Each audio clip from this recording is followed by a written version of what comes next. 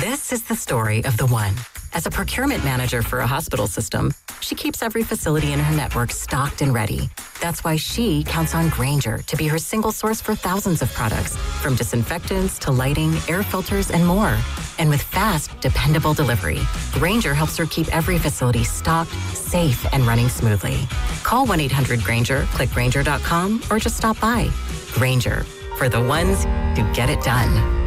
Staples presents That Was Easy. So I own a coffee shop, and I wanted to label everything with our logo. That's ambitious. Cups, boxes, bags. Ooh, that'll add up. Not at all. Because right now, Staples prints custom labels for 30% off. 30% off? That's shockingly affordable branding. Yep. Now our logo and URL are seen all over town. Brand your business for less at Staples. That was easy. Shop Staples in-store, online, or in the app by 4/18 to unlock. Exclusions apply. Visit staples.com/print for details. Every morning, we rise and shine, make breakfast, and brush away the night's rest. These routines help us start the day off right. Nature-Made vitamins are a simple step in that daily care regimen. Multivitamins with daily essentials, clinically studied probiotics for gut health support, magnesium to help relax the body.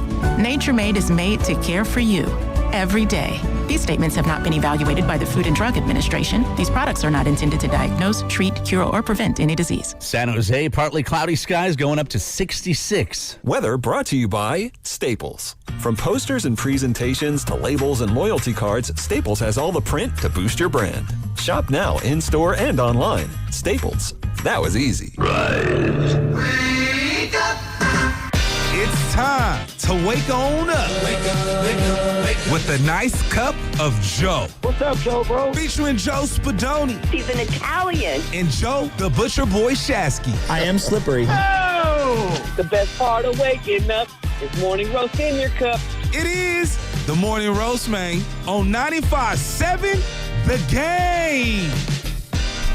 Woo. Hello there, and good morning to everybody out there. It is the Morning Roast. This is not Joe Spadoni. This is Sam Lubman. Usually I'm the producer, but today I will be your driver. I'm going to be your driver today, tomorrow, and all the way for the next about 2.5 weeks here as Joe Spadoni is out doing baby stuff right now. He's becoming a new dad, so letting him have some time off for that. Again, good morning to everybody out there. Good morning to Steven Risotto. Good morning to Ken Luttrell. He'll be back behind the glass helping Risotto out, and they'll be keeping us on there. Very much appreciate them for that. Shout out to Sam Meekley, who our engineer, who's in early. Love seeing that. It'd be nice if he could do that more often, but hey, let's not make a big case out of that. And good morning, of course, Joe Shasky in his very crisp white Callaway golf hat. How you doing today, Joe? I'm doing great. I'm doing better once you get your mic on. Yeah, I'm doing great. Beautiful Monday. Not a lot of sports on, quite frankly. No, there was not. It was kind of an off day for us, so to speak. When there were the Sharks last night, they got a pretty nice win, 3-2, though. They're officially, their playoff hopes are officially dead. The Kings beat the Kraken last night, and they now have 89 points. The Sharks, they can only top out at 88 points. So as a result, the Sharks cannot make the playoffs this year. But you know what? Still a very successful season for the Sharks, and there's going to be a lot of expectations going into next year. Yeah, I'm talking about Macklin Celebrini, still showed out in a must-win situation for them. Yeah. They needed a lot of luck around them, but it didn't end up being the case. But they broke a long losing streak. No, they did. And again, I think that's the problem. Shasky, you mentioned they did need a lot of luck, but at the same time, they did, for the most part, I think, control their own destiny down the stretch. But it's just the problem was you saw it in games a lot, and it was kind of a microcosm for the season. Finishing games was very difficult for them, which when like 2/3 of your team isn't legally old enough to drink, I think that's something you can kind of expect to happen here. And that's just the reality of coming of age in the NHL as a young hockey team. But they'll be back next year. That was kind of the situation here down the stretch of the season. They faded down the stretch. Too many ugly losses in games that they should have won, and unfortunately, it caught up to them. So they have some things they're going to need to work on in the offseason. The defense, on that side of the ice, they need to get some changes there. I like Sam Dickinson. Mook Madulin's pretty good. Outside of that, they need to make a lot of changes there. So did have some Sharks last night. I'll be honest, Shasky. I really thought this was going to be a good day because before the Sharks were on, I had the WNBA draft on. again, there's not a lot of sports last night, so it made it easy to watch the draft. And we are the flagship station of the Golden State Valkyries, so I was locked in for that reason too. And then the Valkyries pick came up at number 8. And I got a little bit excited because sitting right there at number 8 was Flau'jae Johnson out of LSU. And I'm not going to sit here and act like I'm some diehard LSU fan or anything like that, but I locked in on a few of their games, and she's a fun talent to watch. And the Valkyries took Flau'jae Johnson at number 8. Woo! Let's go! You already hear J Area. Oh, those shirts were going to sell so hot. And I say we're going to sell because before I could get too excited about it, literally like 20 minutes later, breaking news. Flau'jae Johnson traded to Seattle. Bro, what are we doing? Like, that was my response. Like, what are we doing? The Valkyries end up trading her for the rights to Marta Suarez out of TCU. Also did 2 years at Cal. She was the 16th overall pick in the draft, which when you say it like that, it sounds like, oh, okay, that's not bad. But there's 15 teams in the WNBA. So she was the first pick of the second round. So the Valkyries flipped the number 8 pick basically for 2 second-rounders. They got a second-rounder in the 2028 draft as well. And I was a little miffed by that, Shasky. I'll be honest. I was a little miffed by that, whole move. What part miffed you? So Flau'jae Johnson coming to the Valkyries. I think that you had some legit star power in that pick, I think. I don't know. I'm not going to sit here and say she's going to be the best player in the draft or anything like that. AZ Fudd's probably going to take that title. But there's a lot of star power there. And I think she is a rapper, too, off the court. I was listening to some of her stuff last night. It's a pretty chill vibe. But that's the kind of player that I think has potential face of the franchise energy. That's the kind of player who I think would have really resonated with the Valkyries fan base here. And I know this because I'm looking at the social reaction to it. And again, Twitter is not real life. Shout out Tony Vitello. But the reaction was very much, all right, we got Flau'jae, to how could you guys get rid of Flau'jae Johnson? And that's kind of, and then we're waiting for GM Ohema Neonen to speak afterwards, and she met with the media, and I can pull the statement up here. She said something to the effect of, I don't want to get into it right now because I'm just so exhausted, and I want to think up of a statement to, reflect what went into this move because of the humans involved and stuff like that. And I'm just like, come on, man, that's kind of weak. I'm not going to lie. So let me ask you, the Valkyries trade down, everyone loses their mind. I was kind of, I guess, doing my taxes last night, so I apologize. How'd that go? It went great. Oh, good. I'll explain that in a second. So does everyone think that Joe Lacob was the one pulling the strings behind the puppet? This trade was so bad that all of Warriors Twitter was blaming Joe Lacob for it. Like, that's how bad it was. That's how angry people were. It's bad when they got the Joe Lacob was responsible for this takes, which personally I kind of disagree with it. I think Flau'jae is the exact kind of athlete Joe Lacob would want on the Valkyries because she brings a lot of eyeballs, a lot of attention. She's one of those college athletes that just her brand extends beyond the court. Okay. And for a franchise like the Valkyries going into their second season where they're trying to bring more fans in still, they had a great first year, but now you're trying to build on that. Bringing someone like that, I think, just would have helped in going into year 2 for this Valkyries team. And moving off of her like that, again, Marta Suarez, 6'3" out of TCU. She can shoot the 3 ball a little bit. Good stretch 5. We can all agree we like stretch 5s. I mean, the Warriors have been searching for a stretch 5 since forever until they finally found Kristaps Porzingis. So, but there's a basketball sense to it. But I think just big picture sense, I feel like the Valkyries missed the mark here. And then this is the full statement that Neonen made yesterday when facing the media. I'm not going to do a voice for her.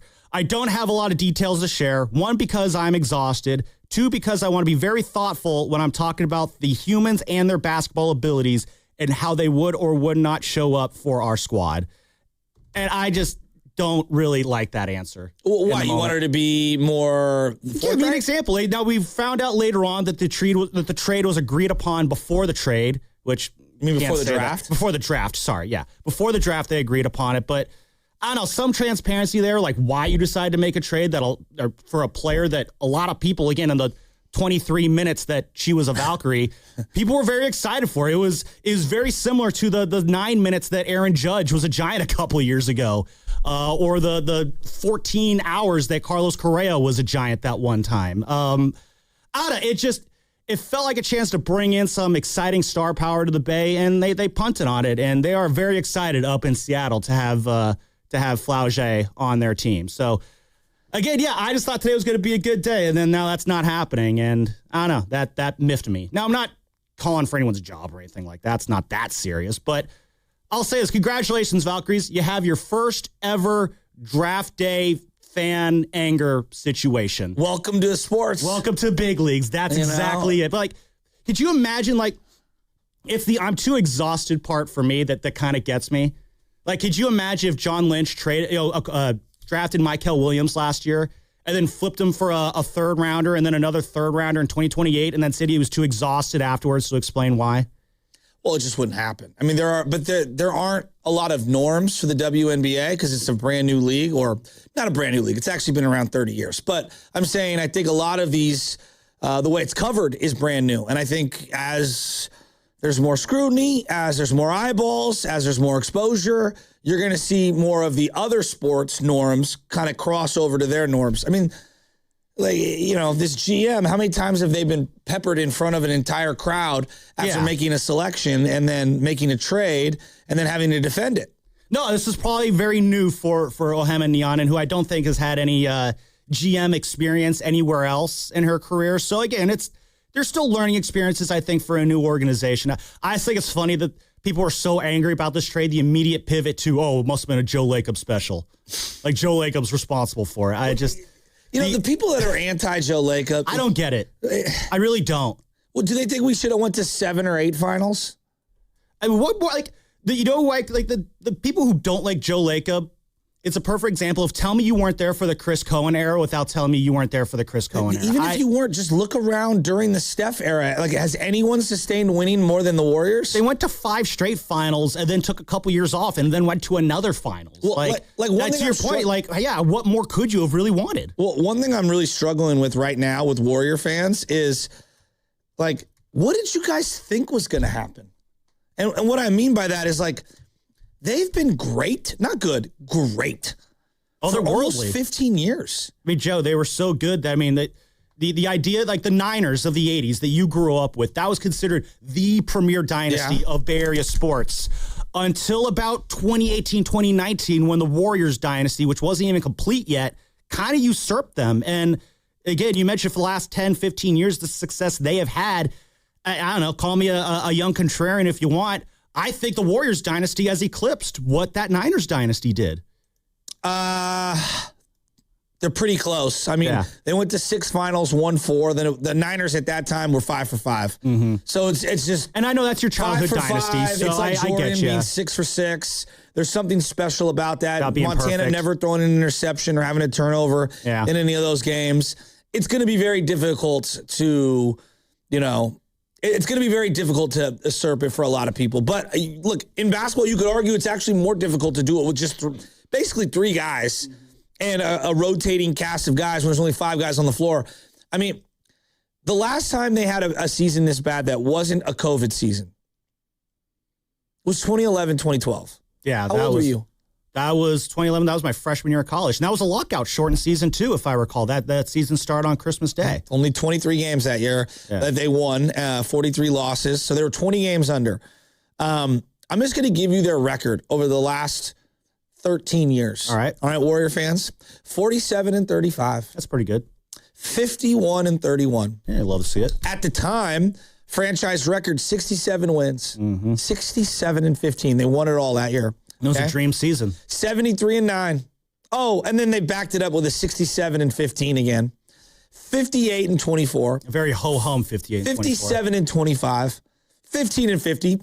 Durant leaves. Clay tears his ACL. Steph breaks his hand. The next year, even though they lost in the play-in, 39-33. The year after that, they won it all. Shortened. 53-29. 44-38. 46-36. 48-34 last year, and then this year 37-45.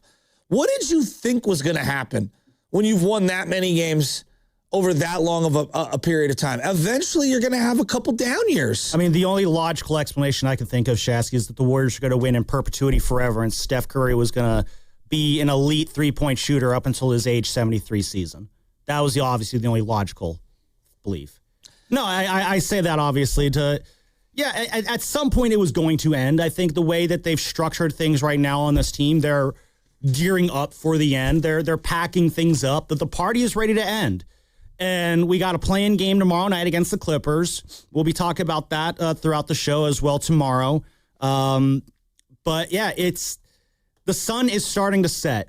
You know, the sun's getting real low, as they say. And yeah, listen, if you're a Warrior fan like me who's having trouble kind of accepting that, like that's understandable, that's okay. But like, what are you having a hard time accepting? Oh, I'm not a big fan of change and moving forward, Shasky. I don't like the times they are changing. Did we just think that they were all going to be great until the last moment possible and then go out on top altogether like they're John Elway? I think there was a belief that they were going to have, well, I mean, this belief got shattered a couple years ago when Klay Thompson went to Dallas. But yeah, I think there was a time when Warrior fans truly believed that the big three were going to sail off into the sunset together with, you know, one last grand adventure, maybe even a championship there. And because how could you not? I mean, Joe, this whole run by the Warriors has, I think, defied what any Warrior fan thought was ever possible.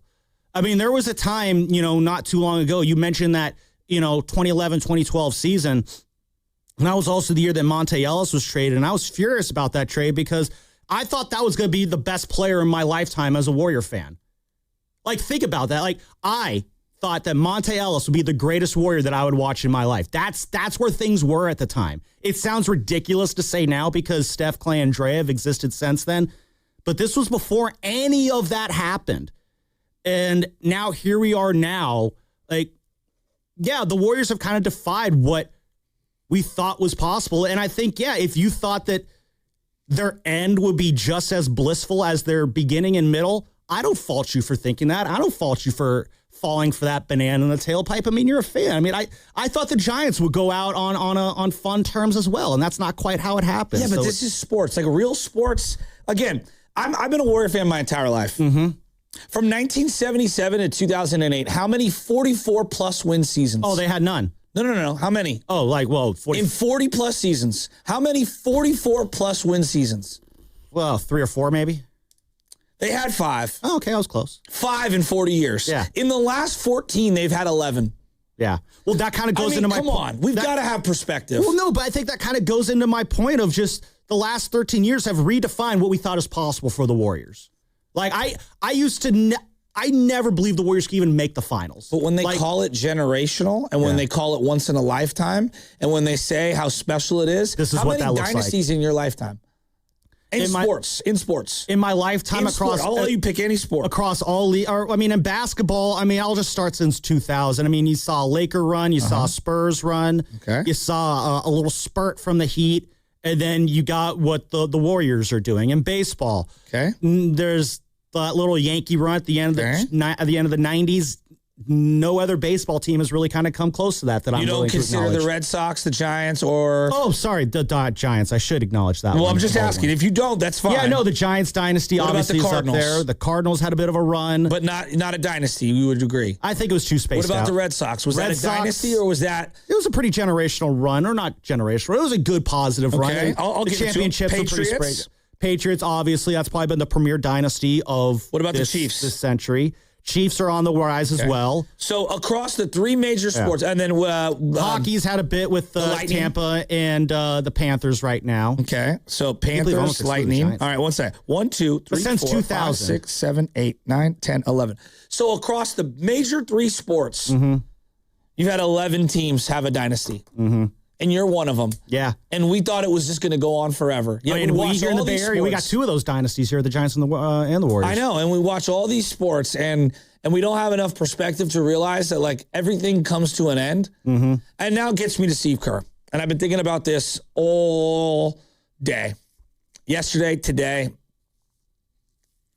Are we prepared that tomorrow could be his final game? That's an interesting thought. Let's get into that a little bit on the other side. That's Joe Shasky. We are coming to you live from the Laughing Monk Studios. Laughing Monk, righteously brewed in San Francisco. Speaking of Steve Kerr, he's joined Willard Dibs today at 4 o'clock, so definitely want to lock in for that. And then on this show, though, We're going to talk to Dave Fleming at 8:20. He was just at the Masters this last weekend, but we'll probably ask him a lot of baseball questions too. So what's coming up in the game is brought to you by Ceremony Ford. Gas prices are crazy right now. They are sky high, but Ceremony Ford's got you covered during the Fuel Your Ford event. Get a $2,500 Visa gas card. Ooh, love that. When you buy a 2025 Ford Maverick. Yeah, they're helping you fill up. Happening now in Colma, Daly City, right off of 280 or at ceremonyford.com. That's Ceremony Ford, your Bay Area Ford dealer. Powerful doesn't just happen. You have to make it happen. So the moment Total Wireless offers a free Samsung S25 FE with Galaxy AI, when you switch to Total 5G or 5G Plus Unlimited 3-month plan, you take the network as powerful as you with unlimited 5G data that won't slow you down. Now that's a total power move.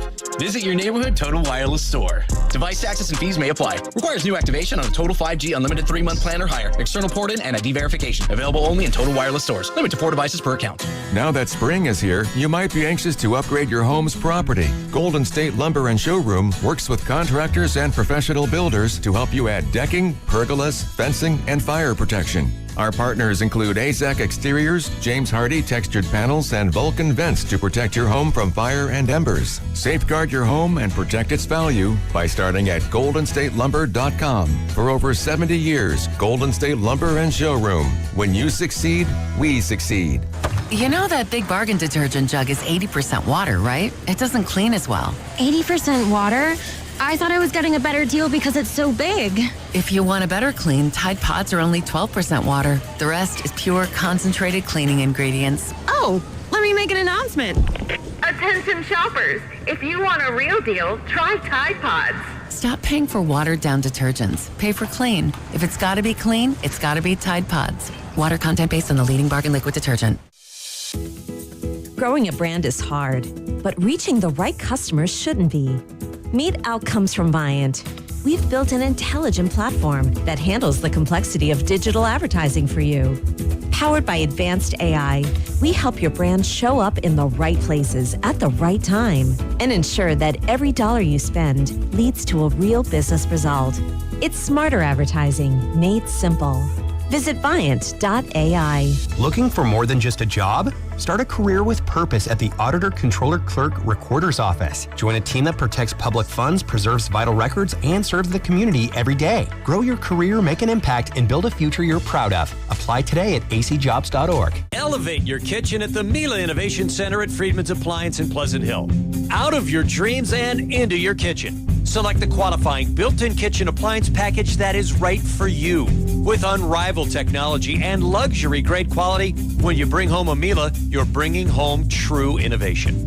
Now, for a limited time, save up to 10% with the purchase of a qualifying Mila kitchen package. Visit the Mila Innovation Center at Friedman's Appliance in Pleasant Hill or at friedmansappliance.com. Hey, life doesn't give you a warning when everything changes. It starts with shock, confusion, and 1,000 questions running through your mind. Maybe it's a car accident, a serious injury, or a tragedy that changes your family forever. Suddenly, you're dealing with insurance companies' paperwork and pressure, all while trying to heal. That's where Beam Law comes in. They take on the legal fight, the negotiations, and the stress so you can focus on recovery and taking care of the people who matter most. Beam Law is local, and they've recovered millions for clients across the region. That's why SF Weekly has named them Best of the Bay 4 times. So if you've been hurt or lost someone because of someone else's negligence, call Beam Law at 415-523-5555, 415-523-5555. That's 415-523-5555, or visit hurtinthebay.com. That's hurtinthebay.com, because it's not whether you get knocked down, it's whether you get back up. Beam Law.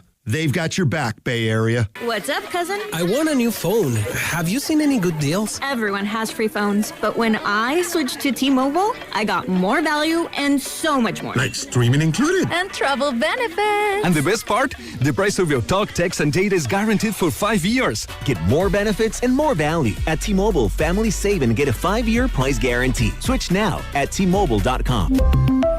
Qualifying plan requires price guarantee on talk, text, and data. Exclusions like taxes and fees apply. See T-Mobile.com. It's game day. Are your moderate to severe Crohn's disease or ulcerative colitis symptoms keeping you from the action?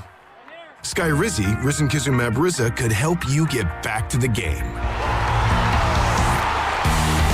Skyrizi is proven to help people feel significant symptom relief, achieve remission, and visibly improve damage of the intestinal lining. Skyrizi is a prescription injection medicine for adults. Don't use if allergic to Skyrizi. Serious allergic reactions, increased infections, or lower ability to fight them may occur. Before treatment, get checked for infections and tuberculosis. Tell your doctor about any flu-like symptoms or vaccines. Liver problems leading to hospitalization may occur when treated for Crohn's or ulcerative colitis. Control is everything to me. Ask your doctor about Skyrizi, the #1 prescribed biologic in Crohn's and ulcerative colitis combined. Learn more at skyrizi.com or 1-866-SKYRIZI. The 2026 Mountain Winery concert season is here, with performances by Dana Carvey and David Spade in June, Trevor Noah in July, and many more. To see the 2026 schedule and a chance to win tickets to one of the shows, courtesy of Mountain Winery, visit 957thegame.com.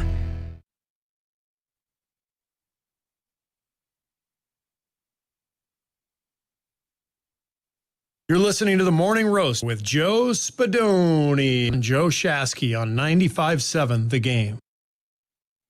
What's up, Coach? So glad to hear your voice. I know we'll be hearing it for so many, many more years to come, I bet, and people will be very excited about that.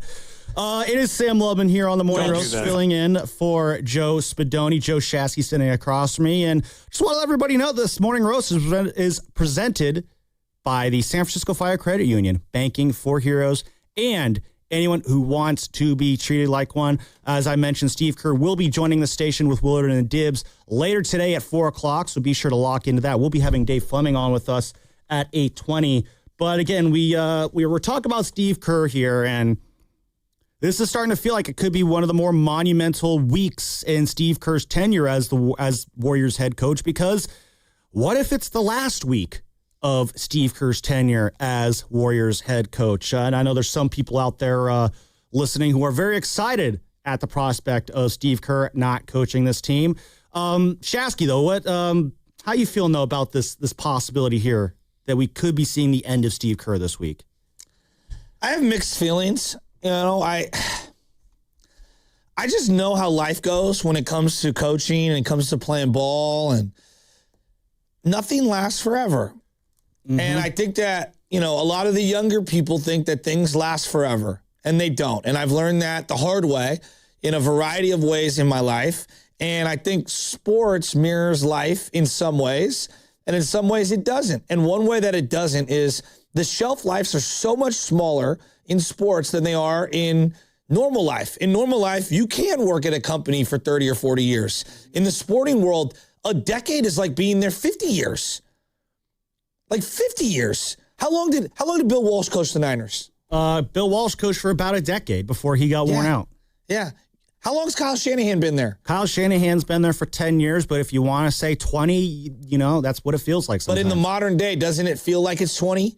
Considering how fast we turn coaches over? Oh, especially, in the NFL, 10 years might as well be 20 to 30 years. How long did Bochy coach the Giants? Bochy was the manager for the Giants for about 13 seasons, and that was one of the more longer runs. Kerr is in year 12. Yes. Okay, and so, you know, he's been here a long time. Was Pat Riley with the Lakers or Knicks for a period?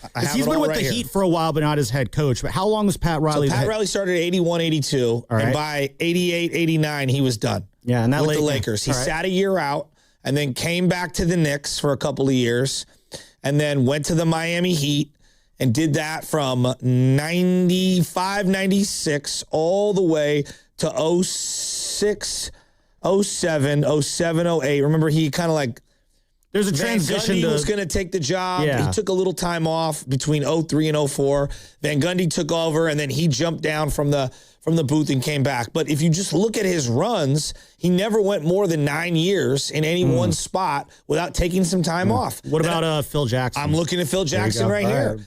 From 89-90 to 97-98, he spent 9 seasons with the Bulls, took a year off, went to the Lakers. And even during the Lakers stint, he was there a grand total of 11 years. He took a year off.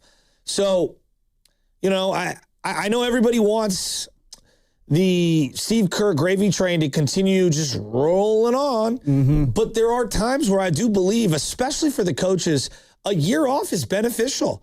A year off, you can reset your health, your mind. You're taking a sabbatical mentally. You know, a lot of these guys are older, and so they have their own children who are also having children, and they would like to be grandparents or be in some of their children's lives, whether it's getting married or whatever. And so who you are in the mid-40s, you know, Phil, for example, started at 44 years old, isn't who you are at 61 years old when you're coaching the Lakers. Steve Kerr, as I look at his, you know, just kind of trajectory, he took over the Warriors at 49.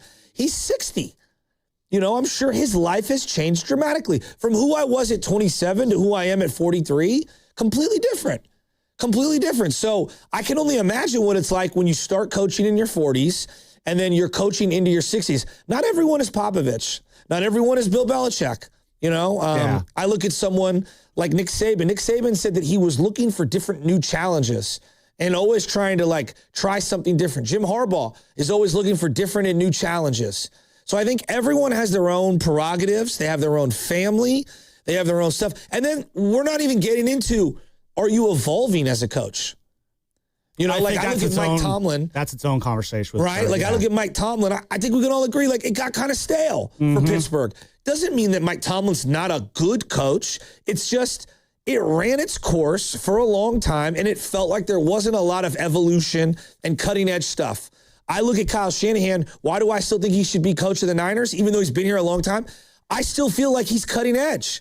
I still feel like when I watch him, I'm like, wow, look what he did with Mac Jones this year. Yep. Wow, look what he did with no defense this year. You know, and so I think he stays. I look at Andy Reid and who Andy Reid has been throughout his time. There was a time Philly was like, you got to go. And then he continued to persevere. He went to the Chiefs. I think it was good to reset. I think it was good to start somewhere else.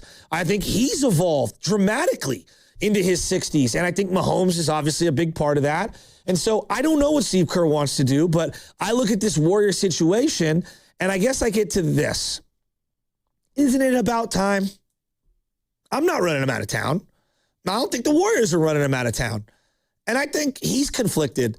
But doesn't it feel like it's about time? Whether it's right now or whether it's next year, it's about time. I think about time is a good way to put it, with a little bit of emphasis on the about. It's definitely coming to the end. I think we can all agree on that. Yes. As far as just how long he could do it, I mean, we're forgetting, I think, a key factor here. That is, he works for Joe Lacob, who has a reputation of being very, very difficult and, you know, overbearing to work with. That could wear you out. I think Bob Myers might have something to say about that as well. As far as it being the right time, though, I kind of struggle with that one, though, because would I be shocked if Steve Kerr walked away from this team this week? I don't think I would be shocked, per se, because I do think that time is coming. Would I be surprised if it happened this week? A little bit, yeah. I would be a little bit Then why surprised. hasn't he signed a contract extension already? If we're to assume everything that he said and everything that management has said over the years, which is over this year, which is like, hey, we would want him back. And he's like, I'm happy either way. Doesn't it feel like the writing's on the wall? This feels very Bob Myers, Klay Thompson-like. Well, I mean, haven't they been kind of doing the 1 year at a time thing for the last few years, though, with Kerr? No. They haven't? No, we've known that this was the final year of his contract since his last extension. I guess then at that point, then you're really just operating off the belief that, you know, there is a comfort with Kerr and this front office and this ownership group. I mean, I think it's without a doubt that they're not in this position, obviously, without Steve Kerr. And maybe Kerr is confident enough in believing that going into this off season, he can get a one more year added on here. And then I've always tied him with Steph Curry. And we've heard everyone who's come on this station whose job is to cover this team, whether it's Slater, whether it's Nick Friedel, who will be on with us later this week. It's always been Kerr and Steph are tied together. And I feel like as long as Steph is playing here and playing at a high level, which when he's healthy and on the court, he is doing that, I've just always operated under the belief that Kerr and Curry are tied together in that sense. Did you think the same thing about Bill Walsh and Joe Montana? If I was alive at that time, yeah, I probably would have thought so there. But again, this is where I think it becomes a Kerr. This is where I think where it comes for Kerr. Then, if you're going to use the Walsh example, is Kerr just mentally spent on coaching? Then has he ran out of gas? And I think we've kind of said this at times this year. I don't know if this is a result of Kerr wanting to move on or just kind of how this season's gone. But there's been times this year where Kerr's looked like a guy who gave us 2 weeks notice. But let me stop you on that, because you brought up the Niners. I think it's a good comparison. Yeah. Well, I bring up the Niners because do you know who Joe Montana's best seasons were under? They were under George Seifert. Yeah. He actually had an MVP season in 1990, his best statistical season. Some might say 87, but statistically 1990 and 89 were his 2 best seasons. Those were George Seifert. Do you know who has the most wins in 49er history? It's George Seifert. Now, I love Walsh. You know I hold him in the highest regard. And it was different. He inherited a different situation. But we act like they couldn't find someone to coach the team. Now, there's an argument that maybe Walsh would have kept on winning, or maybe he wouldn't have. I don't know. Walsh has more wins. Walsh does not have more wins than Seifert. Yeah. Walsh does not have a higher winning percentage than Seifert. Do you know that they won the same amount of divisional championships? So what you're saying is what I'm getting at here is just because Steve Kerr is great doesn't mean they can't find someone good after him. You could hire Jim Tom Sula, but you could also hire George Seifert. You know, when they fired Mark Jackson. Well, I think George Seifert, to your point, I think he inherited a much better situation than whoever is going to be inheriting this Warriors situation. No question. I think your comps are similar in that Bill Walsh, much like Steve Kerr, worked for a very, very demanding owner. Yeah, and didn't Eddie D threaten to fire Walsh after? Was it that the loss to the Vikings? 5 different times, technically. Yeah, but then Walsh goes on and wins the Super Bowl the next year and says, you know what, I think I'm done. I think that obviously plays a big part of it here. This is, I think, the underlying, aspect of this that is kind of hard for us to know is we don't know how much the owner-coach dynamic is feeling this right now. We don't think that Curry would be awesome, like, as long as they just get a competent coach. Forget Kerr for just a second. The fact that Steph can only operate under one coach, I find that a little hard to believe. If you're great, you can play for anyone. Well, let me ask you this, and maybe we get into this on the other side. What if Steph came out, said, let's say the Warriors don't win tomorrow night. Steph's up at the podium after the game. It's like, Steph, what do you think this team's going to be going next year? Well, I sure would like it if Coach Kerr was back next year. What goes on then? Well, 888-9. I have a very specific question to counter that. There we go. 888-957-9570 is the number. What if Steph Curry said that he wants Steve Kerr back for one more year? Do you listen to Steph or do you do something else? We'll get into that on the other side. Plus your calls again, 888-957-9570 is the number. What if Steph Curry said that he wants Steve Kerr back next year? Are you listening to Steph? We'll get into that. What's coming up in the game is brought to you by Fremont Bank, here for you, here for good.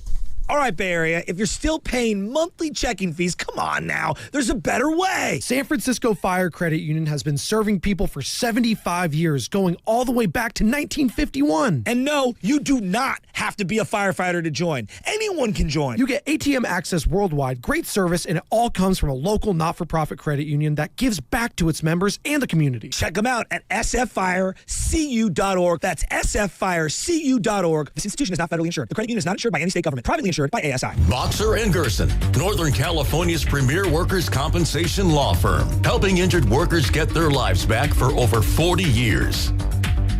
Hey, it's your boy Guru. When it comes to pest control, don't guess. Go online and get the facts with Atco Pest Control. Atco is a family-owned local company that's been protecting the Bay Area homes for over 40 years. And quality service does not have to come at a crazy price tag. If you're dealing with ants, spiders, rodents, or anything crawling where it should not be, visit AtcoPest.com. That's ATCO Pest.com to learn more and schedule service today. Atco's got you covered. By texting 64,000, you agree to receive recurring automated marketing messages from Real Success. Message and data rates may apply. No purchase required. Terms apply. Available at ourrealsuccess.com. Do you want to learn how to make money flipping houses and acquiring rental properties right here in the Bay Area without using your own money? You'll learn to flip houses and secure rental properties in your spare time to get on track towards real wealth building. We're offering a handful of motivated individuals the opportunity to attend our workshop right here in the Bay Area for free. That's right, we'll give you 2 free tickets when you text FLIP to 64,000. The Bay Area is the perfect market to flip houses and build rental income. Don't miss this opportunity. Come to a complimentary live 2-hour workshop next week right here in the Bay Area and learn how to start making money flipping homes and building long-term wealth with rental properties. To get 2 free tickets, text FLIP to 64,000. Text in the next 10 minutes, and registrants will also receive a free copy of our Funding for Deals guide. Text FLIP to 64,000 for 2 complimentary tickets. Text FLIP to 64,000. Neuropathy is a debilitating condition that is sometimes misdiagnosed. Symptoms can include pain, numbness, and tingling in your hands, legs, and feet.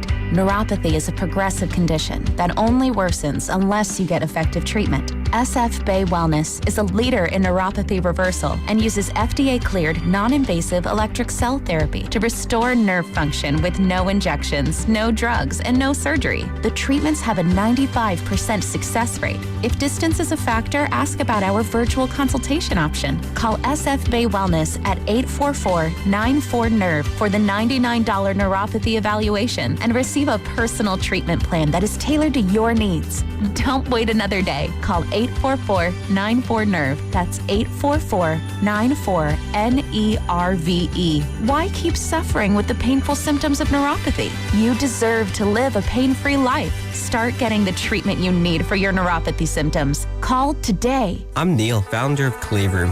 When I found ceramics, I realized my calling was to give others the space to be creative. So I set out to open my own studio. Having a Chase Ink card has allowed us to grow it and bring people together. Now we're molding a creative community. With the Chase Ink Business Cash Card, you can earn up to 5% cash back on business essentials, so your business can go from here to possible. Chase for business. Make more with yours.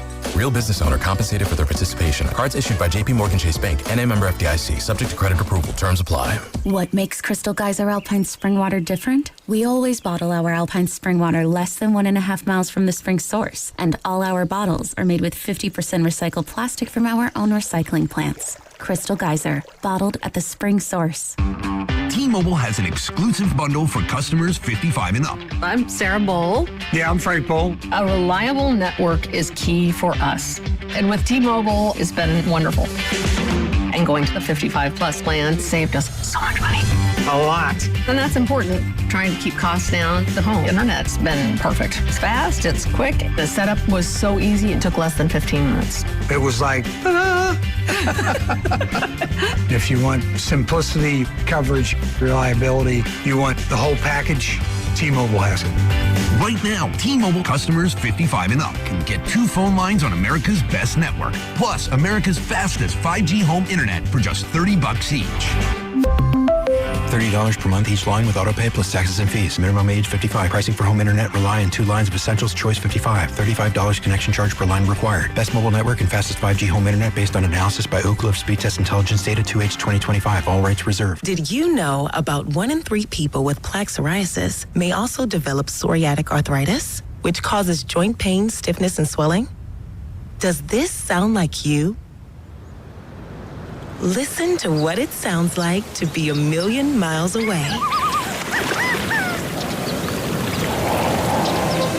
Tremfya guselkumab, taken by injection, is a prescription medicine for adults with moderate to severe plaque psoriasis who may benefit from taking injections or pills or phototherapy, and for adults with active psoriatic arthritis. Serious allergic reactions and increased risk of infections and liver problems may occur. Before treatment, your doctor should check you for infections and tuberculosis. Tell your doctor if you have an infection, flu-like symptoms, or if you need a vaccine. Imagine being a million miles away. Explore what's possible. Ask your doctor about Tremfya. Visit Tremfya.com or call 1-800-526-7736.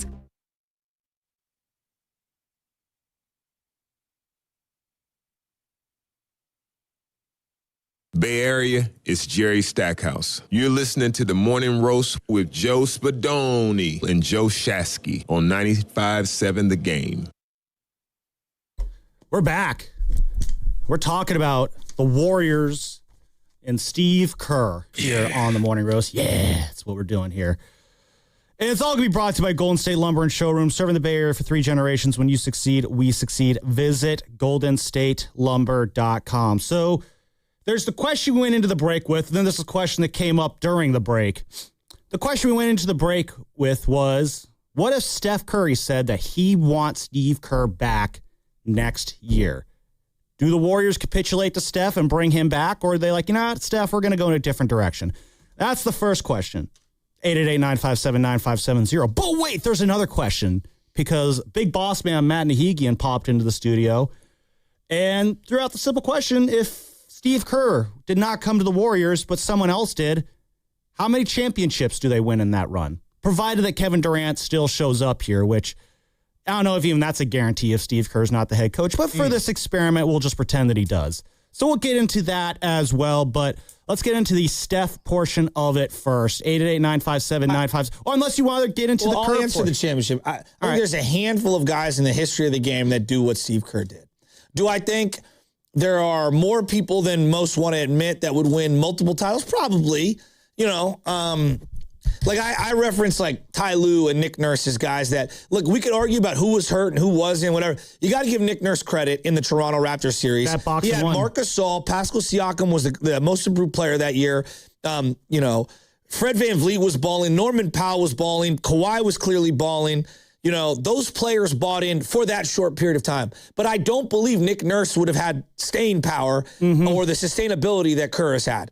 Do I think in a one-off series here and there, he might have had a couple of edges and X's and O's? Maybe. So you got one in on him? Possibly. I like Ty Lue more than most. Yeah. I watched Ty Lue. He's good personalities, coach. No. I just go tactician. I thought what he did with Cleveland in 2016 was extremely underrated. Extremely underrated. Yeah. He outcoached Kerr in many aspects of that final four games. And what does Ty Lue do so unique with his offensive and defensive system as a head coach? I just think he does a really good job maximizing the skills that you do bring to the table and minimizing what you don't. You never saw Tristan Thompson pretending to be something he wasn't. You never saw J.R. Smith pretending to be a ball passer when he wasn't. He was a catch and shoot guy who would play kind of crazy defense and make aloof, silly plays, and yet he embraced them. Was that because he was just that good at kind of working with his players, or is that more because I'll be honest, Joe, I see what you're getting at here with Ty Lue. He's a guy who I used to think one way about him, and now I think a very different way about him. But at that time, I looked at him as LeBron's telling him what to do. LeBron's telling J.R. Smith what to do. LeBron's telling Tristan Thompson what to do.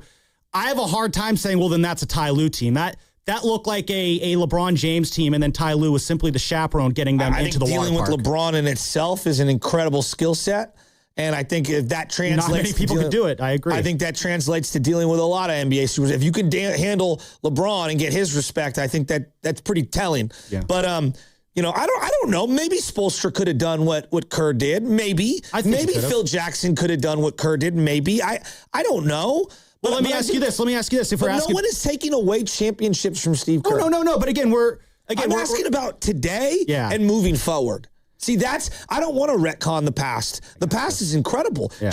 I just told you they had 11 44-plus win seasons. Really, they had 10 48-plus win seasons with one 44-win season in the last 14 years. Yeah. The Warriors will be lucky to get a third of that done over the next 15 years. So, yeah, again, it depends on obviously who they find as their next head coach. And, if we recall, Shasky, there was, far from a guarantee when Steve Kerr first arrived here in the Bay Area. Again, he had never been a head coach before. Warrior fans were very locked in on Mark Jackson as the head coach, which I think that was more because we didn't know better at the time. But Mark Jackson wasn't great. Look, I wanted him gone. Because it was the time was up. But people forget, they were on the precipice of taking out the Spurs. They could have won that game one. I know it seems laughable in retrospect. Well, no, they Go could back have. and watch game one. Kent Bazemore closes out on Ginobili. They take down the Spurs and split on the road, and it's a huge. The Spurs were one of the best teams ever that year. Yeah. Well, they won game two. They almost had that game one. They lost in overtime. Really, that one though. They just had the emotional first round series win over the Nuggets. I know. That was a lot of fun. That was Richard Jefferson dunks the ball or hits either free throw. They win that game. Yeah, no, and they do. But I do think that was also a product of. That was a very young Warrior team. That was their first time in the playoffs. Oh, they came out of nowhere. Yeah, they came out of nowhere. They were the new kids on the block, and the Spurs were, the grizzled playoff veterans, and they put a young Warrior team in their place in that game one. But I guess what I'm saying is that I don't like Mark Jackson as a head coach. I think it's But strong to say that Mark. I'm sorry, I cut you off there. I think it's strong to say that Mark Jackson had that team ready to win a championship. I didn't say that. I said ready to take out a team that won a championship. Okay, I think even that might be a little and by the strong. way, also George Karl was coach of the year that year, and they knocked him out in the round one. I know. People forget that. I know. Well, George Karl obviously. I hate George Karl. Yeah, you're not a big fan but of him. Do I think that Kerr is an all-time? Of course I do. The question is not like, what has he done? He's been amazing. The question is, what is he now? It's like, why is Belichick not in New England?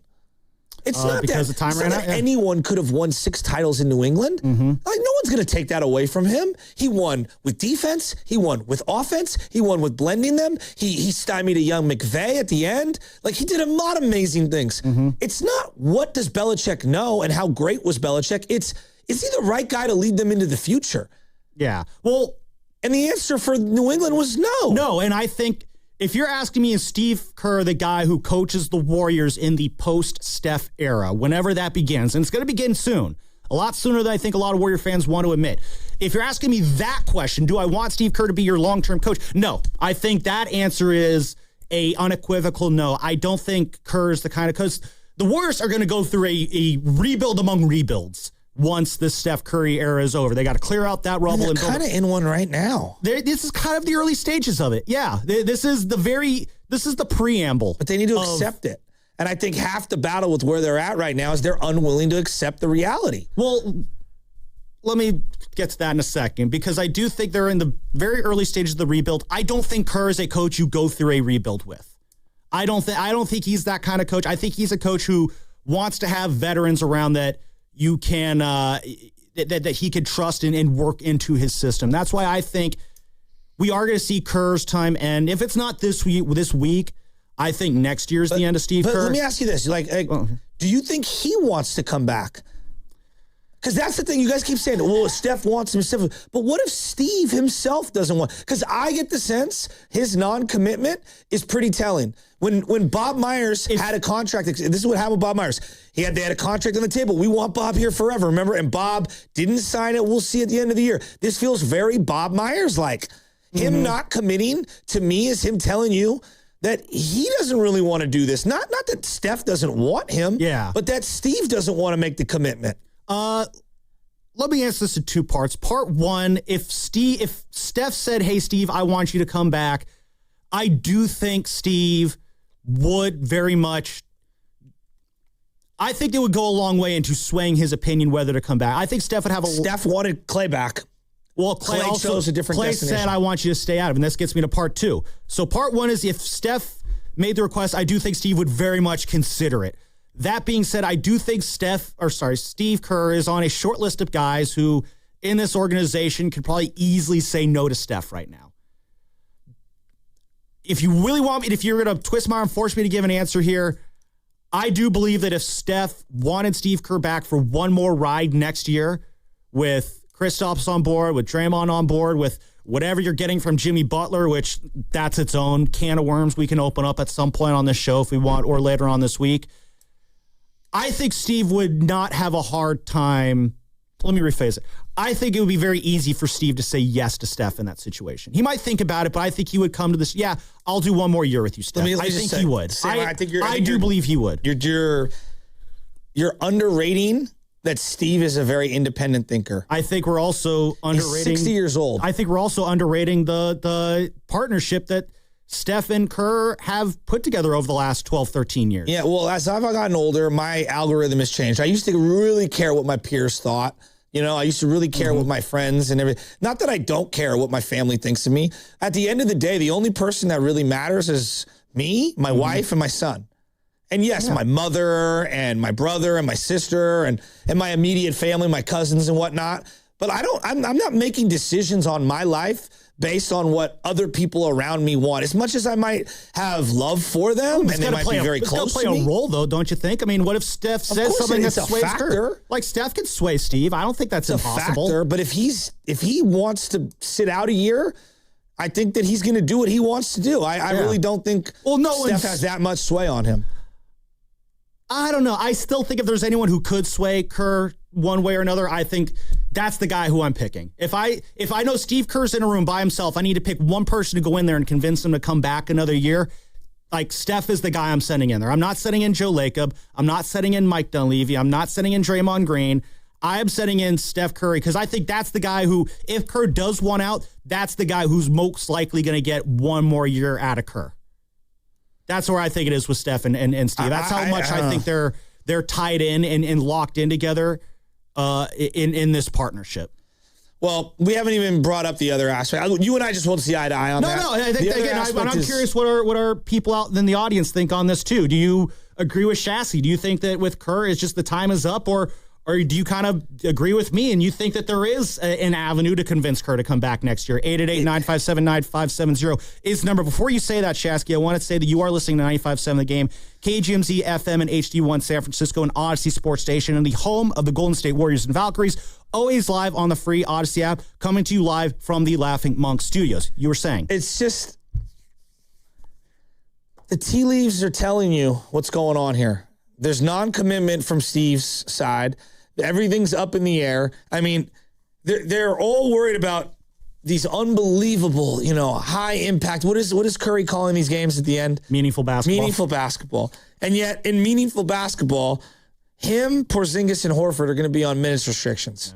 In meaningful basketball is a 10 versus 9 road game play-in for the opportunity to play whoever loses the 7-8 play-in game for an opportunity to be the 8th seed. I mean, that is a pretty meaningful game because it is win or go home, so there's some meaning to it, but not on the level that I think we consider true meaningful basketball to be. This would be like the equivalent of like a high-powered real estate agent that's out here, living in the boondocks, selling shacks. After they, for years and years and years and years, have been selling $20 million.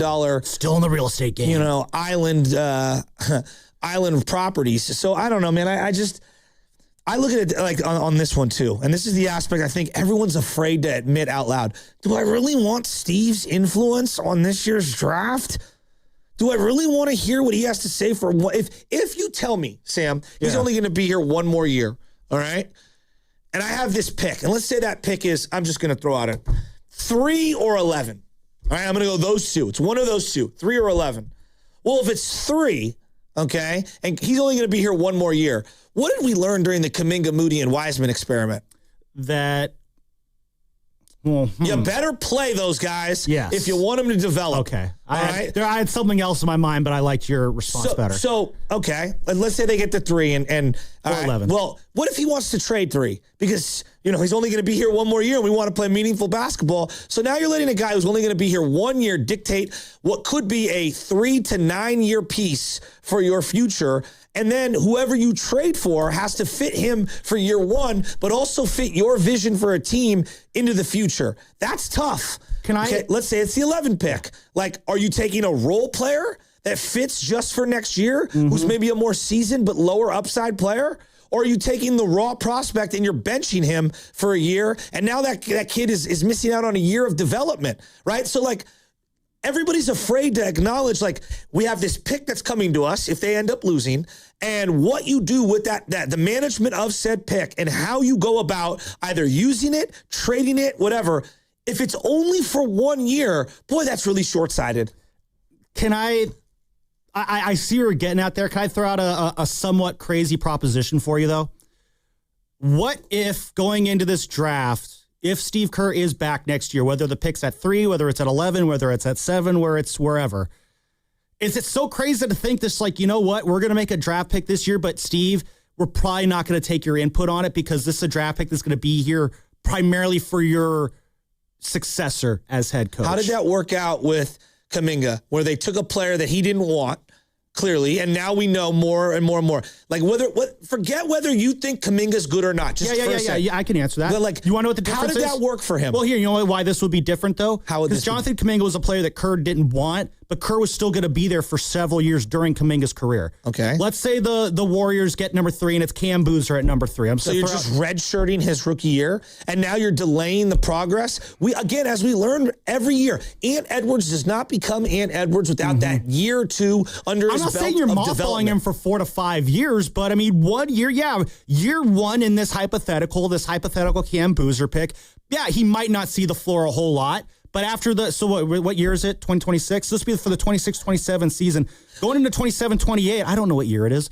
You're looking, I think, at a very blank slate, and Cam Boozer is, again, in this hypothetical, part of the quote-unquote face of this new blank slate, new world order of Warriors basketball. So let's say... Is that a crazy notion to no, pitch? because look, the coach is going to have preference. Like, for example, what do you do with Podziemski? So Podziemski is up for an extension at the end of this year. So if Kerr's here for 1 year, am I extending Podziemski? Am I extending him? Because I know he loves him. And okay, if he's here for multiple years and I see the vision, great. But if he's only here for 1 year, what do you do with Podziemski? Now, if I keep Podziemski, I don't necessarily need a ball handler. But if I get rid of Podziemski, doesn't in the draft that open up the need for a ball handler? Do you see where the domino effect of knowing? I get you there. I need to know if Kerr is in or out.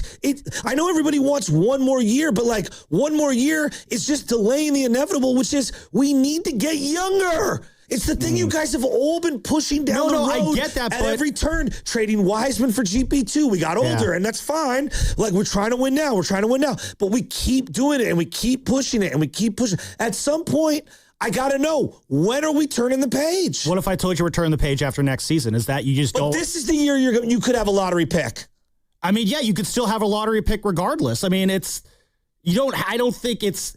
This is going to sound absolutely ludicrous, and sure, you can scream whatever obscenities at me that you want in your radio right now, but I don't think it's an absolute must you have to jam your lottery pick into your rotation this very next year when this lottery pick is going to have a long career that's going to go on beyond the time that Stephen and Steve Kerr are here. Outside of Jermaine, I can't think of a guy who just redshirted.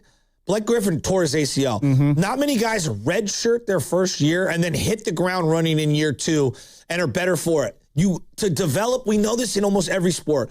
The more reps you get, the better off you'll be. And they're going to get a lot of reps. What sport again, it is. They're going to be in this new draft pick is I think going to be in a very interesting situation here where, again, once Steph and Kerr are gone, there is a massive blank slate for where they're going to have lots and lots of runway to get those reps. They might come a year later. That's not ideal, but this is, I think, a delicate, tough situation the Warriors are navigating themselves out of. And if you're of the mindset, do you want to have your cake and eat it too, which I do believe the Warriors are trying to be, that's probably your best option. I want to keep this conversation going, but I also, Joe, want to get some of our callers in on this too. By the way, Dave Fleming's going to join us at 8:20 today. That's pretty cool.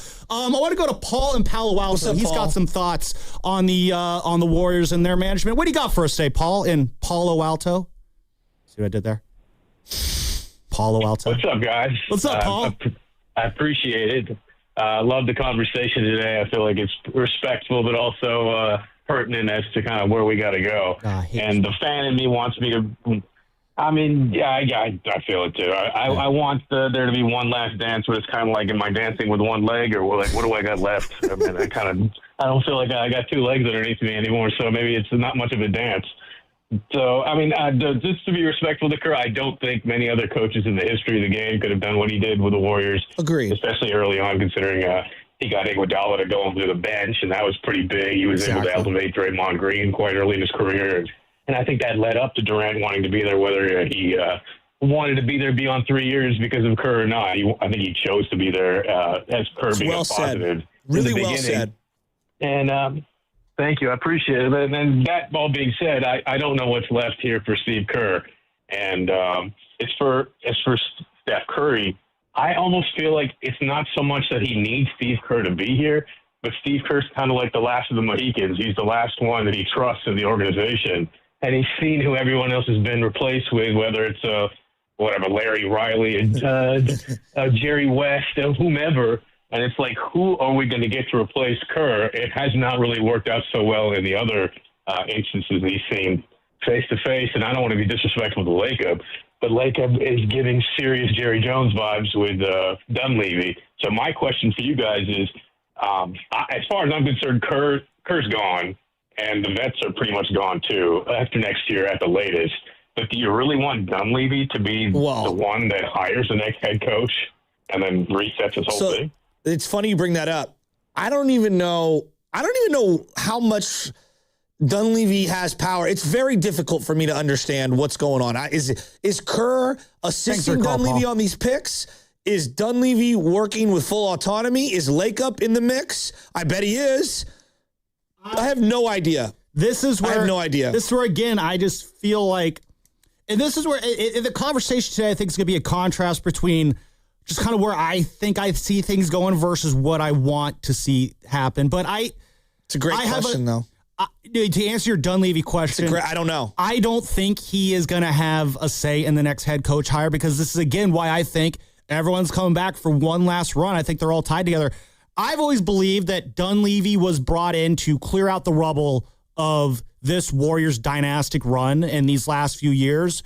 And then when Steph's contract is up, which is after next year, all this, again, is tied to Steph's contract, because Steph is the centerpiece of this organization. He is the sun of which all the planets in the organization revolve around.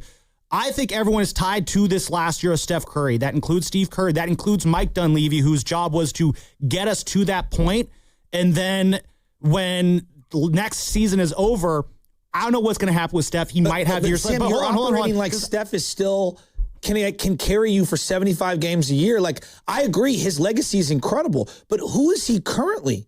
I think he's still one of the top tier players. I'm not going to sit here and say he's an elite tier player, but he's a top tier player. Of course he is. The shooting is still there. Yes, there's health concerns, and that's hard to take into account. But again, finishing up this Dunleavy thing, I don't think he's hiring the next head coach, because I think he is going to be leaving with the current head coach. Yeah, but you keep operating like Curry's going to play 70 games, carry them every single night. Like, even though his numbers were through the roof, they were a mediocre team all year. And then he went down, and then the bottom completely fell out. So even though he was still excellent, you still have to fill the team around him. Yeah. And he is not in his prime to where he can cover all the other warts on the roster. And there also isn't another player as good as Clay. See, the other part of this, that it takes multiple in their prime players to be where the Spurs and OKC are today, to be where the Warriors were 8 years ago, 7 years ago. We underrated how good Clay was. What if we underrated how great Dre was? I'm getting a sense here. We could dive into this on the other side. I think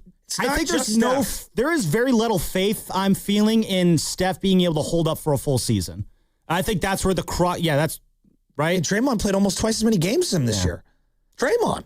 Health is so hard to predict, but their season ended last year. As I said yesterday, it was sobering because the Superman. I do agree with you. The Superman aspect of Steph Curry is no longer there. I still think he is a guy that you can have be a centerpiece of a very, very good team, but not alone as a centerpiece, if that makes sense. And we'll see. Him and Christian McCaffrey feel like they're in the same spot in their career. Still very productive, still amazing, but just can't be the end-all, be-all for your team to hum. You need more. They're just older. That's part of sports. Let's keep this conversation going on the other side. Plus, what Steve Kerr said about his future when he joined Steiny and Guru at Chase Center the other week. Maybe that'll shed some clues onto what Steve's trying to do. Rick Hayward, I see you. Don't go anywhere. I'm going to go to you on the other side because I think you have something interesting to say. What's coming up? The game is brought to you by Caltrans Stormwater Program. Welcome to Trash Talk. Our guest, Chip Bag. What's up, Chip? Been on the road a lot. That's not where you belong. Right, because then litter gets in our waterways. Let's change this. Put me in the bin. That is where I belong. Visit cleanwaterca.com. From the Caltrans Stormwater Program. Hello, San Francisco Bay Area. Bank of America, in partnership with Visa, invites you to a FIFA World Cup 26 watch party. Open an eligible Bank of America checking account in participating financial centers only for an opportunity to reserve 2 complimentary tickets while supplies last. Experience special musical guests, games, giveaways, food, and more, all at a legendary venue. Learn more at BofA.com/BofA Visa Watch Party. What would you like the power to do? Bank of America, proud to be the official bank of FIFA World Cup 26. Bank of America and a member FDIC. Terms apply. All rights reserved. Xfinity Tech Support, Matthew speaking. Hi, I live in a pretty remote place, like Jurassic Park remote. Wow. Will Xfinity Mobile work out here? Yep, the combination of reliable Wi-Fi and 5G makes it so that you can stay connected in all kinds of places. Plus, you get access to ultra-fast speeds and coverage, whether you're poolside or out live streaming with a T-Rex. Hold still, you're about to go viral.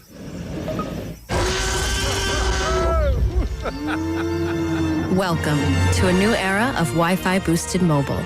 Cut your mobile bill in half with 2 lines of unlimited. Learn more at xfinitymobile.com. Xfinity, imagine that. Watch Jurassic Park with Xfinity. Restrictions apply. Xfinity Internet required. Savings comparison based on promotional rate for 2 lines of Xfinity Mobile Unlimited versus 2 lines of T-Mobile Experience More, Verizon Unlimited Plus, and AT&T Starter as of February 10th, 2026. Taxes, fees, extra. The 2026 Mountain Winery Concert Series is here with Jeff Foxworthy July 19th, John Mulaney October 18th, and many more. For the complete 2026 schedule, tickets, and more, go to mountainwinery.com. Tickets on sale now. Hey there, it's Bonte with a fresh springtime update from River Islands in Lathrop, where the good life can be your life. Everything is in bloom here, including the home selection. With neighborhoods designed for all kinds of lifestyles, it is easy to find your perfect fit. Looking for a bright kitchen, a home office, or space for guests? You'll find it here with homes from the low 600s to over $1 million. And the town center, located by Islanders Field Ballpark, is really coming to life. The Redwood Cafe opens this summer, and a new amphitheater is on the way for concerts and community events. Sutter Health is building medical offices, and a major grocery store is coming soon, making it a great place to gather and unwind. The Lakewood Club at Del Webb has just opened its doors, and a brand new K-8 charter school welcomes students this fall. All part of the exciting growth happening within River Islands. Isn't it time for you to discover the islands?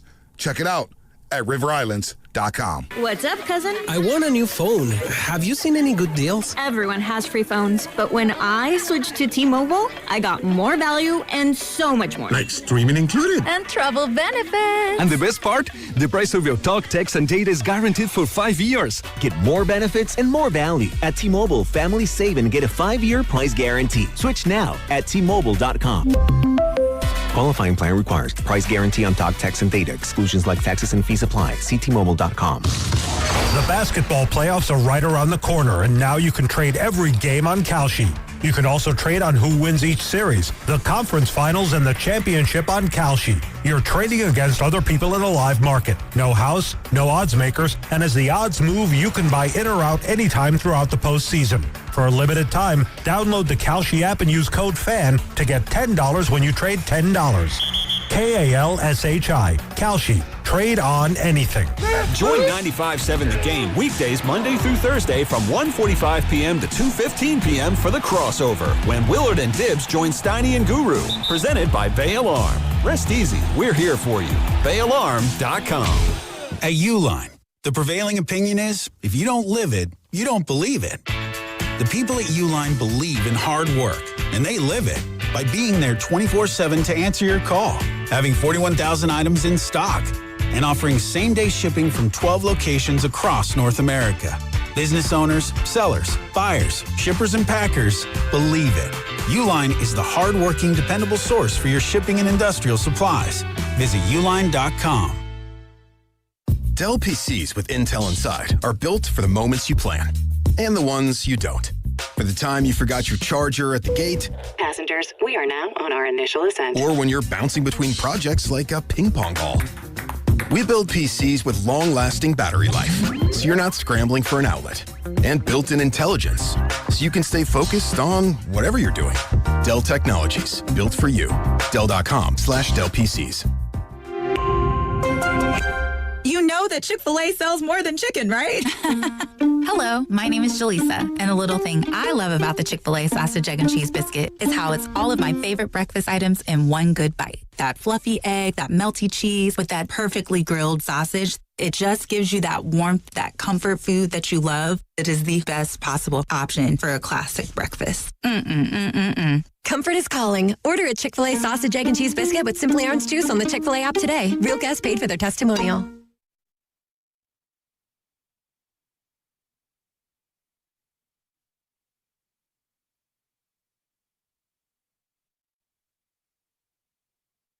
Now back to the Morning Roast with Joe Spadoni and Joe Shasky. I love bicycles. I love dancing. I love Zubac. I love all music. I love pepper jack. I love crab. I love tomatoes. I love pasta. I love bread. I love rice. I love Marte. I love mayonnaise. You know I love Kyle. On 95.7 The Game. Oh, there's a lot of love on the Morning Roast this morning. That might be my favorite rejoin of this entire show. Joe Shasky didn't have his headphones on, unfortunately, so he didn't get to hear it. It's all right. I'm feeling good this morning, and it's not because of the Warriors. We played your I Love rejoin. What? We played the I Love return. I love Zubac. Let me tell you the best feeling in the world. Getting your taxes done? One of them. Oh, where are we going with this? Mine on TurboTax. I've been doing it on there forever. And they do this like electronic filing. Yes, when you do your e-file. taxes. I did it too. And let's just put it this way. Under like other circumstances in years past, we got hit hard. For whatever reason. I mean, we all know the reason. For whatever reason, this year, we did okay. And what I mean by that is it's in the green. It's in the positive. You got money back. Yes. You didn't have to pay for Uncle Sam to do anything. Anyway, the best feeling in the world is your federal tax. I'll read you the exact text that it sent me after it was accepted. There's a specific text that came through, and it's just a great feeling. It really is. Where is it? Bear with me. Let's hit the button. I'm pretty sure I have that same text somewhere. Your federal tax filing has electronically been accepted by the federal government. And I was like, let's go. Yay! Then about 6 hours later, it said, and I'm going to read it to you right here. Great news, Joe Shasky. Your 2025 California personal tax return was accepted by the state of California. Wow, IRS is so much friendlier to you. You know what I got? I got, Dear Sam Lubman, in all caps. Your federal return was accepted. And then about less than an hour later, Dear Sam Lubman, in all caps. Your CA state return was accepted. That was it. No, congratulations. No, you did it. Nothing to make me feel good. Did you do TurboTax? I did do TurboTax. I also don't have as complex of tax returns as you see me. I'm but a poor, humble radio producer who owns no properties anywhere in the world. Stop it. So my taxes are usually pretty straightforward. I also my Aunt Linda, she's an accountant and a CPA and everything. So I hop on a video call with her every year and we do the taxes together. She walks me pretty through straightforward. Oh yeah, for me they're pretty straightforward, but I enjoy the family time too. I hate doing taxes. I find it to be absurd. I mean, is there anyone who likes doing taxes? No, I think it's stupid that they take money out of your check every single year, every single week, really. And then all of a sudden, end of the year, you need to recalculate how much you owe us. And you might owe us, but we might owe you. We're not really sure. Fill this out. But if you're wrong, you go to jail. Exactly. It's like, what? No, taxes are a scam. What? They're a scam. Like, honestly, what do they even pay for? So you've got multiple W-2s. You've got multiple 1098s. You've got multiple 1095Cs, things like that. Maybe a 1099 or 1099 INTs. You have all these different, things that you got to plug in. Then you got your property taxes. Then you got your mortgage interest deductions. And then you've got all your business expenses. And then you got your mileage. And I try to deduct as much as I possibly can. Oh, I hate it. Oh, I should have. I don't know if I deducted enough mileage this year. Apparently, there's a way, since we're media people and we use our cable bills to do our job. There's a way to write off our cable bill. You can heard put rumors it about as that in the past. So there's trade, basically work expenses required for your industry. You could put them in there, and they're only deductible up to a certain amount, depending on which category you choose. All right. Well, I'll have to figure out how to do that at some point. But again, I did pretty well with my taxes. Energy saving credits, got to do that too. This year was fun. And things. This year I was I made too much money to qualify for the renter's credit. So I didn't get that $75 rebate. I didn't know they had that. Yeah, no, if you make under a certain level and you're a renter, which I am, shout out renters, you get a small renter's credit that's $75 or something like that. So shout out Kamala for that one. The biggest scam in the world going on right now, and there's many of them. I think it's the biggest scam in the world, ink for a printer. Oh, I just bought ink cartridges the other day. Yeah, I bet it costs $85. $55 for a colored one and a for black about and white 100 pieces of paper. I think 105 or 6 pieces of paper. I think I can milk it a little bit. My taxes were 78 pages long. Holy smokes. I know. And then by the time it got to the end, brand new ink, it ran out of ink. It's a joke. It's a complete joke. That's actually kind of It's so expensive. It's a When's joke. the last time you did your taxes by hand? Never. Yeah. No, I did that 2016, I want to say. I tried doing them by hand with the forms on the IRS website, and oh, buddy, the audit that I got. And so I've been doing TurboTax ever since. My mom has always had going way back to the CD-ROM days, the TurboTax CD you put in, and it was software that you put onto your computer. So yeah. Compact. That's enough tax talk. Compact Tomorrow's disc. the last day. ROM. What does the ROM mean again? Read-only memory. There we go. I didn't pay attention to that part. Rick Hayward, what do you got on Steve Kerr? Kick off this Steve Kerr conversation. Rick, did you get your taxes done? Yeah. Awesome. Yes. I appreciate everything he's done.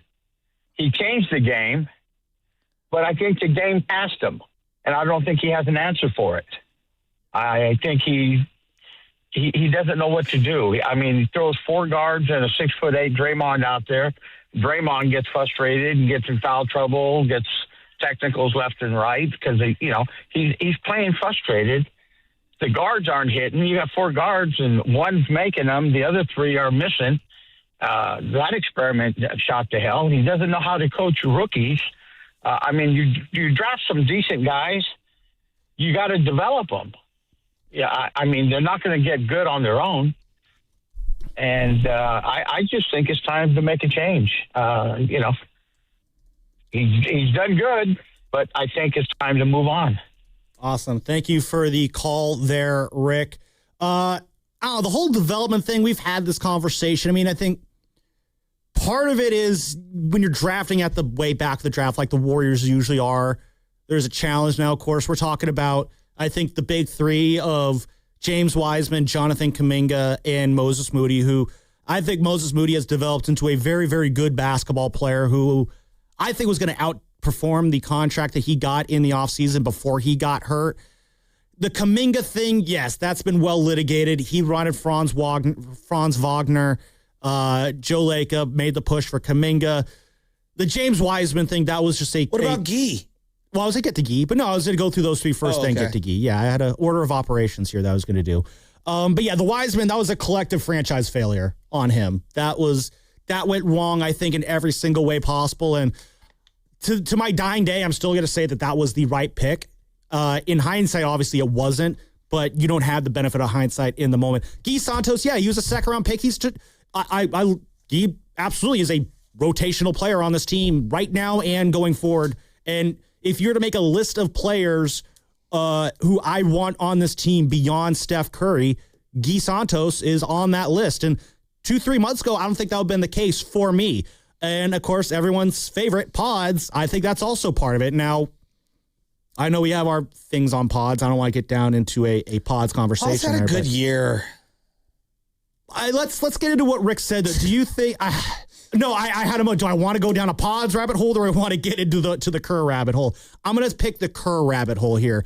What Rick said about the game passing Steve Kerr by, I feel like you're probably on board with that, Shasky. No, the game doesn't pass him by. Okay, I thought you would agree with that. Okay, no, not functional. No, I'm saying like I think in this spot, in this era, with this team and this roster, and when the resources being where they're at, and the life cycle of where the organization is, and where he's at in terms of what my feel for is his energy level, I think everybody needs a break from each other. That's just my read of the situation. Like a little TV timeout. I referenced Pat Riley earlier in the show. He had multiple one-year stops where he just stopped for a year, kind of reset. Phil Jackson, multiple one-year stops. He stopped for a year and just kind of reset. I think in coaching, a missed year can be a really good thing. Mm-hmm. I think Bruce Bochy would agree with you as well on that one. Look, do you think Mike McCarthy's any good at all? No, I'm not a big fan of his, but... You don't think he's good at all? I think he's good enough to get you to lose in the playoffs. So whatever level of good you ascribe that to, that's how good I think you'd look at his career and you'd probably be surprised and you'd file it under, Aaron Rodgers. He took a year off and then he went to the Cowboys and they won 12 straight games. Back-to-back years. Or 12 games, back-to-back years. They're playing very well. You could say he's a loser in the playoffs, and I would, probably agree with you. Yeah. But, like, a year off can be good for I'm not going to say Mike McCarthy is a terrible head coach if that's kind of like that's what you're fishing for. I think most people would say. Kerr's way better in his sport than Mike McCarthy is. A year off could do someone wonders. No, I do think Kerr is going to do that eventually. It's just, again, as we are... The overall theme of the conversation today, 888-957-9570. Would you be shocked if this was Steve Kerr's last week coaching the Warriors? Is this what you want? Or do you see a future where he is back next year? We had Steve Kerr. Well, we did not have Steve Kerr. Oh, boy, wouldn't that be nice? But Steiny and Guru did. Very happy for them that they were able to chat with Coach. And after Steve Kerr got done being angry about Steiny's congratulations on the play-in joke, they asked Coach, hey, Coach, how do you feel about your job? And are you feeling like sticking around a little bit? My job is to help all of them to get where they want to go, whether it's guys at the end of their careers or the beginning of their careers. And my job is to help the team be as successful as possible. And I've been really honest this whole time that when the end of the year comes, and I'll get together with Mike and Joe and we'll figure out what's next. And I'm very, very comfortable no matter what happens, which way it goes. That doesn't sound like a guy who wants to be here next year. That doesn't sound like a guy who... Am I reading too much into that? Well, let me answer your reading too much into it with my reading too much into it. I think that sounds like a guy who is also leaving the door open to come back next year. Let's just all read into it, what we want to read into it. And again, 888-957-9570. What's your read on the Steve Kerr situation? Is this the last week of Kerr, or is he coming back? In 24 hours, I guess more like 36 to 48. In 48 hours, the conversation we're going to be having on this show. It could be his last game. Yeah. Well, I mean, I don't think he's going to announce, post-game, I'm Bill done. Walsh didn't announce that the Super Bowl was his last game. He announced it before the Super Bowl? No, he knew afterwards, later on, that he was done. Yeah, and technically, they had kind of told him weeks before that. I mean, he wasn't coming back. We could split hairs on when he announces that he's not coming back. That won't change the fact that he would or would not be coming back. But doesn't the rhetoric sound very similar to what Bob Myers said the entire time? Maybe we can go back. I don't know if we even have these things. Risotto, if you want to do this deep dive in the back and go find stuff that Bob Myers was saying towards the end of his run with the Warriors. Maybe that can give us some clarity because I can't remember off the top of my head exactly what he was saying. What do you remember from the end? But when he says we're going to sit down, is this incumbent on like, hey, can you get Kawhi? Can you get LeBron? I'd come back if it was one of those guys. I mean, maybe there's other options out there besides Kawhi and LeBron. Well, I mean, I threw the crazy. I was playing around on Spotrac yesterday, and I found a trade that, again, if they're stupid enough to accept it, it's a great way to set it up. Zion and Trey Murphy from New Orleans for Jimmy and Moses Moody. So you're telling me Zion Williamson, forget Trey Murphy for a second, Zion Williamson is going to lure Steve Kerr back in for one more year? I think Zion with Trey, with Steph, maybe if Kristaps is a part of it, with Draymond, with Pods, with Gee, with Pat, like with Charles Bassey, I'm going to throw him in there too. Can we look at this from Steve's? That's a team that I think for one last year, I think you could appease. Again, this is a hypothetical that I just played around with on my computer yesterday. I'm not sitting here and saying for a fact that this would happen, but you could contrive a situation where, yeah, maybe you come back for 1 year with that team, and then I don't know what Steph does after that, but then I think you're transitioning this team to, do you build it around Zion and Trey in this hypothetical situation? And I am of the belief, again, call me crazy, I think the Warriors could maximize Zion Williamson. A big part of that is predicated on that belief, foolish as it might sound. But again, you ask the situation, what could bring it back or what could this team look like with Kerr back?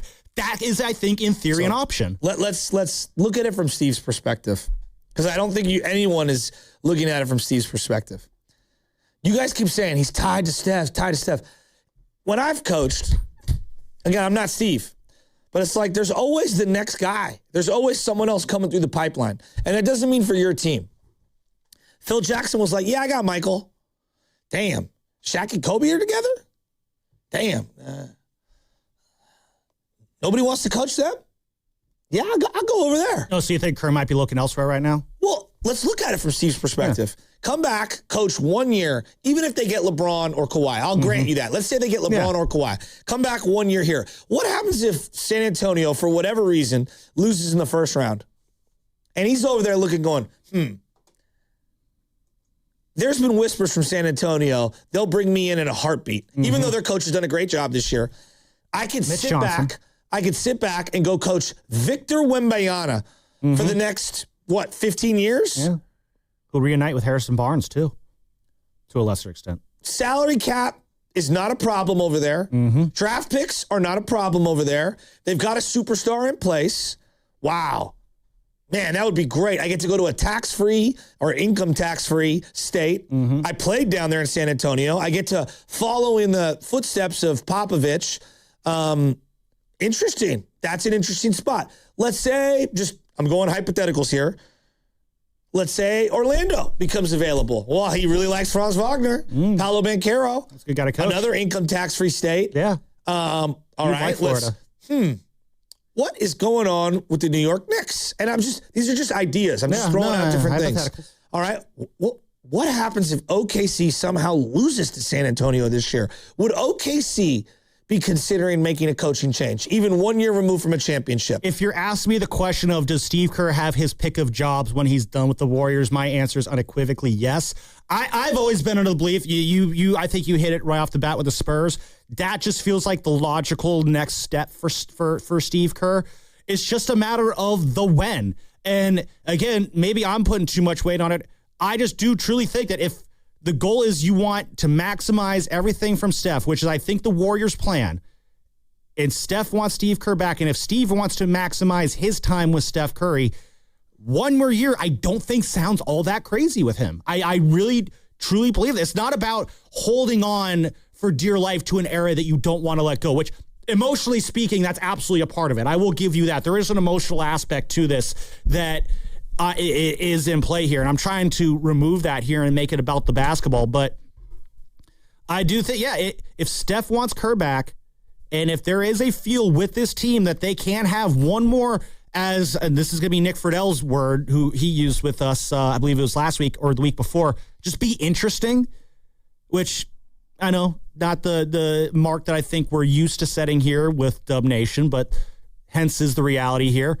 Again, one last year, if none of these other jobs open up, I don't think it's all that crazy that Kerr is back next year. If Steve Kerr picks up the phone and calls owner X and is like, I want to coach your team, what team has the type of coach that's going to say, nope, sorry, Steve. Again, I'm not disagreeing with you. I think Steve Kerr could have his pick of jobs right now.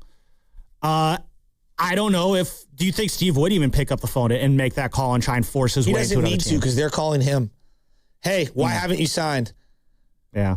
I think it's just one of those interesting situations where I don't know if Kerr really needs. Kerr is, I think, secure enough in his place with this organization where he can kind of call his shots in terms of when he does sign his contract. And if you're looking for a reason as to why he hasn't signed the contract yet, that's the reason why. He knows he could get it if he wants it. Because like I said, he can have any job he wants. And I think that includes the Warriors' job next year. I just look around the league and I look, how enticing is this current situation versus others if you're a man with options and you can take a look, he could just sit out a year. Well, how much of an enticement is still working with Steph? Maybe he just enjoys working with Steph so much. What if Jokic calls you?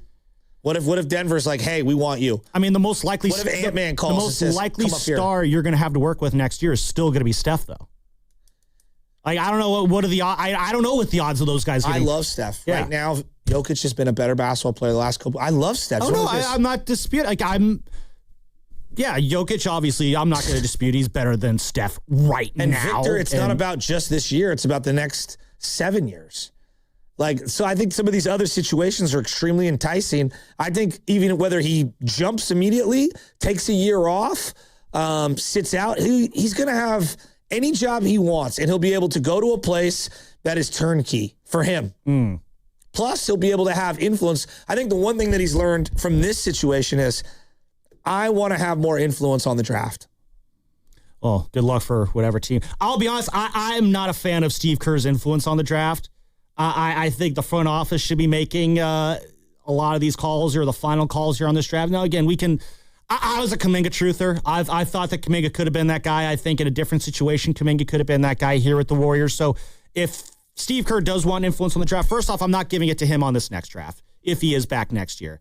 If you're back next year, it's because you're coaching this Steph Curry-led team for one last run here.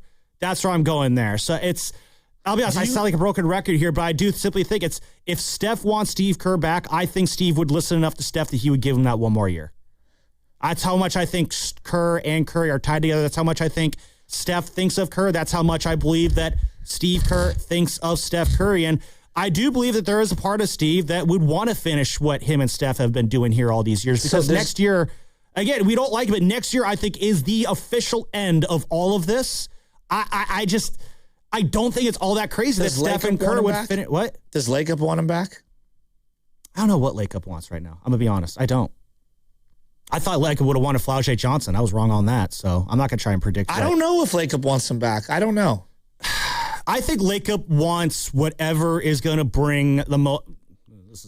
This isn't a deep take. I think Lacob's going to want whatever brings the most people into the building. And I think a Warrior team at the end of the day with Steph and Kerr at the top of it is probably the most likely to do that. People don't go to see the coach. I mean, it's just it's part of the team though. I mean, it's the team. It's his system that they're running. No one has ever said, "Gotta go see Steve Kerr today." It's the Steph show. I love Steve, but the Steph show is at its best when Steve Kerr is running it. No, I know, but no one buys a ticket. You have to acknowledge this. No one's buying, but. We go to see Steph. The reason we go to see Steph is because Steph is so good. The reason Steph is so good is because Steph is so good, but it's also because Steve Kerr brought an offensive system and utilizes an offensive system that has gotten the best out of Stephen Curry's talents. Like, we asked the question, would any other coach win with this roster? If Mark Jackson had stayed the coach of the Warriors, I don't know if they win any championships because I thought Mark Jackson, as great as the defensive part of the ball was, the offensive system was not getting the best out of Steph and Clay, and he didn't even have Dre in the starting lineup. I don't know if Kerr makes that, if Jackson makes that move. So, yeah, I think that is a part of it. Let's go to Oreo Cookie in Oakland. He's got some thoughts on Steve Kerr's tenure. Oreo, how are we doing today, bud? Hey, good morning, fellas. What's up, man? Thanks for taking the call. Just real quick on Steve Kerr. You guys know how I feel about him, so I don't need to say it. I like the guy, but his time is up here. The thing that surprises me with Steve is he got coached by the Zen Master. He got coached by Greg Popovich. Those two are up there, not just with the X's and O's, but being able to handle people, the psychological side. And I think that's where Steve lost me on the psychological side. He let the players run the team, more specifically Day-Day. And it goes back to him handling that issue. He was never the adult in the room is how I started feeling. And this was years ago. So I thank Steve for his time being here because he was my coach. But don't get it twisted. If he wasn't my coach, ain't nothing, that so good about it. Wow, but hey, thanks, Steve. But it's time to move on with a new message, man. His message is lost. Awesome. Thanks for the call there, Oreo. I don't agree with that. You don't think that you don't believe that the message is lost? He said something along the lines of like, he's not that special. I mean, come on. I think he's still. You can luck into one championship, Frank Vogel or Mike Malone, winning multiple ones. Come on. We've got to give a level of respect to someone who's accomplished what he's accomplished. Yeah. I mean, do those accomplishments, do you give him any benefit of the doubt in those accomplishments in terms of what he can do for this team next year? Say that again. Like, do the accomplishments give him any benefit of the doubt in terms of what he could do with I feel like we're just kind of resigned to the fact that if he does come back next year, that next year is going to be automatically like this year. And I don't know if that's automatically going to be the case. It could be a little better. It could be a little worse. I mean, I do think it depends obviously on the moves they make. 60 games next year. No, I'm not going to predict a 60-win season. I honestly think if they could just be respectable until the last 2 months of the year and then go on a run, it's gross to say out loud, but that is how this team's going to have to operate next year. I think the way things went last year, I think set the template for how they can be successful. You don't think, just hypothetically, you don't think Jerry Stackhouse could be around what they were this year? I don't know if Stackhouse or if it's Terry Stotts. I trust the mind of Steve Kerr more than I do those two guys. And that's because that's the respect. But those guys were all part of the brain trust that was helping him as well. Yeah, but they're not the brain that is Steve Kerr. Okay. Sure, yes, in theory, maybe one of the assistants can step in and keep things running for 1 year, but they're still not Steve Kerr at the end of the day. So I'm not going to say that they're going to be exactly like Steve Kerr because they're not exactly like Steve Kerr. He's great, but we're acting like he's the one on the floor. This is a sport that's very player dependent. They don't even run plays in the final 2 minutes, Sam. It's throw the ball to your best player and get out of the way. And they've gotten a lot of trouble this year doing that. In fact, the biggest loss of the year, the Toronto game, that's literally what ended up happening. They gave the ball to Steph Curry, who made a bunch of mistakes. They ended up forcing overtime, and then they gave up 19 in overtime. And that was kind of like the end-all, be-all game for them, and everything was kind of downhill from there. Well, let me ask you this. Again, 888-957-9570 is the number. The conversation we're having, would you be shocked or surprised if this was the last week of Steve Kerr with the Warriors? So you're of the belief that we're up against it here with Steve Kerr, not in this. I just know it just feels like it's about time. By the way, well, yeah, okay. It looks like the SF Standard put out a piece today that Ken is texting, so I was trying to read here. Kawakami. Draymond Green recently said, the answer around here when it comes to winning has never not been Steve Kerr. So it sounds like Draymond is making a pitch for Steve Kerr. Draymond says, quote, Joe, and then it's meant Lacob, is a tough ass. I assume it was Lacob and not Shasky. But I have zero doubt Joe will always do right by Steve Kerr. I believe that. I know Lacob is definitely hard on Kerr, as Lacob should be. That's part of the job, I think, of Joe Lacob, is to be hard on Kerr. But I think also Lacob is very much aware of the reality that Lacob is not in this situation that he is in without the success that Steve Kerr has brought to this team. Here's the best part of it. So I'm reading this article that just came out an hour ago, and I'm reading verbatim here from Kawakami. When and if Kerr decides he'd like to keep coaching, there is still a new negotiation for a new contract, which may or may not be as simple as you are making it out to be for either side, which is probably why Kerr said at the beginning of the season, whatever happens beyond this year has to be right for everybody. And I think this is exactly where I was going earlier. The right timeline. Would Warrior management prefer that Kerr sign for multiple years so this doesn't happen again at the end of next year, which is what I've alluded to multiple times this morning? And would Kerr be more interested in keeping his option open beyond this year? The right terms. Kerr is already at the top of the salary cap, $17.5 million per year, and he's not likely in the mood to be giving away money now, which means he'd be wanting probably north of 20. Lacob has a good history of paying the top of the market for the top employees, but he's also been a very hard bargaining guy before getting there. The right roster, which the Warriors seem to address by getting rid of Kuminga and giving a 3-year extension at Gee, but you still have the overall talent level of Curry, Jimmy, if he comes back, and Draymond's pending free agency. And the right formation of coaching staff, which they have potential changes looming. It's very, very complicated. Well, so yeah, I'm looking more at this, and you bring up the Bob Myers aspect of it. Actually, let's get to this Bob Myers aspect in a sec. I want to go through what you just did right there. And let's start with that first bullet point. Would Warriors management prefer that Kerr sign for multiple years? And I was talking with Steven Risotto at the break. He's known by Pasta by a lot of people here. He threw 3 questions at me. What do the fans want? What do the Warriors want? And what do the Warriors feel like they should do? I want to focus on that second question here because I think that kind of goes into the what Warriors management would prefer Kerr to do. Do you think if Kerr just came to Joe Lacob and say, you know what, Joe, I want to give it one last run here with Steph here in his last year of his deal. We'll figure out Draymond's contract. That's obviously not Steve Kerr's job to figure that out. But I still think with this team, with this group, with this team, if you can make the right additions, I'll give you this one last year and then you can move forward here. If it was just cut and dry this next year, this 26-27 season. Yeah, that sounds good, but what if Porzingis wants a multi-year deal? That sounds good, but what about Pods and his multi-year extension? That sounds good, but what if Draymond opts out and he wants a multi-year extension? All those guys, all 3 of those guys, like who my head coach is really important. Yeah. Wouldn't you agree? I mean, I do agree with that, but then why is it so crazy to think that they can't, could Pods and Draymond and Kristaps, are they going to be cool playing for a different head coach in 2 years? Is that outlandish Well, to what say? happened with the Jordan Poole trade was that you sign him up for multiple years, and then a year later, no one wanted him. And they had depreciated value, and you ended up having to attach a future first-round pick to get rid of him. So if you sign up for multiple years of Pods at a big deal, and Porzingis at whatever deal, and Draymond, you're stuck with them.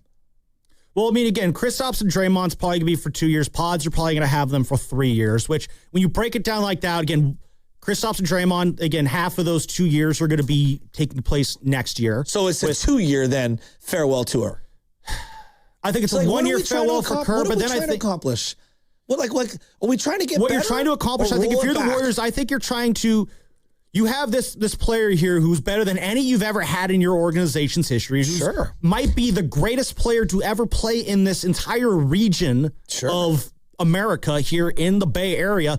Those don't, you use the word generational. Those do not come around very often. I think Steph, this might be crazy to say, more generational almost than what Barry Bonds was for the Giants. Yeah, but using that equivalent argument, then they should have traded away Lincecum, Matt Cain, and Johnny Sanchez and Pablo Sandoval for Bonds' final year. That would be the equivalent. But I don't think Bonds was on that level, and this is, again, crazy to say, that Steph is on. I think Steph is on a level that transcends what Bonds was. I think Steph is on a level that, again, is up at Joe Montana levels, but again, Joe Montana's thing went a little bit differently.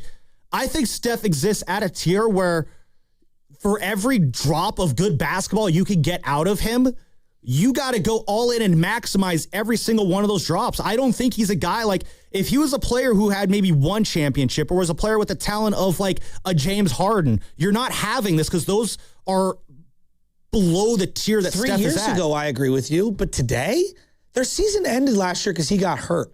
Their season ended this year because he got hurt. But when he is still healthy and on the court, again, I understand. So you're just going to say that for the remainder of his career? You're just going to trade? I'm going to say that. For as long as I'm saying it for one more year. I'm going to say it for one more year. Like next year. What do you mean? They just traded away Kuminga for him this year. Yeah, and they're going to probably make some more moves for him this offseason because Steph Curry is still the center of this organization. I think as long as he is the center of this organization, every move you make is for him. That's the part you're unwilling. I think you represent a lot of Warrior fans. I'm not mad at you. I think I represent the Warriors thinking too.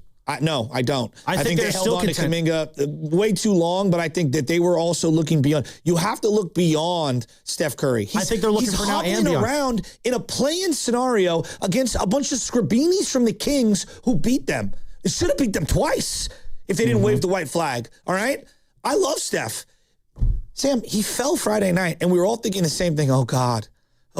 He's 38 years old. He's 39 years old. So you're just going to keep doubling down and exhausting more resources for the future. Like, that made sense a year ago. 2 years ago. To a degree. 3 years ago. We have to acknowledge, like, we're coming to the end. No, and I think there's nuance in it, too. Listen, if I'm not mortgaging massive draft picks for a Giannis. Like, if Steph, like, I want to play with Giannis in these last years, I'm not doing that because I don't think Giannis is a safe investment. And this is why, again, I threw out the Zion Trey Murphy thing just as an example, but if there is a trade that exists for a guy, and this is a perfect example, I'll admit, but you bring someone in who can help out Steph for now, but also be a building block for later, that's obviously your dream situation. I don't know what that situation looks like right now. I threw out the one option. Whether it's feasible or not, I don't know. That's on Mike Dunleavy to figure out. But if there is, again, that's where I think the Kawhi situation becomes kind of interesting. See, I just think I'm stopping you because I just think that you are unwilling to accept anything other than Steph is the GOAT. And as long as he's here, we always have a chance. And what I'm saying to you is I believed in that forever. These last 2 years, I'm and I love him. He's an all-time great. But these last years, like, it's showing me that we're getting to the end of the tunnel here. Mm-hmm. And I don't agree with like any. It's just no. You have to have something beyond. I think that's. And I might be alone in this. No, people might not agree with me. I don't think you're alone in this. This is the year where I'm not trying to turn the page beyond Steph. I'm just saying that I've now finally acknowledged, like, him being the center of the universe for this team and lock top 4 seed, no matter what, as long as he's out there. He's not young enough anymore. He still can be great. He still can be amazing. They don't have enough help, and nor is that help elsewhere around in the league, and no one's going to help them out. And so they have got to. I don't know if I'd be so quick as to say that there's no help that they can find. I think there's a player that's available. Oh, I mean, other than my own, cock maybe idea that I came up earlier in the show of the Zion Trey Murphy. So you put Zion and you put Trey Murphy on this team, and all of a sudden they're a 51-win team? I don't know if they're a 51-win team, but I think they're definitely a better, younger team. Are they a play-in team? I think they're better. I think you get the 6th seed with that group. And then, you know what? You're interesting. I think that's the goal. Again, this all goes down to what's pissing people off here. So we're going Porzingis. I just want to make sure. I don't even know Porzingis is on this team. Just hear me out. We're going Porzingis, who's a huge question mark. Zion, who's a huge question mark. Horford, Draymond. Okay. Trey Murphy, and Pods. And that's a 6th seed? I think it's possible, yeah. Okay. Why is that so crazy? Well, because none of those guys have ever stayed healthy. Well, and at 39 years old, you're asking Steph to still be the center of the universe.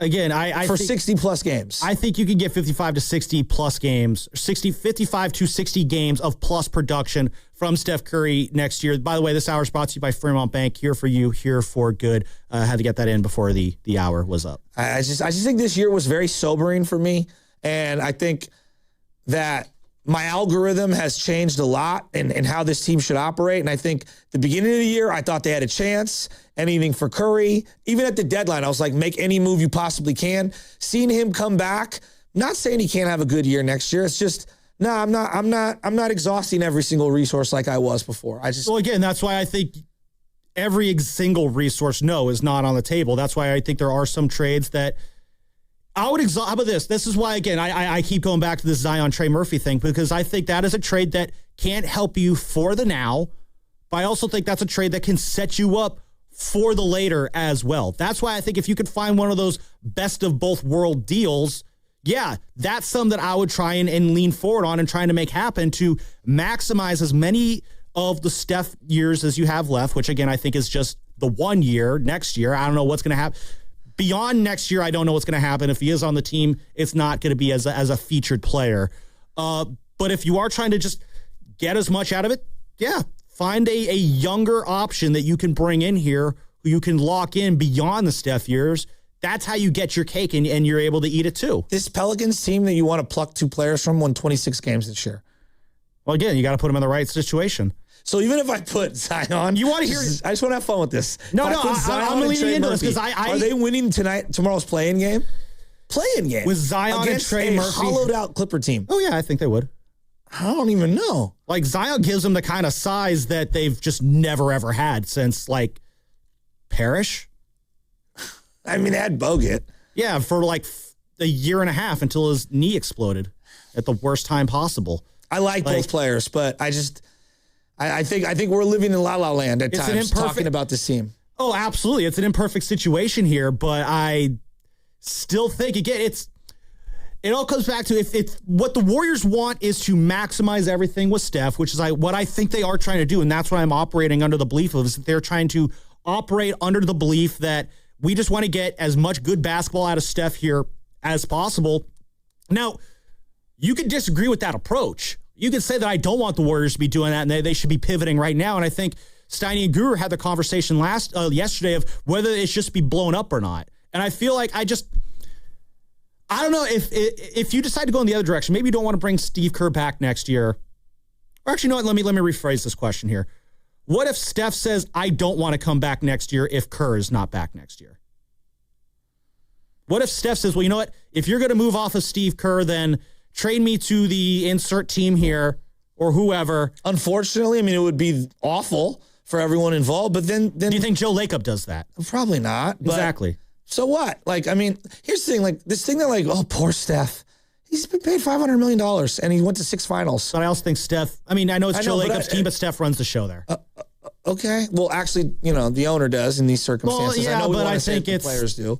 But like he's been compensated quite well. I think it's been a great relationship for the most part. I think both parties can feel like they've done the other one solid. I think that Steph's gotten pretty much everything that he's wanted. I think that Steph's gotten all the money that he could ever ask for, all of the individual accolades, all of the team accolades. And I just don't see Curry ever saying like, if he's gone, I'm gone. It's just not in his nature. I don't know. Maybe this is the time where things change. Maybe Steph truly believes, like, you know what? I think I got another year of good basketball in me, which if Steph Curry stood up and said, I, Stephen Curry of sound body and mind, truly believe that I have another year of good basketball in me, I'm going to say, well, dang, Steph, I can't wait to see this one more year of good basketball from you. Like, I believe that Steph can get through a season next year healthy enough to have this team in a place to contend for a playoff spot that we all can get behind here. No, I'm dead serious. I think there is a permutation of moves. The no Jimmy team for 3 months with Kristaps coming back and missing a gazillion games because of a phantom illness. Well, he could miss less. Or less. A year older Draymond. An extended pods because you'd probably extend him. And what else? And well, you're a 6 seed? You got the rest of your young... I think we also like the rest of your young group here, your bench mob. I don't want to say young because they're not all young, but let's be honest, Chassie. The effort I saw when I get the injury report here in just a minute. They haven't been a playoff team for 3 years. The effort I see from these guys who've been filling in for them, if you put them back into their normal roles next year for a playoff stretch run, again, this is why I think like they don't need to be great all year, Joe. They just need to be good enough for the last 2 months to. That's what we said this year. Yeah, and they failed to do that. The year before. They failed to do that. They did do it the year before. They failed to do it this year. Let's keep this conversation going on the other side. Dave Fleming in about 20 minutes, by the way. But right now is your injury report.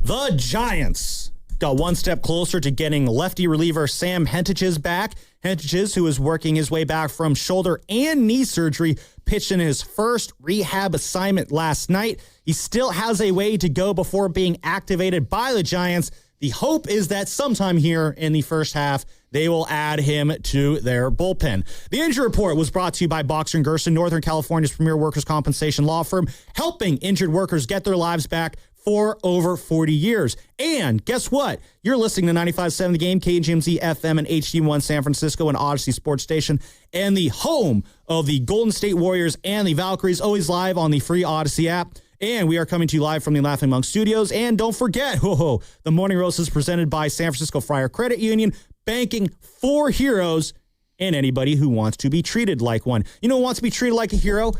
Steve Kerr and Stephen Curry. They're my heroes. What do you think the Warriors really want deep down inside? If you were to hit them with truth serum, what do you think they truly want right now? I think truly if they were to draw up their perfect 2026-2027 season, it would be one last fun run of Steph, Draymond, Steve Kerr, and maybe Jimmy's a part of it. Maybe Kristaps is a part of it. But I think what the Warriors want for them, what they think would give them... When you mean Warriors, you mean Lacob? Yes, the organization as a whole, which I guess is Joe Lacob and then some underlings beneath him. Yeah, I think we disagree on that. Keep going. I know. I think that if you truth serum Joe Lacob, I think I'm not as if I know what Joe Lacob thinks. I think he would be up for one more run with this group. I think he would. I think financially, it's going to put more people in the arena, but yeah, I feel like the best chance for the Warriors to have an interesting season next year is keeping this core one last time, being aggressive in the offseason. This would be easier if I had the crystal ball that told me what move they're going to make to bring this all together. I believe it's out there. I'm sorry, I don't know what the exact answer is right now, but I'm of the belief, Shasky, just because the answer is not presenting itself to you right here in the moment does not mean that it's not there, which I know sounds very pie in the sky, feeling the hope and whatnot, but that's just kind of where I'm at right now. And yeah, there's an emotional aspect to it too, but there's also a reality that this is just where I think the Warriors' path is right now. I think they want to keep Steph as long as possible, maximize Steph as long as possible, and the best way to maximize Steph is to have Steve Kerr as his head coach. Yeah, I think you're wrong. And here's why I think you're wrong. No. It's just I think you're underestimating something. You ever watch Scarface when Tony and Frank sit down and Frank goes, "There are rules to the game." Yes. Do you know what I'm talking about? Mm-hmm. Lesson number 1 was don't underestimate the other guy's greed. And he laughs, ha, ha, ha, ha, ha. And he says, don't get high on your own supply. Well, they've been getting high on their own supply for years. Nostalgia. Yeah. That's their supply. Hey, we got Steph, we got Dre, we got Curry, we got Steve. We could do it. That's getting high off your own supply. Not like the actual data that you've watched throughout the regular season, but like just because you did it years ago, you still think you can do it now. That's selling nostalgia. Mm-hmm. That's what the Giants did for a long time. Yeah, I think there's some exceptionalism in that. You're underestimating the greed of Joe Lacob, and I mean this in a good way. I think that if Joe had it his way, I think Joe would lose. He will never admit this. Joe will never admit this. This is my interpretation of what I think he would want. I think he would lose on purpose on Wednesday night. They somehow win the lottery, and they get a top 3 pick. He takes that pick, and he has that person to pair alongside Steph Curry this year, and that guy plays. Whether Kerr stays or goes, he's going to force it and mandate it. You're playing this guy, and then maybe You get Kawhi or LeBron James, and you're trotting out some Frankenstein form of Curry, LeBron or Kawhi with said draft pick next year, whether you compete or not. It's about the short and long term simultaneously. That's what I think that they're looking to do. No, I agree, especially with the Kawhi LeBron Kawhi. That's a fun mix-up of their names. I think that's possible. I think you could do that with Steve Kerr as your head coach next year, too. I don't think they actually have to pivot off Steve Kerr in that situation. I think that's a team that Steve Kerr can coach for 1 year. Yeah, but if Kerr's looking down, just looking down the bench, and he's like, top 3 pick, GP2. Top 3 pick, GP2. What if top 3 picks actually playing well? Like we have to be real on this. No, yeah, top 3 pick, Guy Santos. I'm just hypothetical. No, top 3 pick, Guy Santos. I'm going to go Guy Santos. Right? Mm-hmm. I mean, he did it with Buddy Hield for 2 straight years. Yeah, again, I'm well aware of that, Joe, and that's why I think whoever your top 3 pick is, they'll see sometime next year, but their time is, and you don't like this, but I think it would be a redshirt year for them. I do think that this Warriors new era timeline starts in the summer of 2027. That's just where I see it right now. I think that's the plan. I think they're sticking to that plan. We may not like it. That's the plan I see them going with right now, though. So, yeah, that's where I see it at. That's why I think it's still going to be Steve Kerr coming back next year, whether fans want it to be or not. I'll admit, yeah, I've seen it. This has been a taxing year for Kerr. This year has gone off the rails, and I think it has drained Steve Kerr a lot more than he anticipated. And, if the Jimmy Butler injury does not happen, which was, I think, again, despite his age, a freak injury there, that derailed a lot. I think we're not having this conversation if that injury happened. And if Jimmy is back healthy next year. Wait, you don't think we're having a similar conversation? They weren't even in the 6th seed. They would still be in the play-in scenario. Well, do you think they still make the Kuminga for Kristaps trade if Jimmy doesn't get hurt? Probably. Yeah, I think would they be that much different? I think, yeah, if they had a on-the-court Steph and on-the-court Jimmy with Kristaps. An on-the-court Jimmy with an on-the-court Steph was the 8th seed. And Porzingis played in how many of the available games? I mean, they won 10 games after they went 10-22 down the stretch after Steph went down. I imagine if Steph's healthy for those games, that record looks a little bit different. But you'd still not be 7 or 8 seed. I think you'd maybe be the 9 seed. I think, again, if perfect world, these guys stay healthy. No, I absolutely think they could have been 7-8 at the worst. They could have challenged for the 6. Yeah. Possible, unlike not lock it in, but their longest win streak were there for what? 3 or 4 games probably. Yeah, they won 3 games 3 times. They won 4 once, and then Jimmy hurt himself in that same game that they ended up winning. Yeah, the Minnesota Timberwolves won 49 games. 49. Okay, then yeah, they're probably a 7-8 game. They're in a play-in scenario. Yeah. We got to be real here. They'd be in the play-in. They're not much better than I guess the Rockets, as bad as everything was, the Rockets won 52 games. 52. The Warriors won 37. Yeah, I hear you. I love you, Sam, but I think you represent a lot of Warrior fans where it's we talk ourselves into something that's not real. I don't think it's not real. I think it's just possible, though. Phoenix won 45 games. So you're telling me healthy Jimmy and Steph I think they're probably hosting the 7-8 game in this situation. They're better than the Suns? They win 46? I think they've gotten up to 46 wins if they didn't have the Jimmy injury and they didn't have the Steph injury and they still got Kristaps. I mean, it was how many games were they in during that Steph absence? They fell apart late because they just didn't have that extra playmaker.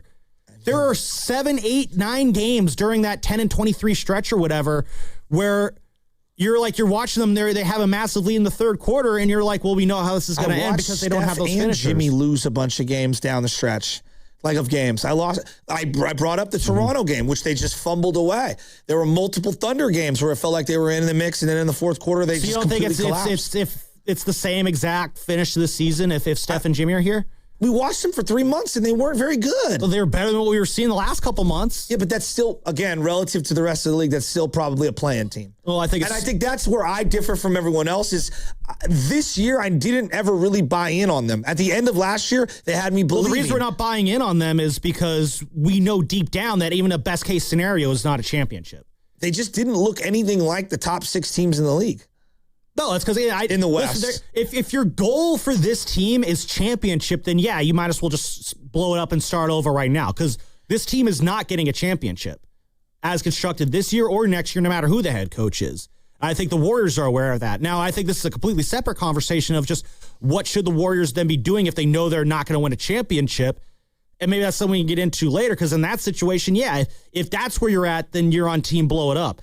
But if you're getting what the Warriors are trying to do, which is just they want to just bleed as much basketball out of Steph Curry as they can, then this is what we're going through here. Now, if you don't like that, we can have that conversation too. But if the conversation is, does Steve Kerr come back next year to finish out Steph Curry's career, then yeah, I do think that's what's going to be happening.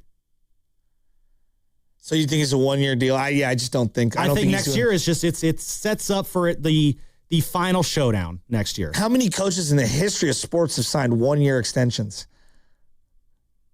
Probably, but again, how many coaches have been in this situation? No, it's a very unique. Phil Jackson's the only one I can ever think of who kind of went one at a time. And again, who did Phil Jackson coach? We did these shows every day, and never did I walk in October, November, December, January going, this team's a top 5 team in the West. Yep, they're a legitimate playoff team. All year this year, it was like they could struggle to get 3 games over 500. It was really difficult to get the ball rolling in the right direction.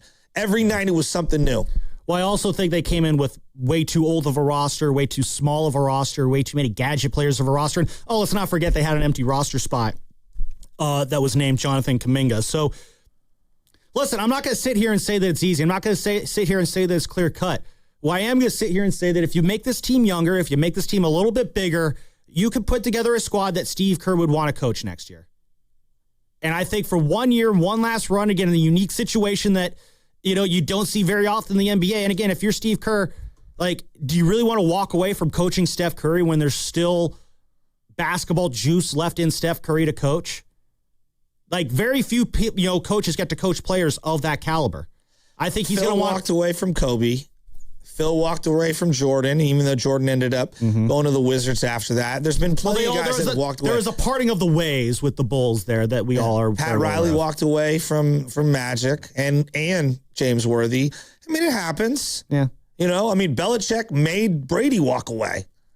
Again, it's possible that we can all just get together for one last run and see what we can make out of it, and then we can clean up everything next year. So this has been some fun Warrior conversation. Want to talk about the Giants?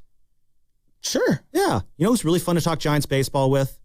Dave Fleming. Let's go. And coincidentally, he's going to be joining us on the other side of this break. We'll talk to Flem about the Giants. I wonder if Flem has a Steve Kerr thought. What's coming up on the game is sponsored by Fremont Bank. Here for you, here for good. What if you could have the most reliable Wi-Fi? And get this, what if you could keep it at the same price for 5 years? That's the Xfinity 5-year price guarantee. Just 5 years of fiber-powered Wi-Fi that boosts speeds to the devices that need them most. That finds and fixes problems before you even notice them. Like super intelligent Wi-Fi with a 6th sense. And that keeps you gaming in the fast lane, even when the whole family's banking on bandwidth. And here's the best part. No annual contracts, no hidden fees, and our best equipment included. Plus, get online in minutes with same-day Wi-Fi. Hey, let's face it, a lot can change in 5 years. Kids grow taller, dreams grow bigger, but your Wi-Fi, it would stay reliable and the price would stay put. The Xfinity 5-year price guarantee. Lock in your price and unlock the possibilities. Xfinity, imagine that. Select plans only. Restrictions apply. Powered by fiber, connected to the premises by coaxial cable. Actual speeds vary. Hello, San Francisco Bay Area. Bank of America, in partnership with Visa, invites you to a FIFA World Cup 26 watch party. Open an eligible Bank of America checking account in participating financial centers only for an opportunity to reserve 2 complimentary tickets while supplies last. Experience special musical guests, games, giveaways, food, and more, all at a legendary venue. Learn more at BofA.com/BofA Visa Watch Party. What would you like the power to do? Bank of America, proud to be the official bank of FIFA World Cup 26. Bank of America N.A. member FDIC. Terms apply. All rights reserved. We've all been there, sleepless nights, wondering if your business's security service is really protecting what matters. At Bay Alarm, we can put your security insecurities to bed. Our advanced technology and personalized support ensure you can rest easy knowing we're here for you. BayAlarm.com. Hey there, it's Bonte with a fresh springtime update from River Islands in Lathrop, where the good life can be your life. Everything is in bloom here, including the home selection. With neighborhoods designed for all kinds of lifestyles, it is easy to find your perfect fit. Looking for a bright kitchen, a home office, or space for guests? You'll find it here with homes from the low 600s to over $1 million. And the town center, located by Islanders Field Ballpark, is really coming to life. The Redwood Cafe opens this summer, and a new amphitheater is on the way for concerts and community events. Sutter Health is building medical offices, and a major grocery store is coming soon, making it a great place to gather and unwind. The Lakewood Club at Del Webb has just opened its doors, and a brand new K-8 charter school welcomes students this fall. All part of the exciting growth happening within River Islands. Isn't it time for you to discover the islands?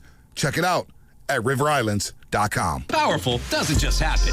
You have to make it happen. So the moment Total Wireless offers a free Samsung S25 FE with Galaxy AI, when you switch to Total 5G or 5G Plus Unlimited 3-month plan, you take the network as powerful as you, with unlimited 5G data that won't slow you down. Now that's a total power move.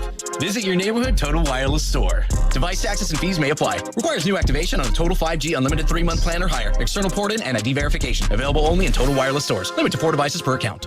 He's the best interview in the Bay Area. He looked like Steph Curry always has, so he still got it. I mean, I think the biggest thing when you're 37 is maintaining the level over the course of 82 games. And he joins Willard and Dibs every week during the NBA season. We have a blueprint that everybody's feeling confident with. Steve Kerr is presented by Great Clips. In sports, success is about team effort, and the same is true for your hair. Great Clips. It's gonna be great.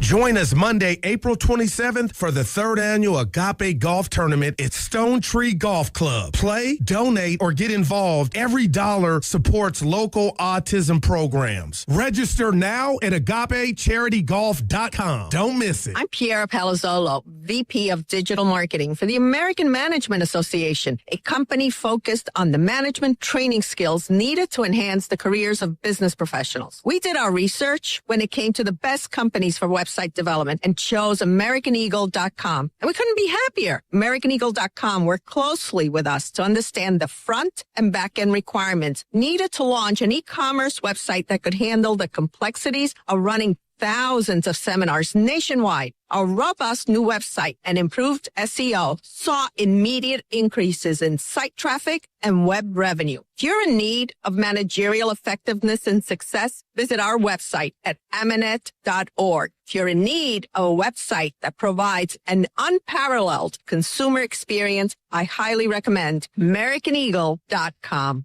Transform your business today. Dial 877-WebNow1 for a free digital consultation with AmericanEagle.com. This is the story of the one. As a procurement manager for a hospital system, she keeps every facility in her network stocked and ready. That's why she counts on Grainger to be her single source for thousands of products, from disinfectants to lighting, air filters, and more. And with fast, dependable delivery, Grainger helps her keep every facility stocked, safe, and running smoothly. Call 1-800-GRAINGER, click Grainger.com, or just stop by. Grainger, for the ones who get it done. Dell PCs with Intel inside are built for the moments you plan and the ones you don't. For the time you forgot your charger at the gate. Passengers, we are now on our initial ascent. Or when you're bouncing between projects like a ping pong ball. We build PCs with long-lasting battery life, so you're not scrambling for an outlet. And built-in intelligence, so you can stay focused on whatever you're doing. Dell Technologies, built for you. Dell.com/DellPCs.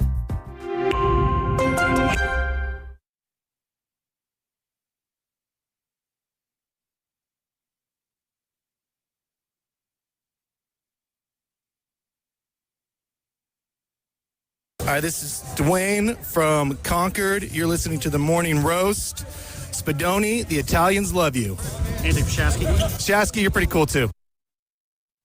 I agree. I think Joe Shasky is pretty cool. Sam Lubman, on the other hand, he has his moments, but he's also hosting the Morning Roast right now while Joe Spadoni is out doing daddy things. So best of luck to him as he welcomes baby number 3 into the world.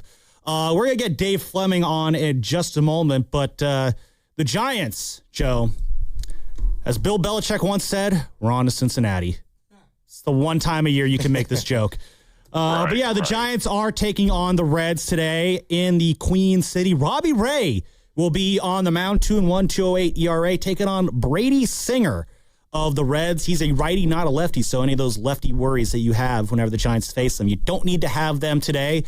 And Giants, 6-10, coming off losing 2 out of 3 in Baltimore. And Shasky, they got that win on Friday night. I'm going to be honest, didn't watch it. It's an Apple TV game. I don't have Apple TV, ergo, did not watch the game.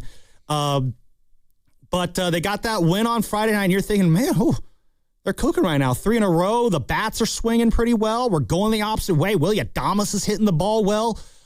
Could we go into the B more, and as the jersey says, and steal a series against that other orange and black team and maybe flip this vibe around? And then Saturday and Sunday happened, and that was not the case. But 6 games coming up here, 3 in Cincinnati, 3 in Washington. This feels like a let's make a little haste time right now here early in the season. They've got a lot that's not going well right now. No. You know, they're a team that defensively has been a little all over the place. I think offensively they've been very little feast and a whole lot of famine. And I think their pitching right now has been up and down outside of Robbie Ray.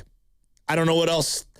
I've liked Landon Roop so far. Landon Roop, I think, is really good. You're right. Landon Roop has been good. Yeah. But it's been a coin flip elsewhere. They also don't run the bases particularly well. So we need guys on base first. You know, I look at all the big offensive categories: walks, hits, RBIs, runs, home runs, on-base percentage, slugging, OPS, and they're at the bottom of almost every single category. Then I look at pitching, and they're kind of like 22 to 26 in a lot of different categories, just overall. So you're not going to win a lot of ball games when you're deficient on both sides of the ball.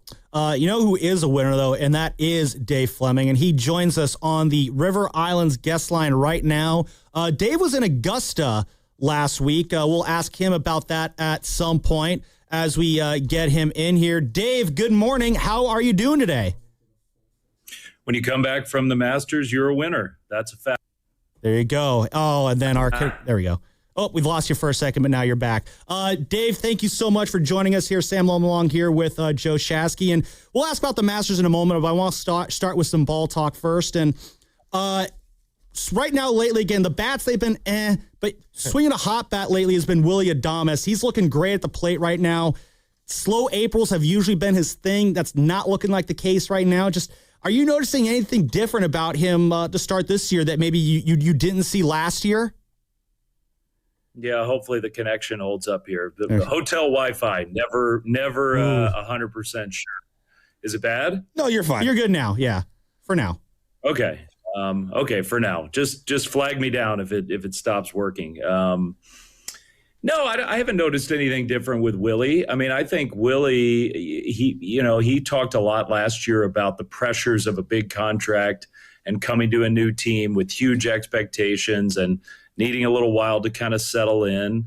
And he did that. And he was much more like his old self in the second half of the year. So my just amateur hour take on it is he's comfortable. He's not putting those same kind of pressures on himself. He has always been a slow starter, but last year was really extreme. So it's good to see him, swinging the bat well, playing well. I think it looked to me like he kind of the first week here and how ugly the first series was. And, baseball's a hard sport to play, a hard sport to say, I'm going to try harder. I'm determined, not like football where you can just go run somebody over. It's not like that. But I think Willie looked to me like a guy who said, no, I'm a leader on this team. We got to do better. And he's leading by example. It's been nice. Dave, hey, glad to have you on here. Unfortunately, your answer is kind of cutting in and out there because of the Wi-Fi. So I'm going to have the guys in the back get you on the phone here so we can have a clear connection if that's all right with you. So we'll take a quick pause here for Dave Fleming as we get him on the phone. Unfortunately, that Cincinnati hotel Wi-Fi is not really up to snuff right now. But again, just starting off that first answer, Willy Adames. I mean, Joe, you know me. I'm a big Willy Adames guy. I've become a big fan of him since he arrived here. Is it really, maybe it is just that simple? No contract pressures here. We got a freer and looser Willy Adames, and that's a big thing early on here for his Giants team. That, what do we say before the season, Joe? Willy Adames cannot get off to a slow start. No, but they need their best player, Rafi Devers, to get off to a better start. Yes, well, that's part two of this. That's what I was going to ask Dave about. Like, I just don't understand. He strikes out so much, and then he comes walking back into the dugout, looking back, and he's like shaking his head. I don't know if he's looking at like where the pitch was or. Well, why don't you ask Dave that, because he's back now on the River Islands guest line. Dave, Rafi, he's a great watch, and it's just very interesting. But he's got to get going here, and I don't understand how this guy misses has so many middle in pitches. And he just can't even barrel them up. He had the ball off the wall, which was encouraging. It's just, it feels like the at-bats are all over the place for Rafi right now. What do you see going on with him? Yeah, I mean, I agree. I think the at-bats need to get better. There were some real positive signs with him. I think, I think the three of us talked last week about when you see him go into left center field's a good sign. He hit the home run, I think, the next night or the night we talked. And, since then, it's kind of been back to the same. They need him, obviously. I mean, he's the number one most important player on this team. He's the guy they went out and got, and they haven't had a middle-of-the-order presence like him in a long time.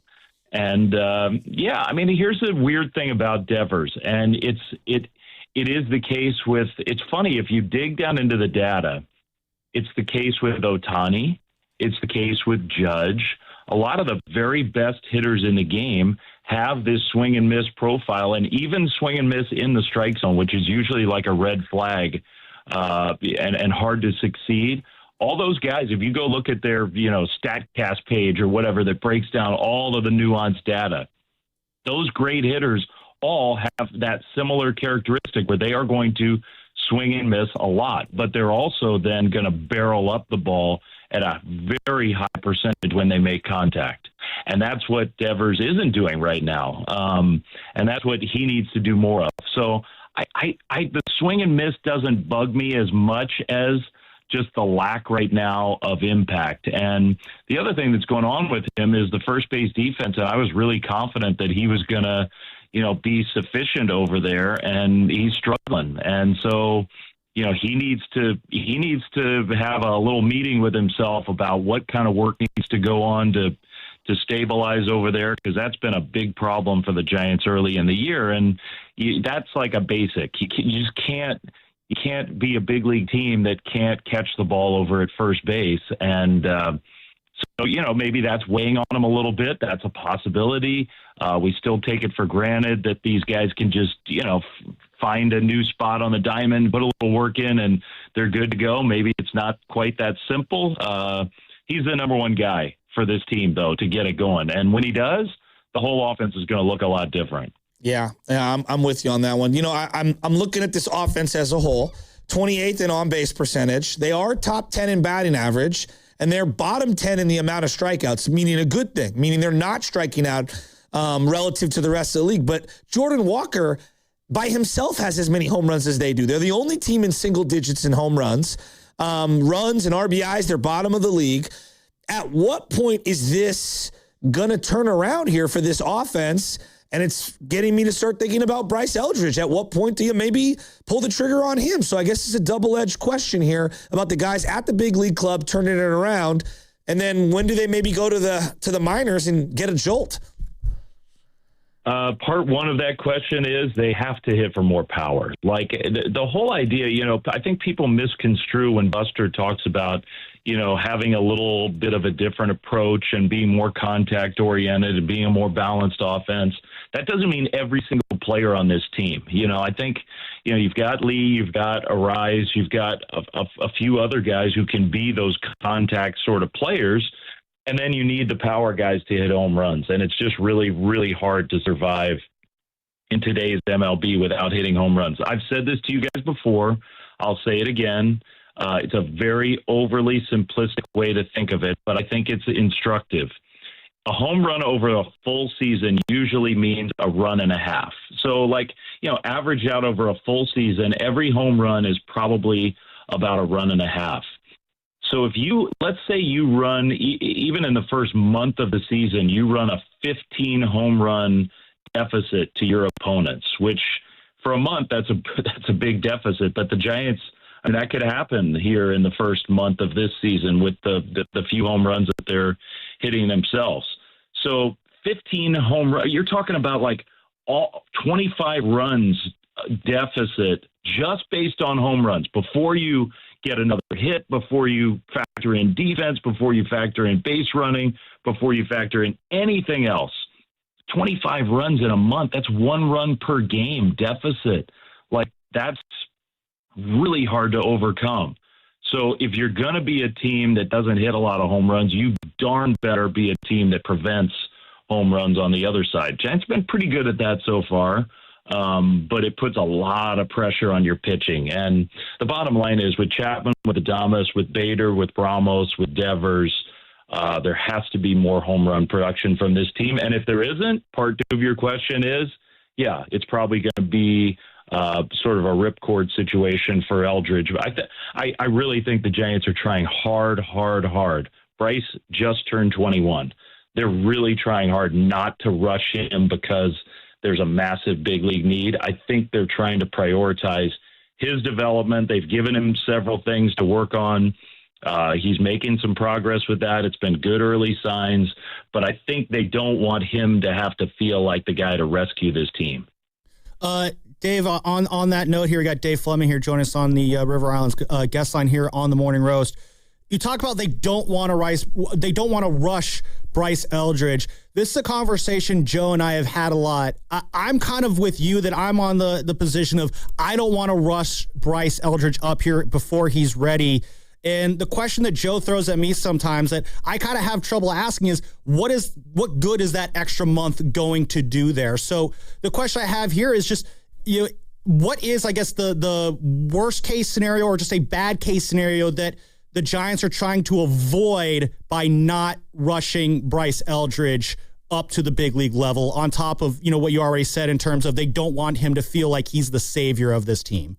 Yeah. All right. Let's talk through this a little bit. On the one hand, I think Joe is onto something in that if you really look at the granular data in AAA, Eldridge is not seeing a lot of pitches to hit right now, and AAA teams are treating him like the guy to avoid.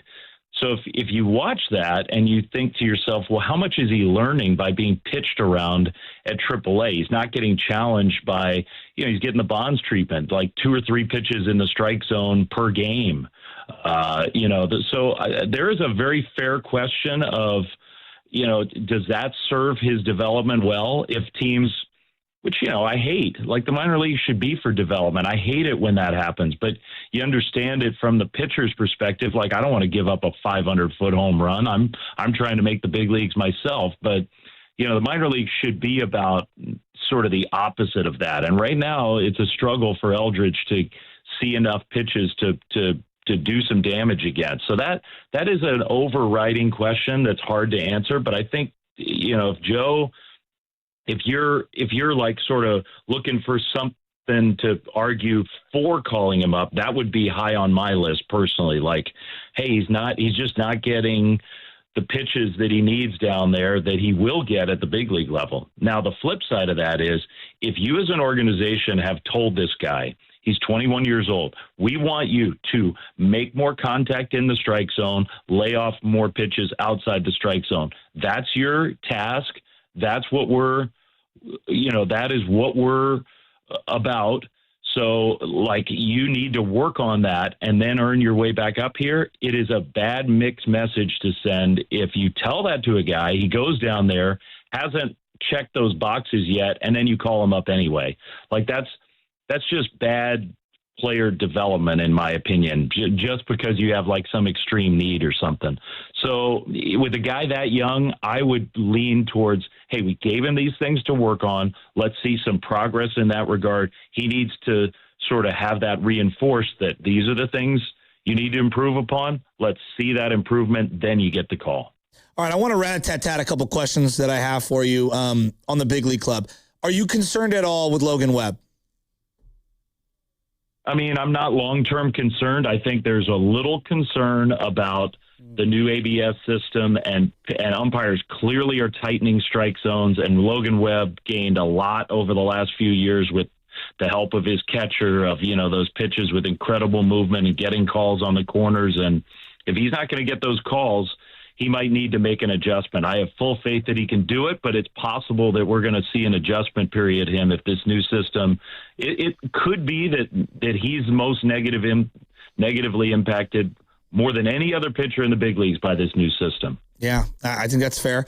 Outfield offensive production. Jung-Hoo Lee had a nice weekend, but I look at the overall production and I wonder if they might go to Drew Gilbert or Oliva or anyone else. Maybe that's not on my radar.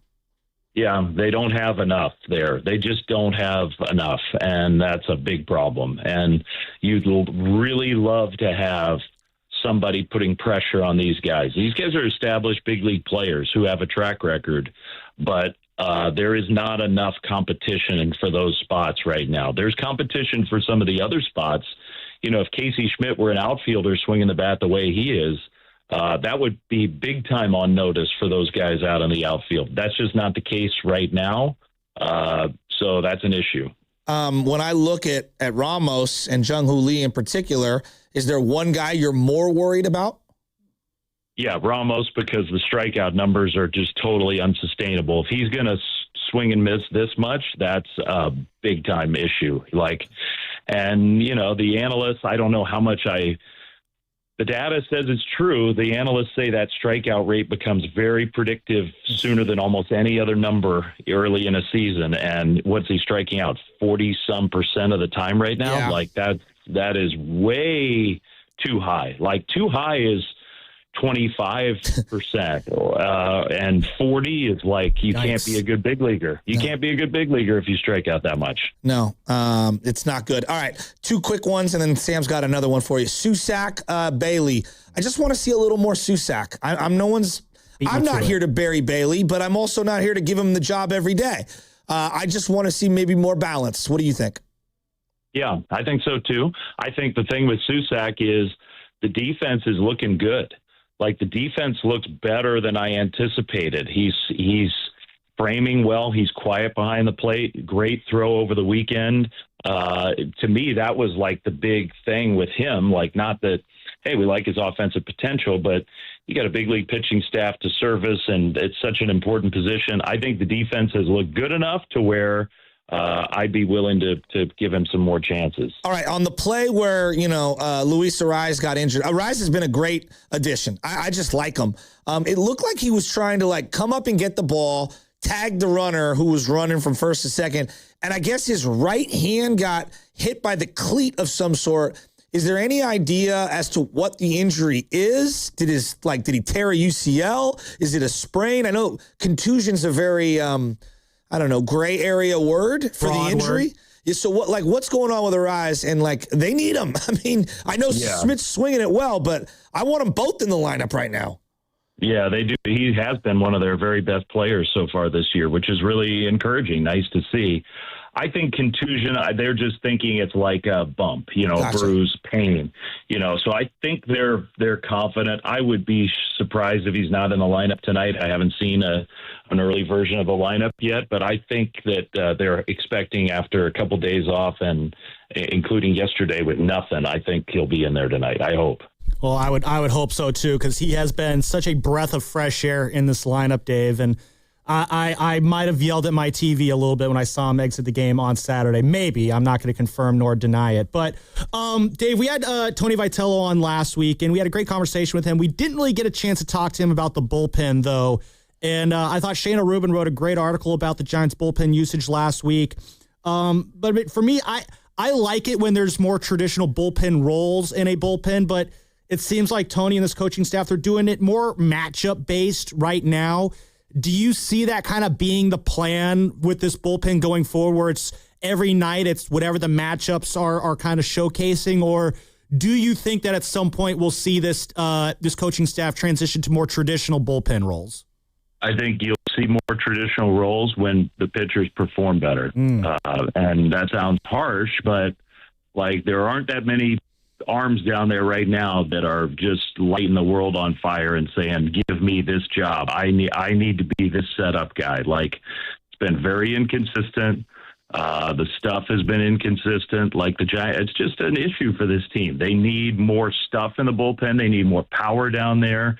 Tony will be very happy to have set roles when he's got some power arms to work with. And until then, these guys who aren't quite that style of pitcher, it makes it more complicated at this level. But so you got to be precise, and there's pressure on those guys. And there isn't, a huge track record of big league success from basically anybody down there. So, look, it's an issue for this team. I have a lot of confidence that it'll sort itself out, and you will see some of those arms emerge as more consistent and better performers, and then you'll see some more consistent roles. Awesome. Well, Dave, we love the consistent role you have here on the Morning Roast. Thanks so much for joining us this morning. Unfortunately, we're up against it, though, so we'll have to talk about the Masters another time. But enjoy the rest of this road trip, and we'll see you on this show next week. Okay, great. Thanks, guys. Awesome. Thank you, Dave.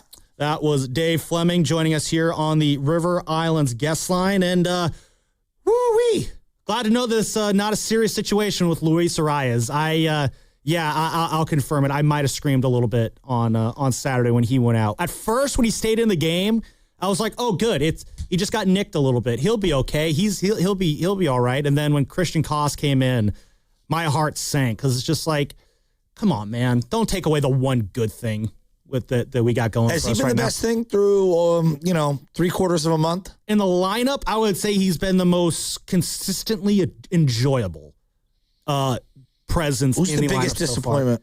The biggest disappointment right now, it might be either Ramos or Devers. I'd probably lean more Ramos just because I think Devers, there's a little bit of like your reputation precedes yourself enough to where like bad start, yeah, you've done this in the past, so I'm not going to freak out just yet. We are getting there, just not yet. With Ramos there, I mean, you talk about the strikeouts there and the 40%, I totally forgot that it was at that point. I thought Ramos, I mean, he had an okay weekend with the bat this past weekend, but it just, some of these swings, these two-strike swings that he's taking, it's just like, dude, what are you doing up there? It's tough to watch sometimes. I just was so out on him at the end of last year. Not that he's not solid and base, like he's a major leaguer. Not a high-end major leaguer. He's regressed since that high we saw a couple years ago when he was in the All-Star game. He was a solid contact hitter. He was able to bring a little bit of speed on the base pass. He's a terrible defender, though. He's really regressed as a defender. I mean, I never thought he was good to begin with. Yeah. But we've talked about not fast. Yeah, we've talked about the idea of like maybe he's a right fielder even, but with how this right field plays, I don't really like that. Left field is easier for us. In our ballpark, left field is easier than right field. And even that's been a struggle for him. That said, I mean, I don't think the defense has been god-awful from Ramos to start the year. You and I, we've talked about, how he sees the ball off the bat. His first step is terrible. Sometimes it's better than others. And then his arm is very not good. No, I think it's terrible. Yeah. I mean, it's terrible. I'm out on Ramos. If you're asking me like an early season trade, would be Ramos for a starter, Ramos for a bullpen arm, and just throw Drew Gilbert out there and try to get some energy. They got to get him going at some point because he is such an X factor in this lineup. We can pick up this conversation a little bit on the other side. Plus, Nick Friedel had a chance to sit down with Steve Kerr yesterday, and Steve Kerr talked about his future with the Warriors. Hear what Coach had to say that had Nick Friedel saying, I think Steve Kerr is going to be back next year. Ooh, bet you can't wait to hear that. What's coming up? The game is sponsored by Crystal Geyser Alpine Spring Water. What makes Crystal Geyser Alpine Spring Water different? We always bottle our Alpine Spring Water less than 1.5 miles from the spring source, and all our bottles are made with 50% recycled plastic from our own recycling plants. Crystal Geyser, bottled at the spring source. Thinking about new windows? What if you could install a floor-to-ceiling masterpiece of the outdoors? Golden State Lumber and Showroom is now offering the Marvin Vivid Collection.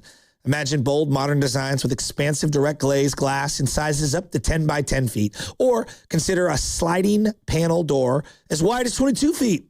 Golden State respects the fact that Marvin Vivid windows and doors offer high performance, meeting or exceeding Energy Star V7 standards. Built with Ultrex fiberglass, it's 8 times stronger than vinyl. Styles include open casement windows, awning, and specialty shapes. For doors, you can select sliding, hinged, French interior sliders, and bifold doors. Talk with the Golden State Lumber Showroom representative about how you can incorporate the Marvin Vivid line in your next home or remodel project. Start at goldenstatelumber.com to achieve the wow factor. Find convenient locations across the Bay Area. For over 70 years, Golden State, when you succeed, we succeed. Hi, I'm Kamiko, the founder of Miko's Hot Chicken. When we started our family restaurant, we were also raising a family. But let me tell you, it wasn't easy. Our Chase Inc. card was there to reward us on all of our business needs. Now we have a thriving location, and we're hungry for more. With the Chase Inc. Business Unlimited card, you can earn unlimited 1.5% cash back on every purchase, so your business can go from here to possible. Chase for Business. Make more with yours. Real business owners compensated for their participation. Cards issued by JPMorgan Chase Bank and a member FDIC, subject to credit approval. Terms apply. Running a small business means juggling a lot. Your network has to handle it all. That's where a fiber-only provider falls short. You need a partner who gives you a greater advantage. Introducing the Total Solutions Advantage only from Comcast Business. A first-ever combination of the largest, fastest fiber-powered network, the most reliable Wi-Fi, gig speeds with equipment and security included, and a 5-year price lock. Plus, it's all backed by a 30-day money-back guarantee. The Total Solutions Advantage only from Comcast Business. A new standard for small business with reliability, security, and savings in one. Switch today. Get started with a great offer as low as $60 a month. When you add it all up, no one does business like Comcast Business. Offer ends 6/1/26. New customers only. Requires 300 megabits per second internet and security edge. 1-year agreement, eco-bill, and autopay required. Equipment, taxes, and fees extra. Most reliable Wi-Fi based on Open Signal Awards USA Fixed Broadband Experience Report, May 2025. I'm Bob Burke, founder and chairman of Burke America Parts Group, a family of brands that includes RepairClinic.com, an appliance and HVAC parts solution company that's grown into an international brand. Before AmericanEagle.com, we partially launched a new technology platform developed by another firm. American Eagle helped take our technology to a whole new level with digital marketing, software development, and business insights into our key markets, appliances, HVAC, and outdoor power equipment, and did so both on time and on budget. AmericanEagle.com has the resources, experience, and talent needed to produce solutions. Our new technology platform, developed by AmericanEagle.com, has produced tremendous results with higher traffic, conversion, engagement, and online revenue. If you have any home repairs you need to take care of, check us out at RepairClinic.com. If you need a world-class website or technology project, then I would highly recommend AmericanEagle.com. Call AmericanEagle.com at 773-NETWORK. That's AmericanEagle.com, 773-NETWORK. The basketball playoffs are right around the corner, and now you can trade every game on Kalshi. You can also trade on who wins each series, the conference finals, and the championship on Kalshi. You're trading against other people in a live market. No house, no odds makers, and as the odds move, you can buy in or out anytime throughout the postseason. For a limited time, download the Kalshi app and use code FAN to get $10 when you trade $10.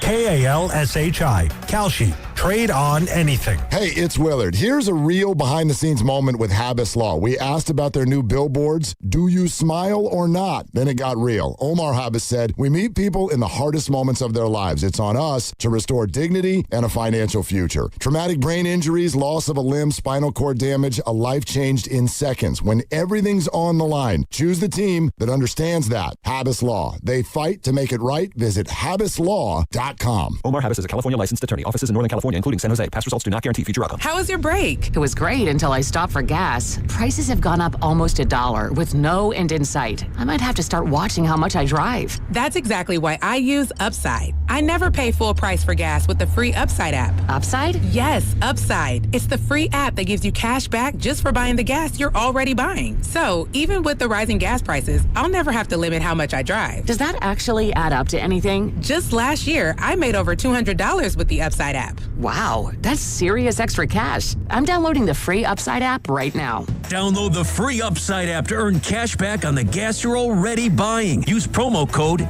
WAGON for an extra 25 cents per gallon bonus on your first tank. You can cash out anytime, right to your bank account, or an e-gift card for Amazon and other brands. Just download the free Upside app and use promo code WAGON for a 25 cents per gallon bonus on your first fill-up. That's WAGON. Offers vary by user and location. Go to upside.com for terms and conditions. The 2026 Mountain Winery concert season is here, with performances by Dana Carvey and David Spade in June, Trevor Noah in July, and many more. To see the 2026 schedule and a chance to win tickets to one of the shows, courtesy of Mountain Winery, visit 957thegame.com.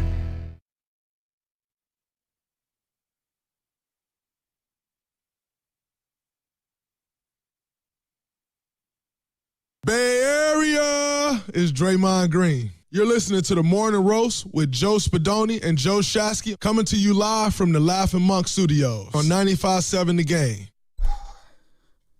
Could have been J Area. Unfortunately, the Golden State Valkyries pivoted off of Flau'jae Johnson, last night's number 8 pick in the WNBA draft. We'll move on. We'll live. It's not going to make or break my day. What will make or break my day is this article that Nick Friedel wrote for The Athletic, this exclusive interview that he had with Steve Kerr. And Nick Friedel seems to believe in this piece, and as he said numerous times throughout the season on this show and on Willard Dibs, that he is of the belief that Steve Kerr is going to come back. And the quote at the top of the story is this. So Nick asked him basically what motivates him to get him out of bed after all that he's accomplished. And Nick writes about how, GP2, who was, nearby when this interview was going on, kind of went up and gave, Coach a little, loving pat on the knee. And Kerr said this: coming in and seeing guys and having a film session, trying to help them win, and having dinner with the coaches and the camaraderie that exists when you're in the foxhole together, when you've lost 5 in a row and it sucks. It's all relative. It sucks. But it's so awesome to be with a group of great guys and try to win a basketball game. I love all of it. And you have to embrace the challenge and the fact that every year is just going to be different. To which Friedel writes in his own words, "This does not sound like someone ready to walk away from the only franchise he has ever coached." From Curry, the player who has helped him define the culture that Kerr has built since taking the Warriors job in 2024. Again, 888-957-9570 is the number. The conversation we've been having today is, would you be shocked or surprised if this was Steve Kerr's last week with the Warriors? Nick Friedel, writing this morning, seems to believe that this will not be the case. Shasky, I read that quote to you. I'm sure you had a chance to read it as well. What's your initial response to that? I still think that it's 75-25. He's out the door. Oh, he's giving it a chance. Well, I think there's always a chance. But yeah, I know. I think overall, I still think he's out the door. And I don't think he's out the door because he hates everyone. I think he's out the door for a variety of reasons. Again, like, there's family, there's health, there's just needing a reset. Haven't you ever been in a rut in a particular job or school or whatever you're doing, and like you just need like a vacation? Oh, wait, you can take those? Well, when you've made $17 million a year for the last however many years, like you do have an affordability that the normal common person doesn't have to face. Well, yeah, he also has 4 months out of the year where he doesn't have to work. Like if you gave he worked for the Olympics the last couple of years, remember? Well, yeah, but he doesn't have to do that this year. Joe, if you gave me 3 months off from this job every year, I'm going to be feeling really, really good doing this. But they don't get weekends off, and they don't they have to travel. And see, like every job has its pluses and minuses. Oh, absolutely. I'm very much also not under the scrutiny that Steve Kerr is every single day. I don't know, man. You don't get those pop in here texts from Nahegan, so I do. I just look at it as, I think when you're 60 and your family is maybe in transition, or you're in transition, or you just want something different, or you want a change, or maybe you see the writing on the wall for the organization, timing is right. I think he's very calculated. I think he's been thinking about this all year. I think he's content, and I think maybe there is a Hail Mary that can be thrown late, but is he content? I get the feeling he's done. Is he content? Here. Like, do guys like Steve Kerr ever really get content? Content with this situation? Yeah, probably. I think the guys like Steve Kerr, there's always a fire that's going to burn in them where they're just going to keep on trying to throw punches, metaphorically speaking, as long as they can. Like, Steve Kerr is not the person he is, I think, because, satisfied, proud, absolutely content. Maybe at the end when he's completely done coaching, I don't think he's there. Have you ever left the business? Oh, don't tempt me. Not on my own accord. No, I don't think getting laid off because of the pandemic counts. When you think about when you want to leave, in your heart, you've been thinking about it for years. Mm-hmm. And then in your head, you're not willing to accept it until the very end. Well, I think there's this anxiety that goes along with the entire decision making for some people, for most people. And what a wise man once told me is, once you've told the boss that you are moving on and you want to go somewhere else, you've been thinking about it for quite some time. Yeah. And I think wrestling with the idea of what you kind of want to do, you're looking for people in your life that are going to confirm or go against whatever your beliefs are, the pros and the cons, if you will. Mm-hmm. Like, who's lining up with me, who's lining up against me. And I just think Steve Kerr has really thought this one out. Now, are there moves that could be made in the offseason that might sway him one way or the other? Sure, I'm sure there's possibilities, but there's a reason he hasn't signed an extension. I don't know. Here's the thing: we don't know what that reason is for sure. Like, I'm not dismissing what you just said about like what Kerr is feeling right now, but at the same time, like we really don't know how he is feeling about his personal situation. Again, not dismissing what you're saying there. It's very much possible that it is in the conversation, but at the same time, like. 60, yeah, but 60 is not as old as it used to be. I think he's still. No. You're missing. What am I missing here? When you're done with an employer for whatever reason, mm-hmm. or a location, or a spouse, or whatever, you're ready to move on. That doesn't mean your fire for life is ending. Well, yeah, but are we? Or your fire for the profession? Are we convinced that Steve Kerr's fire for the Warriors has been put out? I have not gotten the sense this year that he just looks tired. Like, that's, to me, he looks and has sounded tired over and over and over. Haven't we been saying the same thing about Kyle Shanahan for the last couple of years? No, this year he had way more vigor. And this year in particular at Media Day during the trip in Arizona where all the owners were, that was a version of Kyle I'd never seen. I don't know, maybe he had a couple in him. No, that's not what was going on. I think also, like, the Mac Jones thing and him proving everyone wrong with Mac Jones, I think that totally reinvigorated him. If Steve Kerr had his own Mac Jones, so to speak, that would have been a little bit of juice to keep him here? To each person, it's different. Yeah, I know, a similar situation, I guess. Shanahan has never, climbed the mountaintop. He's gotten to the top, but he hasn't climbed it all the way. Steve Kerr's put the flag at the top, And so I just think when you have different... when you've accomplished different things in your life, you're always looking for something else and something new. Again, as you talk about the feeling that there might be a split coming, you put it at 75-25. Nick goes on to write that they will address the future, Kerr's future, after it being the season ends. But there's no indication of a split. A team source reiterated recently that nothing has changed and all sides will communicate openly when the season concludes. This, of course, being the second year of Kerr's 2-year, $35 million extension in 2024 that ends, of course, after the season. Nick asked him if this season and how this season ends will dictate Kerr's decision, and Kerr said that it doesn't factor in. That's something I'll address after the season ends. Hopefully it doesn't happen for a while, but we're still in it. We're still going. My focus is all on the Clippers, and I'm excited about trying to get into the playoffs. So, at the beginning of the year, there's this belief around the organization that everything's going to be all hunky-dory. Steve Kerr's coming back. And Nick Friedel, who is, he's in that arena every day. He's traveling with the team. I trust the words that Nick Friedel puts on paper.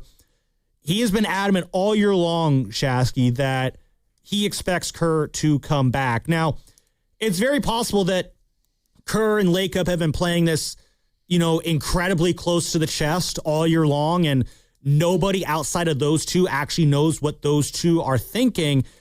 But all the tea leaves around the organization, based off what we're reading here from Nick, indicate that the feeling that Steve Kerr is not going anywhere has been there throughout this entire year for the team.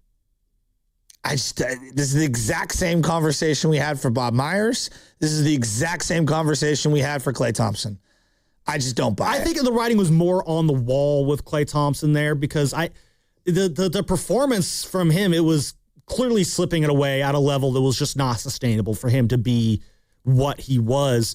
Kerr, again, this year did not go very well, as we all know, and it went off the rails. I think that was difficult for him, but it is something that that Friedel mentions later in this article. He had guys playing way hard this year on a night-to-night basis, guys who were in roles that they were just not meant to be in at all because of injury. Christie had the Kings playing hard. Well, did you watch those two games at the end? Were the Kings playing hard? Guys I'd never heard of. I also think there's a bit of the Warriors a little bit disjointed as they're trying to get everyone back on the court together. No, I'm not taking away. I'm not taking away anything from Steve Kerr, but that is kind of your job. Is to have guys play hard. Well, again, Malachi Leons and Nate Williams and Guy Santos, those guys aren't staying in the league if they don't play hard. Playing hard. I think there's something said about it's admirable, but it's not why I keep a coach. No, I think it says something about, again, it's written here about the culture that Steve Kerr continues to foster here, and I think as much as their culture. I think there is a culture of you come in, you play as hard as you can above your abilities, and you work into the system underneath Steph and Draymond. They set the tone for how hard you play every night, and that's where the strength in numbers ethos has always come from. It may have faded in the last few years, but clearly it's still burning somewhat within that organization. I'm not sure what their culture is currently. I think that's up in the air right now. I think their culture was Steph for a long, long time. I think their culture was wrapped around being excellent for a long, long time. I think right now it's a lot up in the air. How's the culture helped Kristaps Porzingis? What is Kristaps? He's been in the culture for 2 months. What is he? He's a big fan of Rick Celebrini is what he is.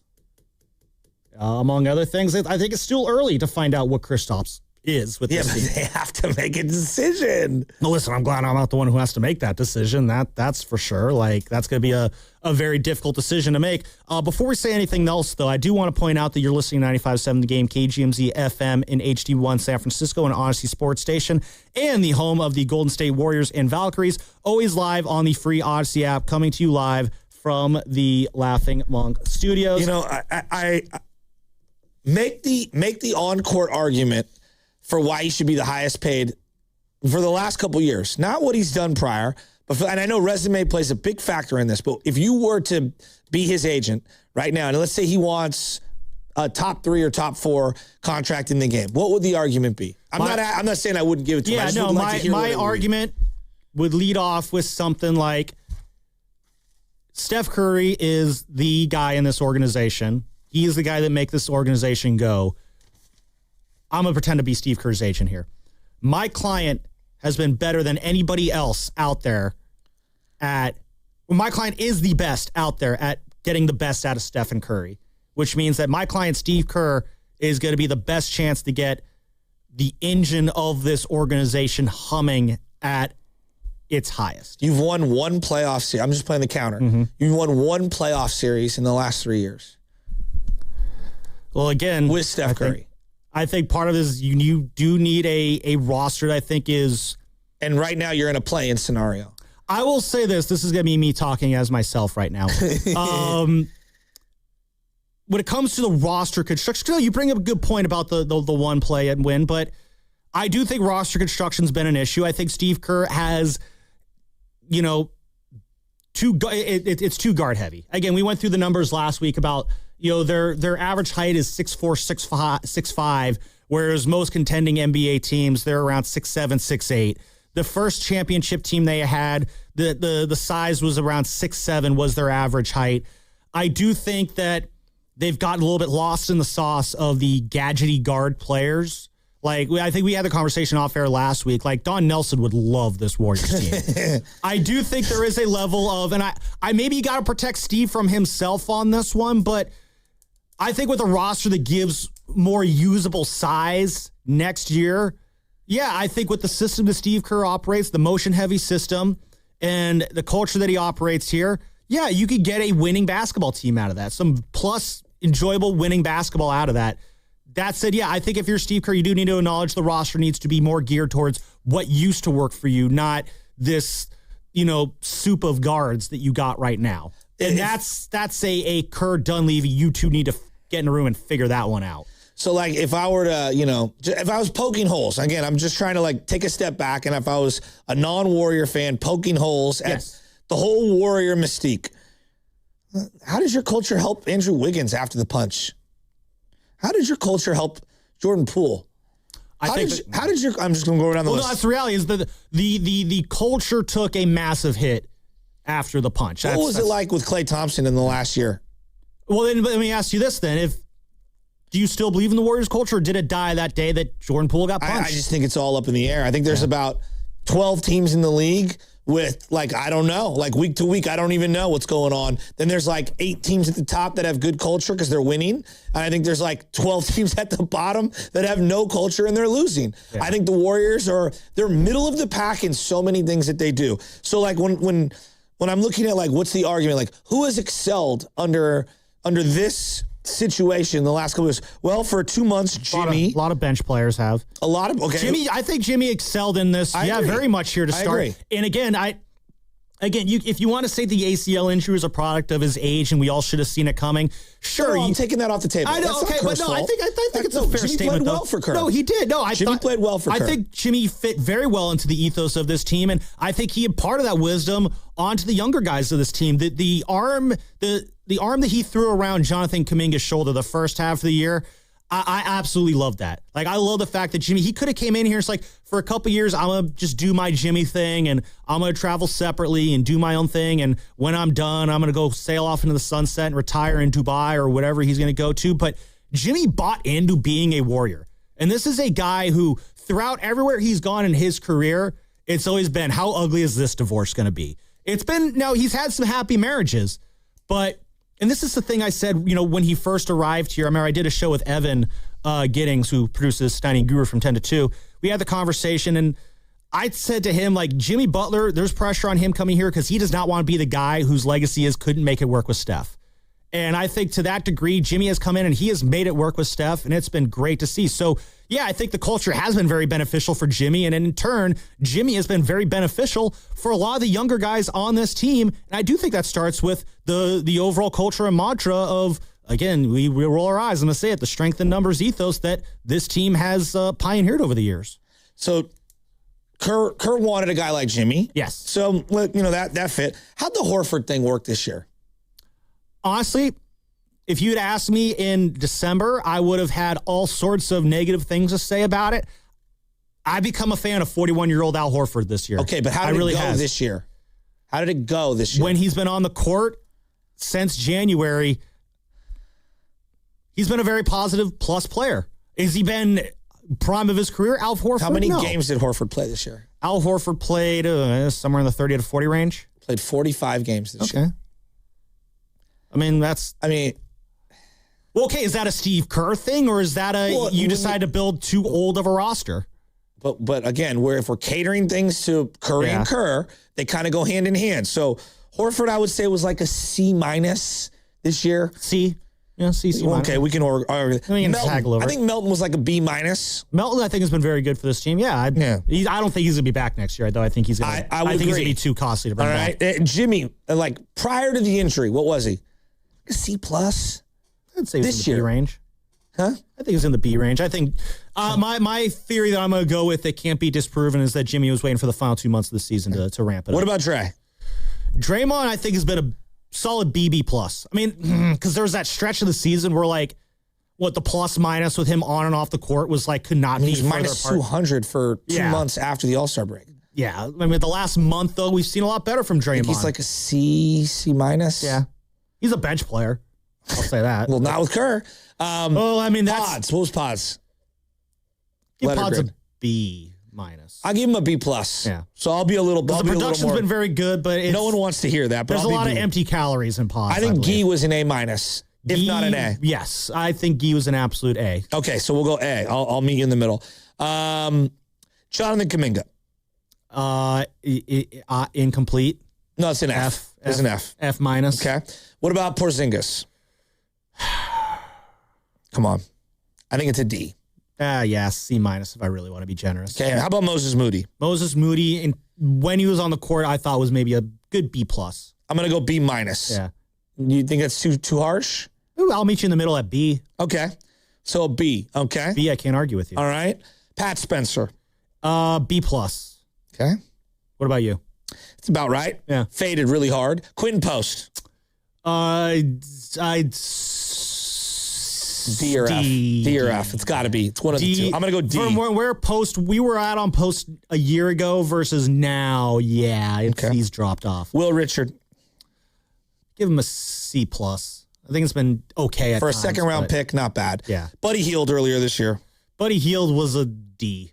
I thought we on the little circle of life with Buddy Hield, I think we officially got back to Buddy Hield's not that great. Okay.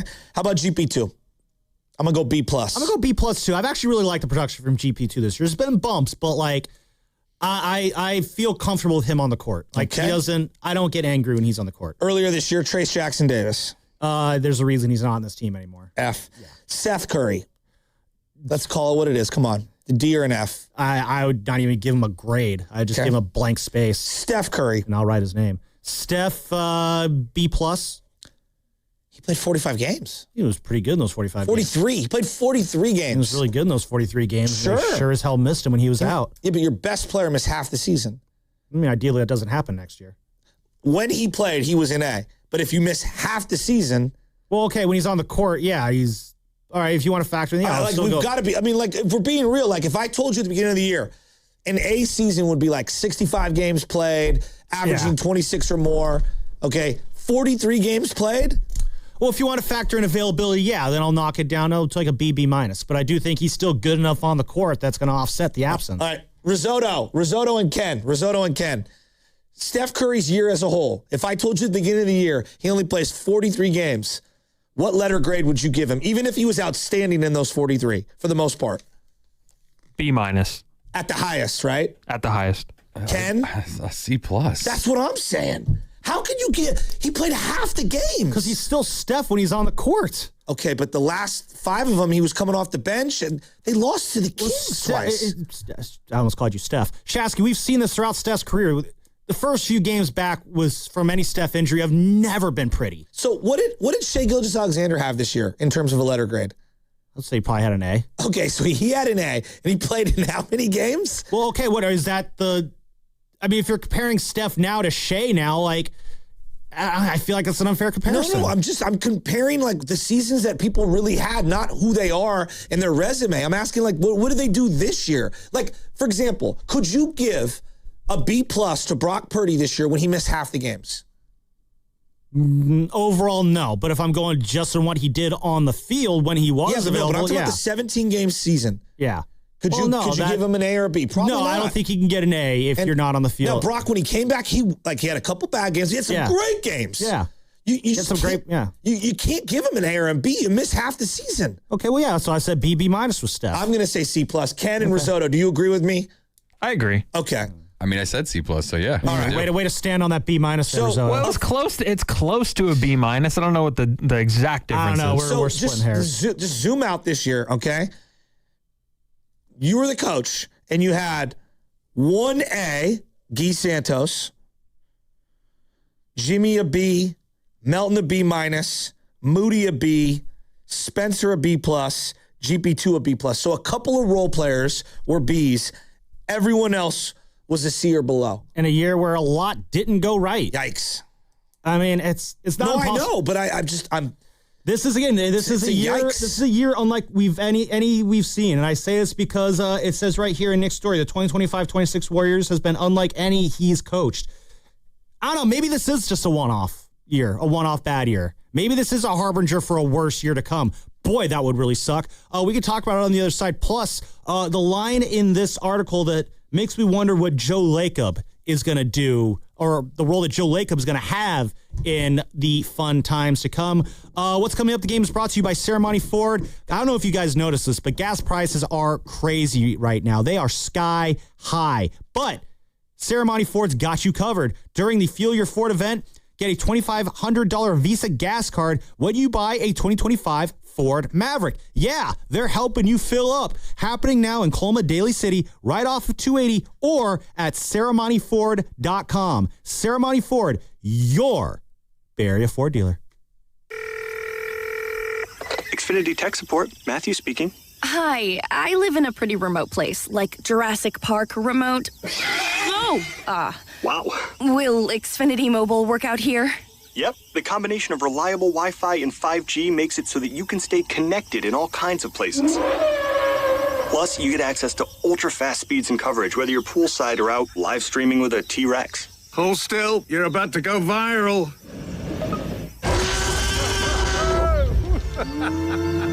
Welcome to a new era of Wi-Fi boosted mobile.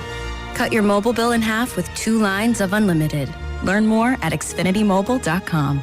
Xfinity. Imagine that. Watch Jurassic Park with Xfinity. Restrictions apply. Xfinity Internet required. Savings comparison based on promotional rate for 2 lines of Xfinity Mobile Unlimited versus 2 lines of T-Mobile Experience More, Verizon Unlimited Plus, and AT&T Starter as of February 10th, 2026. Taxes, fees, extra. We've all been there. Sleepless nights, mind racing, wondering if your business's security service is really protecting what matters. At Bay Alarm, we can put your security insecurities to bed. Video security, burglar alarms, fire alarms, access control, 24/7 monitoring, and more. Our advanced technology and personalized support ensure you can rest easy, knowing we're here for you, your people, and your business. Visit bayalarm.com to talk to a local security expert. Bay Alarm, we got you. Looking for lifelong financial guidance? Look no further than Pettinelli Financial Partners, your dedicated financial coaches for every stage of life's journey. Whether you're planning for retirement, starting a family, or buying a home, we're here for you every step of the way. Visit PettinelliFP.com. The financial consultants at Pettinelli Financial Partners are registered representatives with and securities offered through LPL Financial, member FINRA SIPC. Investment advice offered through Stratos Wealth Partners, a registered investment advisor. Stratos and Pettinelli are separate entities from LPL Financial. By texting 64,000, you agree to receive recurring automated marketing messages from Real Success. Message and data rates may apply. No purchase required. Terms apply. Available at ourrealsuccess.com. Do you want to learn how to make money flipping houses and acquiring rental properties right here in the Bay Area without using your own money? You'll learn to flip houses and secure rental properties in your spare time to get on track towards real wealth building. We're offering a handful of motivated individuals the opportunity to attend our workshop right here in the Bay Area for free. That's right, we'll give you 2 free tickets when you text FLIP to 64,000. The Bay Area is the perfect market to flip houses and build rental income. Don't miss this opportunity. Come to a complimentary live 2-hour workshop next week right here in the Bay Area and learn how to start making money flipping homes and building long-term wealth with rental properties. To get 2 free tickets, text FLIP to 64,000. Text in the next 10 minutes, and registrants will also receive a free copy of our Funding for Deals guide. Text FLIP to 64,000 for 2 complimentary tickets. Text FLIP to 64,000. 1-877 Cars for Kids. KARS Cars for Kids. 1-877 Cars for Kids. Donate your car today. 1-877 Cars for Kids. KARS Cars for Kids. 1-877 Cars for Kids. Donate your car today. Ready to get rid of that old car? Donate it to Cars for Kids. Call 877 Cars for Kids to speak to a friendly live agent. Donation is super easy, and your car can be picked up as soon as tomorrow. Go to carsforkids.org now or call 877 Cars for Kids to donate your car today. 1-877 Cars for Kids. KARS Cars for Kids. 1-877 Cars for Kids. Donate your car today. Did you know you can donate real estate too? Go to carsforkids.org. That's cars with a K. Tune in every Monday through Friday from 6 a.m. to 10 a.m. to hear the Morning Roast, hosted by Joe Shasky and Joe Spadoni, as they dive into the latest sports news to get your morning going. Presented by San Francisco Fire Credit Union, where everyone is treated like a hero. Are you an adult with uncontrolled moderate to severe Crohn's disease symptoms and still packing a backup bag of clothes just in case? Skyrizi Risankizumab Riza can help you take control of your Crohn's. Feel significant symptom relief, including less abdominal pain and fewer bowel movements at 4 weeks. Plus, Skyrizi is proven to help people achieve remission and visibly improve damage of the intestinal lining. Individual results may vary. Skyrizi is a prescription injection medicine. Don't use if allergic to Skyrizi. Serious allergic reactions, increased infections, or lower ability to fight them may occur. Before treatment, get checked for infections and tuberculosis. Tell your doctor about any flu-like symptoms or vaccines. Liver problems leading to hospitalization may occur when treated for Crohn's. Ready to take control of your Crohn's? Ask your doctor about Skyrizi, the #1 prescribed biologic in Crohn's disease. Control is everything to me. Learn more at skyrizi.com or call 1-866-SKY-RIZZY. I checked Allstate first and saved hundreds on my car insurance. Really smart. Unfortunately, I didn't check if I took the gas hose out of my car's tank. Ooh, not smart. And I drove off while still attached to pump number 3. Yeah, checking first is smart. So check Allstate first for a quote that could save you hundreds. Potential savings vary, subject to terms, conditions, and availability. Allstate North American Insurance Company and affiliates, Northbrook, Illinois.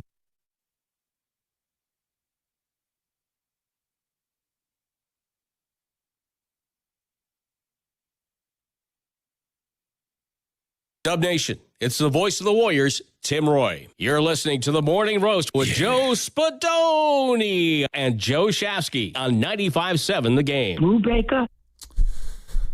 What's up there, Tim Roy? Sam Lubman filling in for Joe Spadoni as he becomes a dad again today. Good for Joe Spadoni. Oh, man, that'd be cool if I could become a dad someday. You got to do dad stuff today, right, Shasky? Did you really just say that'd be cool if I could be a dad someday? Yeah, it'd be kind of cool. Ken, you're a dad. It's pretty cool for you, right? It just crossed your mind? Like, hey, yeah, that'd be kind of neat. Yeah, I should try that out for a little while. Yeah, I misspoke.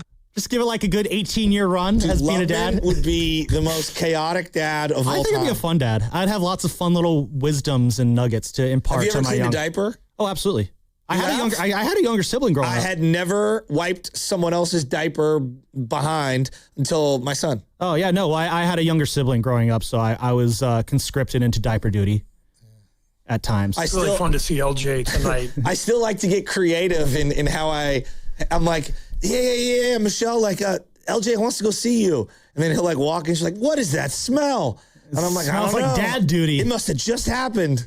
On the walk Ken, over. You know exactly what I'm talking about. I do, but I'm finally getting off that because we're getting potty trained right now, so thank God. God, I was peppering you about that earlier today. Ooh. I remember when trust the process, Shasky. Okay, Sam Hinkie. I remember when my brother went through the potty training, I helped him out there a little bit. The Cheerios in the toilet, is that still a thing? Cheerios in the toilet? Teaches aiming. Wait, what? You never did that? The Cheerios in the toilet? What? Am I weird? I mean, I am, but like... I don't know where he's going. It's simple. You throw the Cheerios in the toilet, how do I know more about potty training than you? You throw Cheerios in the toilet? And you say, hit the Cheerios. That teaches you aim. Ken. Well, come on, ask me a thing. Risotto, is this a thing? Risotto, you learned 3 years ago. Come on. I mean, wouldn't that incentivize them to reach down with their hands and get I assume you probably laid down like, hey, just so you know, those are peeing on Cheerios, not eating on Cheerios. There's a distinct difference. I'd never heard this. Maybe it's just... I don't know. YouTube chat, help me out. No, that's a bad idea. YouTube chat, you could do it, Sam. Yes, I could do it. That's how I learned. Let's see. I am become famous of words, destroyer of words. Cheerios for aim. You see, they know what's up. Yeah, we got one person in the YouTube chat who is of use and is able to. I just never heard of that. Really interesting. I thought that was more commonplace. We're just wasting food in this economy. Okay, it's 3 whole Cheerios. I don't know. Are 3 whole Cheerios really going to make or break you? The guy is drunk. There you go. That's what I'm saying. See, this is where I get the text from my mom being like, "Oh, actually, yeah, Cheerios do actually help. That's what we did for you." So I'm not. Thanks for helping out, Mom. I'm not saying. I remember my little cousin was learning how to do it. He was sitting on the toilet learning how to shoot at Cheerios. I am not indoctrinated of this particular method. Oh, okay. Well, I mean, what method are you going to use? What I'm hearing about right now is you let your child, and my boy Richie was telling me, Ken said the same thing. You let your child go naked for the weekend, and It's like most of my weekends. Okay. You let your child go naked for the It's weekend. the goofy hour. And that's how you teach them how to use the potty. So what, they just whiz all over the place? I'm just not running really, through the house, just I haven't done it yet. pray and spray? I'll go back and let you know. Spray Thompson? There's an article about it from the LA Times, but the date is 1999. Well, okay, sure. People still pee then as they do now, so I'm sure it still holds up. This is the content that people come to the morning roast I just for. had never heard of Cheerios in the toilet. I'm sure you throw other things in the toilet. You know, Cheerios aren't the only cereal that floats in water. Well, I got the text from my mom to try and clear this up. Says, so my mom just texted me. Blah, blah, blah, blah. Is she mad at me for laughing? She said that was back in the day, and the people who don't do that lack true parenting skills. That's a little harsh. Then she texted not. So I don't know. Maybe she just undid all of that. I don't know. I might have just I've myself never into a heard corner of here. this. This one also for my mom and the 925. Some people used to strap their kids to the potty. Strap them? Yeah. Whoa. I need her to call in and explain that one. Maybe that explains why. Maybe that explains why I'm on the toilet so much. I mean, man, it's my throne, my Game of Thrones. As we bring it all home. Hey, Steve Kerr, what's his future going to be like, huh? You know, or is he going to be back next year? So the question I want to throw at you, Shasky, and again, we're reacting to this exclusive interview that Nick Friedel had with Steve Kerr last night where they're talking about Steve Kerr's future. And this part I highlighted here, Kerr's preference is clear. He wants to stay. He has no desire to leave Curry or the Warriors, but he's been around long enough to know that anything can happen after a season that didn't live up to expectations. You know who has really high expectations, Joe Shasky? It's Joe Lacob. This is parents trying to get their kids to hit the Cheerio. Well, that's another high expectation. I think Joe Lacob's very good at hitting the Cheerios. But is Steve Kerr going to be be at hitting the proverbial Aim Cheerios? small, miss small. Isn't that? I've never heard that one You've before. never heard that? I've never. You see, it's a pitching thing. It's a what? Pitching. You aim small, miss small. Do you think that you can also work on pitching by hitting the Cheerios? Logan Webb's got to tighten his zone up a bit. Do you think if Patrick Bailey held some Cheerios in his glove, that would help? I don't know, but they have these 9 spots. You know, these nets that you throw into that are like quadrants. They're like 9 quadrants. So yeah, you can aim small, miss small. Keep going. But yeah, Joe Lacob, he's always got high expectations for everything. That's why he is the owner that he is. It's why he is, in my opinion, the best owner in professional sports. Shout out Uncle Joe. We love you, buddy. Come on the show in the next 2 weeks. I think that'll be really fun. What do you think is more likely, though, that Joe Lacob looks at the totality of the season where things are going and says, you know what, we need a change? Or is Steve Kerr being yeah, you know what, I'm out? What do you think is more likely there? I have a feeling if I were to predict what the headlines are in 2 or 3 weeks or there you go. this That's week. a good way to do that. What's the headlines next couple weeks going to be? Warriors and Steve Kerr mutually part ways. He's going to take a year off or something to that effect. All right. Maybe mutually parting ways is more of a York Harbaugh line, but I just feel like there's a mutual understanding that he's going to take some time off. Yeah, and I think they would have if he wanted to come back, but he doesn't really want to, and that way there's no bad blood. Yeah, basically there's enough hemming and hawing over, enough confusing headlines where it seems like no one is pushing the other out or no one is requesting that the other leave. And this is, I'm looking at Tim Kawakami's article in the San Francisco Standard. Thank you, Ken, for printing this out for me, by the way. Joe's a tough ass, no questions asked, Draymond said, but Joe being Joe Lacob, not Joe Shasky, does right by people, and I have zero doubt that Joe Lacob will always do right by Steve Kerr. So to that sense, yeah, I don't think we're ever going to read the headline, Steve Kerr has been fired by the Golden State Warriors. That I think we're never going to have, but what I think we would have, we were talking about headlines here, is, on Tuesday of some date, you'll see, Warriors and Steve Kerr mutually part ways. But Shasky, we know how this always works. Whenever there's a big departure, within the next week or two is the hit piece that comes out and says, well, actually, it wasn't all candies and unicorns behind the scenes. There was a lot of griping and sniping at each other. And Steve Kerr said this unsavory thing. Joe Lacob said this unsavory thing. And then they decide, you know what? It's just not working out. We played a weird session of golf at the Riviera and we decided to part ways. Like, that's probably the more real, like, that's the headline that comes after the headline. The only guy that really walked away unscathed is Bob Myers, but Bob chose to leave, though. I agree. The moment didn't choose him. Yeah, but I feel like had he wanted to stay, they would have gave him an extension. Absolutely, yeah. But the only thing that I would say with that, and this is where I was going, is that years later, we're still hearing about how they came to the decision on Kuminga. That, though it's not as savory as the Clay stuff, and it does feel like we're still learning about how they came about their draft spots. Meaning, like, who? We're still learning why it was Kuminga and not Franz Wagner. Exactly. I'm trying to think about how I want to phrase that. Yeah, and that might be. I don't think that's like, even it's the same thing with Mac Jones. Do you think they're still bitter over that? Shanahan. Because everyone wants their spin on it. No one wants to be blamed. Oh yeah, and the reality is all three. You like your pie chart of culpability. I think Steve and Bob and Joe, and I'll even throw Draymond in there. They all have their hands deep into that pie of culpability in terms of why that draft went the way it did. And maybe it's just the reality of, you know what?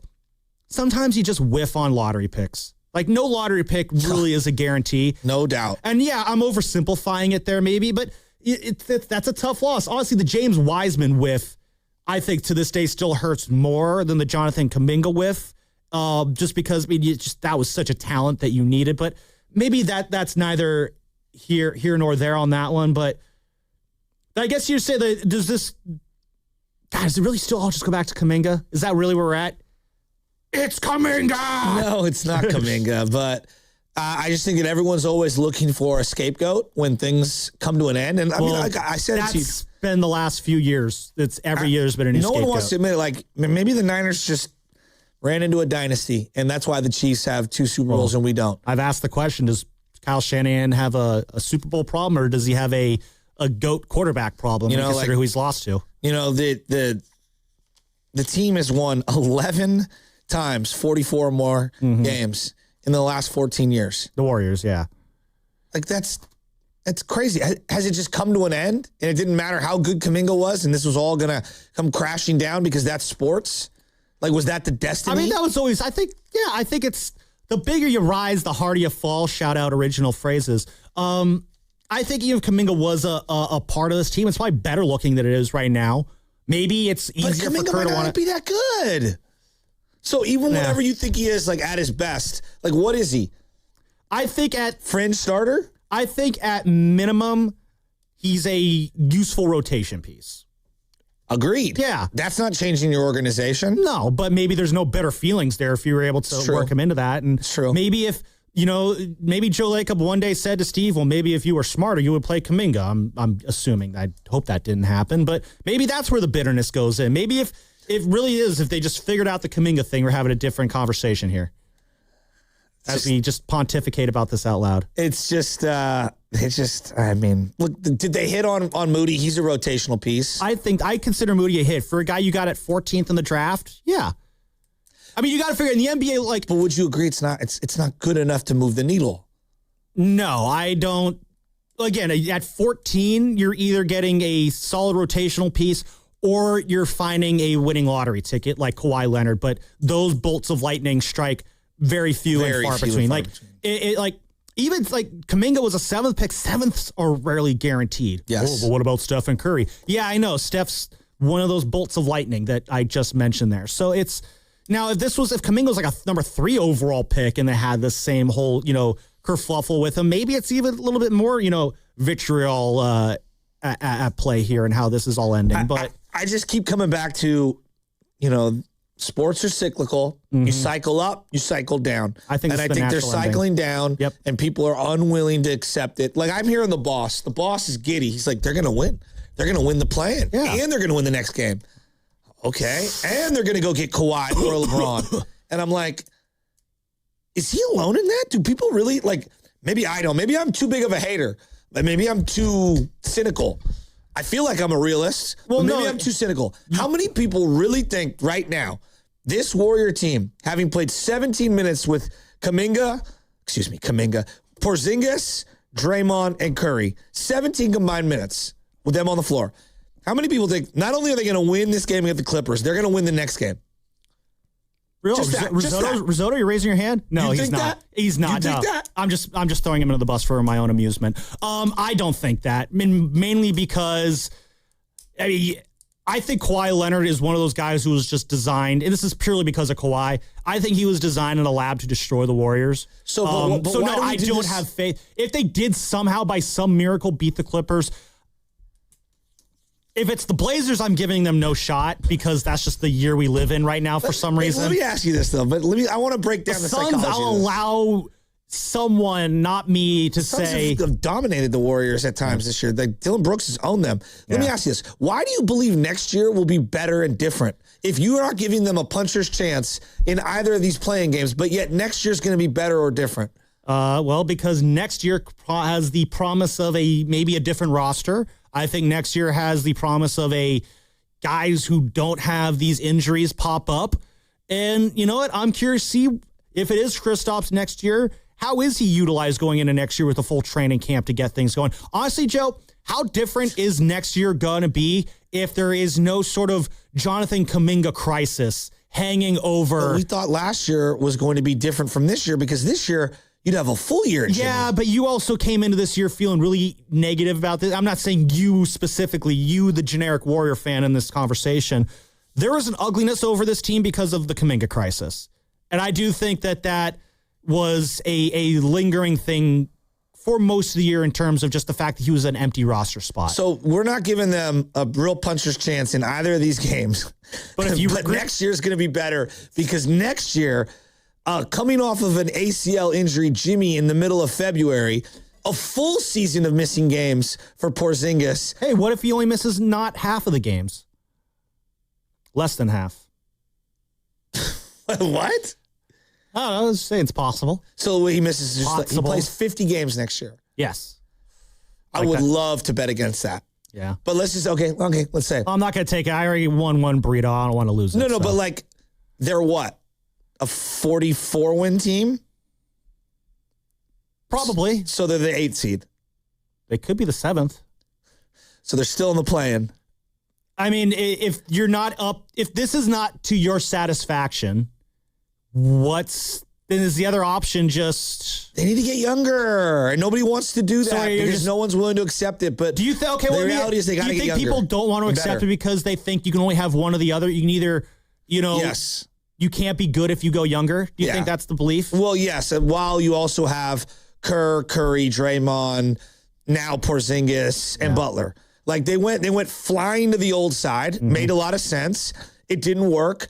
Now I would go flying in the other direction. If all the players, and this is where it's going to be interesting, because I'm looking at this Tim Kawakami piece in the Standard, and Draymond Green is quoted as saying, we don't want to play for anyone else. We probably can mean Steph and Draymond. Maybe there's other people in there too. I was curious if they all went into, and now Lacob's already told the players to screw off once when it comes to coaching hires. Do you think if Draymond and Steph, with all the last few years of success that they've had dating back to 2015, went in and said, Joe, I want one more year of Steve Kerr. This is Draymond Green also saying this. The same Draymond Green who drove over to Joe Lacob's house, asked for $100 million, and got it. I have to imagine they could potentially sway Joe Lacob into bringing Steve Kerr back if what we're reading this morning from Tim Kawakami and Nick Friedel, two sources who I trust a lot, may not agree with all their takes all the time, but I trust their insights and their intellect and their know-how and their sources. The belief is that players want Steve Kerr back. And what if Steve doesn't want to come back? Now what do you do? Well, other than just circumstantial evidence that we see on TV, every indication behind the scenes is that he does want to come back. Now, it is very possible, again, as I mentioned earlier, that Kerr has been lying this entire year. It's the NBA. It's a lying league. I don't know. I don't think he has lied. I think he's been pretty honest. We'll sit down at the end of the year is kind of the theme, which is I'm not saying yes and I'm not saying no. Let me ask you here. Doesn't that feel like that's been a standardized answer? Like, he won't get pigeonholed down. No, he's kept it pretty obscure and gray throughout the entire year. His message has been consistent, but the messaging around him's also been consistent. That's why it's like he's not saying anything and everyone expects him to stay. If he's not saying anything but there are whispers, I think he wants out, then I think the conversation this morning sounds probably a lot different. We got a few more minutes here. You got to bounce early. You got to get LJ into a preschool. Yeah, some other stuff. Which is wild that you have to go this early to enroll in preschool, but I think this is always how it's been. Hey, bro, we got to get a slot, dude. I hear you. I just think it's crazy. I go this early. I should be a simpler system, but then again, I'm not a parent yet. Boy, would that be cool. Is there anything Steve Kerr could do this week that would make you, Joe Shasky, or other, Warrior fans who are out on Kerr be like, you know what? Yeah, let's run it back one more time. I have no idea. Thanks, Coach. Winning 2 playing games, and then look, if they win 2 playing games and knock off the Thunder, knock off Oklahoma City, write that man whatever contract he wants. That would probably top, we believe, as the greatest upset in NBA history. I'd be the first shocked. round. I would be flabbergasted. That would be one of the biggest. Yes, it would be as big of an upset as we might have. Absolutely. You might have to just blow up that Thunder team, even though they have Steph. What if they? OKC's awesome. They are really good. They're relatively healthy right now. It's like the perfect but they're time. also going to have a full week to get ready for the Warriors too. So that's just talk about the deck stacked against you. Warriors have played well against them. What if? I almost feel like a best case scenario this week for the Warriors that doesn't end with them getting embarrassed by the Oklahoma City Thunder. A realistic best case scenario is maybe they win tomorrow night against the Clippers. They fall short against the Blazers or the Suns, but they do it in a way that makes you say, wow, they really are just a Jimmy Butler short of being something very interesting. That gets your juices flowing, right? What pisses me off about all this here as we come to the end of this you can edition talk of Roast. yourself into anything. Well, no, it's not that. It's just that we're jumping through all these hoops and bending over backwards when we all know the goal is not to win a championship. Like most organizations, and this is, I think, the overall just kind of flaw of what's going on with the Warriors right now. Most organizations are bending over backwards like this when a legitimate championship is on the table, and the Warriors are, making moves that championship contenders make or planting their feet in the ground like championship contenders would. But like they're doing it for a second round. Maybe you win a game or 2 in the playoffs. And that's just it. So the ends doesn't justify the means for you? It's kind of, yeah. Like it's why I've never seen an. So now you're back on my side where it's like I'm not exhausting every single resource. No, I think for the now. Oh no, and I think I said that off the rip. Like it's like I'm not mortgaging the next 4 draft picks for like a Giannis. No. And the next deal that Curry takes, this is one of the big talking points I think is coming this summer. Like if Curry can take on an extension after this year, I want it to be as low of a number as possible. You want to like bring in one of these old guys? Like, let's go. But like Curry, I don't know if you could be a max player if you want to build this team around him. I am still in the do what Steph wants us to do era, whether that's the right move with or no threshold. What do you mean? Meaning like do whatever Steph wants. That means you're trading anything and everything in the future. No, not quite. Okay, so there is a line. There are stipulations. Okay. And again, I bring up the Zion Trey Murphy idea. If you get, it doesn't have to be them, but if a scenario presents itself, whatever it may be, where you have a chance to bring in a younger star, yeah, I'd be willing to mortgage some draft picks if it's someone who is that bridge to the post-Steph Curry era. Could you imagine a Rick Celebrini training staff? We're working on Jimmy Butler. We're working on Steph Curry, Al Horford, Kristaps Porzingis, and Zion Williamson. Well, in this situation, Jimmy Butler's going to have to be part of the trade. You would have to expand your medical staff by like tenfold. Well, no, I don't think in this hypothetical situation, I don't think Jimmy or Kristaps are back. Maybe Kristaps. Is Zion a Kerr guy? Well, it doesn't matter. Zion's going to be the guy for the next head coach. He just needs to be a Terry Stotts guy or whoever guy. It's not going to be Terry Stotts, but like. But like if you made that deal, it would be with like 1 year with Kerr there, right? That's kind of what. Yeah, there's an awkward bridge going on. Like remember that really weird year with Keith Smart where like nothing mattered because we're transitioning to the next era? If you thought Kuminga getting DNPs was bad, Zion getting DNPs, people would be going crazy. people go crazy already. That's true. But no, this is, if you want to talk about fan delusions, and we'll end this on here, I believe in Warriors exceptionalism. I think the Warriors could fix Zion. I would love Trey Murphy. Like those people, it's like, I could fix him. Like those kind of healthy relationships would be like that, except it would actually work out. He's just got so many hollow numbers. It's tough for me to take him serious. Yeah, he's also playing for an organization that uses Cheerios as currency. So we'll call that a day right there. You gotta go get your kid into a preschool. So why don't you do that? We got a special guest joining us here in the studio to close out the show. Who's it going to be? Ooh, you're going to have to find out on the other side. Brought to you by Fremont Bank. Here for you, here for good. Elevate your kitchen at the Miele Innovation Center at Friedman's Appliance in Pleasant Hill. Out of your dreams and into your kitchen. Select the qualifying built-in kitchen appliance package that is right for you. With unrivaled technology and luxury-grade quality, when you bring home a Miele, you're bringing home true innovation. Now, for a limited time, save up to 10% with the purchase of a qualifying Miele kitchen package. Visit the Miele Innovation Center at Friedman's Appliance in Pleasant Hill or at friedmansappliance.com. You know that Big Bargain detergent jug is 80% water, right? It doesn't clean as well. 80% water? I thought I was getting a better deal because it's so big. If you want a better clean, Tide Pods are only 12% water. The rest is pure concentrated cleaning ingredients. Oh, let me make an announcement. Attention shoppers, if you want a real deal, try Tide Pods. Stop paying for watered-down detergents. Pay for clean. If it's got to be clean, it's got to be Tide Pods. Water content based on the leading bargain liquid detergent. Growing a brand is hard, but reaching the right customers shouldn't be. Meet Outcomes from Viant.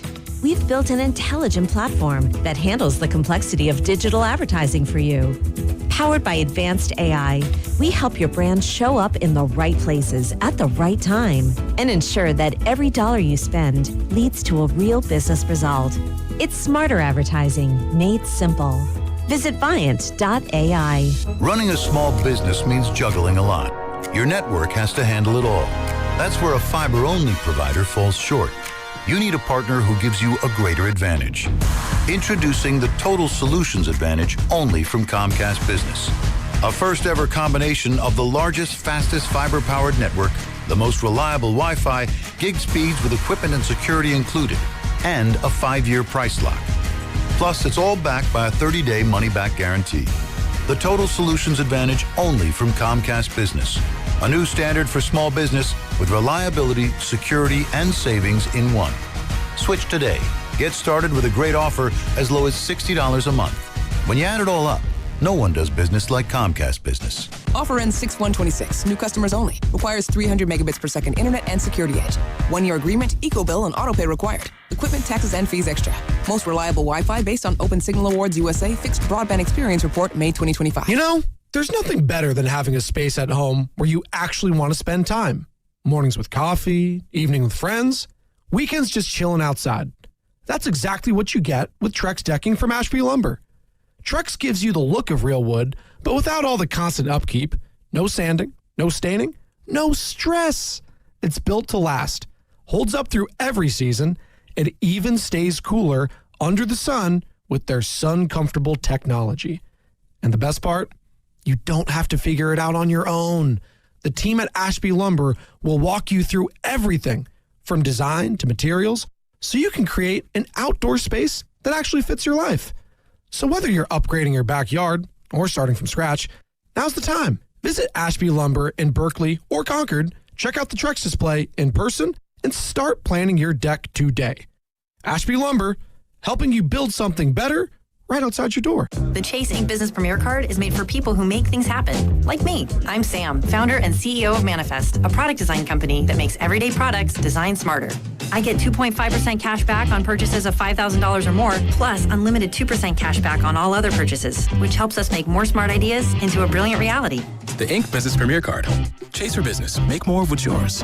Real business owner compensated for their participation. Cards issued by JP Morgan Chase Bank and a member FDIC. Subject to credit approval. Terms apply. Doors and loading dock equipment are a crucial part of your business, and one you probably don't think much about.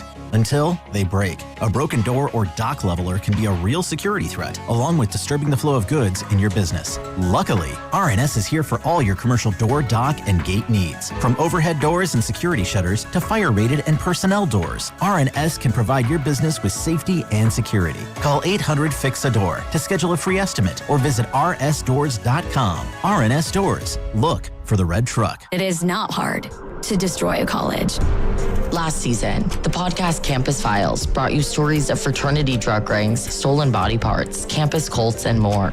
And now, Campus Files is back for another season. There's a guy screaming into his phone. He's like, I just saw Charlie Kirk get assassinated right in front of me. Every week is a new episode and a new story. It was so chaotic. It's almost like a university under siege. Listen to and follow Campus Files. Available now wherever you get your podcasts. Carpal tunnel syndrome. Heart failure that doesn't improve with common medicines.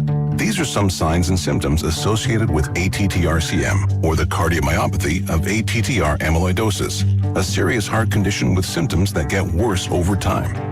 Amvuttra, vutrisiran, is a prescription medicine given by a healthcare provider that treats ATTR-CM in adults to reduce heart-related death, hospital stays, and urgent visits.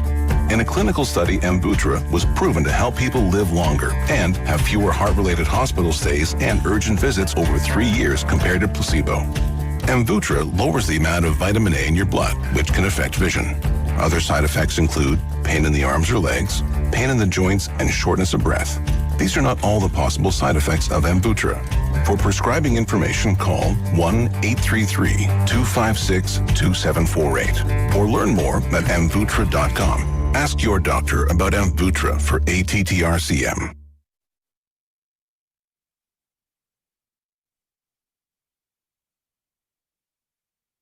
All he's done is play against the Wizard. Miss me with Porzingis. It's Union City's finest, Daryl the Guru Johnson, and I'm listening to my guy, Joe Spadoni, and my brother from another mother, Excelsior's finest, Butcher Boy Joe Shasky. Take it away, guys.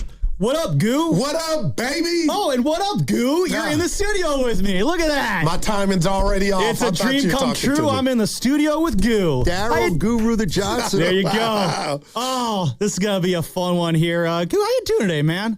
I'm all right. Oh, just all right? It's because you got to deal with Steiny a little bit? Well, that too. He's a little jealous sitting out there. You see how he looked? Oh, yeah. He was looking at me and was like, how come Guru gets to go in with you? It's my dream to do 12 minutes with Sam Love. And I'm like, Steiny, I'm shocked that you would say that. Oh, Love, you're my guy. Hashtag true story. You are my guy. But anyway, Daryl the Guru Johnson's going to fill in here as we close out the show here on the Morning Roast. Joe Shasky has dad duty today. He's got to go get LJ into a preschool. Oh, boy. I was LJ's like 2 years old, something like that. Preschool starts like, what, 4 or something like, or 3 or 4, something like that? When does preschool start these days? I don't really want to start off on a bad note. Around there. Okay, yeah. It's just insane how early you got to go to get these kids locked into. I'm sure parents out there are agreeing with me, but... again, I'll let the wife do all that. She's a great one. She was good at that stuff. Yeah. Again, I was telling you, I feel like between all the 6 hosts here at the station, because all of you guys are dads, and unlike me, I'm I'm hashtag single. 888-957-9570 is the number, by the way. Hey. I feel like I get like the full spectrum of fatherhood between all 6 of you, and like. At times, it's a great commercial for why not to have kids. Look how stressed some of you guys are sometimes. How many kids? But Dibs has 3. Dibs has 2. 2, all right. Steiny 3, that's 5. Willard 3, that's 8. I have plus 3, a step kids. 11. Yeah. LJ with Bush 12. 3 with Spadoni 15. 15. Wow, Philip Rivers would be very proud of us. So is you, Pasta, and Kenny's got one. Ken's back got a there. kid too. Yeah. So, but yeah, myself, Pasta, Rizzo. I'm down on Ken. I said Rizzo twice. I went to say what's up. What did Ken do? I don't know, and I need to just. About right. This is a bad trait about me. I felt like he was talking about me as I walked in to say good morning. I turned around. What did he say to you? Nothing. It felt like he was talking to Evan and Pasta about me. You threw a peace sign, and I gave it right back to you, dude. I wanted to come say hello, and I wasn't feeling the vibes. No, we're going to talk after class. All right, there it is. Yeah, we'll have that conversation there. What up, love? Nothing much, man. So we've been talking a lot of Warriors today, and the question I'll throw it at you is just: would you be shocked if this was the last week of Steve Kerr? Okay, listen. I just read the article by Friedel, and I heard your question, Evan Steiny, my guys. What if I told you I'm a bit irritated? Not at you all, not at Nick. He's our guy, but we got a game tomorrow. But I get it. The rat on the table brought to you by irritated? Atco is the future of everything. But let's throw a party for the game tomorrow. I see. You think we're jumping the gun on this conversation. Like, come on. I'll be honest. I know where your heart's at, and I have those thoughts. I gotcha. I'll be honest, Goo. It's got to be on my mind when I'm watching the game. Yeah, right. I'll be honest. I don't want Kerr to go. Part of it is the emotional aspect. I don't want to let go of this era. I grew up in the thick of what I call the days of suck. Look at you, the days of suck. The Chris Cohen era. Goo, there was a point where I thought that We Believe was the best I would ever get. Wow. And I'll never forget I thought that they were turning a corner on We Believe. Then the Jay Rich trade happened. It's like, oh no, this is my lot in life. Man. And these last 13 years have been so great being in this fantasy la-la land that has been the Dub Nation dynasty. I don't want to go back to the suck. No, it's going to happen, but I don't want to go back to it. Well, it hasn't happened yet, but I know 3 of the last 6 years the Warriors have been in the play-in game. Some were calling it the Warrior Invitational, having some jokes. But the bottom line is I think about Kerr, Lubman, and I just think right now with the state of the Warriors, the birth certificate, what is any other coach going to come in and do but open the Bible and light candles? Because their success obviously is tied to the team's success, which is tied to health, right? Mm-hmm. So let Kerr ride this out with Steph, Dre. You know what I mean? Like, no, you bring even if you brought in the best coach in the world, he's going to be a slave to, are they healthy? Mm-hmm. Well, I think you make up a good point, and now I'm kind of wish I brought this up with Shasky. I don't know which coach that is going to be available is getting the most out of this roster. I mean, first off, if Kerr stepped down after this week for whatever reason, forget the coaches on the staff because they're probably the first bets to take it. What coach is wanting to jump at the opportunity to basically be the caretaker of Steph Curry's last potentially year in the NBA, of Draymond Green's last potentially year or two in the NBA? It's just, that's a very volatile situation to walk into and take over. So there's the whole, you might not find anyone better on the outside. Right. But if it is, it's like, if you move off Kerr, so what, we're just going to do Terry Stotts for a year? And I love Terry, but that's too vanilla for me. If you're wasting time. Exactly. So it would be, to me, the same as that year when Keith Smart was the head coach, and everyone's just in a waiting pattern for one era to end and the next era to begin. And at this point, I'm not doing that for Steph Curry's last year. And, all this really, hinges on the intel we don't have. You may have it, let me know. But what Kerr's thinking, I don't think he wants to walk away. Exactly. So he wants to ride this out, and if he's back, I'm not going to be mad. But it's just funny. Dub Nation's mad, and you got to find a scapegoat. Pods has been the scapegoat for half of it, and people are Helen Keller on him. You can't even give the dude a compliment. But Steve Kerr, if he wants to come back, Lubman, he's earned that to me. And with the state of where they're at, why not? I have no idea. Exactly. I think that's the point. It's just why not? I mean, this is the way I look at it. Next year is the final year of the do whatever you want to do for Steph. If Steph wants to be here beyond next, because that's when his contract is up, is after next year. Gotcha. Summer 2027, if Steph Curry says, hey, I still got a couple years of basketball left in me, I'd like to do it for the Warriors, I'm not going to say no to him. But if I'm Joe Lacob, what I'm saying is you're not going to be making as much money, one, and two, like, you're not the focal point anymore. Like, next year is the last go-round, I feel, for this core. And then, because, like, it's going to be brutal in the post-Steph years. I don't even want to think about it. I don't want to think about it either. Just thinking about it, like, man. when we just saw the Sharks go through with their rebuild, it's probably going to be something similar. They didn't make the offs, huh? Nah, they got officially eliminated last night. They played well in a win over the Predators, but they just too many late game collapses for them. But they got their new Curry. And Macklin Celebrini. I think he is going to be to the Bay Area with almost like what Steph. I don't want to say he's going to be the next Steph, because that's basically saying that Macklin Celebrini is going to be on Wayne Gretzky levels at some point. And he's got a running mate with Will Smith, so they got some stuff. Oh, they got a great young core that's coming together. That is going to be the most fun team to watch. Love it. I'm long-winded, and I'm trying to look at the clock, and so I don't crash the plane that I'm flying with. But can I just share with you a compliment I want to give a sports league? Oh, yeah. Go ahead. Major League Baseball. I never in a million years thought the ABS system would be what it is. It has changed. It's exciting. I love waiting on the pitch to see if and the crowd goes wild, and there's like momentum in the call. And I do wonder real quick, guys did nibble like the great Logan Webb. Is it one of those things now to where that takes away from guys like that now that you could bop the head and challenge? Yeah. Well, Just a thought I have. We had Dave Fleming on. He brought that up. Like, that's an adjustment that Logan Webb's going to have to make. But what I like about the ABS goo is Did that... he bring it up? He did. I didn't hear it. No, I'm sure we'll have it cut. Thinking like pasta, yeah. But he did bring that up. And part of it, like, there is a drama to it. Like, what's it going to be? And it's very, very quick how they do it, too. And what I love, and this is something I asked Tony Vitello about back in spring training, is like, how do you go about adjudicating the use of it? And there's a lot of trial and error in it. No doubt. Patrick Bailey, I thought, was doing really good early on. He's kind of struggled a little bit at times. The Giants overall have been kind of middle of the road at challenges. But and there are some guys in scoring position. Among other things. Okay. Really quick, you got a couple minutes left here, Goo. You know what I was hot on coming in this morning? Tell me. On this, my first morning that I'll be filling in for Joe Spadoni. Had nothing to do with the Giants, Warriors, or even the Niners. It was the Valkyries. I was so excited for Flau'jae Johnson to be on the Valks. What happened? We're going to talk about it. I got excited. Did you see the quote that Ohema Nianen gave last night? Give it to me. Let me pull it up here. That would be a no, love me, but yeah, give it to me. It'd be really cool if I actually had it pulled up here instead of, vamping here. I could have been professional and had it ready to go right off the bat. But I was shocked and stunned and disappointed. This is what she said. I don't have a lot of details to share. One, because I am exhausted. No. Two, because I want to be very thoughtful when I'm talking about the humans and their basketball abilities and how they would or would not show up for our squad. I'm sorry, but no one's losing their job over this. I want to make that clear. That's not an acceptable answer in the moment. I did hear that. I was unfamiliar, didn't have the name. But that kind of was not tone deaf, but just break us off something to give us some insight as to why did I get excited? Johnson's a baller, now she's not in the Bay. She has legitimate star power.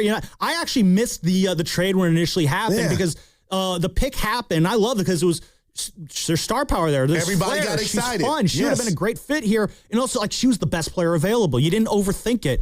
And so I'm going down the deep dive. I'm watching her highlight reel. I'm bringing up her music on Spotify. I'm listening. I didn't know she was an artist. She's a very good rapper. They were like a collab with 40. I'm like, that's what I'm thinking. Oh my God, that when they have E40 night, she's gonna be out there on the court rapping with him at halftime. Have you heard any of her stuff? Yeah, she's got some good stuff. I was on board with it. It was a chill vibe. It's very much like college kids chilling in their dorms vibe. So why draft her and trade? I don't get it. Well, I was excited. This player they got in here, Marta Suarez out of TCU, also played a couple years at Cal. She's good. She's a good stretch five. Right. She's 6'3". She can shoot the three. And ask the Warriors how, important finding that stretch five is. So and they got a vision and know what they need. And then what? They got a pick for a year and two now? Well, it's basically they turned the number 8 pick into 2 second-round picks. And it's underwhelming. And I get maybe she fits a need, but this is a good roster the Valkyries have. They still, I think, need to find that face of the franchise that we can all coalesce around. Well, Thornton is it now, who got a new deal yesterday. I don't know. She's, I think, 31, 32, I got you on the birth certificate. You're talking about a legitimate star that you could build around long-term that would appeal to the fan base in multiple ways. She had all of that. I'm not saying that she would have been the best player in the WNBA or anything like that, but she could have been a fun personality for you to build this organization around. Anyway, you're probably rearing to talk to Steiny right now. So I had a ball. I had a lot of fun. We should do this more often. Well, you're going to be in the morning for a little bit. Why don't you just show up at 6 tomorrow morning? I'll stick Steiny with Shasky going for it. How about that? Don't bet on it. No. I know that wake up sucks, especially from Sack. Steiny Guru coming up next. You're listening to 95.7 The Game, KGMZ-FM and HD1 San Francisco on Odyssey Sports Station and the home of the Golden State Warriors and Valkyries. Always live on the free Odyssey app and now coming to you live from the Laughing Monk Studios. He brings the passion. For what? I want to know now. I'm mentally invested. Don't tell me to pray and you don't say what for. He brings the perspective. Yeah, I think they both have a great point. Get off me, text line. He's truly one of a kind. That is wow. Oh, my God. And he's doing a great job. I need you to man up and say what you really want to say. Simon, you're doing a great job. It's just a feeling. And together, they are Steiny and Guru. Yeah. On 95.7 The Game. All right, let me get settled here. Yeah. I don't know what that was this morning. Evan got my ear. We were worried if you were going to get on in time, but you did it. I'm here. Yep. What'd you love to talk about? The Valkyries trade. He was excited about Johnson, and Johnson will no longer be in the Bay, so that was about it. All right. Was he miffed? Are people miffed? Yeah, he was perplexed. What part was he most perplexed about? I could probably help him. Kayla Thornton's in her 30s. We love her. Got her new deal yesterday.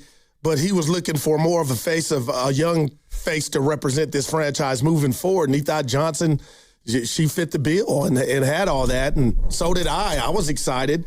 And they did what they did, and they had their reasons. But I'll tell you what, I know you're not on X, but social media was kind of like scratching their head. Social media is not very smart. I won't argue with that. Okay. Yeah. Yeah, and let me take you back to...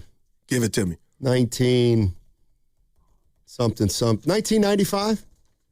I was singled in. When the Warriors selected Vince Carter. Oh, boy. But it was really just for whoever he went to. Was it who did he end up going to? Toronto? Yeah. No, I thought Orlando had. Orlando, one of those teams. Yeah. Anyway, the bottom line is that the trade was made before the players were even known. And that's the part that was kind of interesting to me is so the Valkyries had the 8th pick in the draft. And before the draft started, they traded the 8th pick for the 16th pick and a second-round pick in 2028. That seems like a good deal for Seattle. Now, maybe I'm wrong, and I understand that, the 16th pick in the draft in the WNBA is the second round, but you give up 8 for a 16 and then something no better than a 16 in 2 years. Yeah. I don't know. What did you make of the GM's response to the fans? Because that's what Lubman kind of was thrown off about. I don't think she knew what she could say and what she couldn't say. All right. Quite frankly. And the reality is Seattle said that they didn't think Flaugier would be there. Wow, man. And so when she was there, they told the Valkyries draft her because that's who we want. And, what you wonder then is if the deal hadn't been agreed to, would the Valkyries have wanted Flaugier just for their own? But by that point, they had agreed to a deal. And so they ended up with Marta Suarez with the 16th pick. Yeah, and I'll say this. I don't know what, either of these players is going to become, but the bottom line is I'm excited about Valkyrie basketball on the heels of Warrior basketball. But I was just telling Lubman before you came in, just real quick with the Warriors and Kerr's future and just the future. We got a game tomorrow. And I just feel like we're in funeral mode because nobody's giving the Warriors a chance. And that might be too strong, but that's how I see it. Because all that stuff is going to come. And Fidel wrote a great article talking about Steve Kerr and his future with the Dubs. But, man, we believe nobody saw coming. And if somehow you can win 2 road games and you get OKC, that would be worse than we believe because this would be the older version of we believe, right? Yeah, but then they'd have to beat the Thunder. Yeah. They'd have to be a 1, beating an 8, which, the Thunder beat them 4 times this year, and the Warriors kind of owned Dallas back in the day when they pulled that off. But, listen, there's no coincidence here that Nick Friedel of The Athletic and Tim Kawakami of the SF Standard both had stories about Steve Kerr today, and the line at the top of Nick Friedel's story, to me, says it all. And we'll find out, how truthful the Warriors have been because Nick Friedel wrote that Steve Kerr's preference is clear.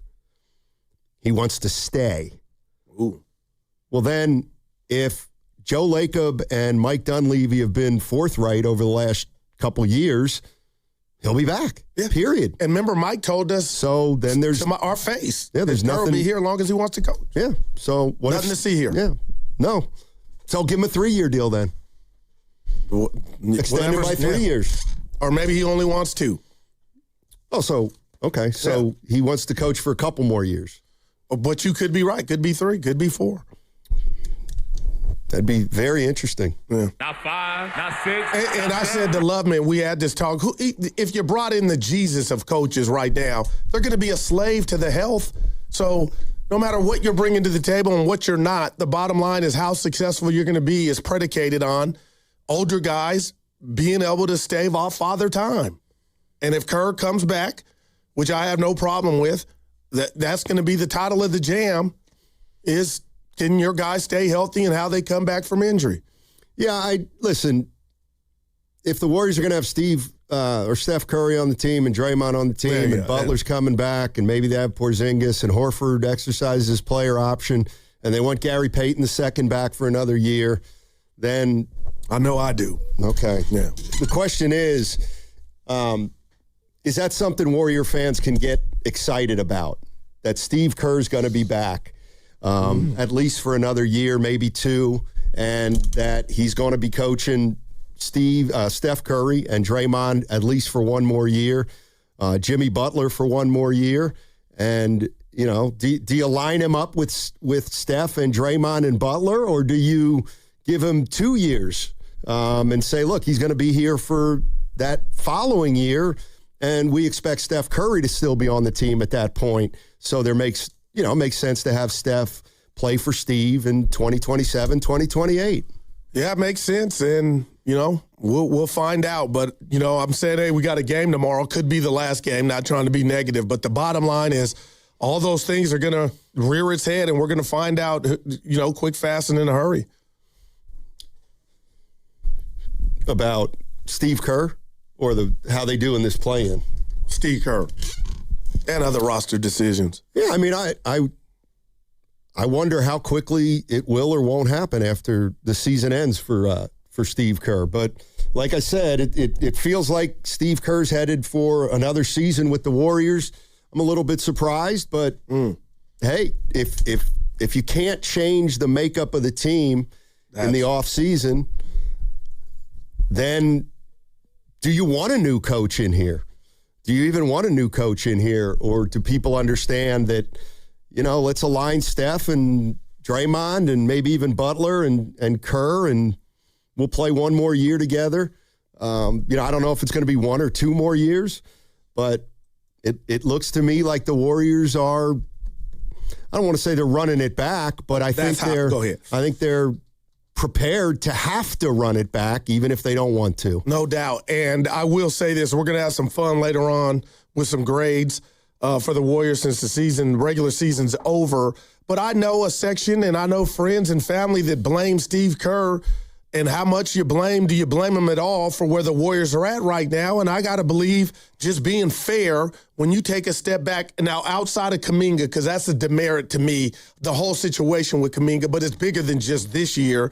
I mean, Stoney, do you look at the Warriors and say, oh, Steve Kerr is the reason they're in the play-in? Or do you step back and say health is the reason, a majority of the reason that they're in the play-in? They're in the play-in because they've had injuries, and they're a 37-win team when Butler and Steph only play half the year each. And I know, could another coach have gotten him to 45 wins? No, yeah, right. Of course not. That's how I feel.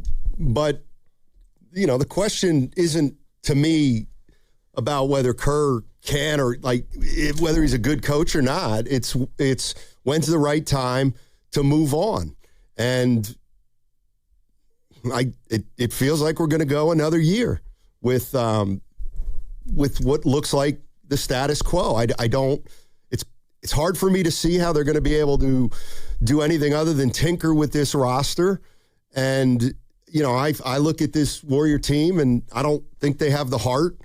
And I get it, to make a monster move and trade Steph Curry. And so if you don't trade Steph Curry, how many big moves can you really make? So if you're not, again, I said it yesterday, if you're not willing to answer that really hard question that nobody wants to answer, or, if you're not willing to do that, you got to be patient, because they're not going to be able to change the team very much in one offseason. Yeah. And the bottom line is, it looks like, from my vantage point, Dre, Kerr, and Steph are going to go out together.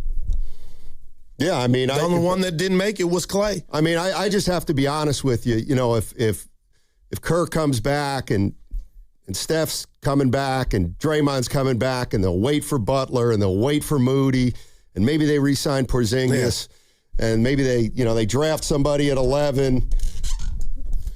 I'm sorry, that doesn't get me excited. It just doesn't get me excited. And, the way I look at it is when people say, could they have done anything differently? Yeah, they probably could have done some things differently. But the reality is they've kind of put themselves in a position right now where they can't do anything and that is, for another year. That's got to be frustrating. Now, maybe Bob Fitzgerald will disagree with me. We got Bob Fitzgerald, the voice of the television voice of the Golden State Warriors, coming up at 11 o'clock. But Guru and I are going to have some fun today, maybe give out some grades for the Guru texted us last night and said, hey, how about we give out some awards for the Warriors? And I said, well, there aren't any to give out. You did. So instead, we'll probably give out some grades, and we'll go down the roster and talk about it. Hey, what's coming up on the game is brought to you by Fremont Bank, here for you, here for good. And this segment is sponsored by Serramonte Ford. Gas prices, they are crazy right now, sky high. But Serramonte Ford's got you covered during the Fuel Your Ford event. Get $2,500 Visa card when you buy a 2025 Ford Maverick. They're helping you fill up. Yes, sir. Happening now in Colma, Daly City, right off 280, or at SerramonteFord.com. Serramonte Ford, your Bay Area Ford dealer. What if you could have the most reliable Wi-Fi? And get this, what if you could keep it at the same price for 5 years? That's the Xfinity 5-year price guarantee. Just 5 years of fiber-powered Wi-Fi that boosts speeds to the devices that need them most.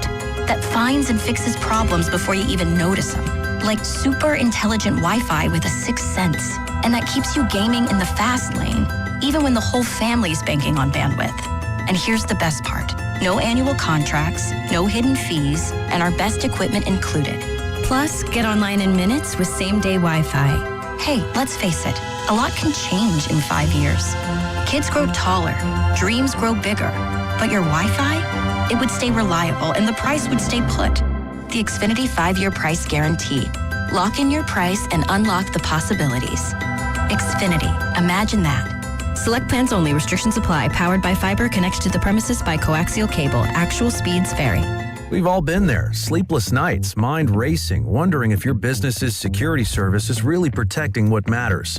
At Bay Alarm, we can put your security insecurities to bed. Video security, burglar alarms, fire alarms, access control, 24/7 monitoring, and more. Our advanced technology and personalized support ensure you can rest easy, knowing we're here for you, your people, and your business. Visit bayalarm.com to talk to a local security expert. Bay Alarm, we got you. By texting 64,000, you agree to receive recurring automated marketing messages from Real Success. Message and data rates may apply. No purchase required. Terms apply. Available at ourrealsuccess.com.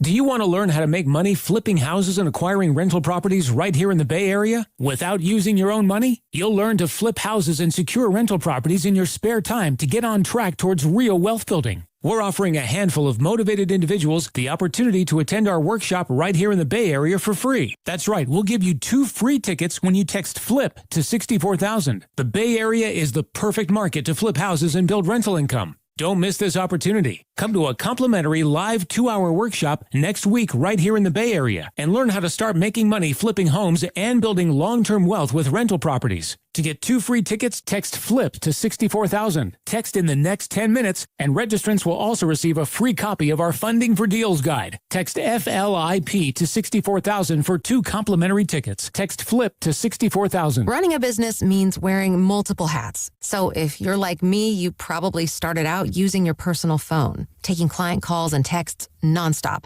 As my business grew, I needed something smarter. That's when I switched to Quo, the #1 business phone system. Quo works right on your phone or computer. No carrying 2 phones, no clunky landline, just one easy app you can try for free. Your team can share one number and handle calls and texts together like a shared inbox. Any teammate can jump into the conversation so customers get faster responses. And Quo's AI assistant summarizes your calls and responds to customers 24/7, so you never miss a lead or opportunity. All this starts at just $15 a month. That's basically 2 coffees. You can even keep your current business phone number. Find out why 90,000 businesses trust Quo. No missed calls, No missed customers. Try Quo for free at quo.com/sports. That's quo.com/sports to try Quo free. QUO.com/SPORTS. I'm Bob Burke, founder and chairman of Burke America Parts Group, a family of brands that includes RepairClinic.com, an appliance and HVAC parts solution company that's grown into an international brand. Before AmericanEagle.com, we partially launched a new technology platform developed by another firm. American Eagle helped take our technology to a whole new level with digital marketing, software development, and business insights into our key markets, appliances, HVAC, and outdoor power equipment, and did so both on time and on budget. AmericanEagle.com has the resources, experience, and talent needed to produce solutions. Our new technology platform, developed by AmericanEagle.com, has produced tremendous results with higher traffic, conversion, engagement, and online revenue. If you have any home repairs you need to take care of, check us out at RepairClinic.com. If you need a world-class website or technology project, then I would highly recommend AmericanEagle.com. Call AmericanEagle.com at 773-NETWORK. That's AmericanEagle.com, 773-NETWORK. Hey, Mom, now that I have an after-school job, I think I want to buy a drum kit. Okay, Rockstar. Let's look at your account. When kids start making money, Chase has easy-to-use tools and expert bankers to help them learn how to manage it. And next month, I'll buy the bass drum and the cymbals. Oh, and maybe some noise-canceling headphones for you. Aw, you've thought of everything. Help kids save, budget, and build financial independence, all with Chase. That's good for kids and good for parents. Visit your local Chase branch and get started. Account subject to approval. JP Morgan Chase Bank, N.A. member FDIC. And Doug.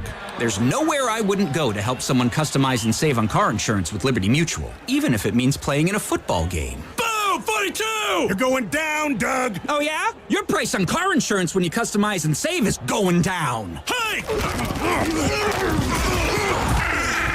Limu? What are you doing on their team? Only pay for what you need at LibertyMutual.com. Liberty, liberty, liberty, liberty.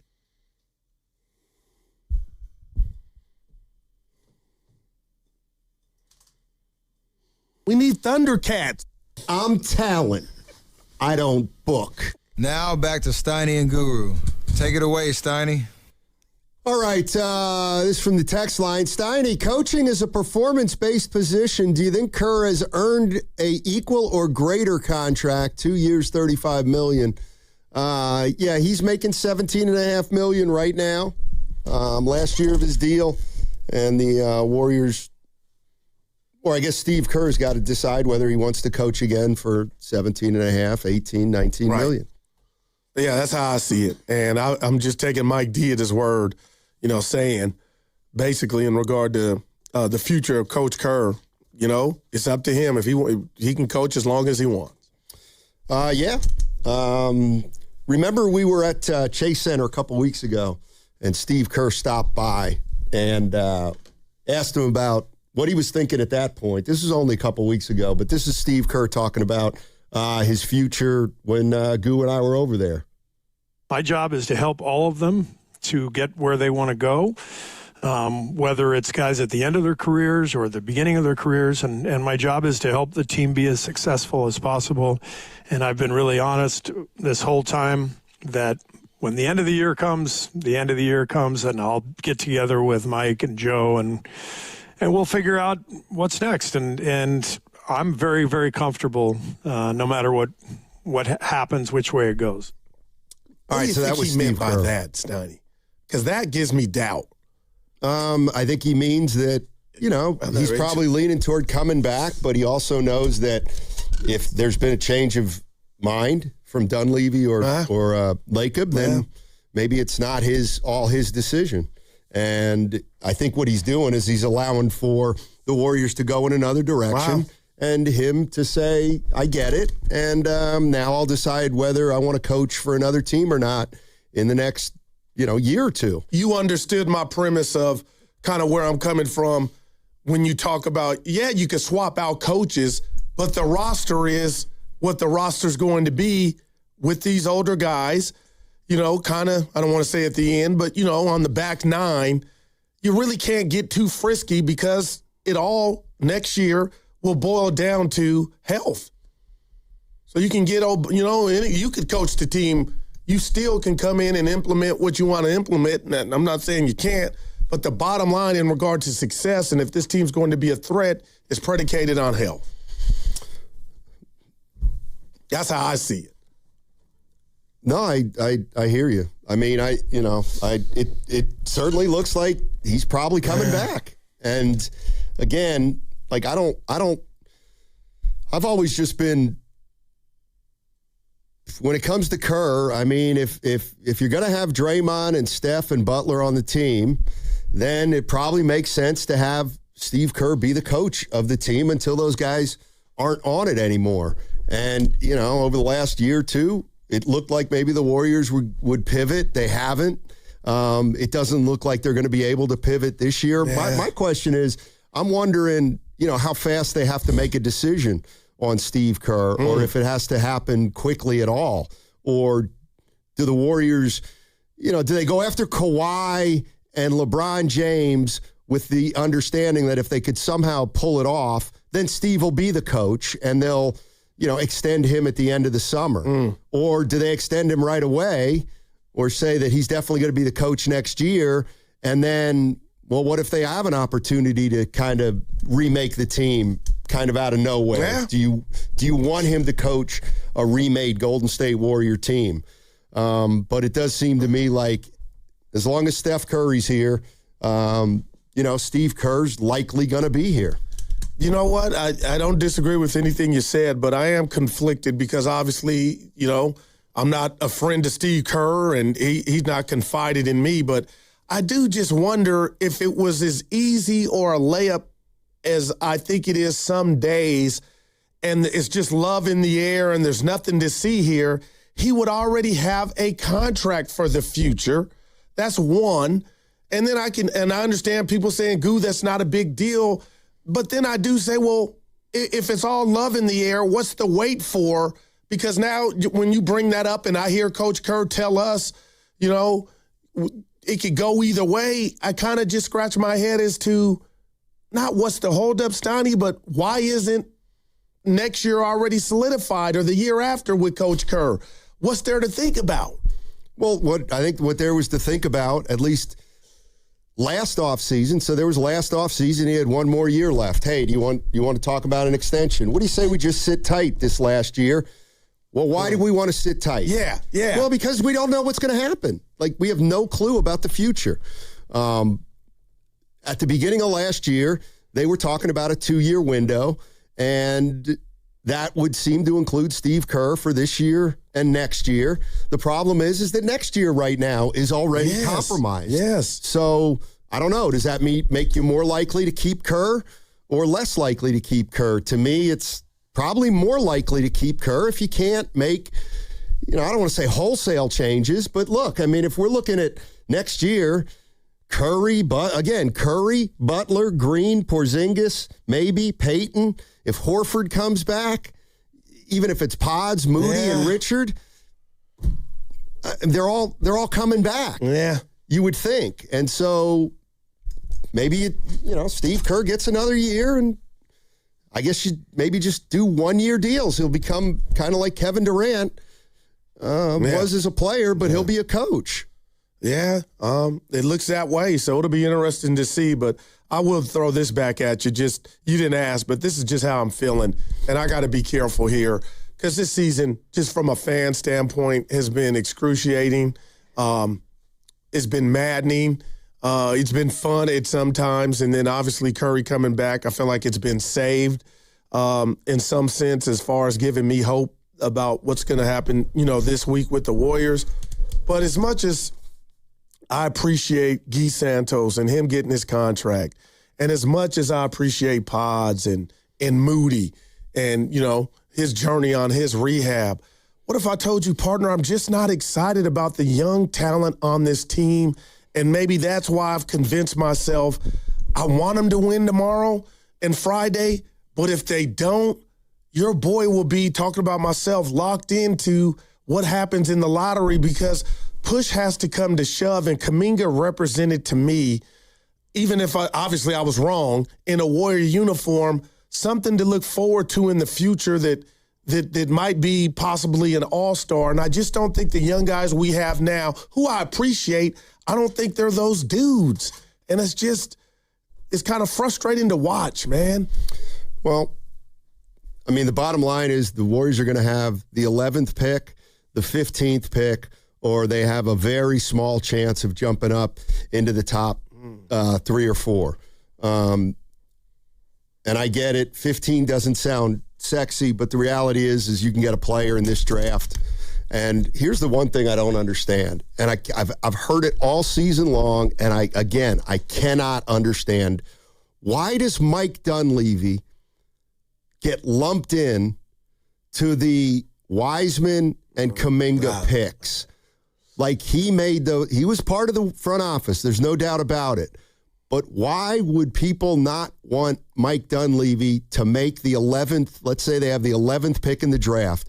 It would be his highest pick since he started here. He wasn't the GM. He wasn't running the team when they picked Wiseman and Kuminga. So why are Warrior fans so reluctant to allow Mike Dunleavy to make this pick and to not think it's possible that he could find a nice player who's a part of their rotation? You're being fair. You're being real, and I don't know. So I do think it's unfair. And then I could just bring up something you didn't ask about, but why do people boo a certain player on the team? Pods. Okay, I'll leave that there, but maybe they just had preconceived notions when Mike D took over, and they're not giving him a fair shot. But as far as what you just laid out, I don't have the answer as to why somebody would run the other way or feel less confident in Mike getting his best pick since he's been at, GM for the Warriors. Yeah, 888-957-9570 is the number. Just a couple questions were thrown out about the Warriors. They play the Clippers tomorrow night in the first play-in game. There's other games tonight. The play-in tournament starts. Warriors got L.A., the Clippers tomorrow. If they can find a way to win that game, they play the loser of the Portland Trailblazers Phoenix Suns game. If they somehow can win that game, then they play Sunday at 12:30 against the Oklahoma City Thunder. But we're a long way from there. Yeah. Right now. No doubt about it. Just real quick about tonight matchup with Portland and Phoenix. Let's just say Portland was somehow to beat Phoenix. I'm kind of putting you on the spot. Phoenix versus the Warriors. If they were to take care of business against the Clippers, does Phoenix scare you more than Portland? No. I mean, the same. Yeah, I think the Warriors are probably not going to be able to win 2 road games against the Clippers and whoever their second opponent is. Keep in mind, too, that, the Warriors will have to play Wednesday, and then if they win, they got to play Friday. It's a short turnaround, and whoever they play will be playing at home with an extra day's rest. So that's going to be, it's going to be a tough task to win back-to-back road games against 2 teams that are better than you, quite frankly, or had a better season than you. But 888-957-9570. If you read Tim Kawakami today in the Standard, if you read Nick Friedel today in the Athletic, it's starting to feel like Steve Kerr may be back for another year with the Warriors, and it feels to me a little more like, well, why shouldn't he coach if we're going to have this team, as opposed to, oh, this is a no-brainer. Let's have Steve Kerr back for another 2 or 3 years. It feels like Steve Kerr's fate is tied to the position that the Warriors have put themselves in. So if they've put themselves in this position and they've made it all about getting to 2027, then it looks like we're going to have Steve Kerr back for another year. Yeah, and I got to call myself out. I'm not proven wrong yet, but when we were over at the facility, as you mentioned, I just felt like I was getting vibes off of Steve Kerr. And again, I'm no clinical doctor, but I just felt like the way he was answering questions, being open and honest like he always is. I just, I went home and got in the caddy and just felt like there was some finality to being next to the guy and hearing the answers as opposed to him at a podium or talking to Willard and Dibs. But it looks like, that intel or that feeling I had could totally be wrong. But if you wanted to play a game of what makes sense with this roster and what's not at their disposal and what they can do, which is not much to me, Steve Kerr being the coach until Curry and Dre are gone makes the most sense to me. Like it aligns, you know? It's hard for me to argue with that. I just hate that that's the situation. Man. I just don't like that. It feels like they've put themselves in a position where between now and next off season, feels like we're stuck with kind of what we got. Now, who knows? Mike Dunleavy may try to reshape this team. If he's able to reshape this team somehow, I am so curious to see how. Right. Because I don't really see any way out of this situation for a year. Let me ask you this quick question. That's just me. If a Martian came down from Venus and asked Matt Steinmetz, what's the best thing going for the Golden State Warriors right now as an organization, how would you answer that? What's the one thing they got going for them? That silence is. It's wow. You know what? And I'm being real. This is a shame. Yeah. I mean, the best thing they have going for them is still Steph Curry, and that's the problem. The best thing they have going for them is still a 38-year-old player who just missed half the season and missed the playoffs last year. Wow. That's still the best thing. That's the best thing we can hold on to. And to me, it's obviously not an indictment of Steph. The Warriors actually have no business that he's even playing at this level when he plays. But the reality is that as long as Steph Curry remains, the best thing on this team, they're going to be in trouble. Wow. And I don't mean that against Steph. I just mean it. I know what you mean. They just need more people in here, more players in here, and more depending talent. on a 38-year-old to carry the load. Horace Bird in the chat saying nothing, Goo, but I'm going to say this to you, and I know we got Fitz, the great Fitz coming up at 11. Do I sound like a loser or I've given up if I say right now Steph is not my answer, being a part of the lottery? What do you mean? If they lose, that would be like more than a silver lining?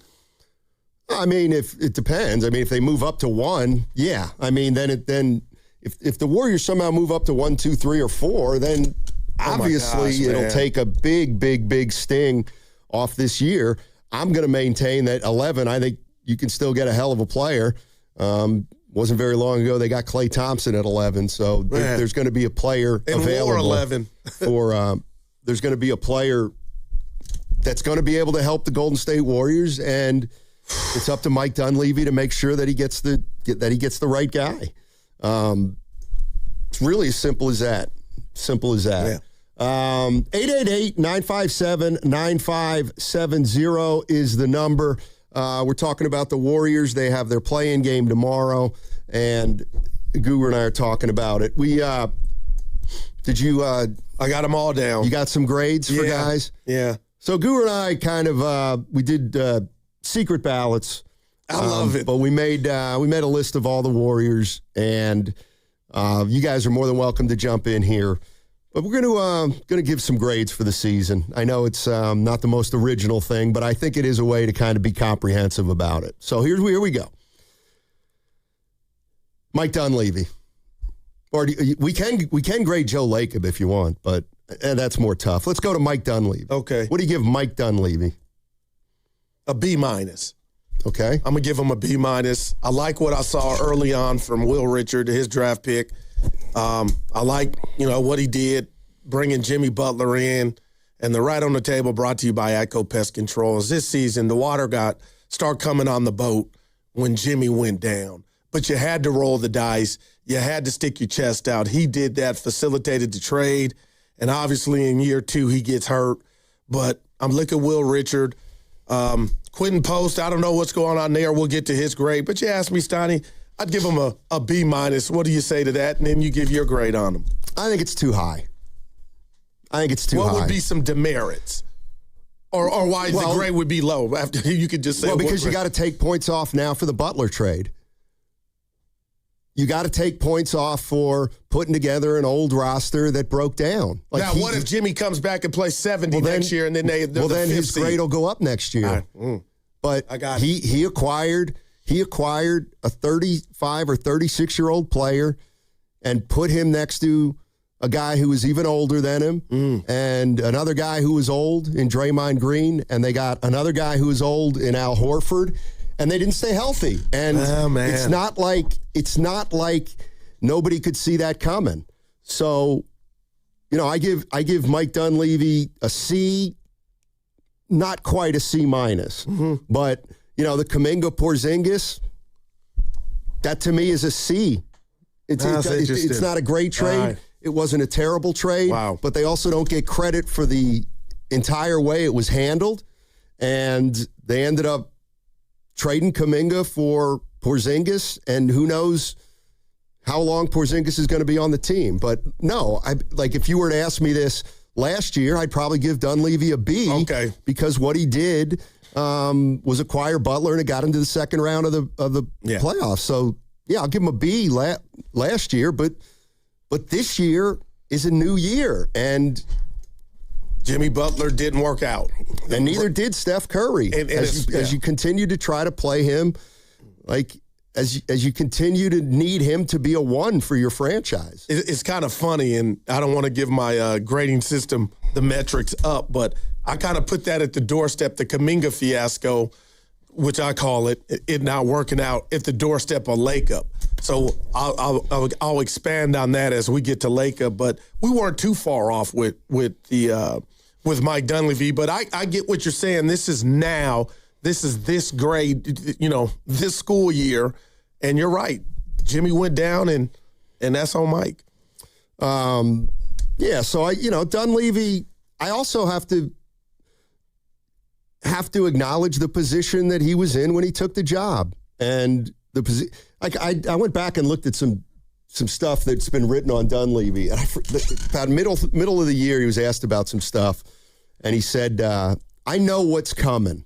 So when he took this job, I gotta believe that he told Joe Lacob, "Hey, you do realize where we are as a franchise right now, and where we are as a franchise is on the way down, and I've got to try to either not let it get any lower or start the rebuild immediately so that we can get on track." And I just think they're still kind of because that hasn't started in limbo. Right. You're talking about bringing in older guys. I'm just, Kawhi and LeBron, that's not a rebuild, Veggie 2, why does Dunleavy get blamed for Jimmy injury?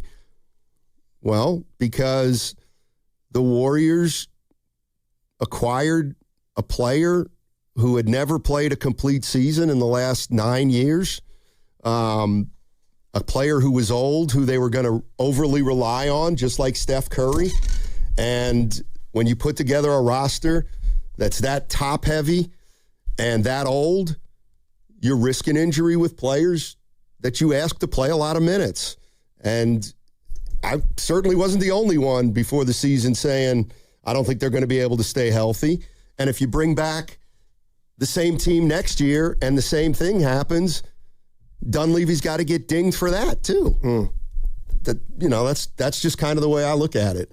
I don't blame, he doesn't get, Moody. Moody's young, he got hurt. I don't really consider that Dunleavy's issue.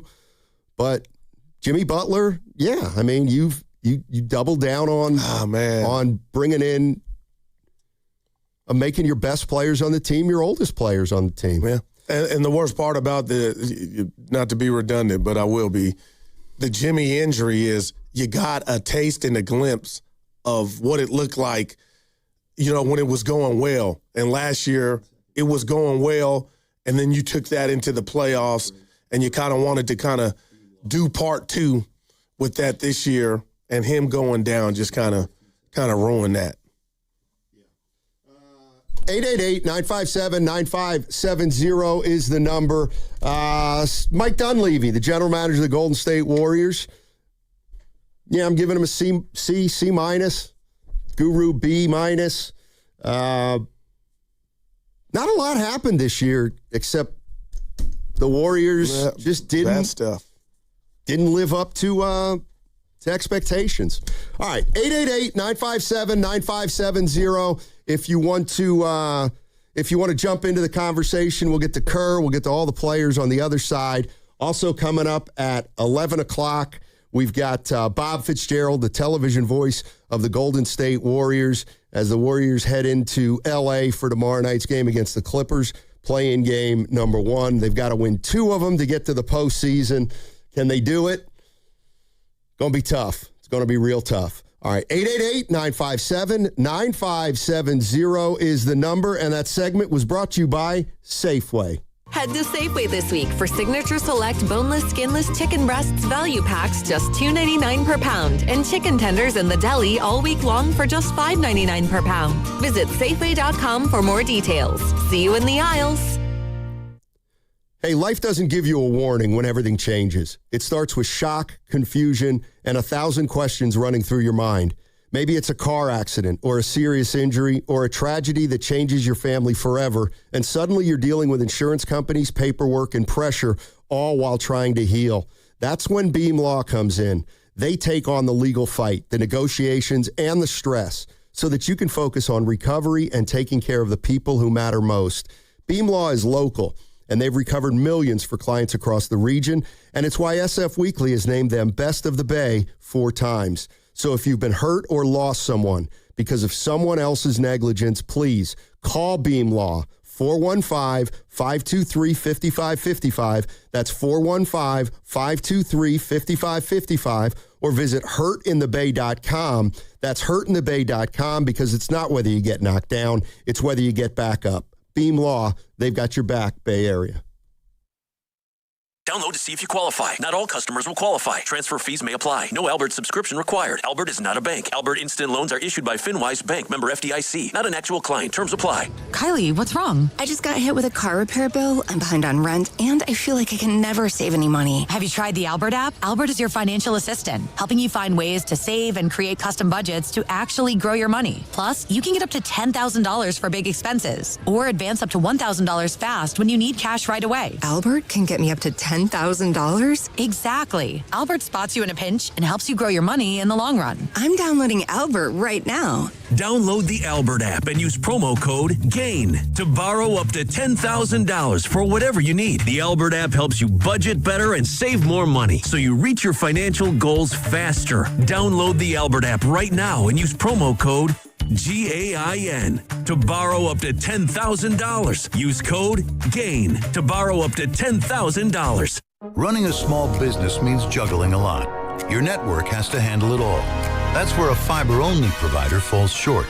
You need a partner who gives you a greater advantage. Introducing the Total Solutions Advantage only from Comcast Business. A first-ever combination of the largest, fastest fiber-powered network, the most reliable Wi-Fi, gig speeds with equipment and security included, and a 5-year price lock. Plus, it's all backed by a 30-day money-back guarantee. The Total Solutions Advantage only from Comcast Business. A new standard for small business with reliability, security, and savings in one. Switch today.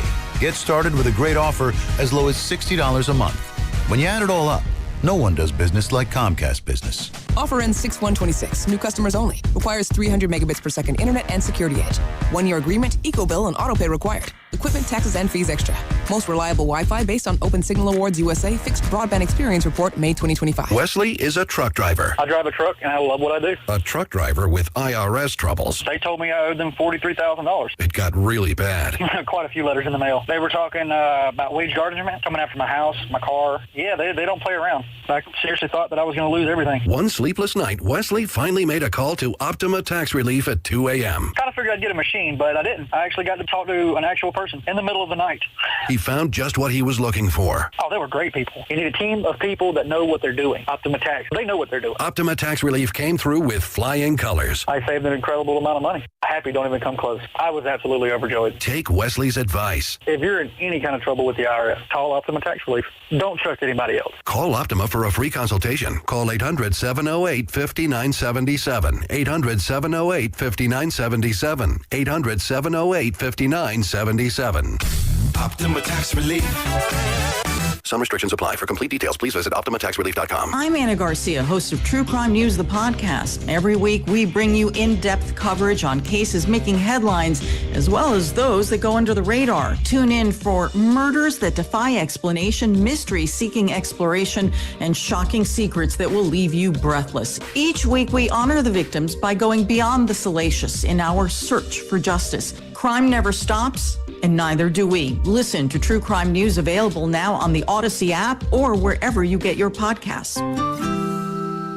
Some days self-care starts with Nature-Made gummy vitamins, a deep breath, and a little encouragement. Mom, I'm really nervous. Me too, honey, but we've got this.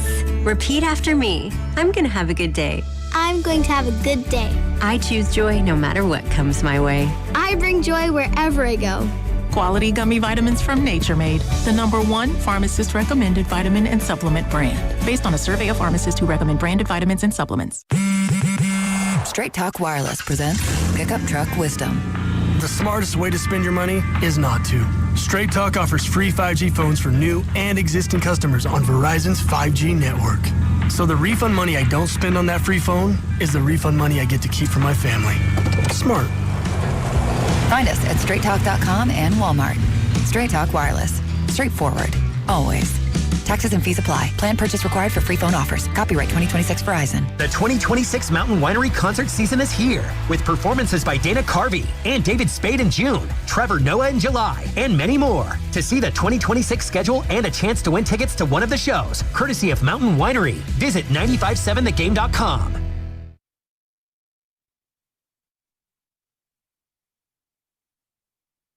But I am having a son in a couple weeks, and you're naming him Guru. I'm naming him after you, bro.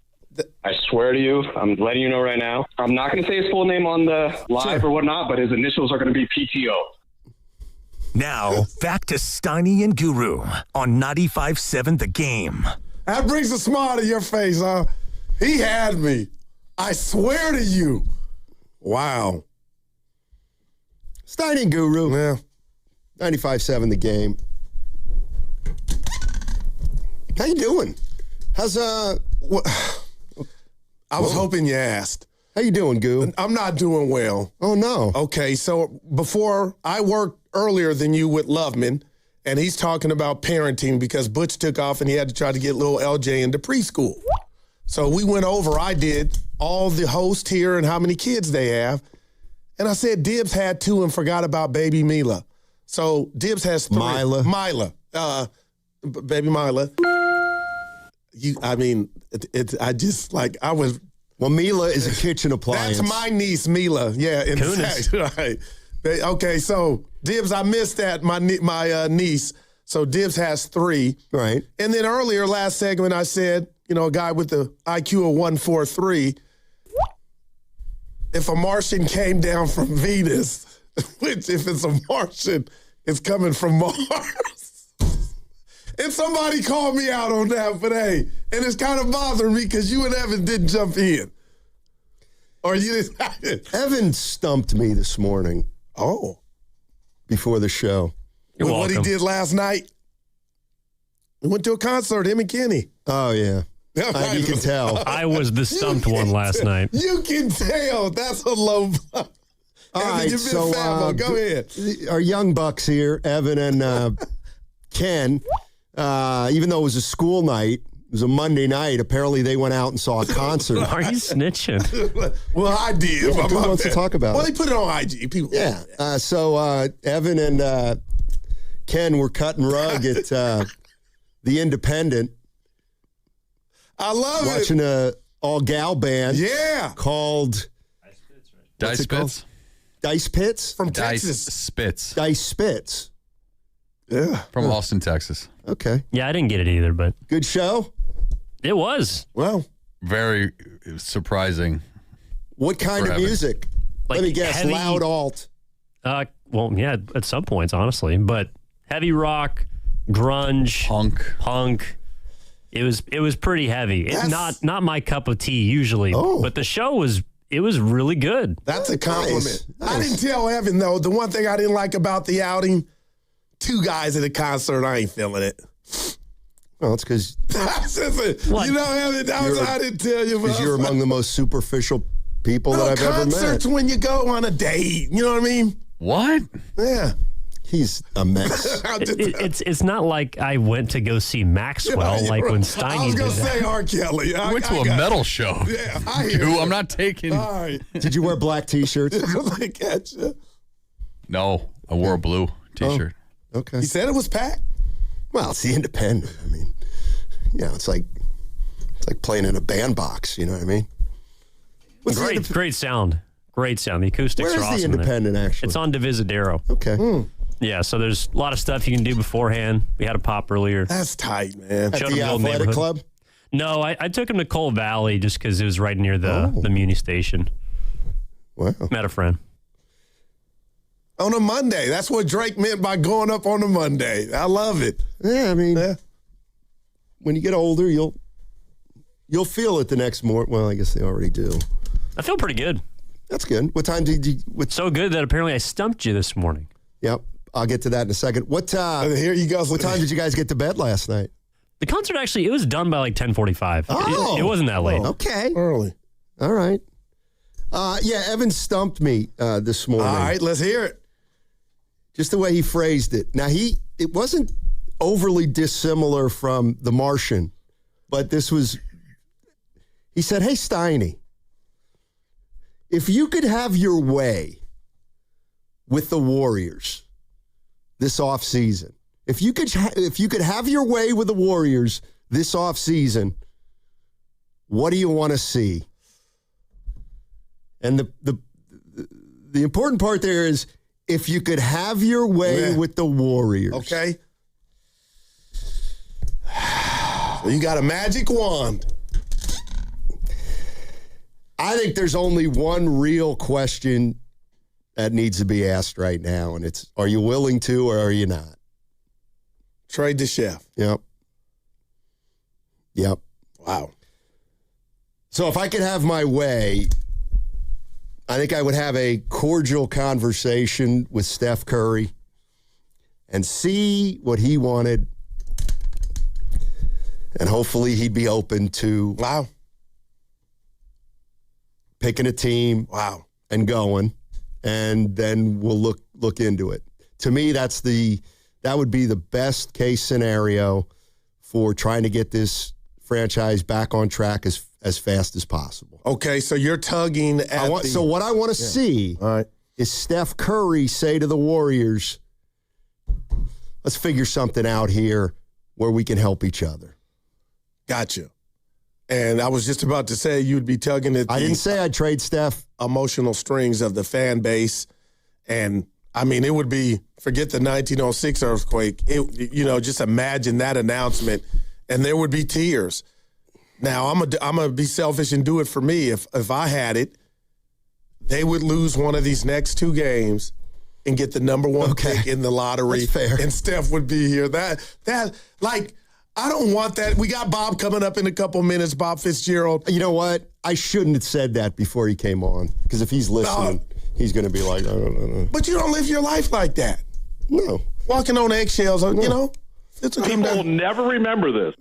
No, what I'm saying is, again, did I say I'm going to trade Steph whether he likes it or not? No. I'm going to say, what do you want, Steph? What do you want? He's retiring a dub. Probably. Yeah. Probably. He's probably retiring a dub. So we got to fix it around him. But he said if I could have my way, and my way would be that Steph says to the Warriors, let's figure this out. Evan, what would you do if you had it? What would you, if you controlled it, Janet Jackson? If I controlled the Warriors? Yeah, and then you had your way, what would you bestow on them? Before you answer, can I make obviously if, you could go out and get LeBron and Kawhi, well then, yeah, I would go out and get Kawhi and LeBron, but I don't think that's realistic, so that's why I said what I said. No, we're comfortable with, be comfortable with your answer. We got Shut up, Goo. Yeah, the fifth got him nervous. Bob Fitzgerald coming up in 5 minutes. What would he do? I'd let it play out. I think I'd let it play out organically. Yeah, it's kind of what I'm doing. That's the worst answer I've ever heard from Evan. No, you got a magic wand, something you can put on this franchise, not let it play out. Oh, well, I mean, in that case, I'll go get Cade Cunningham, Goo. If we're waving a magic wand, then I hear you, but that's unrealistic. Yeah. What's yours? I just said it. Lose one of the next 2 games, make it close, get in the lottery, and we get that 1 pick, baby. 2 or 3. 510. This has got to be one of the dumbest conversations on Sports Talk Radio. Why wouldn't you just surround Steph with better players and see what happens? Because you can't right now. Good Lord. You can't. Your salary cap situation is hell. Isn't going to be fixed for a year. Yeah. You've got to get through next year. Let's go to Joseph in Oakland. Hey, Joseph, how you doing, man? Hey, guys, how's it going? Going well, man. Man, check this out. This is Kerr's fiasco. This is all Kerr's fault. You would not play Guy Santos. You wouldn't play none of the bench. You put Jimmy out there. You put you put Curry out there, and you put Draymond out there, and you kept them out there dang near you let them play 3/4 of the game. Why wouldn't you put the youngsters in? Miss me with the doggone where are the points coming from? Dude, look at what these youngsters are doing now. You mean to tell me you couldn't implement this in with Curry and Jimmy? Come on, man. I get it. There wasn't another superstar. I get it. There wasn't another superstar coming in, but dude, you got to use what you got. What's the point of having the bench for? Christmas decorations? Use the bench. Now this game coming up. Talk to us. You got 3 7-footers on this squad. I'll put Post at the 3. I'll put Porzingis at the 4, and I'll let Bassey play the 5, and have Curry and Key out there with him. What you think? I don't know if Post is healthy. Yeah, Post is in street clothes. Not sure if Post is healthy. That's the first call, though, that advocated for the youngsters to get more run. Well, I mean, let's look back. I mean, I don't. Jimmy wouldn't. Yeah. I mean, the youngsters ended up getting plenty of run because Butler and Curry got hurt. Yeah. So they played a lot. Santos but the reality the contract out of it. I mean, the reality of the situation is, I get it. If you're going for a championship, it's tough to play young players. But they were 37 and 45. Yeah. So that's. That record should encourage you to not run the starters in the ground. Yeah, but not that they did. They didn't. Yeah, Jimmy just got hurt. It was early. I get you, man. And Moody was a fluke, right? Yeah. I mean, but look around the league. Everybody's had injuries. No doubt. Look at the Lakers. Yeah. And I would like to see, and I better see tomorrow in regard to the starting 5. Give me Horford, Porzingis, and Dre as my front line. Like, that's not even going out on a limb. That's a given, right? You would think. Sure. Yeah. Sure. And I don't think Post is available. He hasn't played in 3 or 4 weeks. Yeah. Something like that. I don't know. And he's not under contract. He's not under contract for next year. So, the other thing is when we ask what you would do if you're the Golden State Warriors, I mean, don't you have to just talk to Steph? You do. At some point? Yeah. And he may want to talk to you. Because he's no dummy. You know what I mean? Again, and if Curry goes, look, I want to retire here. Well, that's that. Yeah. That's that. I get that. But who knows how Steph feels? Maybe Fitz will know a little more. Mm-hmm. Who do we have? I guess they listened to yesterday's show in the chat. They want to see Draymond on Felton Charlotte at Felton on the chat. Who guards Kawhi? That's Draymond. And that's like the way that's the key to the game to me. Yeah, and Kawhi's a pretty good player. Yeah, if he goes cyborg, we're in trouble. All right, you're listening to 95.7 The Game, KGMZ FM and HD1 San Francisco, an Odyssey sports station and the home of the Warriors and Valkyries, always live on the free Odyssey app, now coming to you live from the Laughing Monk Studios. Laughing Monk, righteously brewed in San Francisco. We're efforting Bob Fitzgerald. the television voice of the Golden State Warriors. I was just waving at Grandy, who I'm irritated, and I'll bring it up to him, will not be on the call tomorrow. That's BS. Well, when's he done play-by-play of the Warriors? Who? You mean Grandy? No, Fitz. I said, Fitz. I was waving at Grandy. Oh. A lot going on here. No, I guess no Fitz or Coletta. It stinks. That does. All right. Steve Kerr. I told you. What kind of year is Steve Kerr had? Oh, okay, gotcha. I gave him a C. Okay. The Kuminga thing was on him in regard to the distribution or allocation of minutes. I didn't like it. I didn't like, things that were said that didn't happen or manifest. But I give Coach Kerr a C. You have a problem with that? You think it's too high, too low? I gave him a C, C minus. Oh, okay. Well, we're the same. Yeah, I mean, I didn't really think. I don't think he killed him. I don't think he overly helped him. Thought he got dealt a bad hand with the injuries. If but we're being fair, he, again, we all should have known that was certainly a possibility. I talk to me. I give him a C just because I think he's lost just a touch of passion for the job. That's interesting. And I know that. Did our meeting with him? No, it's just, you would have said just that watching before? him the whole year. Right. And I this is what I brought up to him, and he answered it the way you would expect when I asked him about urgency. But I don't think.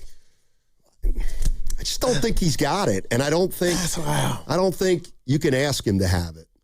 I mean, he's won 9 titles. He's won 9 championships as a player and a coach. And I just feel like, again, I've said this before, he has been around this league so long, he knows that it goes in cycles. And I feel like he's not okay with what's going on, but he feels like it's inevitable. And he'll do the best he can, but he's swimming upstream like a salmon, and he knows that they're probably not going to ever be able to get back to the point that they were at, obviously. And I don't know. I just kind of want somebody that, even if it's unrealistic, you want some they fire. Want to try to buck that trend. And that's why, we got him. That's why, that's one of the things I think, Lacob thinks too. All right.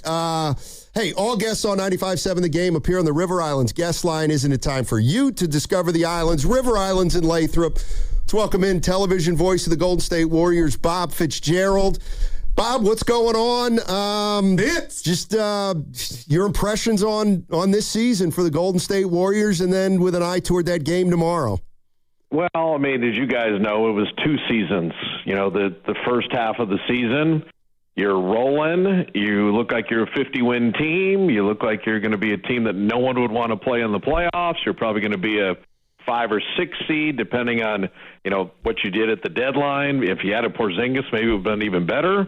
And then Jimmy Butler goes down, Steph goes down, Moody goes down, Al Horford goes down, and you kind of limp across the finish line. So, now everything gets reset. And you got a play-in game, on Wednesday, and here you go. Unfortunately, you're playing a team that's beaten you 10 of the last 12 times down in L.A., and you haven't won a game in L.A. since November 28th of 2021. So, big matchup. You still don't have Jimmy. You still don't have Moody, but you do have Steph back. And so when he's out there, anything can kind of happen. No doubt, Fitz. We're family, so I don't want to get you in trouble, but I'm going to say it. This viewing component to the NBA season, I believe, has been awful. And I'm a nerd. I'm into, watching my games and where to watch. But the fact that you won't be in my living room tomorrow with Kalina for this game, I don't want to get you in trouble. Can you just speak to how weird that's going to be for you?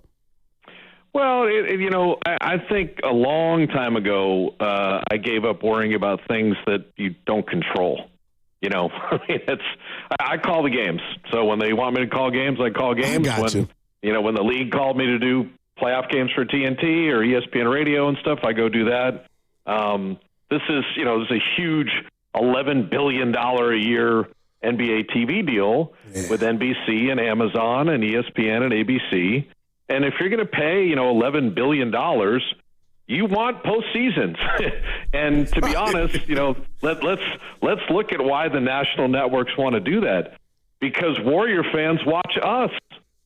So why do you want to pay for national games and then have NBC Sports Bay Area spank you in the ratings? Right.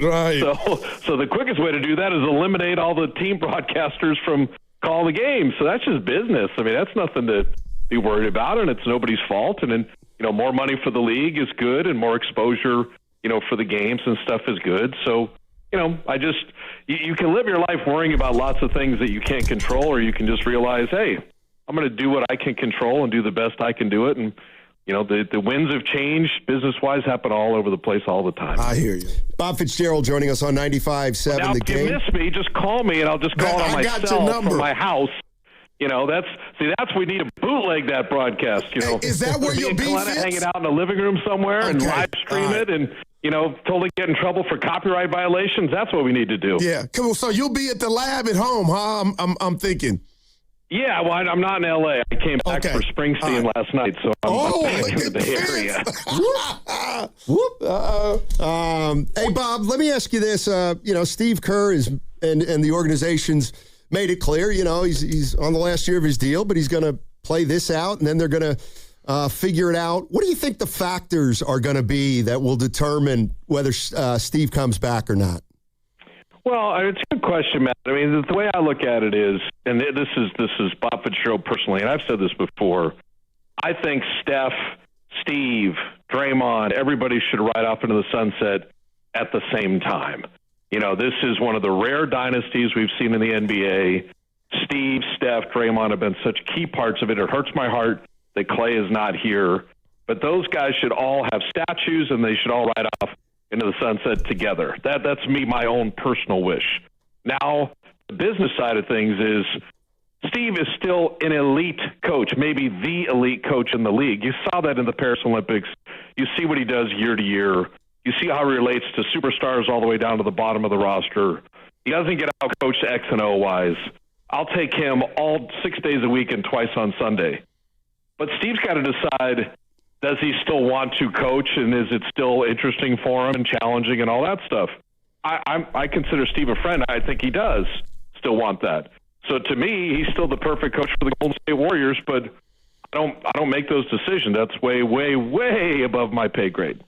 Fitz, there's a lot of, and, again, I'm not perfect, but I just hear a lot of talk, and I understand it about the Warriors' future, and I feel like we're just omitting the game tomorrow, and that's an opportunity to get another game Friday and get in the playoffs and see what happens. Draymond Green, he catches a lot of grief, and sometimes I come down his road for not playing when Steph's not there. 68 games, and I think he's the key. You tell me if I'm being unfair tomorrow, because I felt like his furnace is lit on trying to just make it difficult guarding the great Kawhi Leonard.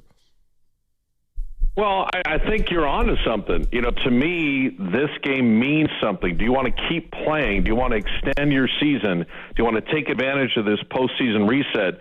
Do you want to have games that matter for Podziemski and Guy Santos? Do you want to see, Porzingis and Al and Steph play together?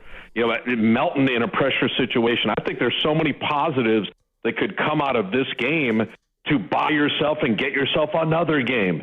And then if you get into a playoff series, you'd be a huge underdog. But still, this is why you play this 82-game regular season, is to get to the postseason and not be a lottery team. So to me, I'm putting Draymond on Kawhi. I can see Draymond on Denny Avdia. I can see Draymond on Shea. I'm with you. I'm projecting all of this stuff. So, Kawhi is the guy for the Clippers, and maybe he had the best season of his career, to be honest, when you look at the numbers. So that'd be a monster challenge for Draymond and Kawhi, and I'm here for it. Bob Fitzgerald joining us on 95.7 The Game, NBC Sports Bay Area, play-by-play man for the Golden State Warriors. Let me ask you about Steph, because, obviously we're getting to the point where, he's made it clear he wants to retire here. So he's got one more year left on his deal. And, before this injury, I think people expected him to play a little longer. I guess what I'm asking is, do you feel like this could be a defining offseason for the Warriors and Steph Curry? Because if they want to, they could probably ensure he retires a Warrior this offseason by extending him. How do you think that'll all play out? Well, you get into the complicated salary cap stuff, but the over 38 rules, you basically can kind of just go year by year. Yep. And I think Steph wants to do that anyway. So next year, he's already under contract. If they sit down this summer and want to tack on another year to that, I think that'd be great. But I think Steph's going to keep looking at everything year by year for his health, his level of play, which is still elite. And then, he's got a family. He's got 4 kids, and he's got a lot of other business interests and things like that. But, no, I'm hoping Steph plays till, he's still at the max capacity. I mean, I look at LeBron. LeBron's still an amazing player. And if you're really good at something and you're generationally good at it, I don't think you want to have any regrets looking back. I mean, you even hear Tom Brady, well, if I came back, I still would be good. And he probably still would be. But Brady, he extended where we thought the prime and level of excellence was in sports. I mean, you get into the 40s now. So Steph's 38. But you start to look at where are you physically, and then how much, these guys always talk about what it takes in the offseason to prepare your body to get ready for the year. The games in the year are fun. The work it takes to be that good and stay at that level, that's the grind that nobody gets to see, that is the big commitment. Because it's a lot more fun in the offseason to, vacation, golf, relax, all that kind of stuff. But, the 5 and 6 hour workouts to keep your body in, prime position to be good.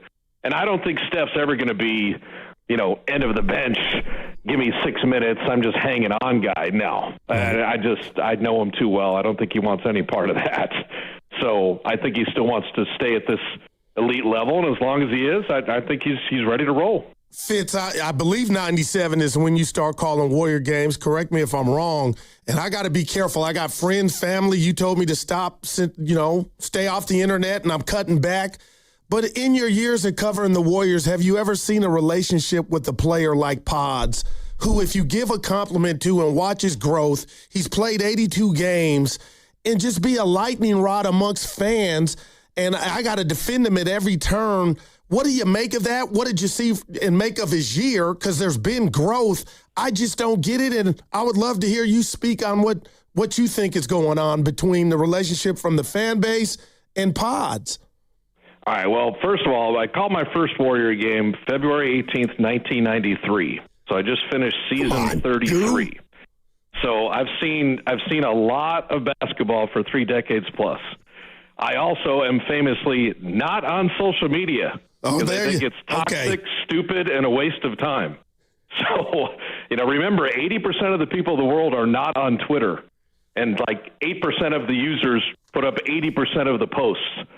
So I think this idea of, I saw this on the internet, carries very little validity. Now, having said all that, Brandon Podziemski is 23 years old. He is the youngest player on the Warriors. He was selected with the 19th pick. Do a little exercise. Go back and look at that draft. Tell me where he'd be picked today. 8th, 7th, 6th in that draft? So let's say he was the 8th pick in the draft. You've already exceeded where he should be at 19 as the 19th pick. Huge value selection. He's second in the league in 3 years in drawing charges.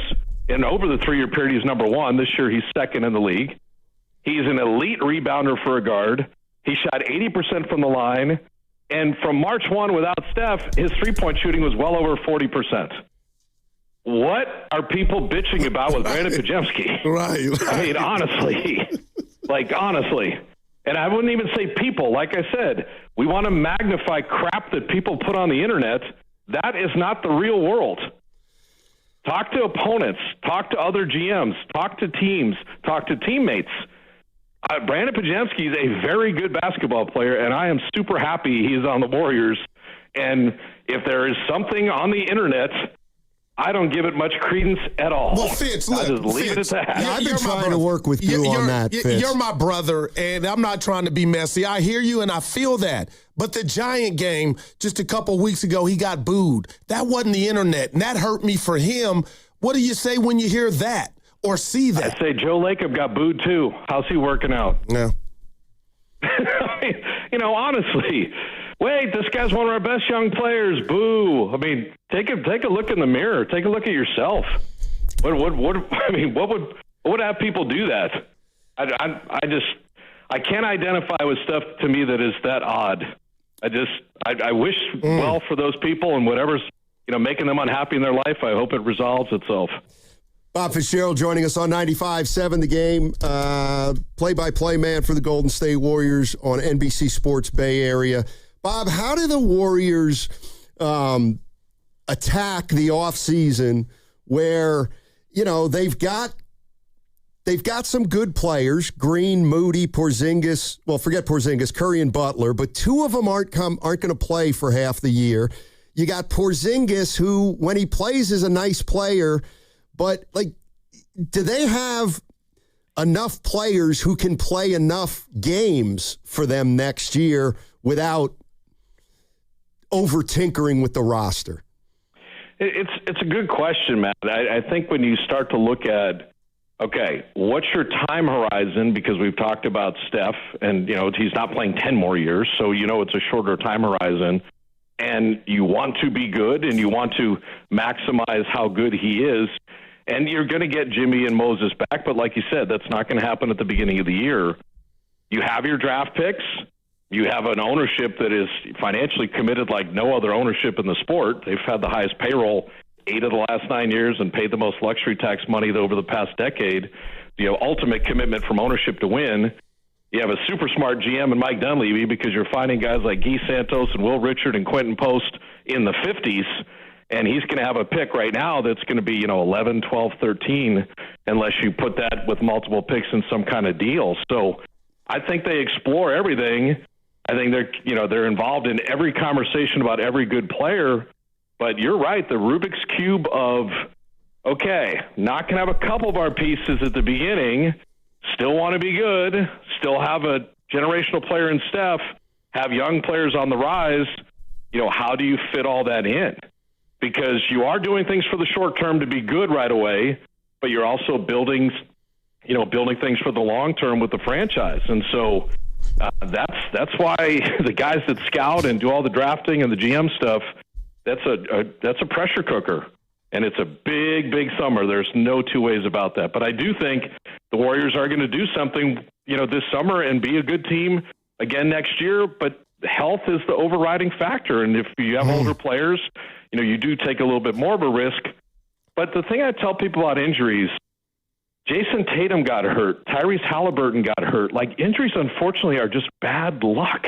Yeah. It's not, these guys are all fit. They all train. They're not from being out of shape. It's all Moses Moody is young and jump and rambunctious and had the best year of his career and took off for a dunk and his knee gave out. You can't script that. It just happens in sports. It sucks, and it's the worst part of sports, unfortunately, when players go down. Fitz, no doubt. And you mentioned Moody. I want to bring this up. Fitz, I'm in my 50s, man. I'm getting emotional. I'm crying, watching movies more than I am. I'm watching Pretty Woman, and I'm shedding a tear. We were at the game last week against the Kings. Moses Moody was brought up on the big screen. Can you just speak to us that moment and ovation that he got? Because it might be my favorite moment of this trying season. Well, first of all, it speaks to Dub Nation. I mean, that's Dub Nation right there. The love that they have for their players and the team with the Warriors. And, and I understand frustration with fans too, because they're so committed. That's what seeing 3 decades of Warrior basketball is. 1, we believe you're playoffs out of the first 18, then 14 years of being amazing with the 4 championships and 6 trips to the finals. You've had the range of emotions, but the loyalty and knowledge of the fan base is unparalleled. So they see Moses coming back. First of all, they're like, 1, great to see him. 2, on crutches, this guy still wants to be back and be around the team. And that was the cool thing of being in L.A. Here's Jimmy. Here's Moses. They're there at the team breakfast and film sessions and stuff. Yeah, they're banged up, but they still want to be part of the group. And that's when people talk about culture. That's what matters. That's what matters, to have people that have bought in and want to contribute any way they can to the success of the group. So Moses can be back. Surgeon went good. He is motivated like nobody's business. And he is a great young kid and a great young man. So, I love Moses Moody any more than any player I've ever covered because he's just about all the right stuff. Wow. Yeah, he came into the league and it felt like he was a pro after 1 year. Very grown up. I mean, the thing, Matt, if you have kids, just think about it. Steve told him, hey, you're a rookie. You might play a little, you might play not at all, you might play a lot, then you might sit. And he just said, smooth waters do not make for a good sailor. Wow. Come on, man. Like you said it when you're 60 years old and you're talking to your kids. You don't say that when you're a 20-year-old and you have that view of life. He's sort of hey, bring it on, man. And then also he did the 1 year at Arkansas because he said, I want to develop and grow in the NBA. Yep. I can learn more in the NBA for all the, it takes as a younger player than I'll learn being in college. So he had a very wise view of how he handled stuff. And then he also signed a contract extension. Okay, I'll sign my first contract in my 20s and, then I'll hit a new contract thing. I mean, just the guy's just so sharp in every facet of managing his career. So I love Moses. I cannot wait for him to come back. Hey, Fitz, thank you so much. We're going to miss you tomorrow, but hopefully the Warriors will have a couple games this week and maybe slide in there. All right, so now I'm just going to leave Guru with one thing. All right, go ahead, because I sent you a text, Fix. You got family, you got friends, you got Steiny, you got people that love you, you got a great job. Put the freaking phone down, man. Don't let that toxicity and negativity impact your life. Live your life. Touch some grass. Be out with human beings. Get off the screens. Hey, there it is. You remember real quick, Fitz, a couple years ago, Myers let me sit in his seats and Mo Bamba made the worst pass ever, and I was on the phone and it knocked the phone out my hand. And you told me, get off the damn phone. Get off the damn phone. I got you. I watched Springsteen. I was not one of those people with the stupid phone video. I wanted to enjoy the concert. That's why we're there, man. Live your life. Get off the screens. Appreciate you, Bob. All right, love you guys. Be good. All right, Bob Fitzgerald, television voice of the Golden State Warriors. Oh, man. But now he thinks I'm on the phone a lot. You are. But I do what he says. I get out. No, you don't. We go to the ship every Friday. And you're on your phone. You go outside. That's not a hot take. I do have to read this. I'm done with AI. Bob's my guy, so I went that extra mile for prep. Fitzgerald's been a television play-by-play announcer for the Warriors since 1997 in black. And as a 25-26 NBA season, he has served that role for 30 consecutive seasons, beginning his tenure shortly after calling his first Warrior game on the radio, February 18th, 1993. Yeah, 93. AI, man. 1993 is when he started. He was doing radio games. Stop! I sent it to him. So that's 34 years. I was just telling them what the people are saying about pods. I'm on the other. I'm getting hate for defending the guy. Well, leave pods alone. Yeah, for sure. Yeah, 82 game. So, what I'm interested in is, Fitz has a very different view of the Warriors than I do, for example. And I'm just wondering, when you hear Fitz, do you think, yeah, you know what? These guys are doomsday guys. And Fitz has a better perspective on the Golden State Warriors than you guys. Because he sees it as half full, and I can't speak for you, but I see it as half empty. Well, then I'm not doing a good job. I would hope you think I'm optimistic, and I'm Mr. Optimistic. But it is what it is in regard to Jimmy Butler going down, Moses Moody going down, Steph dealing with this, runner's knee and how that will affect his future or impact his future. But come tomorrow, I'm going to be right there in front of the idiot box, watching the game, rooting like hell. Hopefully they can win, but I just guess maybe I've been poisoned or hit, Steiny, with if somehow they lose one of these next 2 games, I can't come in here and say I'm not excited about the possibility of them being a part, of the lottery with the state of the team right now. Yeah, I'd like you to do yourself a favor. Tell me. When they lose tomorrow. Well, what do you mean? We don't know. Or Friday. We don't know. When they miss the playoffs, okay, I want you to work under an assumption. Can you do that? I know where you're going. When they lose tomorrow, just say, we're getting the 11th pick. Oh, okay. I thought we're getting the 11th pick. Don't start saying we could move. Dallas, flag. Don't say that. But there's fun in getting your hopes up. That's what Fitz was trying to tell me to do. And then you're going to come in after the lottery moping. And those aren't fun shows for me. Oh, when you bank on something that has a 4% chance of happening and it doesn't, but what if you're a little more difficult to work with. Okay, but what if it did? We'd be Dallas all over. Good God, everything would look different. Yeah, but there's no Cooper Flag in this draft. Well, there might be better. No chance. No. You won't even get a knipple. Oh, please. All right, 888-957-9570 is the number. We'll get back into wrapping up the regular season on the other side. If you want to react to anything Fitz said, now's the time. Is he overly optimistic? Is he underly optimistic? I don't think you can say that. But what's coming up on the game is brought to you by Fremont Bank. Here for you, here for good. Take a look in the mirror. Take a look at yourself.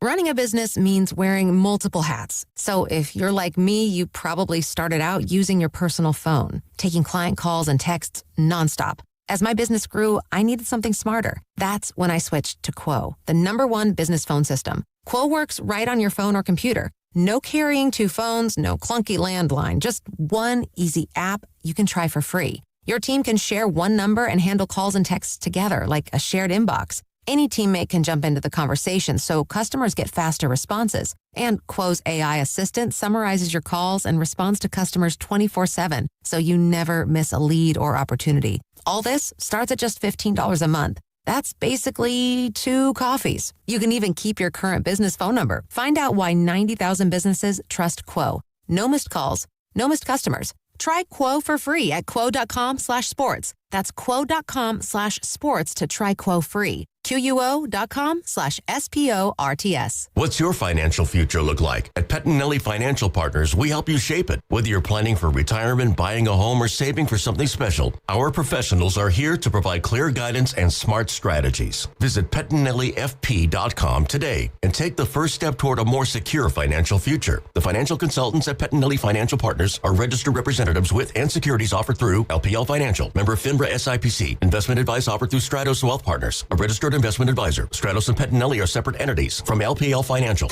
Now that spring is here, you might be anxious to upgrade your home's property. Golden State Lumber and Showroom works with contractors and professional builders to help you add decking, pergolas, fencing, and fire protection. Our partners include AZEK Exteriors, James Hardie Textured Panels, and Vulcan Vents to protect your home from fire and embers. Safeguard your home and protect its value by starting at goldenstatelumber.com. For over 70 years, Golden State Lumber and Showroom. When you succeed, we succeed. By texting 64,000, you agree to receive recurring automated marketing messages from Real Success. Message and data rates may apply. No purchase required. Terms apply. Available at ourrealsuccess.com.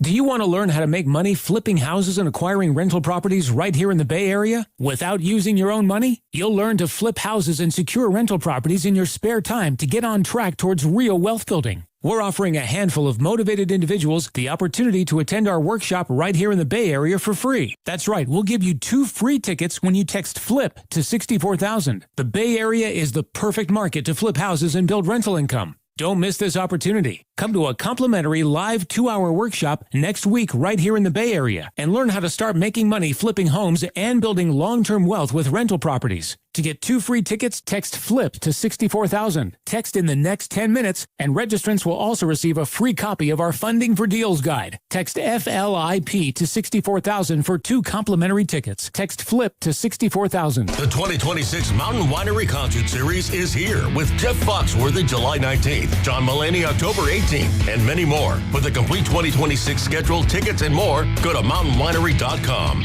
Tickets on sale now. What if you had the smartest Wi-Fi? If you did, it'd be Xfinity, of course, and it'd come with their best state-of-the-art equipment. It would boost speeds to the devices that needed them most, prioritizing your most important connections, whether you were streaming, gaming, or gaming while pretending to work.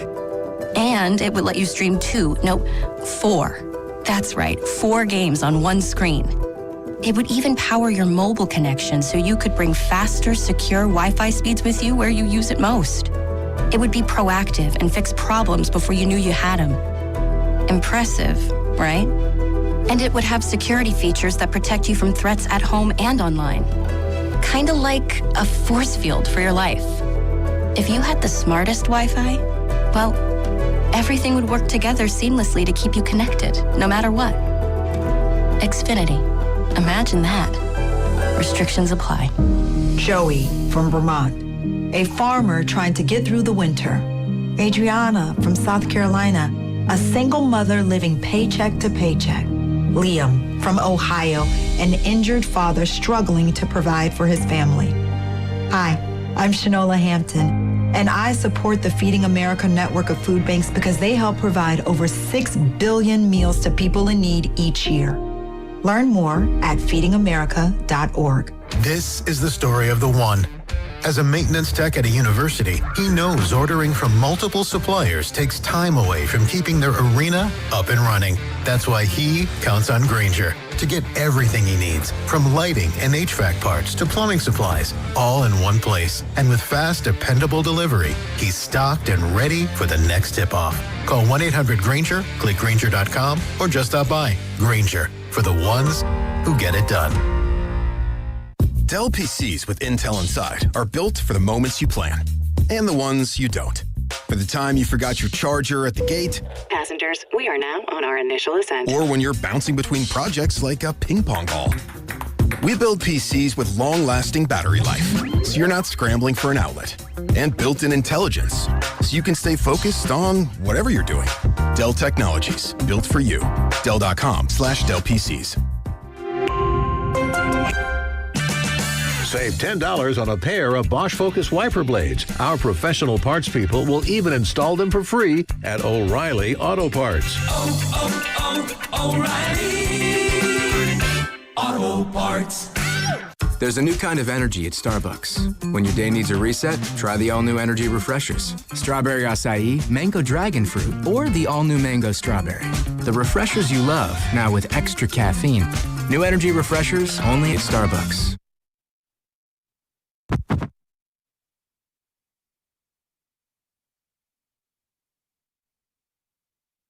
That was a stupid question, Steiny. Stupid. It's the dumbest thing I've ever heard. Well, it wasn't his night. He cannot be that guy. It's the Guru, Steiny, Guru, Steiny, Guru, Steiny show. Let's go.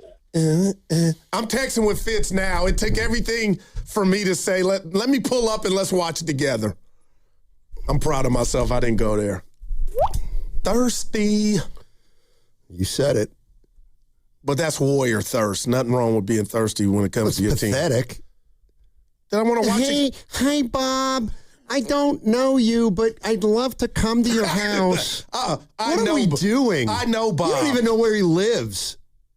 That's why you don't even know. Learn your partner. I've known that guy since 1993. Hi, Bob. Take a look in the mirror. Take a look at yourself. That wasn't towards me. That was the Pods haters. No, that was to you. That was for your social media habits. He called you out. Remember Mo Bamba? I was on the phone, knocked the phone out. How many times are you going to mention something that happened 3 years ago? When Mike Dunleavy says, "Go pull up, you can have my seats." That moment was pretty funny, just because on the broadcast, I forget what the call was, but he said it was one of the worst passes he's ever seen. Yeah, it was like, man. Hey, Bob. Go ahead. Hey, Bob. Where are you watching the game, Bob? That's what fans do, Steiny. Oh, God. Like to be in your cave. People don't want to see me mope. I don't think I've ever done a show mope. Well, 916 with one of the dumber questions. Pod's question. You're playing pickup. You lose and you're off the court. Do you want to play with or against Pods? I want to play with Pods in a pickup game. Pods would dominate pickup games with you slouches out there. I don't even want to talk about pickup. I know. I had my Chris Paul moment last night when Pods blocked him. His 14th Chris Paul moment. No, this was a moment. I told Evan, almost in tears. You got a lot of those kind of moments. Game point, went up for a shot, and somebody spiked and almost popped the basketball. I didn't see him, but it's what he looked like. And I won't tell you what he looked like, but it was a long ride. Clearly, he's a white guy. No, he wasn't white. White guy puts you in your place? A white guy puts you in your place at the pickup gym. Somehow I jumped but didn't get high enough, and the dude it made a noise. I'm hearing it now. Yep. Splat. And I looked at him like 5 years ago. You wouldn't have thought about blocking my shot. I'm telling you, it's getting close. Don't do that. Yeah, I'm sure it is. I'm sure it is. You know, you're kind of an anomaly. Because I'm playing this long? No. Because, that's what you mean. No, what I meant is, if you're a white dude, you got to learn how to play against black guys. You know what I mean? Where's race coming from? Oh, it's very prevalent in basketball. What I'm saying is you're one of the few black guys that struggles to play against white guys. Okay. You know how, Jimmy Butler did, what's his name, for that one team? Who did Butler do? Oh, God. It was against Brooklyn. Oh, stop. Oh, it was Wolf? Yeah, it was Wolf. Oh. It was the Wolf. I give everybody the business on a good day. I want to say Derek. He also hit KD in the face with a shot the game after. That's right. That is right. Steiny, he blocked it, man, hard. It sounds like he did. Yeah. You want to keep talking about your pickup game? Pick me up. All right. Kerr and Dunleavy, mediocre seasons. Definitely. All right, now let me guess. See, here's the other thing. Your grades, they won 30. You realize they won 37 games, right? Right. Okay. All right. Let's go to the players. Steph Curry. You're going to be shocked. You go first. C-. You can look at my paper. I gave him the same thing, C-. That's because you knew. No, how? You had to outdo me. No. You know, he's my guy, but. Then what'd you get Butler? I gave him incomplete. He's got to get a C- too. I gave Butler incomplete. How can Curry not play half the year and Butler not play half the year and their grades be different? But it feels like Butler got hurt in the second game, which he didn't. But Jimmy Butler, to me, 38 games. I gave him incomplete, man. No, I don't. Why does he get an incomplete but Steph doesn't? Because even when Steph was available after, there was no Martin Luther King and the Jimmy Butler injury for this season. You couldn't overcome, that blow. And that's pretty much why, there's not a lot of high grades if we're being real and fair. But I get anybody out there saying he deserves a C- or D. But I gave him an incomplete. You gave him a what? C-. Yeah. Him and Curry get a C-. They played half the year. I mean, it's 5 more games. Curry only played 5 more games than Jimmy.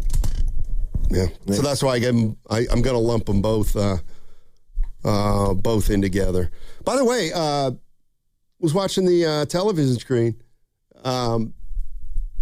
Steph's on a minutes restriction. Oh, and Dibs went ham yesterday. Whoa, what did Dibs do? What happened? Basically saying, I'm paraphrasing, I love you, Dibs, and my niece. Thank God, no Dibs. Mila. You can't be all in if you're saying out loud that there's a minute restriction with the chef. What if the game, Evan brought it up this morning, what if the game went OT?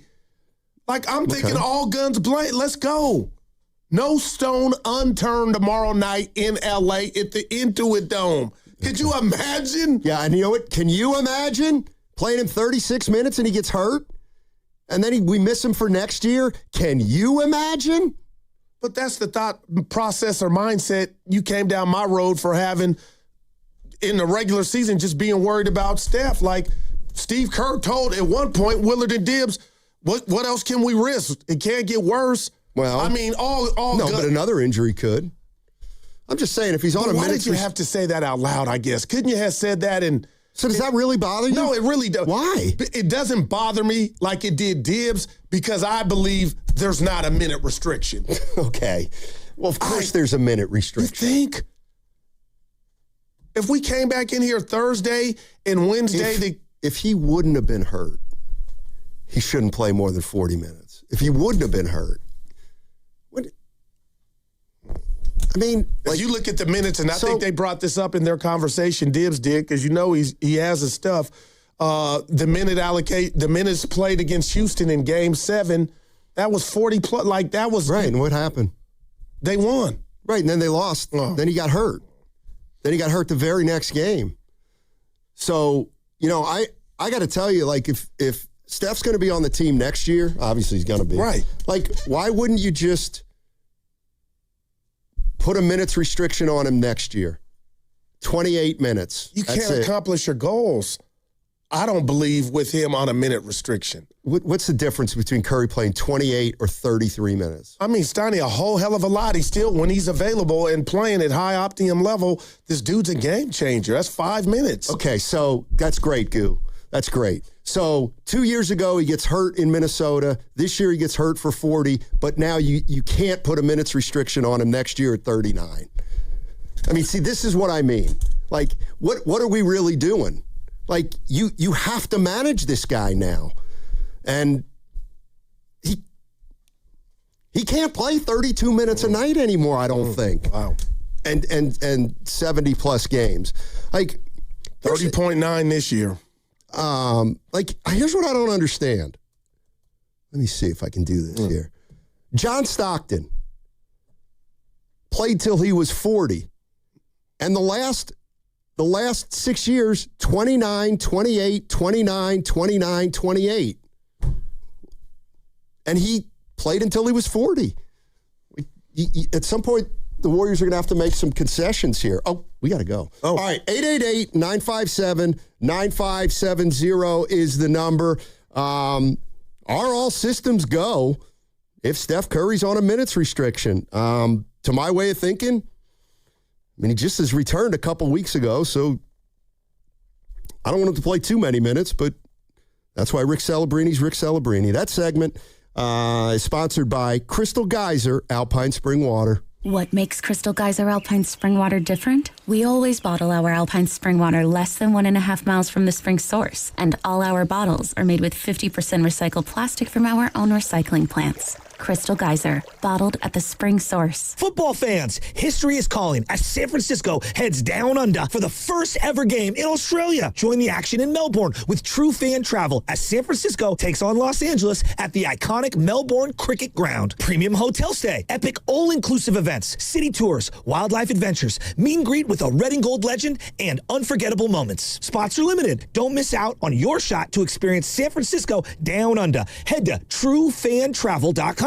That's truefantravel.com. Xfinity Tech Support, Matthew speaking. Hi, I live in a pretty remote place, like Jurassic Park remote. Wow. Will Xfinity Mobile work out here? Yep, the combination of reliable Wi-Fi and 5G makes it so that you can stay connected in all kinds of places. Plus, you get access to ultra-fast speeds and coverage, whether you're poolside or out live streaming with a T-Rex. Hold still. You're about to go viral.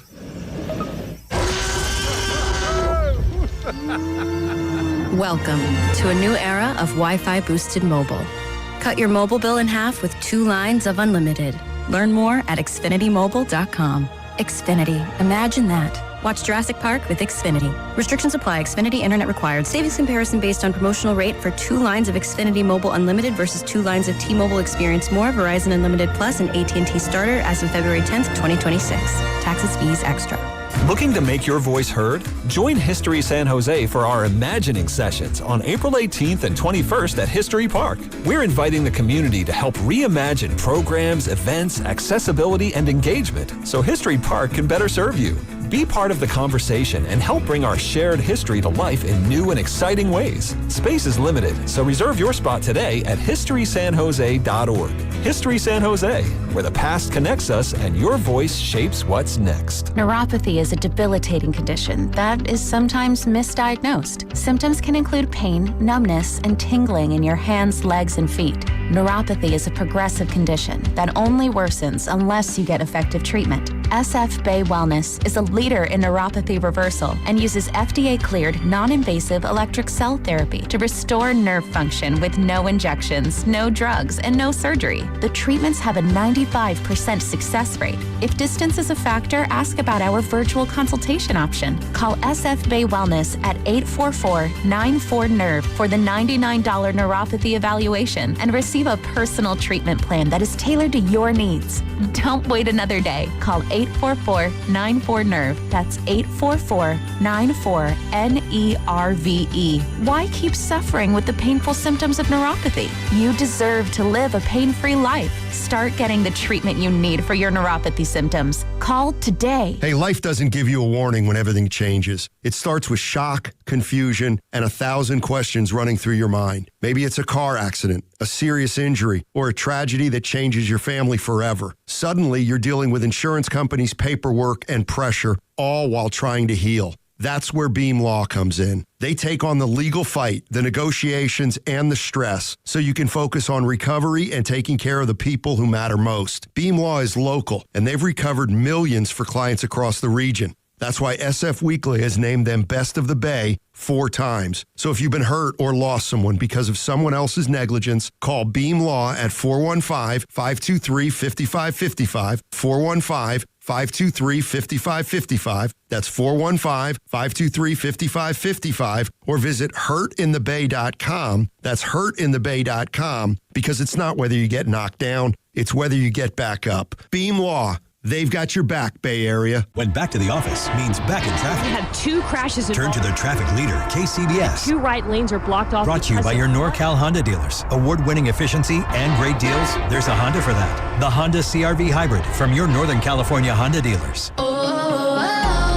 My perfect day has sand, salt water, and friends.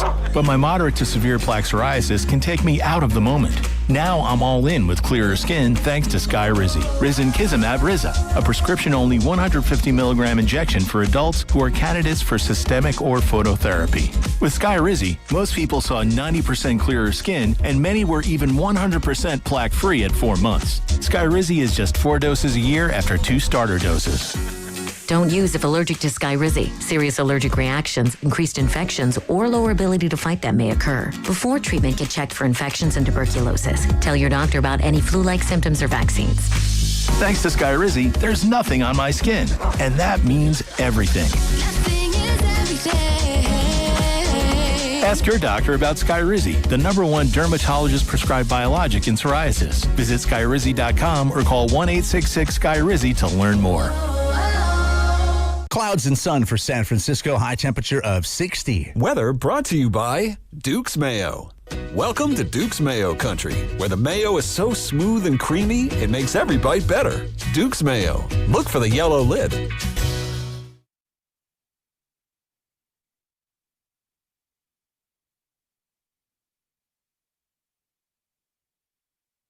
Misread the calculations. I'm going to throat punch Mohegan. Steiny's got the most juice in the Warriors organization. This is Macklin Celebrini, and you're listening to Steiny and Guru. All right, thank you very much. Macklin. Yeah, I was a little surprised. You know, I said, maybe next year Steph plays 28 minutes a night, and that's not enough for you. That would be that's maybe what's that means. I don't think it's what his intentions were, but that would be an example, prime example of a new normal. Because that would be the first time under 30 minutes since you and I have known each other. Let me tell you what the new normal is. It applies to the entire Golden State Warriors. And you might think I'm kidding, but I'm not. All right. Tell me if these guys are going to be on the team next year. Curry. Check. Butler. Check. Green. Check. Payton. Check. Horford. Check. Porzingis. Check. Okay. If those guys are on the team next year, if all those guys on the team are on the team next year, and I'm the Warriors, okay, I am load managing all 6 of those guys from minute 1 of the season. Well, Butler, you ain't got to start that till yeah, but as soon as he comes back, okay, in other words, what I'm doing is I'm looking at Steph Curry and I'm picking 60 games, and I'm giving him as much time off as we can within the schedule to play 60 games, because more than that to me is unreasonable.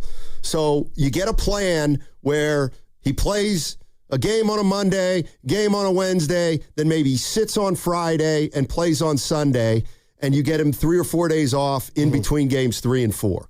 Like, I think that's the way you got to do it. And I think that's the way you got to do it with Draymond Green. And when Jimmy Butler comes back, I would do it with Jimmy Butler.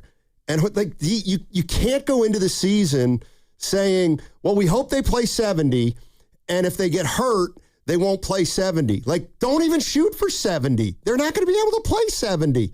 See if you can get 60 out of everybody. But what are you trying to accomplish? You're trying to get through the season with everybody healthy. That's exactly what you're trying. But this operation avoid the play-in, right? When, next year? Yeah.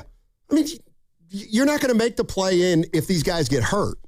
So what I'm saying is, I think you got to load manage them from the minute. Like, I think I would almost give these guys a schedule of 60 games, and you try to overlap when you can, and some other games you can't overlap. Wow. But I just don't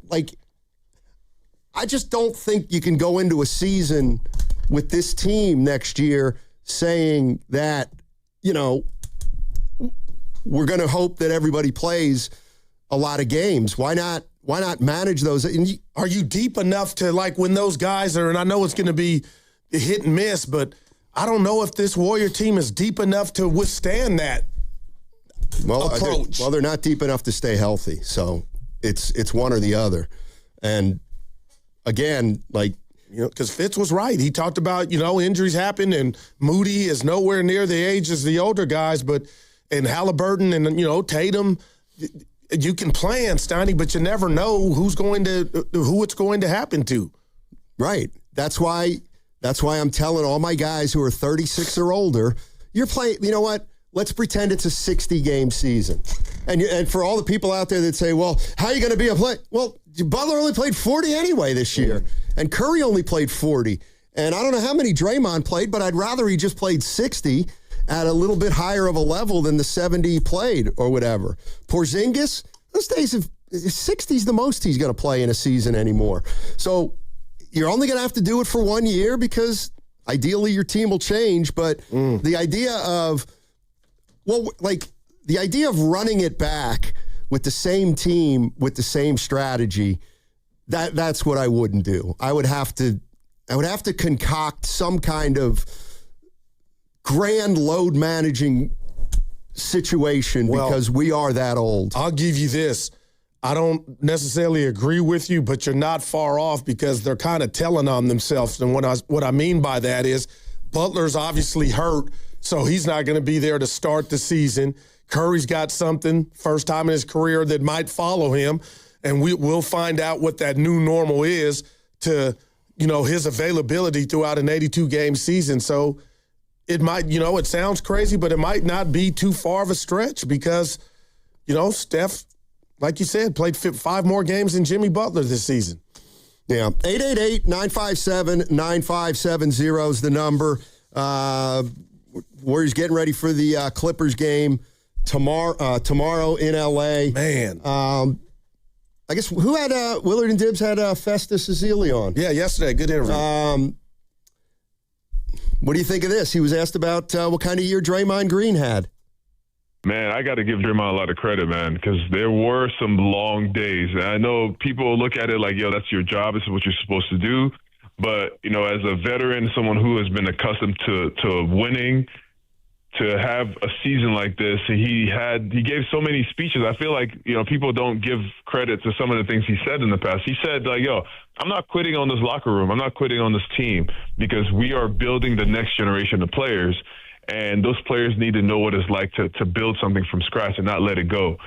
And I think that's one of the things that people should also, if you want to quote people, like if you want to quote Draymond, that's one of the things you should also talk about, because what he said there was, even with everybody out, Draymond was still there. He was playing in these games and he was getting better. He was hitting shots. I think Draymond just passed 100 made threes this season. You know, he was finding ways to still be effective and be in the game.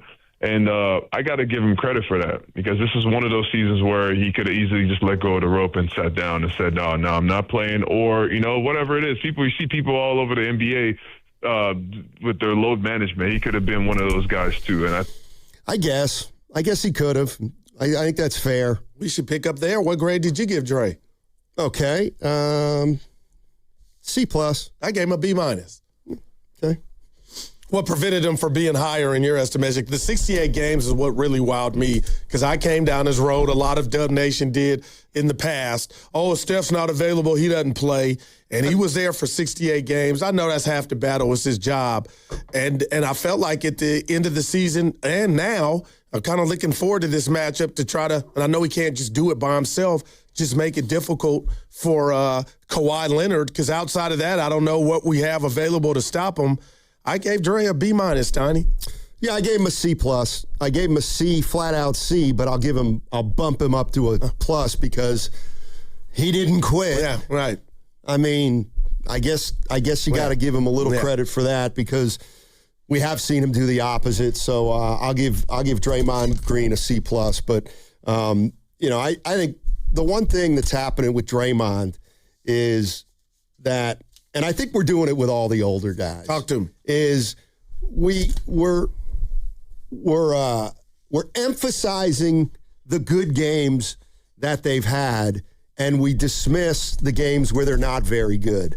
So when we look at Draymond's season, we say, yeah, he was pretty good. Was he? Was he really pretty good? Was his defense better or worse than it's been in the past? I think it's been worse. But I'm going to tell you, and I think his offense is no better. I'm there with the offense, but I do think when this season and these awards start coming out, and you can say, "Good," that doesn't mean diddly squat. But I guess at Draymond's age and the rhetoric and what you think of him, we know he's demonstrative, a lightning rod, and he won't bite his tongue. A lot made on this podcast. I do think he's going to be on an All-NBA defensive team. First team? I don't know first, but, you know, there was one juncture, I got to keep it real, 100. This year? Last year, we thought he might or was in the lead on Defensive Player of the Year. He didn't get that.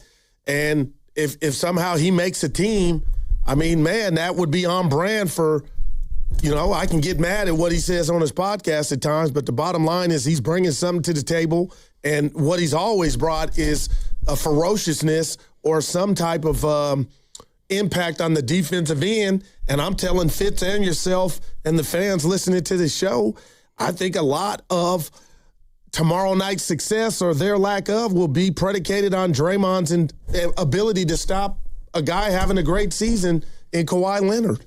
Yeah, and I'm just telling you that, you know, to my way of thinking, his terrific defensive moments have been fewer and farther between year after year after year. I mean, okay, he had a couple great games against Wemby early. I remember those. And then he had that stretch where he did a nice job against Kawhi and a couple other guys.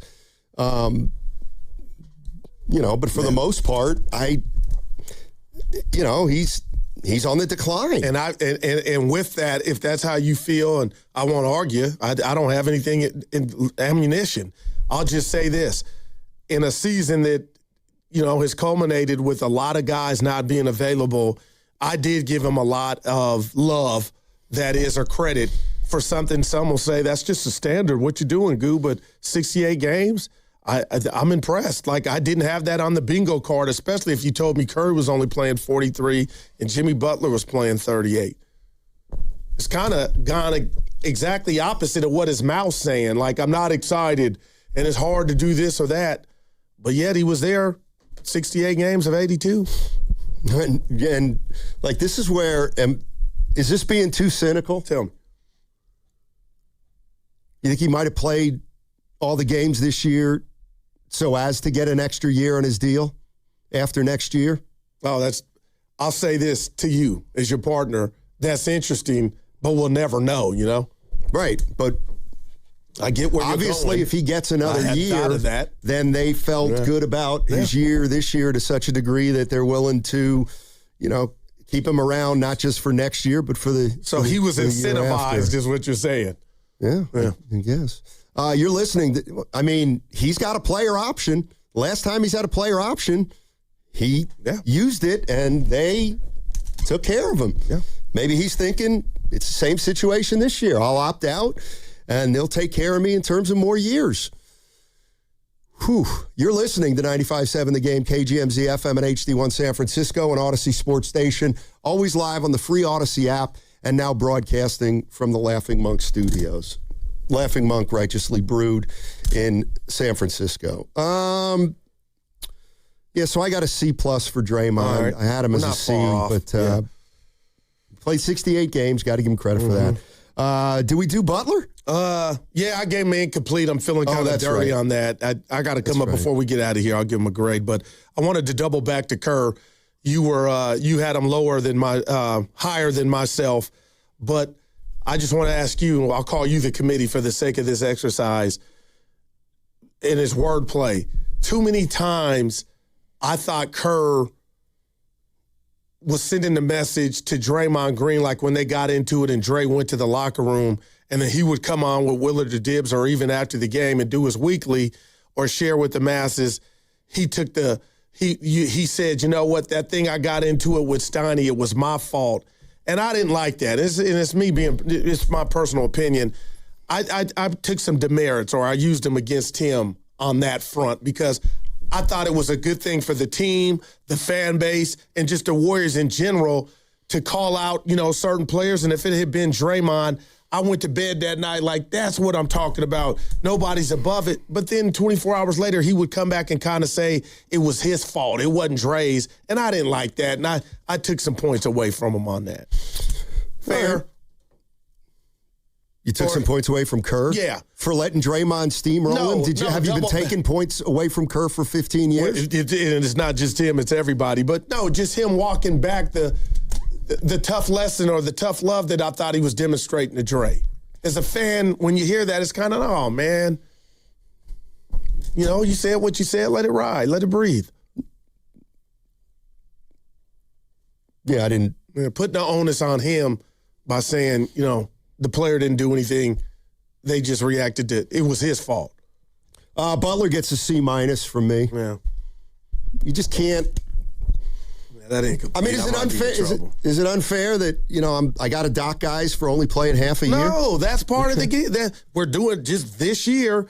No, you'd be on brand. That's why I thought you'd be shocked I gave Steph what I gave him. Because Al Horford.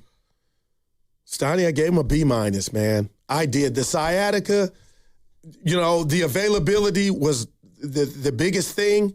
But when he got his legs underneath him and he played, not watch him play ball, I want him back another season. So I gave him a B-. And the reason it was that low is, again, he was losing his sciatica. But as far as him on the court, I like what I saw, and I still do.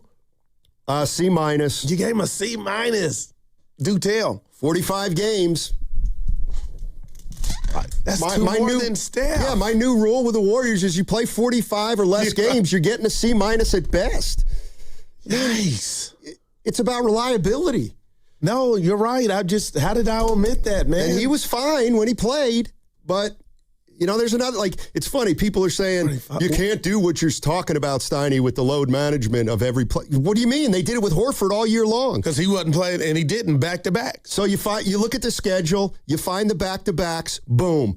That's 12 to 15 games that none of your old players are going to play. All right, now you pick out another 8 that they're just going to rest because of load management. Well, and his calf issue. And you go into the season knowing when there's some breaks in the schedule. But they essentially load managed Horford all season long. Yeah.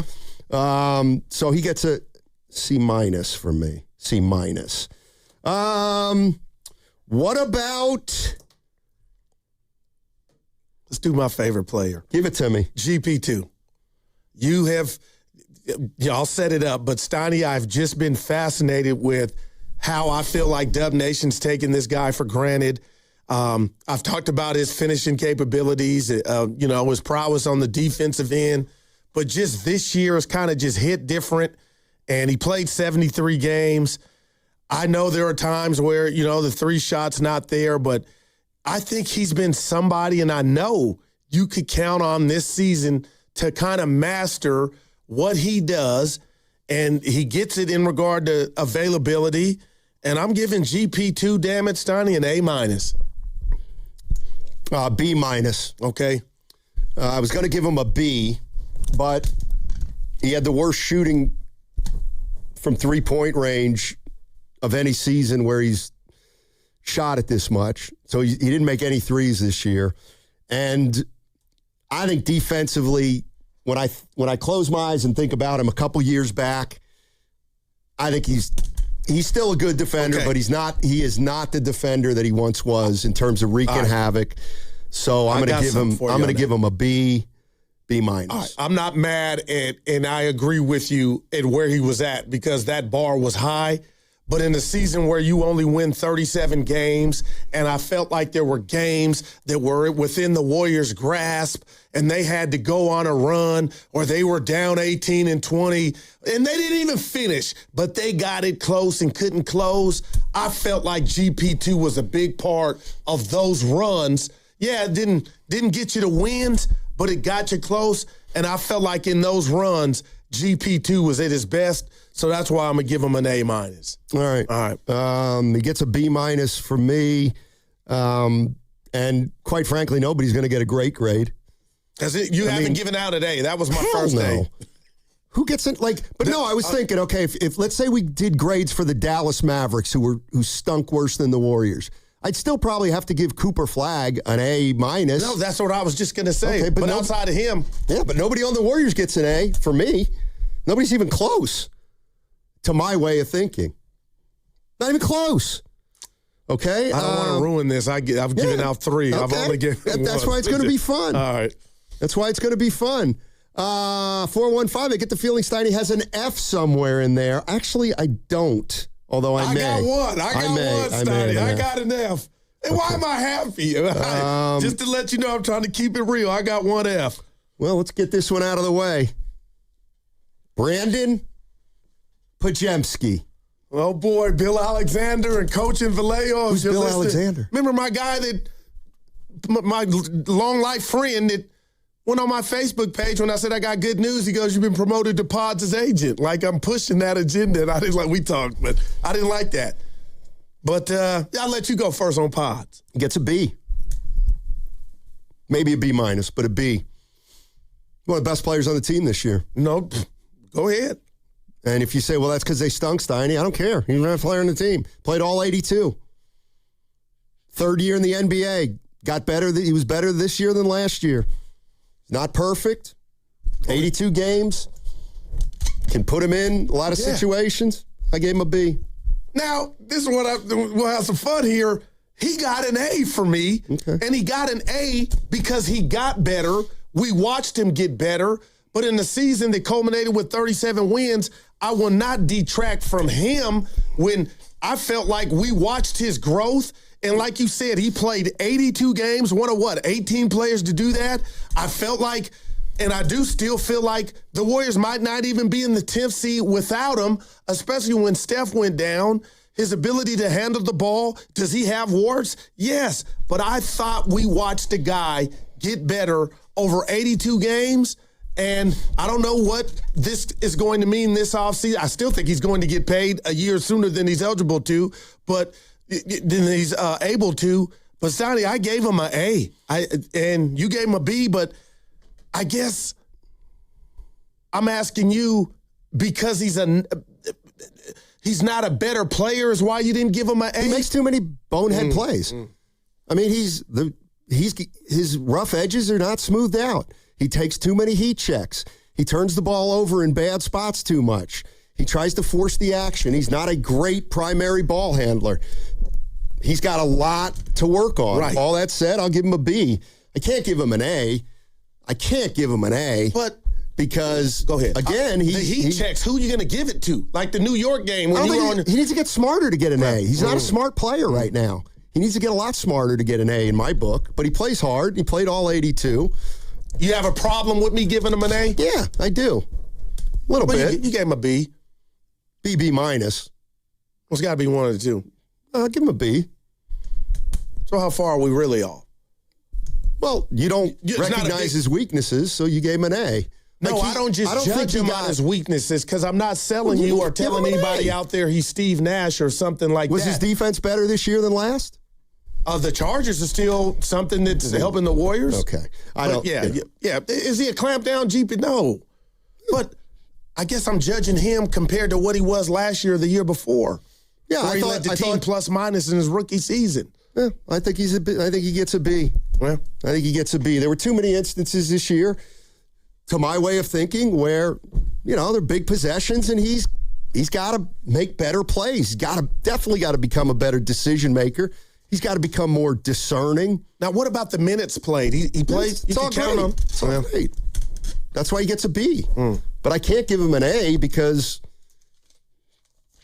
to me, he wasn't an A. If he would have been an A, I think people would be less on his ass. Yeah. Not that that's what I determined the grade on. That was perfect. But yeah, I'll give Pods a B. Well, not too big of a discrepancy. I have we haven't had any really. I have no A's on this team.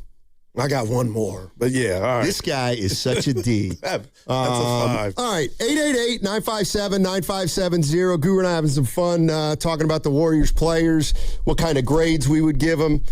Guru gives Pods an A. I give him a B. Dare we ask what you give him? No, we're not going to ask. I'm not asking you guys. There got to be some fair people out there. But if there's a letter you heard that you don't like, you can call in and ask us, and I'll tell you why you're wrong. I don't like him.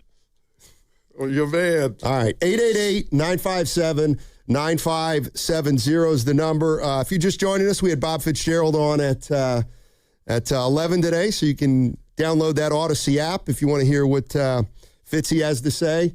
He's a little more optimistic than Guru and myself. But you would expect that from Fitz. 888-957-9570. What's coming up on the game is brought to you by Fremont Bank. Here for you, here for good.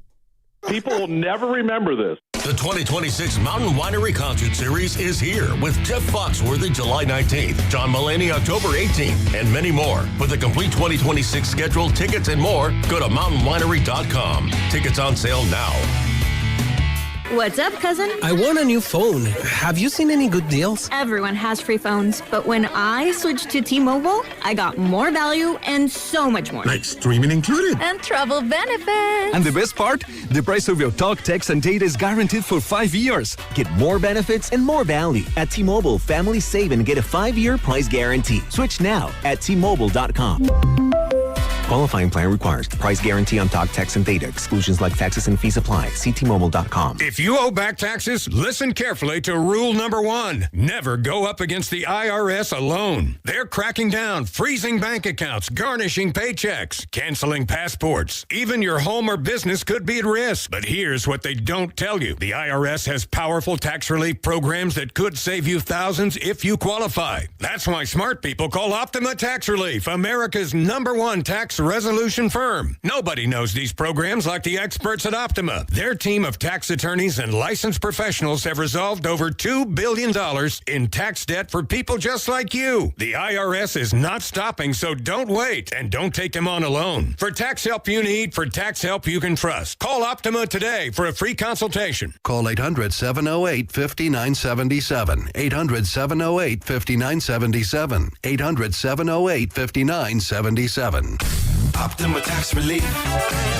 Some restrictions apply. For complete details, please visit OptimaTaxRelief.com. Hey there, it's Bonte with a fresh springtime update from River Islands in Lathrop, where the good life can be your life. Everything is in bloom here, including the home selection. With neighborhoods designed for all kinds of lifestyles, it is easy to find your perfect fit. Looking for a bright kitchen, a home office, or space for guests? You'll find it here with homes from the low 600s to over $1 million. And the Town Center, located by Islandersfield Ballpark, is really coming to life. The Redwood Cafe opens this summer, and a new amphitheater is on the way for concerts and community events. Sutter Health is building medical offices, and a major grocery store is coming soon, making it a great place to gather and unwind. The Lakewood Club at Del Webb has just opened its doors, and a brand new K-8 charter school welcomes students this fall. All part of the exciting growth happening within River Islands. Isn't it time for you to discover the islands? Check it out at riverislands.com. Are you interested in being an install or service technician? Good news! R&S Doors and Gates is hiring. If you have good mechanical skills and a knowledge of power tools, welding, and motor controls, you should apply today. R&S Doors has openings to repair and install commercial overhead doors, entry doors, and loading dock equipment. You must be able to work in a professional, fast-paced environment. Call 800-FIX-A-DOOR and apply today. That's 800-FIX-A-DOOR. Or visit rsdoors.com. R&S Doors. Look for the red truck. 1-877 Cars for Kids. KARS Cars for Kids. 1-877 Cars for Kids. Donate your car today. 1-877 Cars for Kids. KARS Cars for Kids. 1-877 Cars for Kids. Donate your car today. Ready to get rid of that old car? Donate it to Cars for Kids. Call 877-CARS-4-KIDS to speak to a friendly live agent. Donation is super easy, and your car can be picked up as soon as tomorrow. Go to carsforkids.org now or call 877-CARS-4-KIDS to donate your car today. 1-877 Cars for Kids. KARS Cars for Kids. 1-877 Cars for Kids. Did you know you can donate real estate too? Go to carsforkids.org. That's cars with a K. Everything you knew about reaching customers online is being rewritten. Time to rethink your approach. Outcomes from Viant finds real customers, not impressions, not clicks, customers. Our AI maximizes every dollar of your budget against the outcomes that matter most and proves it happened. It's smarter advertising made simple.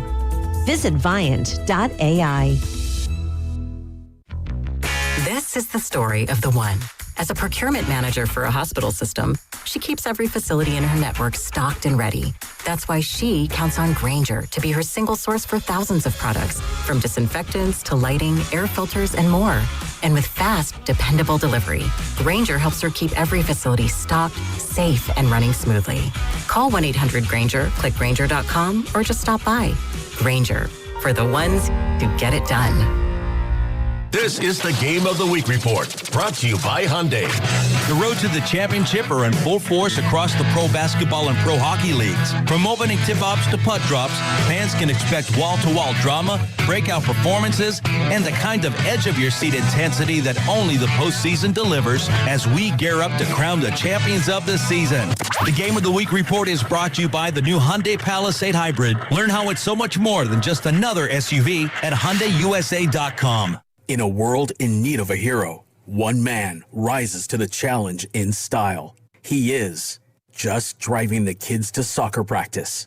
Make every day feel epic in the all-new Hyundai Palisade Hybrid with up to an EPA-estimated 619 miles of range on select trims, advanced tech, and class-leading interior space. Come on, guys. No cleats on the seats. Visit HyundaiUSA.com. or call 562-314-4603 for more details.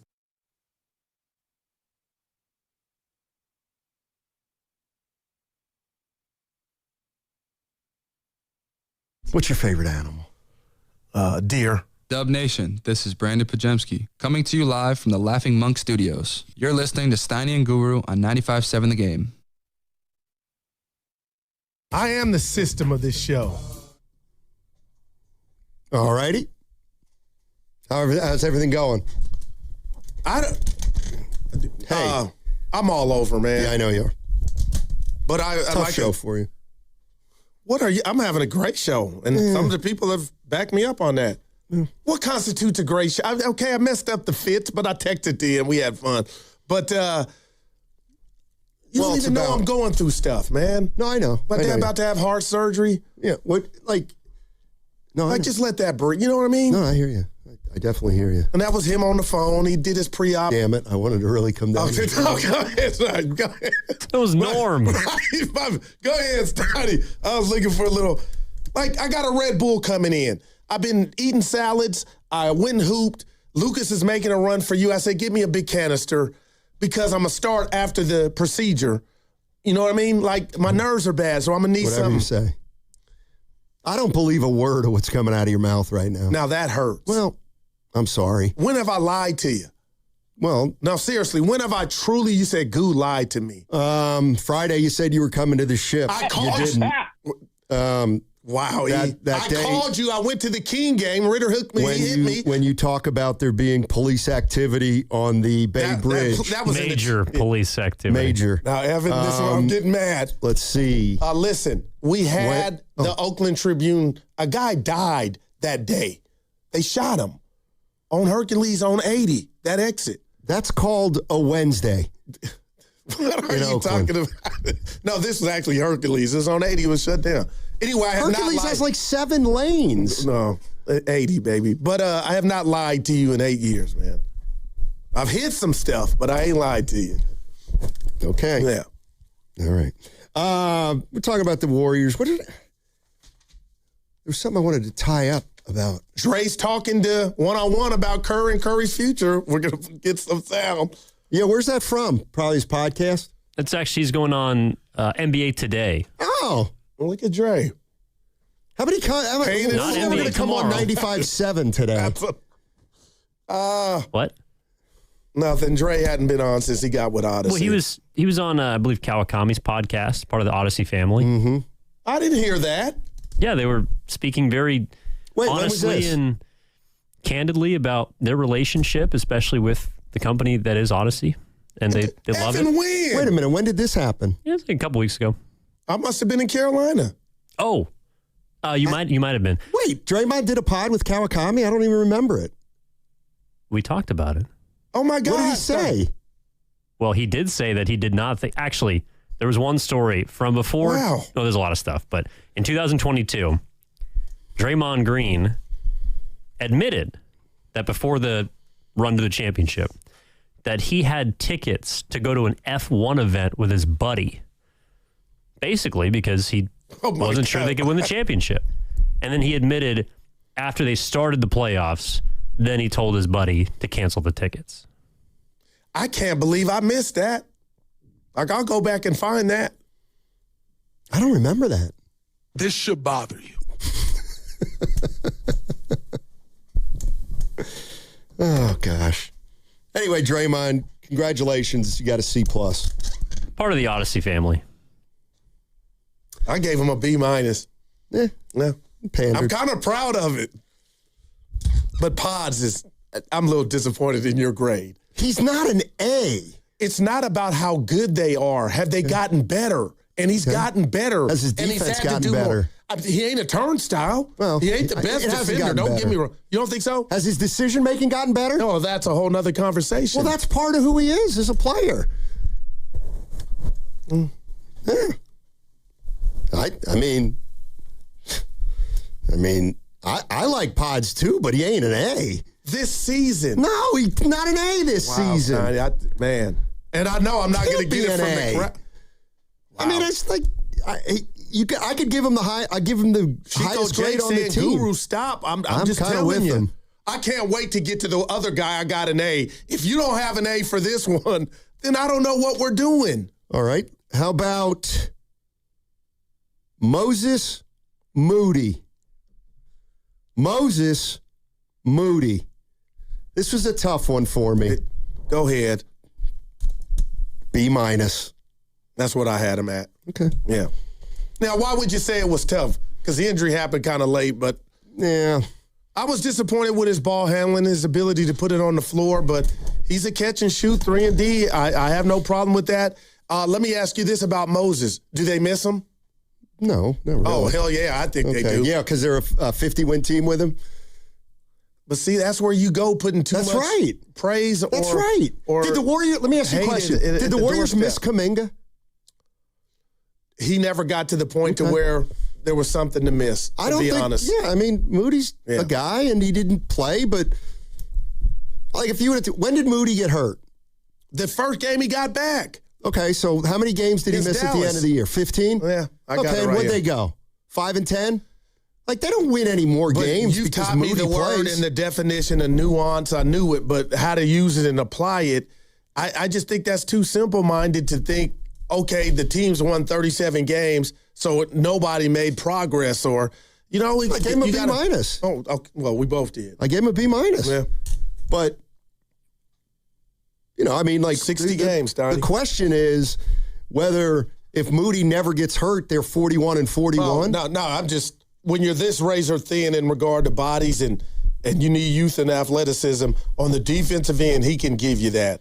And boy, would you be feeling better about this roadie at Portland, Phoenix, or LA with Moody on the roster? Not really. Wow. Like, okay. I would a little bit. Like, I'm serious. I mean, I just, like, of course, I'd rather have him healthy. I'd rather have Moody But just play. another body on Kawhi. That's all. And again, Kawhi might give us 40. See, the problem is they have so many interchangeable players. You could put Moody in one night, and he'd be good, and Peyton doesn't play. You know what I mean? Like, Moody's not going to play. Peyton could help you win that game defensively. And I don't know. I hear you. Got too many guys like that. Well, that's the first time we had the same grade for a player. All right, what about Kristaps Porzingis? Kristaps. I'll go first. Porzingis. Steiny, I'm, and this is not personal with me. He had nothing to prove coming here except could he stay healthy? And I feel like we didn't get a surplus of him.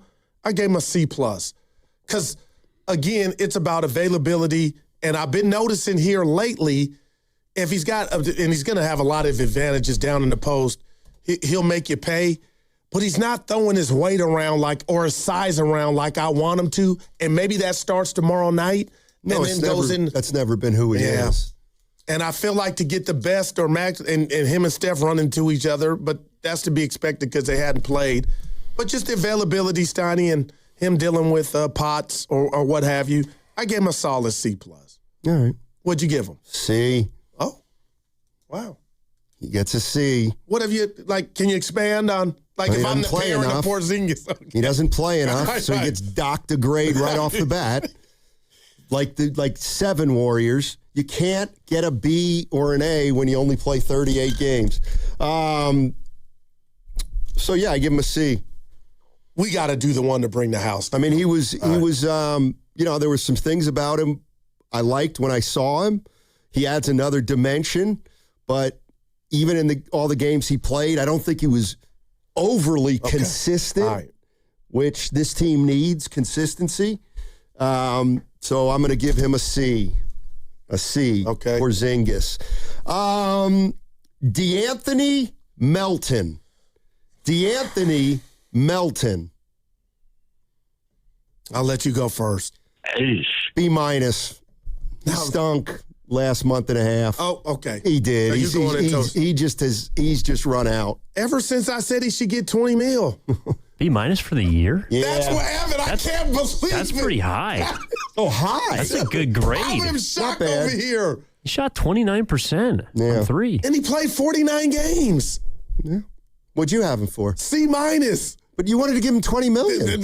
But some stuff has changed. It's his ability to finish. I'm like, nah, DeAnthony. Now I'm wondering, has he played himself out of his future here? No, C minus. But he's just been, when he's playing, and he's good to us. I love him, great personality. But Steiny, his lack of ability to finish here lately, I thought, okay, maybe it's just the legs. But I am concerned, and I'm wondering now, has he played himself to where he might not even be on the squad next year when I just knew that was a for sure. So I gave him a C minus with the availability, and I know he was coming back from some. And him shooting the ball, I have just been, I've been disappointed a bit, and Melt's our guy. Yeah. But a B minus. Yeah. He's a good defensive player. Wow. He's the only guy on this team that can attack the rim and create. But is he finishing when he's attacking? Listen, Steiny, I'm shocked. B-. I mean, he's not. That's the first one Evan jumped in. I'm sorry. Of all our grades. Well, it's funny. Here's the other thing. Here's the other thing. So, you guys, like, how do you get a D? What'd you give him? C-. Okay, so how do you go from you were going to give him $20 million a year 6 weeks ago to a D? Like, he only wasn't good for 6 weeks. Yeah, but now I'm really, I was infatuated. That's happened to you before, and sometimes you're blinded. And I put too much expectations on him and his ability to shoot the ball and make it from deep. He never shot it well. But now he's missing bunnies, Bugs Bunny. And this has been going on for like a month, and I'm just concerned about his ability to finish 1/5 of the season. And then what about the games played? 49. Well, keep in mind he missed the first 20? But it still counts. It's on the ledger, right? But I'll tell you what, I would rather have DeAnthony Melton miss 20 and then play 50 of the next 60 than whatever happened to Jimmy Butler. I mean, we knew DeAnthony Melton was not going to be healthy at the beginning of the year, and the minute he got healthy, he pretty much stayed in the lineup. I'll leave you with this. I thought he was better finisher than he's been. Forget the jumper that hasn't been there because everybody goes through spells, but Steiny around the rim. Again, you wanted to give him $20 million. I don't 6 anymore. weeks I don't ago. anymore. So he must have been a B+ at that point. Oh, yeah, no doubt. Okay, so you can make an A. In 5 weeks, he dropped 3 grades. I would say 7 weeks, but I got to ask you this. Do you give any merit to me thinking about his future? You are right. I got to own. What does his future have to do with anything? I think he's playing himself like the Warriors might be like, we might be okay without him. I'm not trying to run him out of town, but I think that's where this thing is going. This is where I'm with Austin and San Jose. He's small potatoes either way. Like, this is the thing. Like, when I'd give him 15. What are you, crazy? Like, it's worse to give Melton $15 million than to just let him walk and find somebody like Melton who you can pay the minimum and he'll be almost as effective. But no, I liked him a lot the first half of the year. And I loved him a lot. That, I guess, yeah. So, what do you have for Melton, Evan? I would probably have him like C+. I mean, if Porzingis was a C, I'd say he's a little bit better. All right. But he was the first one you jumped in. I think that he's played relatively consistently, but I can't ignore the fact that he was hurt for the first half of the season. Yeah. How many? Let me see what he did. And that was the part of my metric, Evan and Steiny, that I kind of didn't drill him on, because we kind of knew it. But yeah, since I came in, told him 20, give him 20. Him around the bucket has not been it. And I would love to I guess I had the opportunity to ask him what's going on with the finishing. So he missed the first 21 games. So that drops it to 61 he can play. Well, now So he played. Missed 12. Yeah, he played 40. He played 50 of 60 after that. But the grades are great. But you graded high. That's why Evan and I were shocked. And I understand why you guys, because you guys don't, you don't care about defense, which I get. But it's more because you had Pods only slightly above him.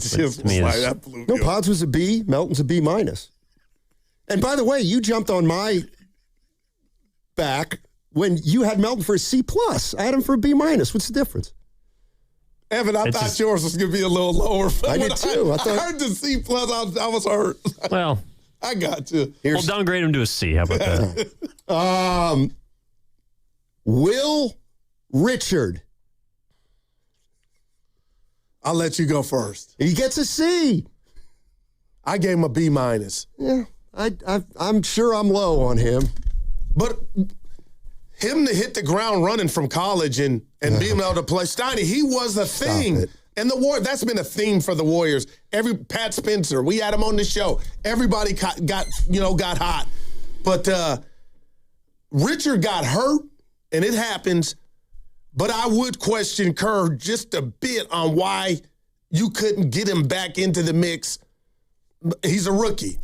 I didn't like what happened at Madison Square Garden when you yelled at him and it should have been Pod. You apologize, Kerr. I get that. But the bottom line is I think Will Richards did well for himself as a rookie. I'm into the 4-year thing now that you've been preaching for a while, but this is not about you. I gave Will a B-. So, yeah, I like that grade for Will. He played a lot this year. He played 69 games. No doubt. And in those 69 games, you know how many minutes he averaged? 20. For a rookie. Yeah. Yeah. On this team. Right. And I don't remember much about him the last 2/3 of the year. Oh, no, that's a fact. Okay. It's kind of, I don't know where to put that at. Can't shoot, can't make threes. Can't have guards who can't make threes. His shot looks a little like he needs a lot of room to get it off. I don't know what's going on here lately, but I've noticed that the shot is kind of, perhaps there's a hitch. I don't know.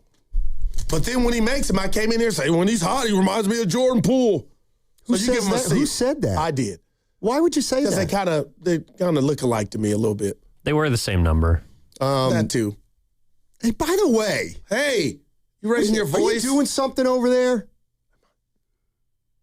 Am I doing something over here? Come on, dude. Yeah. I'm talking to you. Yeah, we'll talk at the break. You mean like fart? I have never like Sonny wow. And I would tell you if I did. No. You smell something? Let's pick another player. These are not pens. I steal your pens. I admit to that. If I pooed it, I would tell you. Wow. Something's funky in here right now. Okay, it ain't me. Oh, really? Yeah. You're the only one in here. You wash that sweatshirt? Every day, every time I wear it. I put cologne on, but I know, but Stoney, I'm just being honest. If we were a roommate, I'm the guy that would say I did it. I didn't. Right, and you'll say that at break, which I appreciate. They say who smelt it, dealt it. Yeah, okay. Yeah. No. Just, you don't have the ha-ha. Clean yourself up a little bit, would you? Hey. I did not tell you if I did. You know what? Will Richards, a guy I could see bumping up a little as a second-round pick. Instead of a C, give him all right, there we go. Fine. We kind of wanted that with Melton to go down. I mean, who'd you give the B? Yeah, D+. Yeah, right. Okay. Guy Santos. Yes, sir. I'll let you go first. I give him a B. See, now it's not even fun. I'll give him an A. You can give him an A. Yeah, I'll give him an A. I don't have a problem with Santos as an A. No, okay. Evan? No, that's probably the one guy out of everyone this year. Right. No one's got a problem with him passing it or getting a good grade in class. Right. Go ahead. No, I mean, it's if anything shows you where the Warriors are, the guy who gets an A is the guy who went from being the 12th man to being the 9th man. And, wow. And you know, I don't feel bad for Guy. How can I? You know, he changed his family's life, with this contract. That could have been an insensitive comment, the more I think about it. Well, he said it. He'd already made $3 million his first 3 years in the league. What I heard him say is, I can't live on $1 million. Now, finally, I've got some peace of mind. Well, I don't know what to do with that. I'm happy for the kid. Situation. But he's averaged 10 points less since Steph came back. Okay. And I'm not making excuses, right. But that's not the way basketball works. What I appreciate about Guy goes away a little when the chef is out there, and I understand it. Like we saw, this is a bad analogy, but I'm going to try. We saw, what's my guy's name? The backup for the Niners. When Brock Purdy went down, we saw the best of him, and people were coming. Jones. Mac Jones had to help me out. We were like, man, look at Mac. But the reality was when Brock, the Captain James T. Kirk of the Starship Enterprise, comes back, you're done. And that's kind of how I feel with Guy. You're not done, but that freedom that you had where you were able to show off what you could do, not goes to the wayside. I'm not saying that by all, but he's going to be a contributor, but he don't have the ball in his hands as much now. And when Jimmy could, you know what I mean? So I'm giving him an A because Steiny, that footwork is Fred Astaire, Gregory Hines. God, stop that. And the dude was fun to watch. He still is. No, I don't want to get on it. I don't want to rip. No, I'm upset with your radio, upset with you with the accusation. Well, yeah. Yeah, we got about 3 minutes. Yeah, but you gave him a B, I gave him an A. We really haven't argued, except the Melton. Yeah, fellas, hey, get back to arguing now. Scotty. Nate Williams. Whatever. He gets a B. That's what I put right here. Look, B. Pat Spencer. I gave him a solid C. See, I gave him a B. See, I'm not even, look, but I don't get mad. Can you? You get a grade based on how you played, not if you came into the year good or not.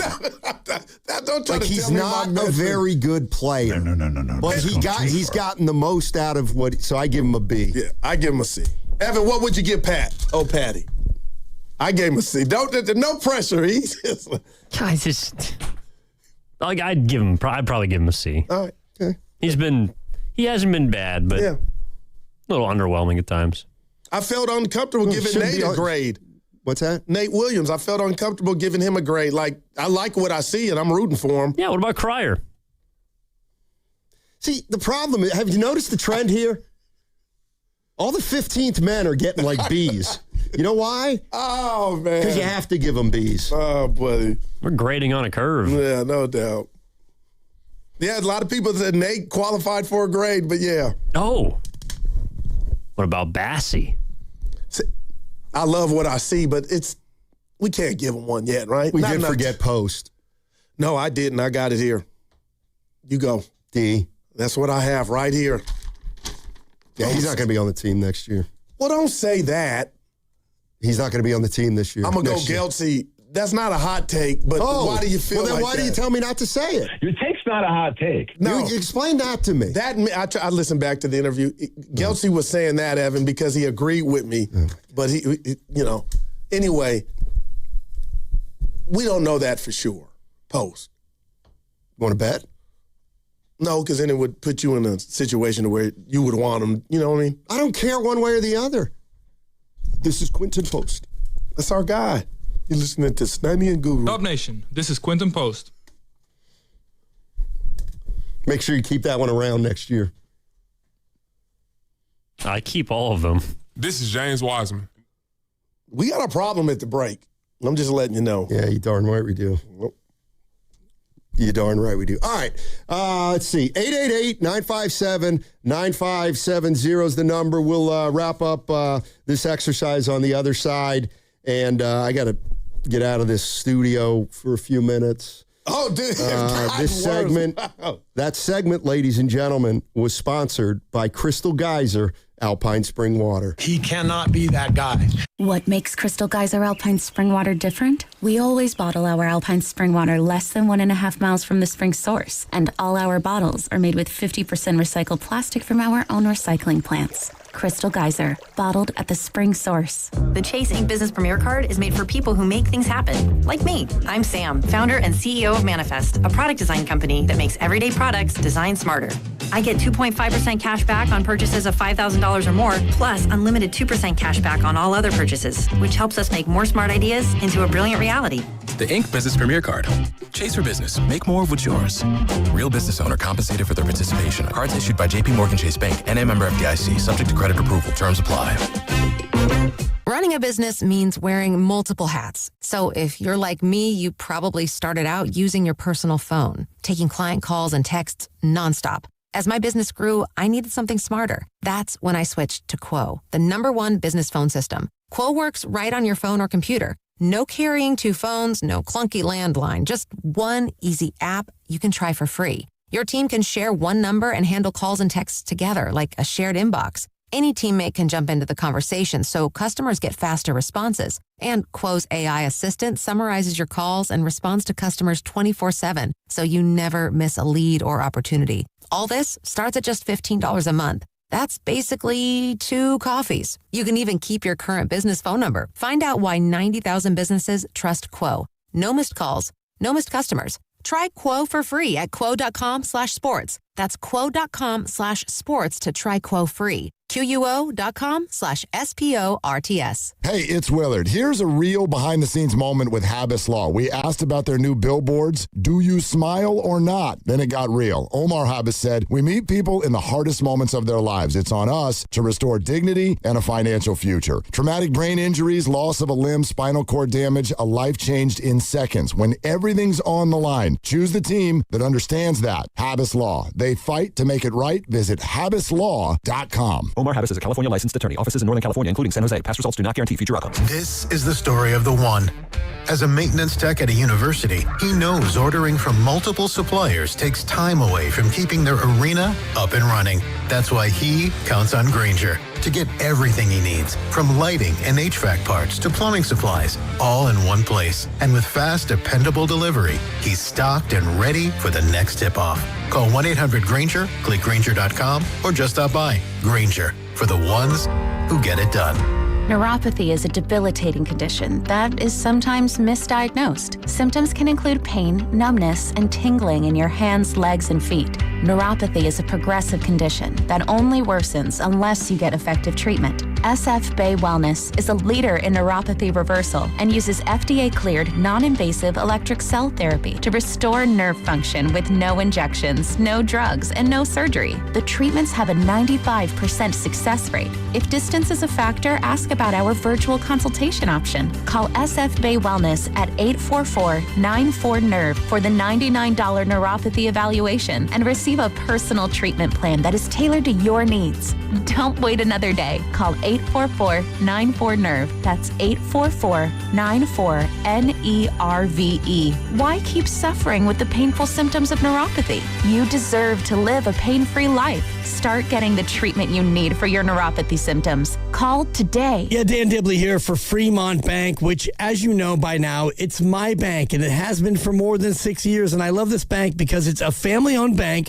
with the family-owned feel. They started back in 1964, and when they did that, it was just one branch, but now they have 21 branches. So if you go around in your Bay Area, you're going to find a Fremont Bank branch, and you're going to see it, and you're going to think, you know what? I want that full-service banking with no compromises, and you should. It's not a big box bank. It's a good local bank, and when you deposit your money with Fremont Bank, they reinvest it locally into businesses, philanthropy, home ownership, all the good stuff that makes our Bay Area the best area in all of the country. And that's why you should be a Fremont Bank customer. The money stays here. It's local. It's not a big box bank. It's a good, solid local bank. And we talk about Fremont Bank, and you know that they're here for you and here for good. I'm Piera Palazzolo, VP of Digital Marketing for the American Management Association, a company focused on the management training skills needed to enhance the careers of business professionals. We did our research when it came to the best companies for website development and chose AmericanEagle.com. And we couldn't be happier. AmericanEagle.com worked closely with us to understand the front and back end requirements needed to launch an e-commerce website that could handle the complexities of running thousands of seminars nationwide. Our robust new website and improved SEO saw immediate increases in site traffic and web revenue. If you're in need of managerial effectiveness and success, visit our website at amanet.org. If you're in need of a website that provides an unparalleled consumer experience, I highly recommend AmericanEagle.com. Transform your business today.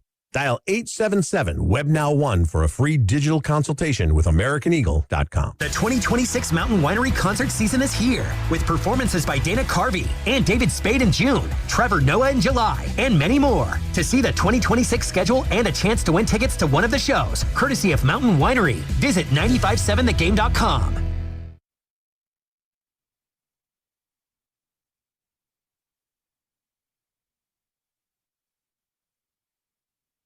Three career farts in my 12 years on air. Now, back to Steiny and Guru on 95.7 The Game.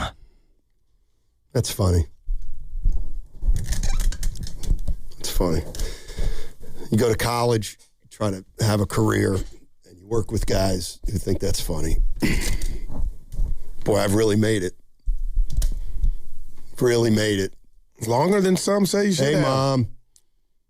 Yeah, we talk about passing gas on a radio show. Well, you said it on air. No, I didn't. You didn't have No, I proof. didn't. No, I You didn't. said, No, I didn't. what are you doing? Yes, you did. Well, in the black Did not community, when use you it. accuse somebody, No. No take it all off. accusal. Let's put it right on the table. No accusal. That's what you learned today. No You accusal. said on air, oh, what are you doing over there? That's right. In your world, that works. We got to talk about it, and I didn't pass gas.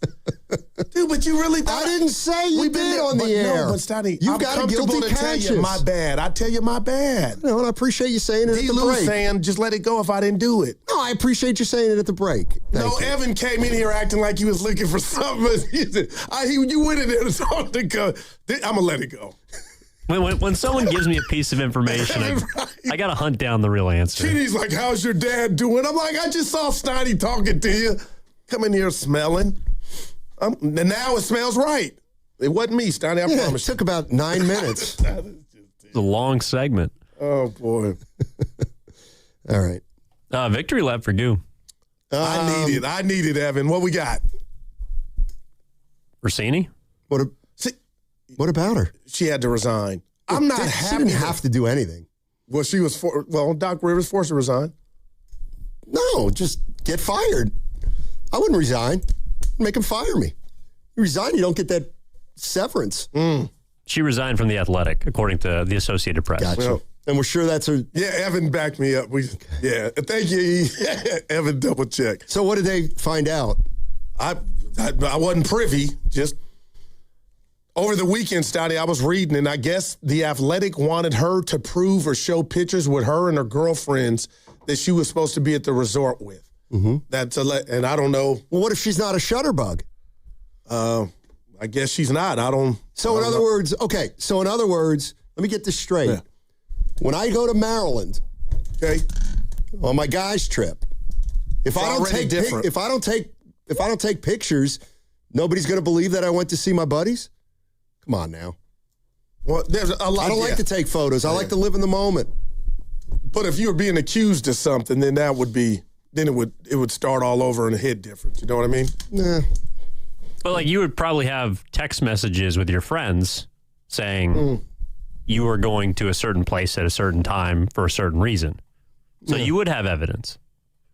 I wouldn't turn it over. Well, I would say to get out of incriminating yourself. I would say, do you trust me or do you not? Well, what if it was the job though? Bye. If Matt Nahigian says, Steiny, I love you, and we're going to give you a raise, but I don't trust you, I'll walk. Oh, I'll walk. No, you take that raise. No, I wouldn't. If I lose Matt Nahigian's trust, what do I have? How do you know you have it? Hey, but listen, I do want to say this about the thing. Isn't there a double standard in this? So the ball coach, and again, I got to be careful with my words. He just goes on about his life, and she loses her job? Well, blame the double Patriots. standard that we have in this world. Well, it's a double standard by the Patriots, to me. Well, they didn't let her go. No, they should fire Vrabel then. No, but for what? For doing something that everybody thinks is untoward. Why is she more culpable than he? That's what I get. Well, she's a reporter depending on getting information, and I guess it's coming across that she was. So what? I mean, I got news for him. Okay. Again, I hear you don't. She uses her strategy, and Adam Schefter uses his. But I get, Tony, you've been around a few blocks. Saying it that way is kind of saying, not saying she did it, but however one would do that is how, you know what I mean? No, I just, it takes two to tango. So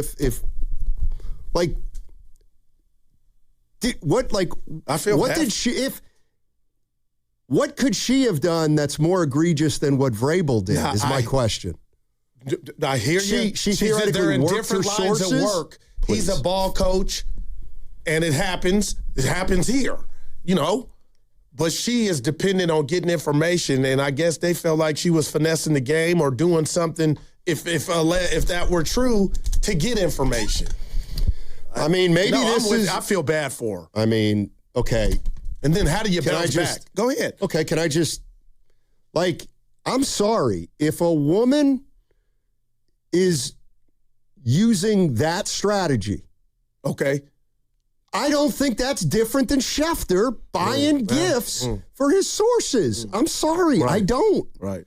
Now, people can disagree with me, and but The Athletic obviously does. The bottom line is these reporters stoop sometimes to low levels to get stories. And who am I to judge who's going to the lower level? Wow. I just and I do wonder her future in regard to who's going to, is ESPN going to give her to do what she loves, obviously report and get scoops and news, and he won't even have a conversation about this with his job. Yeah. Yeah, I hear you, Uncle Looney, Damon Chang. She resigned, so maybe they didn't force her out. But I just know she was suspended, pending an investigation, and allegedly they wanted some pictures of her and her friends on that said trip at that resort. Okay. And she might have been like, to hell with that. Okay, and Mike Vrabel said pictures were taken out of context. So if he's telling the truth, why did she resign? That's interesting. Let's go to Philmo Mike. Mike. Hey, Philmo, what's going on, man? Hey, I hate that we got to talk about the Diana Rossini and Vrabel. We don't have to. But, I mean, it is what it is. I mean, it's kind of, who's snitching, man? Right. Well. Who's the TMZ guy? Like, nobody care about that. And Vrabel's an overrated coach to me anyway. The Warriors season, in my opinion, y'all, was a Boosie season, man. Boosie is the word I have, Guru. What does Explain that mean? To Matt what that means. It's like a poo blood season, man. It's like poo blood. It's like what was really accomplished? What did we really do? We didn't really get nothing for Kuminga. You know what I'm saying? Yeah. It was like, and then the worst to me, the worst part of the season was Moody. I don't know why, but it's like, man, of all the people to get hurt, Moody gonna get hurt. So that's how I kind of knew the season. But the season ain't over.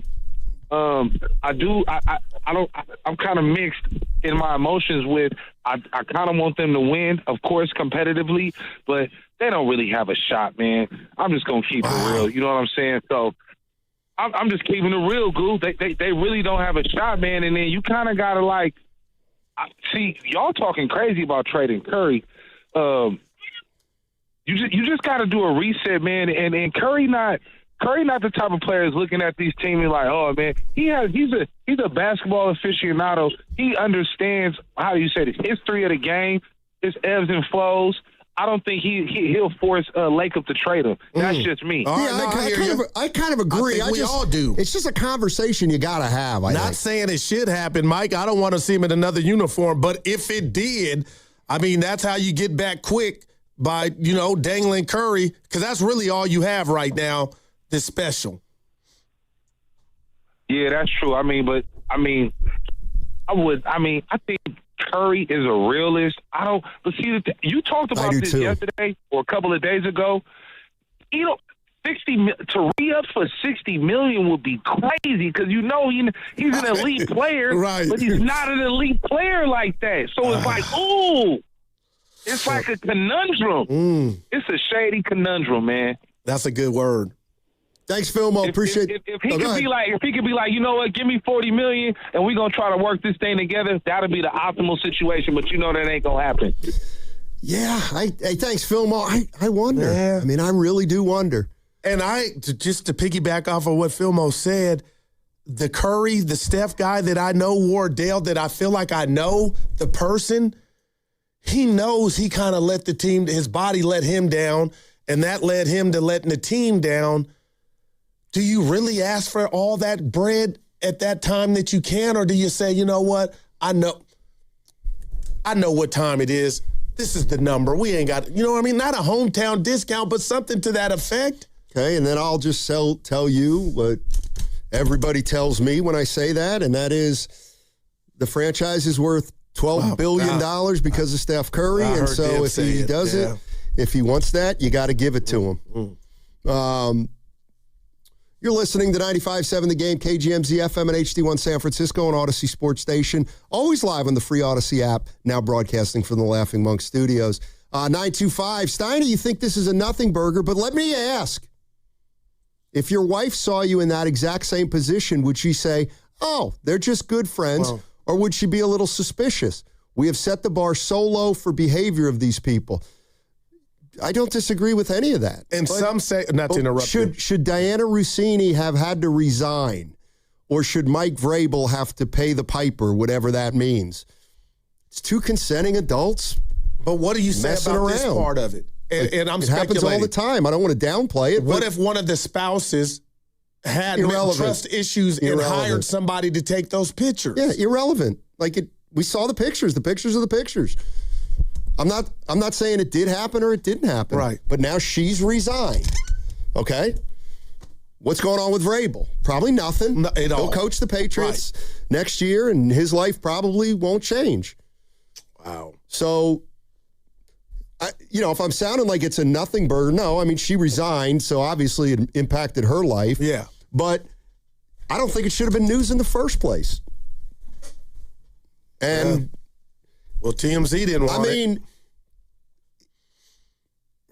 I got you, man. I just feel like a professional investor, a private eye, this is just goo talking, was hired, and that doesn't mean it's all our business, but it got out there, and when, and now I don't want to be naive. You let me know what you think. Resigned, investigation. It's kind of like, we won't fire you, but you got to go.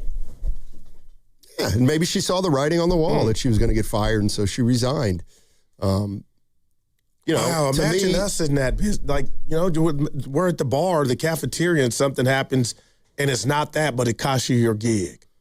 How would you feel about life? Well, my question is this. And, by the way, Nahigian, our boss, has said, we got to be very careful here. Okay, but she resigned, all right? So the way I look at it is, if they had a relationship, okay, I just don't understand. And she's a reporter and he's a coach. And if they had a relationship, why is that different from Adam Schefter buying gifts for his sources? Are we going to get into... Yeah, I think... Are we going to get into how people thank each other? And I think that's what I was trying I don't care. Yeah. But I think what Schefter's doing to me is no worse than what anybody's doing to try to get stories. Right. But, Steiny, a bottle of Hennessy compared to... And it being... I don't see a difference. Adam being really a man... we can't ignore the rat on the table, brought to you by ATCO Pest Control.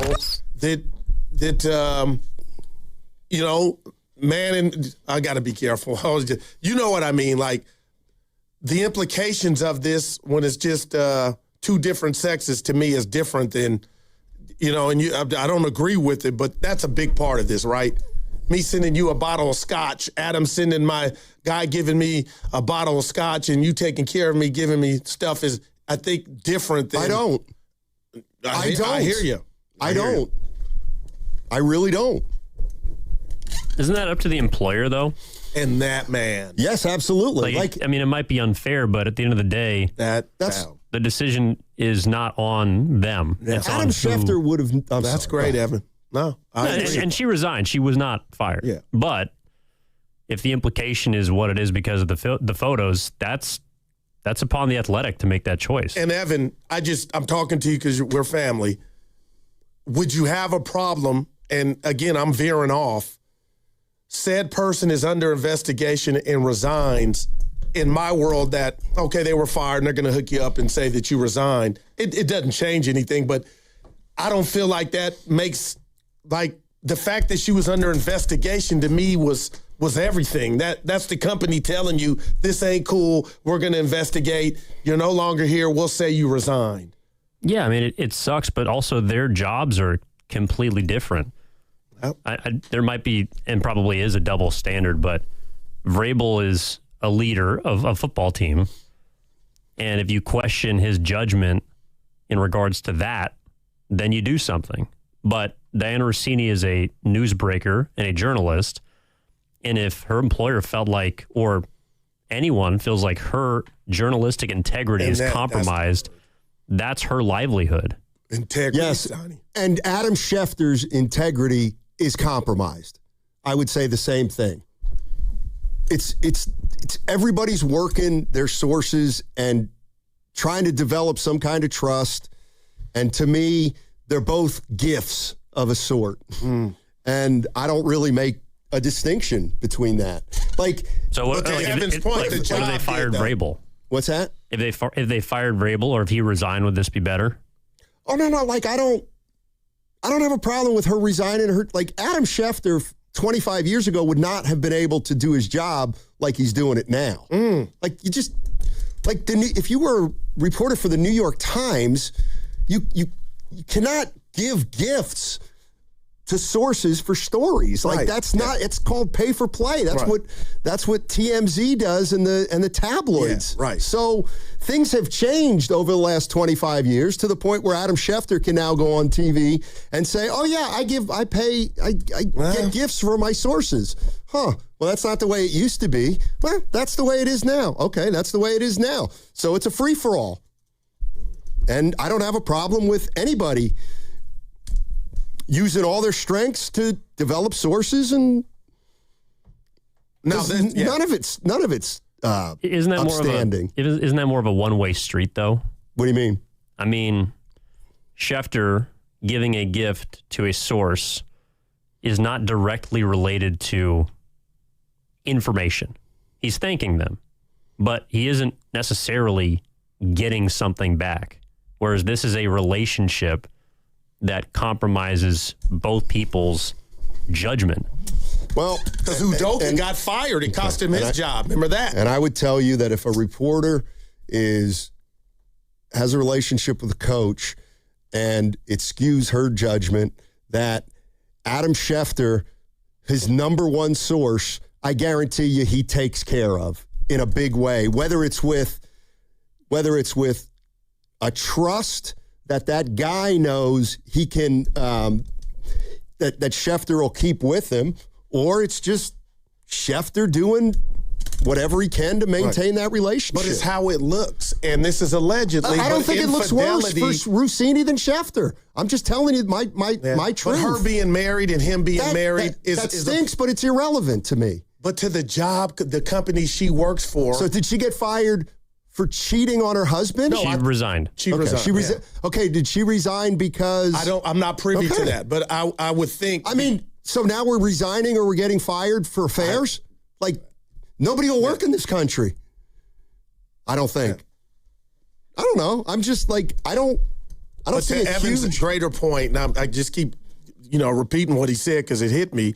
It's up to the employer. And Mike Vrabel in this situation, no biggie at all. Nothing will happen. But to Diana Rossini and her company, they didn't like the optics of what you say Schefter's doing, taking care of his people is fine. But the look and, I won't call it a scandal because we don't know what went on with this. Wasn't a good look. I'll say it this way. Adam Schefter doesn't have to sleep with Kyle Shanahan for all of us to know that he speaks for Kyle Shanahan, and Kyle Shanahan's one of his guys. Okay. So however that relationship works is how it works. And I feel the same about Rossini. However it worked, But the Athletic didn't. That's fine. Right, well, I don't, Evan's point. Or maybe it got too hot for her and she just resigned. Right. But, I mean, that's all. I think in this day and age... Because infidelity, and again, I'm not saying it was that, but it's not a crime. But there is your job on how you do or say something, how that makes the company look in a good or a negative way. And they took action, or, like you said, she resigned. Yeah. Anyway, trust me, you got to get like... Who was my guy? But it is, so man. Okay, so let's say I had a source. Okay. A Warrior source. I'll just say, let's say I had a source, Baron Davis. No, I won't say Baron Davis. I'll say Mike Dunleavy. All right. This is all fabricated. Okay, gotcha. By the way. Okay, so Mike Dunleavy's my source when he's playing for the Warriors, and he can't stand the head coach. Okay, he hates him. And so he tells me all the stories about how the coach is lousy. Yes. And I use all those. Okay, but I'm going to choose not to use the coach saying Dunleavy stinks. He has no respect in this locker. Like, that's what a credibility gap is. Gotcha. It's, Well, I'm not good. If that guy's my source, then I will protect him by not writing the stuff when people say bad things about him. That's the way the business works, unfortunately. Yeah, but I don't want to be a one-trick pony, but I hear that, and I get it, and I understand it, and we both lived a little bit. We all have. But the bottom line is, in this scenario, allegedly, there's a relationship or a possible relationship which made this go left, and it's not a good look. True or not, you know what I mean? Allegedly. Like that's what this is about. Yeah, well, we'll see if they acknowledge that they've had a relationship. But I'm just telling, do you realize that? Do you think that if they didn't have one, that she would have resigned? I don't know, but I would tend to think probably not. Wow, that's interesting. So it does feel like a little bit of an admission. That's fine. But do we know Optically. But do we know she got fired? She resigned. Yeah. Okay. Maybe it got too hot for her. Yeah. I'm not saying that I don't know what she did or didn't do. I'm just saying they all do it. And it stinks that it cost her job. And Mike Vrabel, I don't want anything to happen to him. He just moseys on about his life. This isn't. You know the story about, what was her name? Andrea Stevenson? Julius Erving's daughter? Yeah, out of wedlock. Yeah, a sports writer at the time in Philly formed a relationship with Julius Erving. Okay. And she had been an athlete. She was, I think, pretty tall. All right. And she specifically had a relationship with Julius Erving so they could have an athletic child. Well, I got to say this, Donnie. He was married to Turquoise. Probably. Wow. Yeah. I'll get the details on that because I don't want to get sued. But no, I think her name was, she was a sports writer in Philly. It sounds like, and I'm being real, even if she resigned, we know she loved her job. Do you feel bad for Rossini? I do, Rossini. I don't really know enough about it, to tell you the truth. Yeah. But I guess my thing is I don't make a huge distinction among what reporters do to get that story. Well, I think now there's been would you say not standard, but there's been something said in regard to if you're on that gray area, allegedly, and having thoughts of that this is what could happen. Both, you know what I mean? Yeah. I don't know. I don't know why she resigned. And there was no crime committed, but maybe in the public eye, allegedly.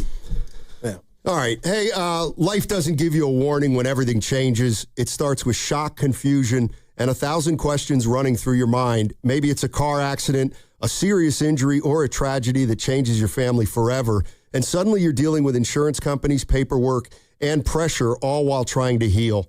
That's when Beam Law comes in. They take on the legal fight, the negotiations, and the stress so that you can focus on recovery and taking care of the people who matter most. Beam Law is local, and they've recovered millions for clients across the region, and it's why SF Weekly has named them Best of the Bay 4 times. So if you've been hurt or lost someone because of someone else's negligence, call Beam Law at 415-523-5555. That's 415-523-5555. Or visit hurtinthebay.com. That's hurtinthebay.com because it's not whether you get knocked down, it's whether you get back up. Beam Law, they've got your back, Bay Area. We all hear the radio ads about the IRS. They tell you to be afraid, to be scared, and they try to frighten you into calling. I'm not here to do that. Tax Relief Advocates is different. TRA is here to tell you that if you owe money to the IRS, whether it's $5,000, $50,000, or $500,000, we have a solution. It doesn't matter if you're sitting in your car, at work, or with your kids. No matter where you are, call now. 800-497-8091. Don't lose hope. TRA can eliminate or reduce what you owe to the IRS. Generous programs are now available that can give you a fresh start. Our passion is taxes and helping individuals fix their IRS problems. We have over 1,000 5-star reviews on Google and an A+ with the Better Business Bureau. You don't need to be afraid of the IRS any longer. End your tax nightmare today by visiting us online at TRA.com or call 800-497-8091. That's 800-497-8091. Tax Relief Advocates. Real solutions for real people. Hello, San Francisco Bay Area. Bank of America, in partnership with Visa, invites you to a FIFA World Cup 26 watch party. Open an eligible Bank of America checking account in participating financial centers only for an opportunity to reserve 2 complimentary tickets while supplies last. Experience special musical guests, games, giveaways, food, and more, all at a legendary venue. Learn more at BofA.com/BofA Visa Watch Party. What would you like the power to do?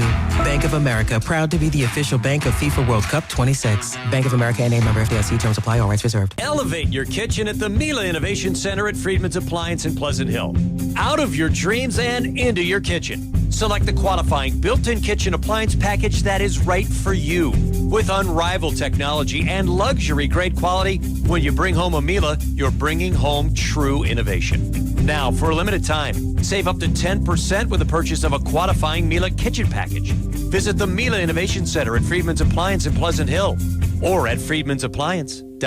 All right, let's just start here. Gas prices right now, they are out of control. And every time I pull into a station, it just feels like a bad decision. That's why I got to tell you about something that Ceremony Ford is doing this month. It's called Fuel Your Ford. And when you buy a 2025 Ford Maverick, you get a $2,500 Visa gas card. Yes, $2,500 for gas. And here's the thing. I've actually driven the Maverick. I own one. It's one of the best vehicles that just totally makes sense for the Bay Area. It's compact, it's easy to park, it is great on gas, but it still gives me that truck utility when I need it. So think about it. You've already got the vehicle that's saving you money at the pump, and Ceremony Ford is literally handing you $2,500 to fuel it. That's not a promotion, that's relief. Inventory is there, process is easy, and you're working with a team that actually respects your time. But this is an April-only thing, so don't sit on it. Ceremony Ford in Colma de la City or 24/7 at ceremonyford.com. Ceremony Ford, your Bay Area Ford dealer. The deadline for filing taxes is now. Don't miss this chance to donate your car to Cars for Kids for a 2026 tax deduction. Go to carsforkids.org today. That's cars with a K. Don't wait. Donate now and have your car picked up by tomorrow. If you're thinking about upgrading your outdoor space, don't just think deck boards. Think the whole system. Trex from Ashby Lumber gives you decking, railing, lighting, everything designed to work together, look clean, and last. It's low maintenance, holds up in the elements, and you're not dealing with constant upkeep like wood. And the team at Ashby actually helps you plan it out, so you're not guessing on materials or design. Stop by Ashby Lumber in Berkeley or Concord. Check out Trex in person and get your project started. Joey from Vermont, a farmer trying to get through the winter. Adriana from South Carolina, a single mother living paycheck to paycheck. Liam from Ohio, an injured father struggling to provide for his family. Hi, I'm Shanola Hampton, and I support the Feeding America network of food banks because they help provide over 6 billion meals to people in need each year. Learn more at feedingamerica.org. Doug. There's nowhere I wouldn't go to help someone customize and save on car insurance with Liberty Mutual, even if it means playing in a football game. Boom! 42! You're going down, Doug! Oh, yeah? Your price on car insurance when you customize and save is going down. Hey! Limu? What are you doing on their team? Only pay for what you need at libertymutual.com. Liberty, liberty, liberty, liberty. Pump up the volume. Business moves fast. Orders roll in, deadlines close in. When you ship with USPS Ground Advantage, you can keep up with confidence. Every package stays in our secure network from dock to door. And with nationwide reach, dependable tracking, and upfront affordable pricing, you get built-in peace of mind. You run the business. We run the routes. Visit USPS.com/Ground Advantage to learn more.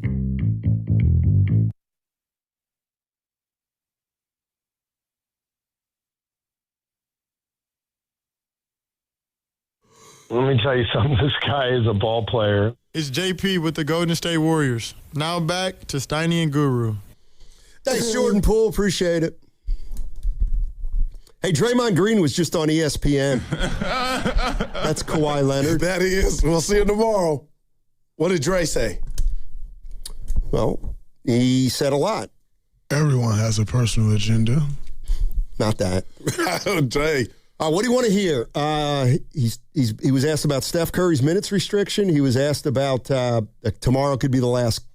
Oh, Has it crossed your mind that tomorrow may be your last game? Oh, my gosh. Start there. Well, he's Well. Oh, okay. Thank you, Grandy. Appreciate it. What'd he say? What did Grandy say? With Steve Kerr. Oh, okay. Got you. No, because I know Steph Curry still wants to continue to play. I want to continue to play. But more importantly, I know Steph doesn't want another coach. I would say to myself, and I don't mean that as much as Steph does. You know, when you've been through what we've gone through, the success that we've had, what's Steph going into year 18? Year 18, you're like, oh, we're going to get a new coach now. No one wants that, you know. And so what Steve has brought to this organization, his winning ways that he brought to this organization, the success, we won 4 championships under Coach Kerr. There's, 26 franchises that doesn't have 4 championships? And we have 4 with this head coach? He's written his ticket. Yeah. He's written the ticket, done everything he's needed to do to deserve to leave when he's ready. If I could trade in my mind for a new one, I think I might do it, partner. But all I heard from the beginning was Steph would invite Kerr to Thanksgiving dinner, but Draymond might not. I want to hear that again, and then I'll stop it. No, because I know Steph Curry still wants to continue to play. I want to continue to play. But more importantly, I know Steph doesn't want another coach. I would say to myself, and I don't mean that as much as Steph does. You know, when you've been through what we've gone through, the success that we've had, what's Steph? That man is, I can't wait for him to be Barkley because he will be, wow. Well, let the record reflect. It's Steph and Draymond's decision. And I think we got our decision on Steve, yeah. I mean, come on now. They're going to go out together. Come on now. Yeah. Come on now. It makes all the sense in the world. Like I said, if you even ousted Steve or he decided to leave, that hits different to me because he must have been tired. But a new coach coming in here, like I said, if it's Gandhi, they're going to be a slave to the Red Cross on how successful you're going to be is predicated on Jimmy, Moody, Steph Curry, and his new normal, and guys staying healthy. So why not have the captain of the Starship Enterprise that's got your 4 chips that is loved more by others than some other players, So now it's just Steve putting his John Hancock on a contract and how long it'll be. Right.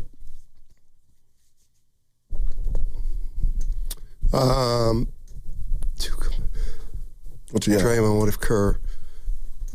Draymond, what if Kerr doesn't want to coach anymore? Are you going to force him to coach? That to me, that's like I said. Dunleavy told you and I he can coach this thing as long as he wants, and you can say, like I felt him, I still believe it. But that's the one part of this we don't know to where it wouldn't happen. Him coming back next year is if he said or decided and talked to his, his spouse, like, you know what, I'm done.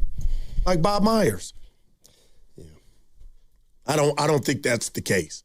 Like if you say Goop, the case is that it's up to Curry and it's up to Curry and Kerr. I mean, Kerr, and Draymond. Whatever they want, they're going to do. And sounded like Dre was okay playing for somebody else, but Steph wouldn't. Man, I mean, you want to talk about, like, I was kind of thinking about this earlier today. If you're going to say Steph's one of the greatest players of all time, like I go back and look at some of the greatest players of all time, whether it's Bird or Magic or Jordan. Like, I don't remember a franchise so beholden. I don't think the Celtics were this beholden to Bird. But Magic got Westhead ran. That was when he was a rookie. But I'm talking about when he was older. Oh, whoa. I'm talking about I don't think, and the Bulls didn't listen to Michael. Jordan did not have this kind of clout. You're right. Because Jordan they would have kept it together. Yeah. So the reality is, I do think the Warriors with Curry are in a stratosphere that I don't know how many other players in an organization have gotten to this level of loyalty toward each other. But it speaks to his greatness, too. Which may be even jeopardizing the team as opposed to just a player, too. Real quick, if you can remind us, what was your Kerr grade for this season? C-. Yeah. They all get C minuses. They won 37 games. Shouldn't even be in the playoffs. But they are. Well, they're not. This is the play-in. Which is the playoffs. No, it's not. I'm going home to watch 2 win-or-go-home games. Right. Well, 1 win or go home. That's fine. You can call it win or go home. But please, whatever you do, it's not a playoff game. It is stupid. Somebody can score 50. Raymond Ritter told us, the great Raymond Ritter, we don't know where the numbers go. Like Evan had to tell us Jason Tatum has the most, scored 50 points in a play-in game, that nobody can find it. Yeah, that's right, because it's not a playoff game. Or just a regular acknowledge season. that. No, I don't like it. But in my mind, it's a playoff game. But it's not, is what I'm saying. And you're not allowed to use it as a playoff game. Are there ramifications if you lose? Yeah. You don't make the playoffs. And there's a ramification if you win. You still don't make the playoffs. But you advance. In the play-in. And you got to do what then? Win. Right. If you don't. Then they make the playoffs. They need to go 2-0 or they're not a playoff team. This is not hard. Who are you talking to? Okay, it's the playoffs to me. They're not a playoff team right now. Yeah. They got a lot of work to do. Well, that's fact. Now, it's clear that the Warriors are very comfortable with this play-in situation. They've been to more play-in games than any other franchise, but I digress. This is Draymond on Lacob and Goober and what their thoughts are about moving on from Steve Kerr if they're thinking about doing it. I know Joe, Peter, they're very honorable, they're very loyal guys, and more importantly, they're very smart guys. And when you have someone that has had success that Steve Kerr has had, you're talking a Hall of Fame. If he stops today, he's a Hall of Fame coach. And he came here to an organization that had not won a championship in 40 years, since 1975. And he delivered that in year 1, and then in year 3, and then in year 4. Like, that's unheard of. And so you don't, I think oftentimes in this league, everybody's always looking at the other side thinking it's greener. And then when they get on the other side and they realize all the grass is brown and it's dead and there's no sprinkler system and the sun doesn't rise on that side, it only sets on that side, then everybody want to look back like, man. And now you start this cycle of 4 coaches in 4 years. You start this cycle of having 6 coaches over 8 years. The Warriors have been through that cycle, and no one's trying to go through that again. So as long as we have a Steve Kerr, one to coach this team, you're not going to go and find a better coach. So that's not a worry of mine or anybody in this organization. Well, you might find a better coach for a different kind of team, but I can't disagree that if they're going to go to post next year with 5 38-year-olds, then Steve Kerr might be the best coach for that team. But the minute they go into another direction or pivot, then I would love to talk to Draymond about whether Steve's the best coach for that kind of job. Maybe I'd love to have that conversation and see if he thinks that Steve would be the best coach for the Warriors when he and Steph are gone. Yeah. It's like Draymond is destined, like I said, and this is a compliment, to be the next Charles Barkley. The dude speaks his mind, but as a fan that has watched him his whole career, something just eats at me and doesn't sit right with a guy like Draymond Green talking like he had the career or he's as good as Steph or the greats. I finally just hearing him talk figured out, Stoney, that's what you're not Michael Jackson. And I don't think Michael Jackson would be talking like you talk just about the game. It's your life and it's your stories. You've earned it. You're going to the Hall of Fame. But I guess I got a problem with a guy that's the drummer talking like he's the lead singer. My 2 cents. Well, that's why I never liked Byron Scott. What did he do? He's the same way. B. Scott? Stop. I love me some Byron Scott. He thinks he's Magic, Kareem, and Worthy. He thinks he's in that class, and he's not. He was what do they call it? He didn't do it while he was playing. Yes, he did. Byron Scott is arrogant. Byron Scott thinks he had as much to do with the Lakers dynasty. Oh, come on, man. He comes off like that. Well, to be fair, Draymond's a better player than Byron Scott. No doubt. He's going to the Hall of Fame. Steiny, stop. Draymond's going to the Hall of Fame. Where are my Laker fans? I mean, every what? In terms of importance? You serious? AC Green was as important as Byron Scott, and that ain't even a shot. They're not Hall of Famers. Draymond is. Yeah, okay. I'm just saying he talks like the Hall of Famer. Okay. Yeah. You think the Warriors regret giving him that contract, Draymond? No, obviously not. They're going to give him more years. Sounds like. Yeah, no, Draymond Green's Kurt Rambis. How about that? Draymond better than Kurt Rambis? Yep. And I love Kurt. Why? He played hard and he played like me. He was nasty. He's another one I'm not crazy about. You could clothesline your boy. No, because of the way he treated the media when he was the worst coach in the league in Minnesota. Man, I forgot that. He's a terrible coach, Kurt Rambis. You want to hear more Draymond? Give it to me. Hey, Steph's got a minutes restriction. How are we feeling about that? You just got to play the hand that you're dealt. And if this is Steph's last year, you're like, screw it, man. Like, forget the minutes restriction. Let's just give it all we got. This isn't Steph's last year. We got the best medical staff in the business, led by Rick Celebrating. He's always going to make the right decision. He's always going to do things for the right reason. And there's alignment across our organization. And what's best for Steph Curry wouldn't be throwing him out there for 40 minutes in a playoff game, having been played 4 games in the last 2.5 months. So he's going to give what he can, and it's on the rest of us to pick up the slack where he can give and make sure we keep it going when he's not out there on the floor. What? Are you on your phone? No. Dude, that's just said my phone is right there. What's going on with you, Who man? texted you, 49er Frankie? How would I know if I don't have the phone? Well, it's right there. I thought I saw you slide it to the side. Yeah, but why are you looking at my hand? Well, because I was run the show, run the play. Worried about what I'm doing. I was trying to engage. I was trying to engage you. This is a 2-man show. What are you doing? It is. And I'm like, why are you, man? Evan, you want to jump in here for Goo? Jesus, for you. Hey, chill. Why are you so insecure? Because I tried to engage you and you did what you did when you accused me of farting. My phone's sitting over there by itself. Okay, I'm got just a little saying. cock to you. Yeah, I'm just, usually after a sound, we go back and forth.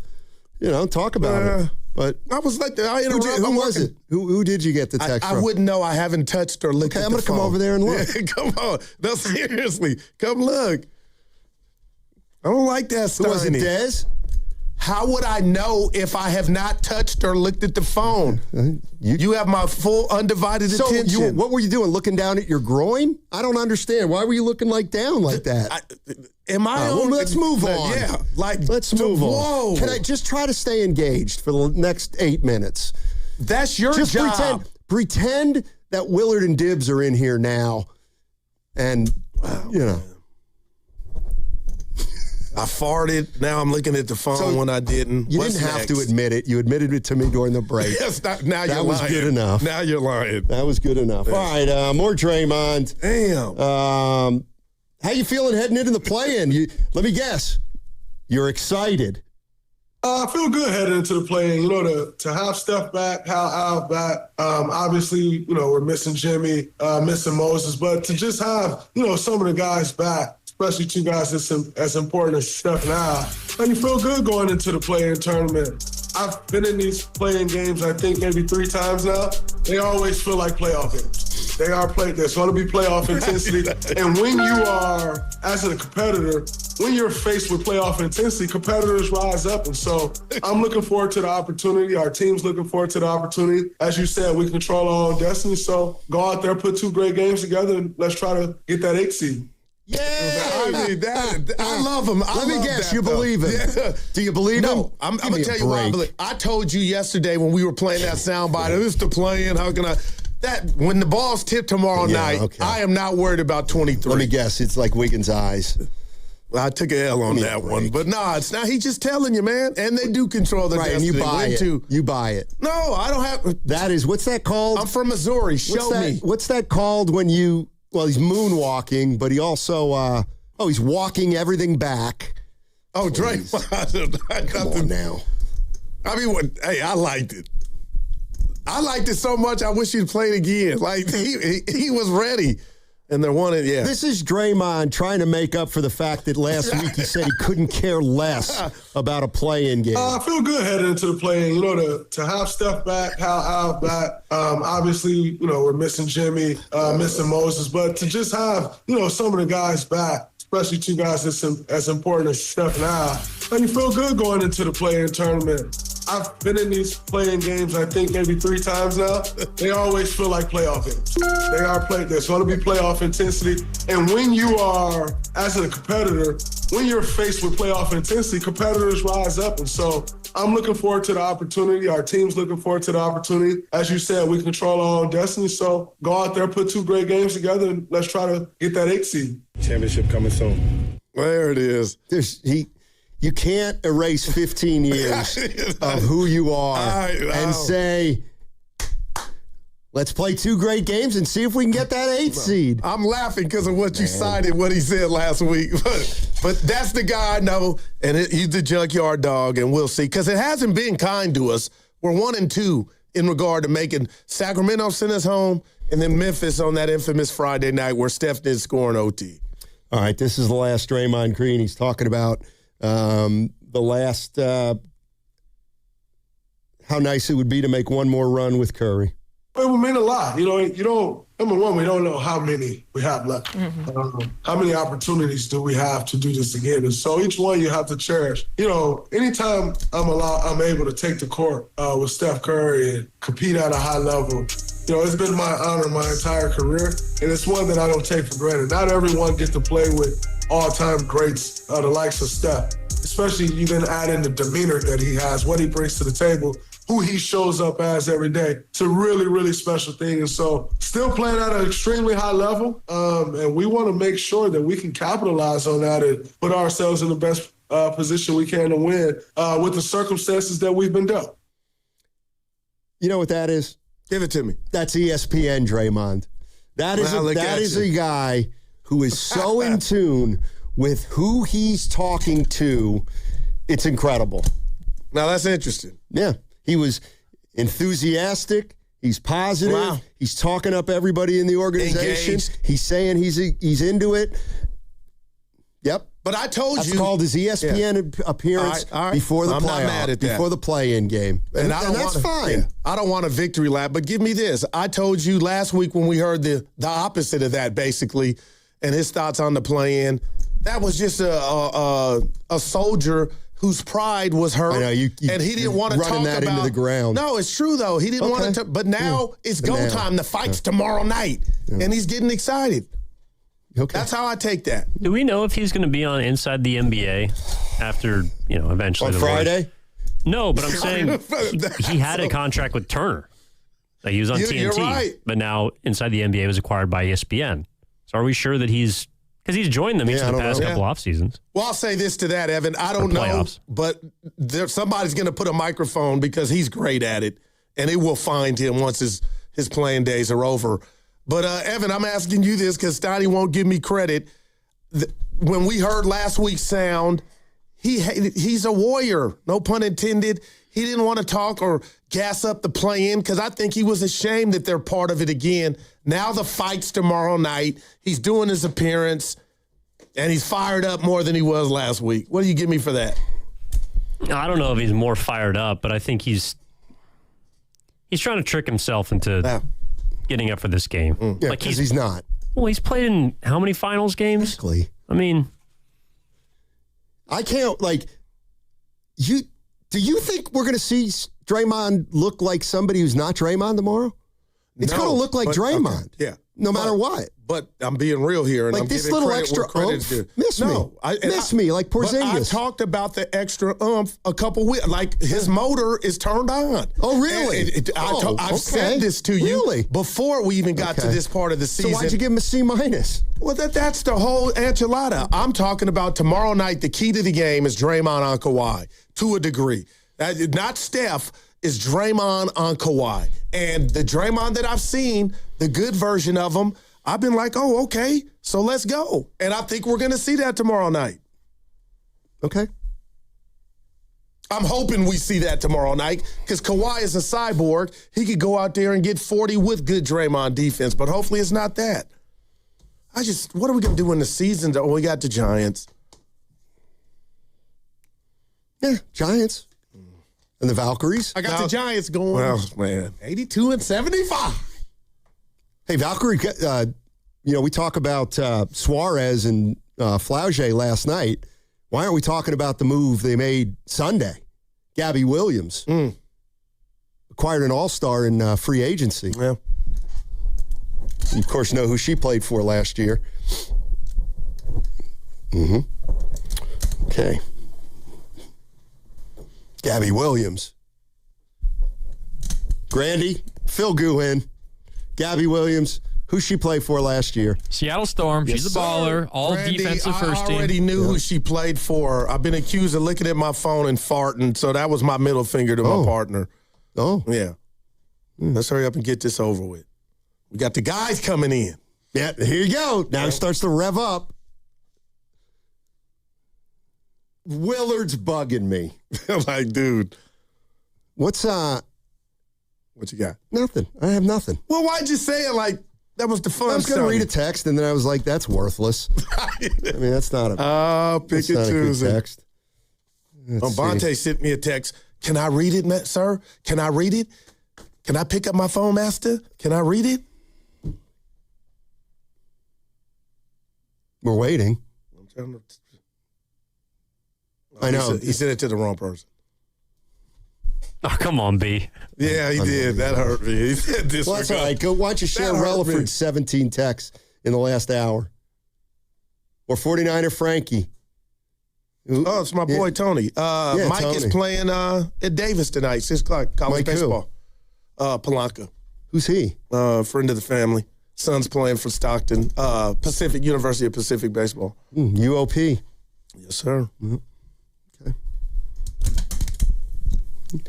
We got 45 seconds. This reads only about 25, so you got 20 seconds to fill in about Relaford. See?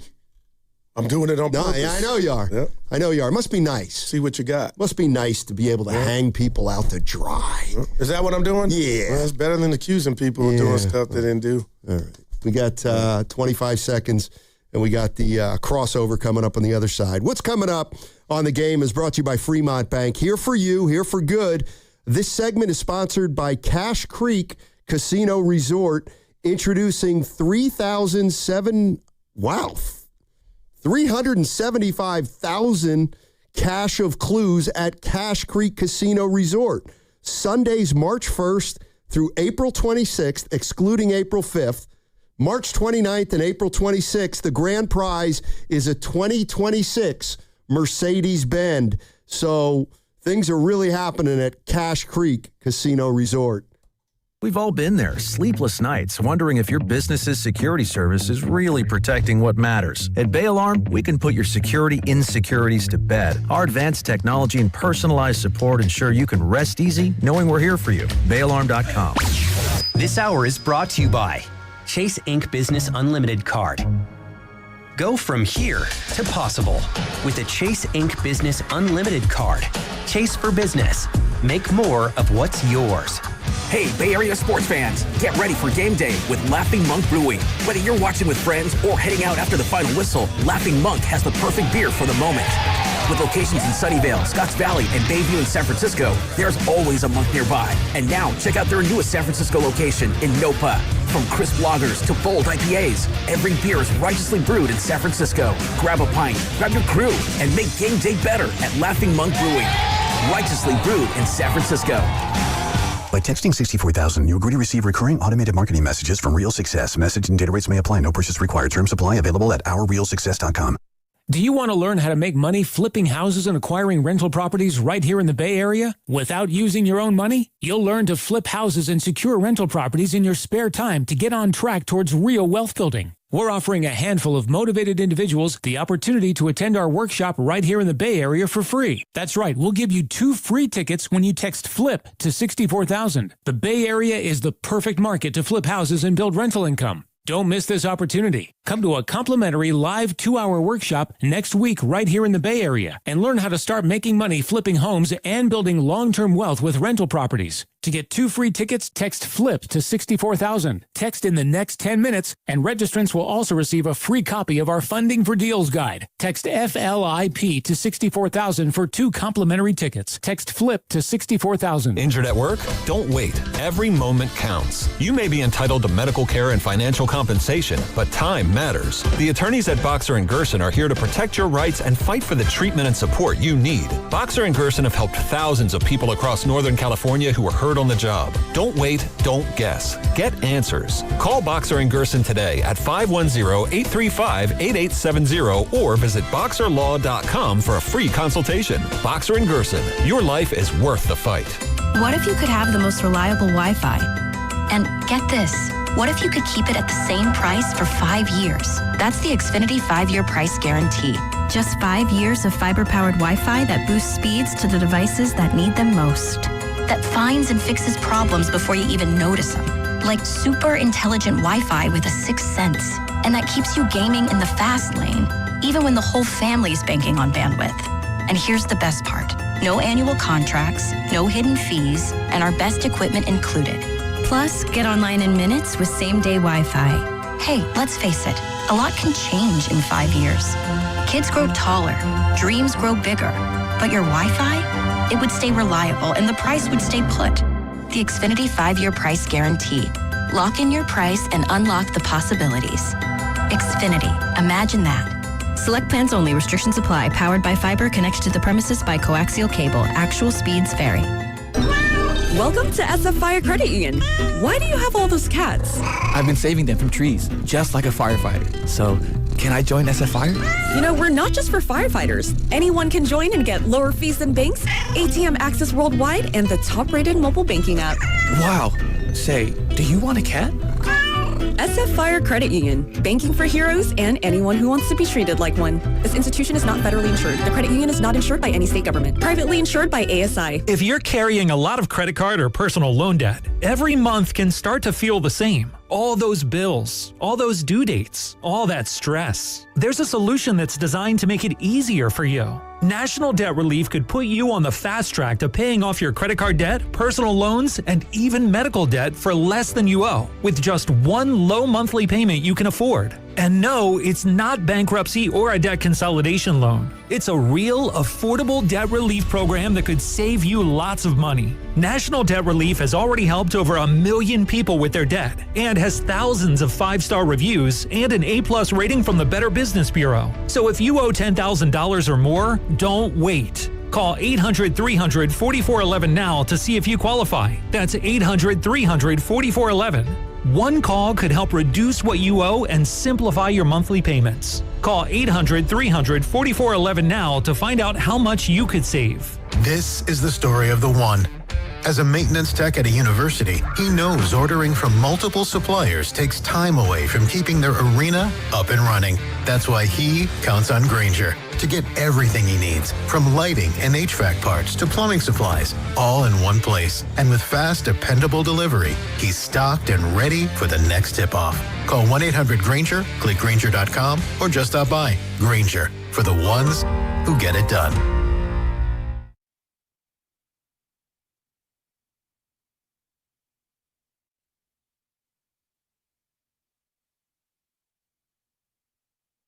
Three, two. Yo, this is John Spider Sally, 4-time NBA champion, and you are listening to Steiny and the Guru on 95.7 The Game. All righty, time for the crossover brought to you by Bay Alarm. Rest easy. We've got you covered. BayAlarm.com. Let's welcome in Willard and Dibs. It is the crossover. What's up, guys? How you doing? Doing great. It's the 7th best day of the week, which is, kind of a bummer. It's Tuesday, and the Sharks have been officially eliminated. Thank you, Kraken, for the no-show. But, the Sharks made their bed. Good run. And so now, looking at you, Warriors. We want playoffs around here. It's been a long time since we had a playoff game. 2 months. Talk about, being spoiled and greedy. But, all right, Warriors, it's up to you. Dibs, I understand you have a trivia question. I do. Just thinking about Steve Kerr. And the fact that, I mean, you guys said it, and I think the Morning Roast kind of led with it. Like, this could be the last game, right? On Wednesday, tomorrow, this could be the final game. In theory, it's not against the rules. Right. I mean, he's not under contract. He's allowed to. He's allowed to. Yep. He's Nick allowed Friedel to quit. today at 3, right? Nick Friedel 3 and Steve Kerr at 4. Yeah.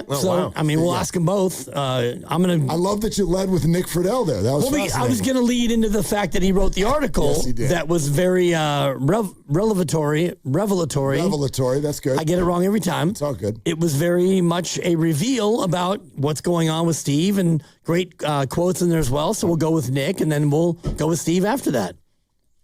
Sounds good. It just kind of hit me, Steiny. I was thinking about Steve Kerr, 12 years, and I was wondering how many coaches have had a longer than 12-year run in the association. And I came up with a list. I think it's complete. Only 7 coaches have ever had more than 12. Now, Rudy Tomjanovich had 12, so he actually was tied with Steve. But you're talking about in one spot. In one spot consecutively. Right. More than 12, one spot, only 7 have ever done it. And I looked at the list and I thought, Steiny will get 5, maybe 6. So Kerr's not one of them. No. At this point. Okay. There are 7 that have had a longer run than Kerr. How do you want to do it? Scat-da-da-da. Ask these guys if they want to be included. I don't. I mean, I already texted it to Mark, so but he already forgot. Dibs thinks I read his texts. Okay. That's a 4. No, I do. That's a 0. I didn't. Because I'm on an Android, my ass shows up green or my whatever. eyes don't see green. No. I read it, but yeah, he's right. I forgot it. I didn't memorize See if it. Steiny can get him. Why don't you want to participate? That's not very He you. came in, it was Steiny's project. Let Steiny Got guess. it. Okay. It was for the room, but Was it? I mean, it was, but I'm just telling you. it's kind of a Steiny special. If you weren't here, he ran to him. I got it. He gets a little bit of a bounce in his step when it comes to this sort of thing. Like, I know. That's why I'm laying out, Dibs. Goo, you would get probably 4 or 5 of them. Sure. No, you would. Let's watch the Steiny and see if you can stump. 7 coaches, Steiny. Longer tenure than Steve Kerr. Consecutive years. There you go. 1 spot. Can you name all 7? I'm going to start with Red Auerbach. Correct. 16 years, 9 titles. Number 2, Greg Popovich. 29 years, 5 chippy chips. Number 3, Jerry Sloan. Impressive. Second longest tenure, 23 years. No titles, by the way, for Jerry. Eric Spoelstra. 18 years, 2 titles. You've got 4 of the 7. Now we start getting into the deep water. Shout out Seal. Deep water. Yeah, those are the 4 easy ones. Pretty much the layups. Believe it or not, I'm going to go with Cotton Fitzsimmons. Grandy, I know you're busy, but Fitzsimmons, Phoenix. If you can give him the buzzer, that would be cool. Pat Riley. Second buzzer. Miami. Yeah, that second buzzer. Boy, there's one of them that would be almost offensive if you didn't And I know it. Do you? Yeah. I was thinking, I don't know if Don Nelson was ever anywhere 12 straight years. I know it. Lenny Wilkins. Man, you're on a little bit of a slide right now, Steiny. That would be the third buzzer. Yeah. Steiny, I can't Strike believe 3. this one. Strike 3. Man. Are we not playing strike 3? You're out? What's happening here? Pat Riley went it's 9, not- 4, and 11. 9 in the Lakers, 4 with the Knicks, 11 with Phil Miami. Jackson does not fit in this category. So why would you even say it? Well, this guy, You must omit. you know his son. Wait, no, like... Rick Adelman was with SAC over 12 years? You need a slum buster. Go get phone him. He's out. Why is he out? He's mad at me. But he knows. I could tell. Yes, you are. Yeah, you are. know he's his mad at me. son. That's it. You know his son. What's one of them, Goo? I Help know you. his son. Yeah. Adels. Yes. Oh, Doug. And put him on the board. Yes. What was it? 14. Look at you, Goo. Yeah. Maybe I should have aimed this at you. Al Adels, 14 years, 1 title. There are You two. knew I knew that one. There are 2 more There are. who are on the list. They're tough. One you won't get. Oh, wow. One, I mean, it's a little bit of a bummer that you didn't already get this one. Steiny. He's still coaching. He's too old. Wait, what? What? He's still coaching? You coaching? Last I looked. Ty Lue? That's funny.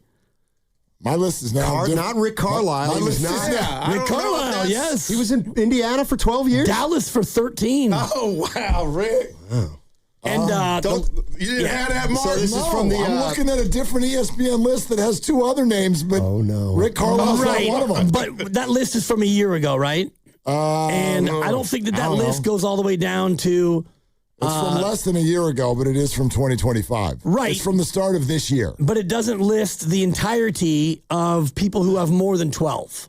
In other words, your list, and I saw the same article. I thought that it did. Your list actually stops at, I think, the top 5 or 6. So there's one more, 7. Dibs? There's one more. And I mean, Steiny might get it because he's an old head. Dan Issel. I love that. But Nuggets. sorry, no. John McLeod. Wow. Phoenix. Yeah, he was the Phoenix one. That's 14 years. What about Red Holtzman? Red Holtzman, if you do the homework, as I did today, I spent about an hour having my coffee. If you look at Red Holtzman, there's a gap. There is? Look at the years.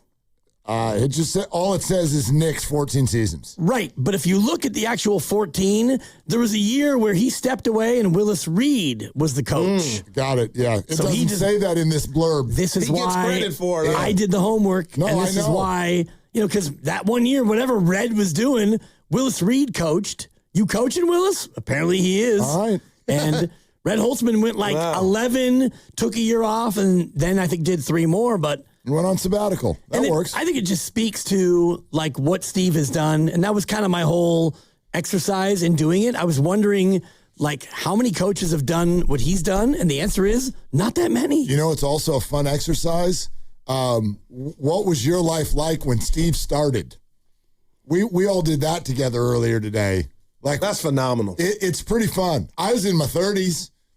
I hadn't had my 3rd kid yet. Really? I was in my 30s. I'm 51. Wow. I was in my 30s. I hadn't had a 3rd kid yet. Didn't live here in the Bay. Some other things that I'll leave out of the story, but yeah, long. When I was doing Sunday nights here at the game. May 14th, 2014. Sunday nights here at the game. Was that when it started? I'm looking at it here, and it says. Okay, then I did have my 3rd kid. He was like 3 months old. Yeah. Okay. I was on the streets. Your boy What year was this? 2014. I was 2 months removed. 2 months removed from getting fired. Oh, Dibs. March 11th, 20202014. But you had a home. Yeah, I mean, I wasn't on the streets. On the streets. Yeah. Actually, you know what I was doing? What were you doing? I was driving Uber. Early days of Uber. Did you do Uber? I did early Uber. Did you get a lot of stars? Mostly until this one woman. Because you don't have the patience to do that. Well, and my car was a little bit like nowadays cars are tip top, but back then it's like you got a car, you can drive Uber. Right. So I would drop my kids off at middle school and then I'd turn on the app at 9 or whatever and just cruise around the East Bay and pick people up and make a little bit of money. Did you enjoy it? I did, yeah. I mean, it's fun. Did? It is. I mean, it's I fun. feel like you don't like people like that. Well, you don't always have to talk to people. That's fair. Like some people want to chat you up. I actually drove somebody from Berkeley all the way down to San Jose, which was a clean 100. Yeah. And he was great, and we got to know each other. And Was that your longest ever drive? Yes. Okay. Yeah, and the worst was when I had a little bit of a leak on one of my doors, and it had rained, and so apparently the seat in the back was wet. And this lady, we'll call her Muffy for the sake of the bit, and she the seat's so wet. Oh. And I was like, I mean, sorry, can you slide over, Muffy? My bad. But I get her. That was a 1-star special. Yeah. But so it was that 2014. Was, Obama the president, huh? No. Yeah. 2014? Yep, Barack Obama. Yep. Yeah. Thank you. I just want to do your Obama. Yeah, there you go. But yeah, 2014, Steiny. That's back when you and I were thick as thieves. So I must have been fired at that point too. I think you were already rehired. I didn't know him then. I think you were back. You got fired like maybe 8 months before me? Yeah, something like that. Yeah. I know that when I got rehired, they did a whole thing about like a surprise video where that I remember. Yeah, I mean, showed up in the not the old building, but the old building down there on 3rd. Gotcha. But yeah. Anyway, 2014. So yeah, 12 years ago. Tempest Fugit. Hey, your guys' That means time flies. Rossini in firing Latin. or resigning. Shocked? No, not shocked. Okay. This thing, you never know. We were discussing I'm it. going to rechoose the word that I was about to use there, but you can tell sometimes when that sort of PR story hits, and then how quickly does it go away? And this one wouldn't go away. It's more flames. Yeah. And I just, is today an admission of something? I don't get into this stuff. Right. I don't care. The anguish. Like if you all are making out in That's what Steiny Sedona, said earlier. rock out with your Brock out. I just don't. You know what I mean? Like you're adults. If that's what you're doing, that's what you're doing. It really says nothing about your ability to coach. Does it say something about your ability to report? Yeah, maybe. But I don't know that that's what was happening, but it just, it wouldn't go away. And so is there some smoke there? Maybe. But, whoops.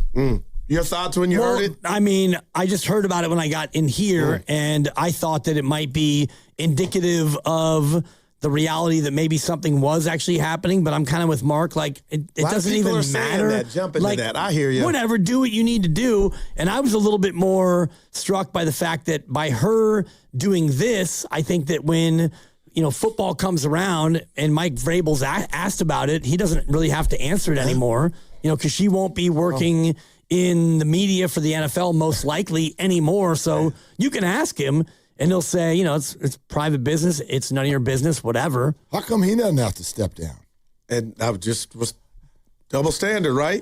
Well, I mean, she didn't have to, quote unquote. I don't know that. Like, that's where my mind went, was not that this is necessarily an admission of anything. Well, what did she do wrong? Well, to me, where we're now in the corporate world, like the New England Patriots, entire multi-billion-dollar organizations, fingerprints are all over this.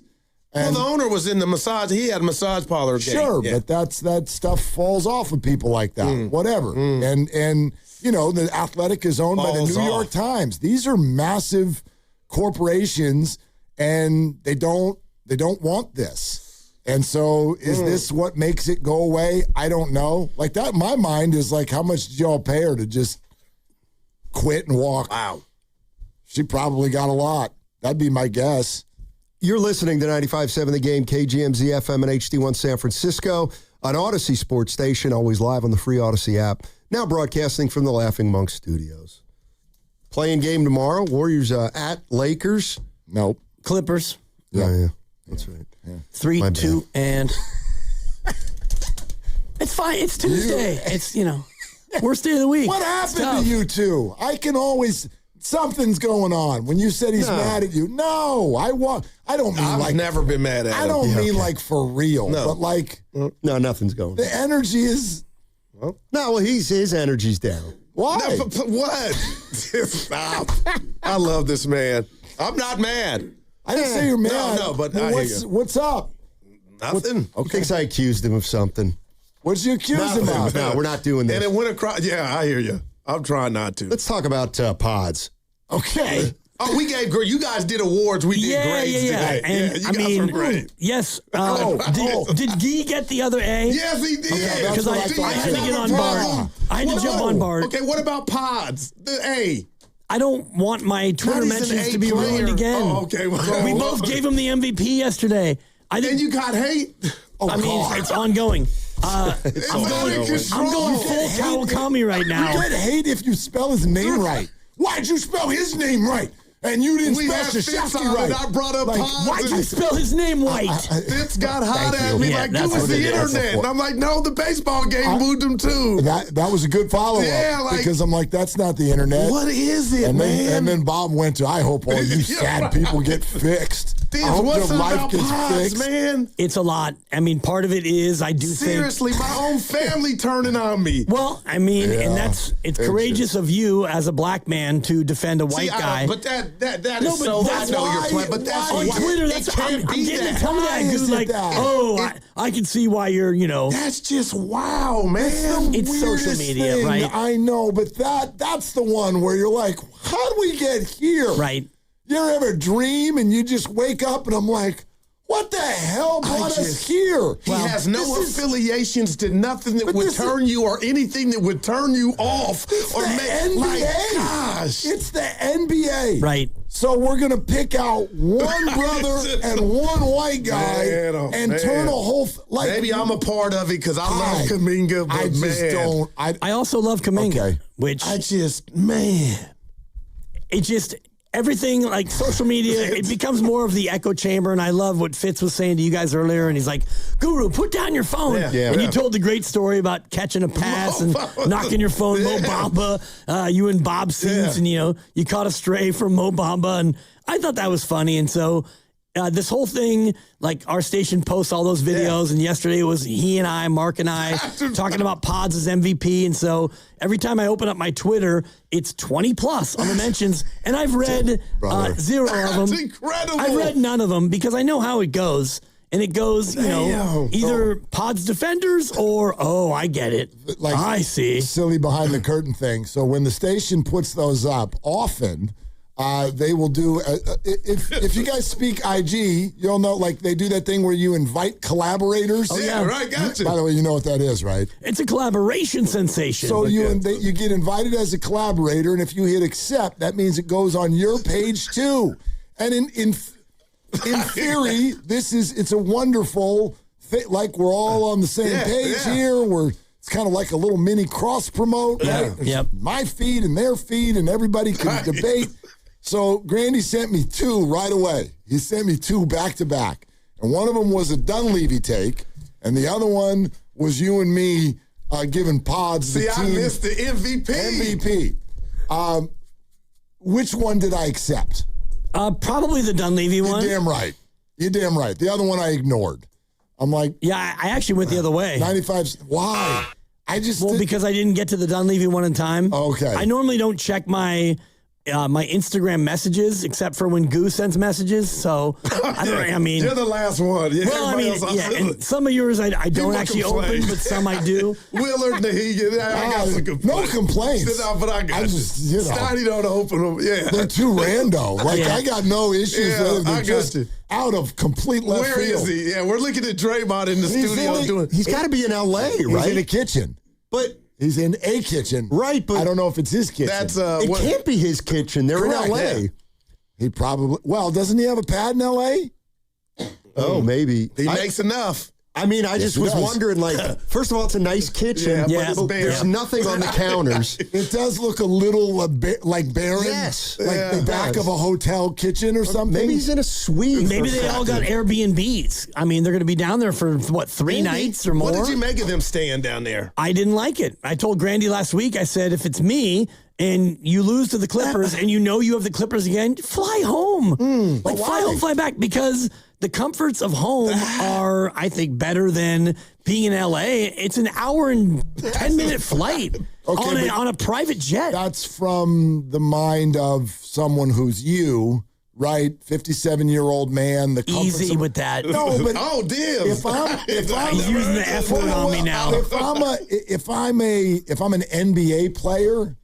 I'm gonna say skip the 2 flights and stay in La La Land. Stay in Los Angeles. I mean, between Steph and Draymond, they have a number of children. And if you're correct, if you're Steph in LA.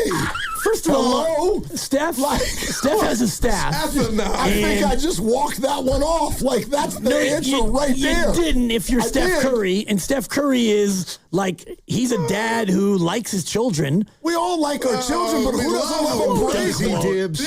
Does he really like them? I love my kids, but I want a break. All right. When they leave to go see other family, I'm like, that's pretty good. Off you go. So the 4 of us have 12 kids. Yeah, and I said 11. If I put Baby Mila put it on the board. If I put the over-under on kids, like Truth Serum kids we actually like. If I went around the room... this bothers me. I'm with you, Will. On the air, sure. No, I put the over-under at kids we actually like at 6.5 collectively. I say we like them. Keep it real. We like them all part-time. We like none of them all the time. We love them all full-time. We like them all very rarely. How many people in this world do you love all the time? Outside of myself? Yeah. Not a one. Do you even love yourself all the time? I mean, some of the self-hatred stuff I think is rooted in love. Okay, but hatred, that's a jump. Like, I mean, everybody, you could use a break from everybody. Yourself. Including yourself. Yeah, but you don't get to Shout do out that. the 90s. You don't get to Oh, I mean, boy. ayahuasca if you want. I mean, if that's how you want to roll. Yeah. But, yeah, anyway. Anyway. Steph Curry's 38. I mean, wouldn't you rather be at your sweet Atherton, like... Yeah.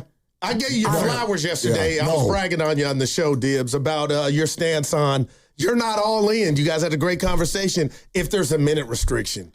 We stole it. We talked about it, but I didn't like keep that to yourself. Yeah, Steve Kerr at 4 today, and right. we're going to ask him a little bit more about that. But you better hold his feet. Because if it goes Always. overtime, the chef is on the court, right? If it's going If past, it's overtime, that'd be amazing if they're like, ran out of minutes. I was looking at last year, Game 7 against Houston. This is what I used. He played 46 minutes. Yeah. And I know that now he's got this runner's knee, and I don't know what the knee is like. I don't know if he can re-injure it or whatnot, but you look at last year in that game, I think they played a total of 30 minutes of bench minutes. That's why the hammy went. I can only imagine that you did see Doc Pandia's tweet. You did, right? No, I stayed off of Twitter today, for sure. Okay. Quote, this is the delicate balance of ramping an athlete up in a short period of time after an extended time off. If you extend Curry to 40-plus minutes, there is a possibility it could create soreness and swelling that would preclude him playing 48 hours later. The hope is you keep him in a safe range of minutes and have him available if they win for another game. So when Kerr joined you about a month ago and said, what could Kerr, we can't make it worse, can you? I guess the answer is now you can. Well, no, that's Remember that? Making it worse to me, that you're talking about like a full re-injuring or something that's long-term. You're saying availability for the next game. He just came back. He just got back. You got to ramp him up. Kristaps is still saying he's not full. Dude, I heard he's not 100%. He wants to lose weight. I mean, he's been playing for months. I said, whoa, you're skinny. Yeah, so like I get what Dibs was saying yesterday. I really do. Okay. But at the same time, I just think that those questions are answered by the fact that he just got back. And that they might have a game in 48 hours that's another elimination game. And if they win that game, then they have a game in about 34 hours. Yep. And so you just sit Steph for game 1 against OKC. I mean, you have to. I know you're being sarcastic, but actually... Just a little, actually. I think you have to. Load manage. If you were going to do one, that is the one. That's not even kidding. If you're going to shave minutes, that would be the one. That's Sunday in OKC if you got at there. noon. Yeah. I mean, if that were a regular season game, it'd be called a schedule loss. Yeah, no doubt. So I'm kind of with Mark on that one. If they somehow get to game 1 on Sunday at 12:30 in OKC, Right? Yep. Yeah, that's a Guy Santos special along with Spency and Cryer and Bassey. And last time in the playoffs, they did all the quick 48-hour turnarounds in a new city and everything. He went out and got hurt. Man. After he played 46, right? Yikes. All right, well, great show coming up today. Steve Kerr at 5 and Nick Friedel at... Steve at 4. Steve at 4. Okay, you guys can do it. Nick Friedel at 3. On 95.7. And then us right now. The Game. Yeah. Mm-hmm.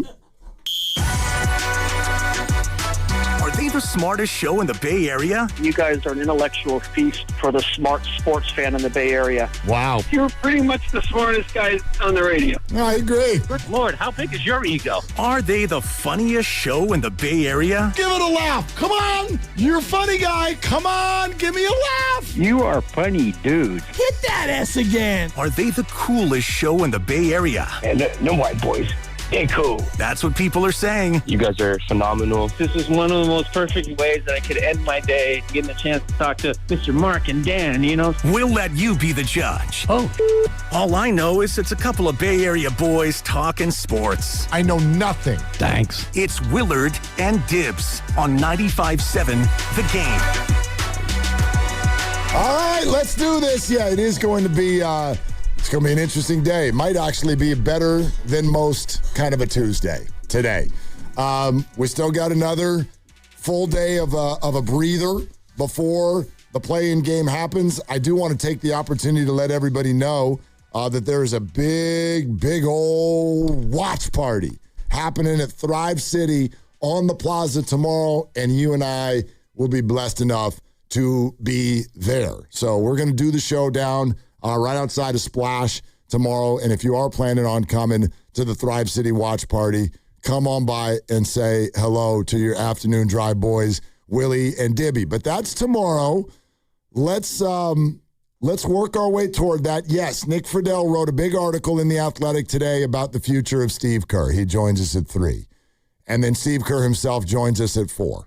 And so there's a big piece of today that is going to be in and around the future of the Warriors head coach. And I want to just start out by asking this question. And this is to you, my partner Dibs. I'll answer it myself, but all of you. Until Nick gets here in 45 minutes, 888-957-9570. Let's stare tomorrow straight in the face. If I say to you, tomorrow might be it. Tomorrow might be the last game that Steve Kerr coaches for the Golden State Warriors. As a fan of the team, what goes through your mind? How does that make you feel? The idea that tomorrow might be it. Right. I mean, you're either in a spot of good, it's about time, or you're more in like where I am right now, which is full on Cheryl Bosa. No, I'm not ready for that. I think he is a great coach. He's a great leader. I think their culture is phenomenal, and Steph is still going to be here. So who are you going to bring in to be the new coach of Steph and Draymond and whatever else is left of the Al, KP, Pods, whatever show is still going to be here? I want Steve to be here. Mm-hmm. Steve's a good coach, and forget what he does for our show, which, by the way, is phenomenal. Steve Kerr at 4 today, and he's been wonderful with us and over the course of, 3 years, I think, of doing it, 3 seasons of Steve Kerr thereabout when we joined the afternoon portion of the day. And so that, selfishly for me, is something I don't want to let go of. But put that aside, Steve Kerr is phenomenal. As a person and as a coach, I still believe that with this team, he's the guy. Now, when you turn the whole thing over, like you do with your soil this time of year, where you till the soil, when you go to a young team with young players, it's time for a new coach. I totally see that. He sees that. I think that they all see that, but we're not there yet. You got to keep Kerr. So when I threw this out there this morning, I went through the exercise of, okay, how answer your own question. How does that make you feel? And the first thing that came to my mind almost kind of surprised me, because yesterday on the crossover, the guys were doing that, and I think it was from the morning show, like what's one word to sort of describe the season? And the first word that popped into my head was stale. So nobody wants to stick with stale. Stale literally means like take it to the trash and throw it out. Yeah. This is not savable. We've done this before, and I don't want to keep doing it. And that was my thought on the season, but that's the season, not the entire life of the characters we've come to know. And the first thought that went through my head surprised me, but I want to say it out loud. As a fan, I'm not done yet. I'm just not. And I can totally see if that makes you roll your eyes. I can totally see if your response is how. How can you not be done with this? It has been 4 years since you and I were out at that parade. And it has been few and far between the moments of hope since then. And the numbers next to the 3 in Curry's age, they keep going up. Yep. Because 4 years ago it was a 4, and now it's an 8. When the 4's on deck in that first digit spot. And we're screaming toward 9, and then we got to flip both numbers. But I'm looking at this through the lens of the characters we've come to know, and for the exact same reason why I would never, ever, ever, if I were running the Warriors, I would never entertain trading Steph Curry even if you convinced me that it was the right basketball thing to do, I still wouldn't do it. I wouldn't do it for emotional reasons, marketing reasons, fandom reasons. I wouldn't do it. And I'm going to say the same thing about Steve Kerr as I will about Steph Curry. I want these guys to finish with the Warriors, and I want them to finish together. And wherever the story goes, even if it's not somewhere poetic, I'm willing to listen and read that story and experience that story and go on that journey. And I want all of them to end here together. And I want to see how that goes, even if it's more play-in games next year. I'm up for that. I'm not done. Right, and they are up for that, and they are not done. That's why I think that they're ultimately going to come to the same spot, which is, okay, this year is going to either end tomorrow or Friday or in a couple of weeks or maybe in June with a parade. Somewhere in between tomorrow and June, this year will end. It'll either end with confetti and a parade, and I can't believe that just happened, or a fizz out on a Wednesday play-in LA, or somewhere in between. When that ends, I do think that the Warriors will look at what is going on, which is one more year of Steph, Draymond for one more, maybe it's reworked and it's 2, and if it's Al, if it's Kristaps, it's going to be Gee, it's going to be Pods, whatever's going to be coming back, it's going to be Steph and Draymond and Steve, I think. And Steve, to me, becomes as big a part of that triad as anything. I'm not saying that Steph will march in and say, give me Kerr or else, but I do think when they look back at this year, disappointing, yes, injury related, of course. Is it going to be better next year? Who knows? But you're coming back with the same kind of old team, so why not bring back the guy who's been here for 12 years? Yeah, I mean, although, I agree with you, but I just think it's uninspiring when the answer is, bring him back because, why not? Or for example, look at what someone just sent this text. 510, I see you. Thank you for texting in. Unless we've got a better replacement, we might as well keep him. Try to ask a girl out with that tone. I mean, what are you doing Friday night? Because, I had 7 other people that I was looking to go out with, but, if you're free. Yeah. I checked around. There's nothing going on, so you want to do something? You want to go out to dinner? Dutch? Go halvesies. I don't dig that energy, and I'm not asking you to be fake and be all excited about Steve Kerr. I get it. He's been here for 12 years, and in the world of NBA coaching, that is 4 lifetimes. As we just said, I was in my 30s when he started. It's crazy. That's nuts. Okay? A lot has happened since Steve Kerr became the head coach of the Warriors. But I understand that tone.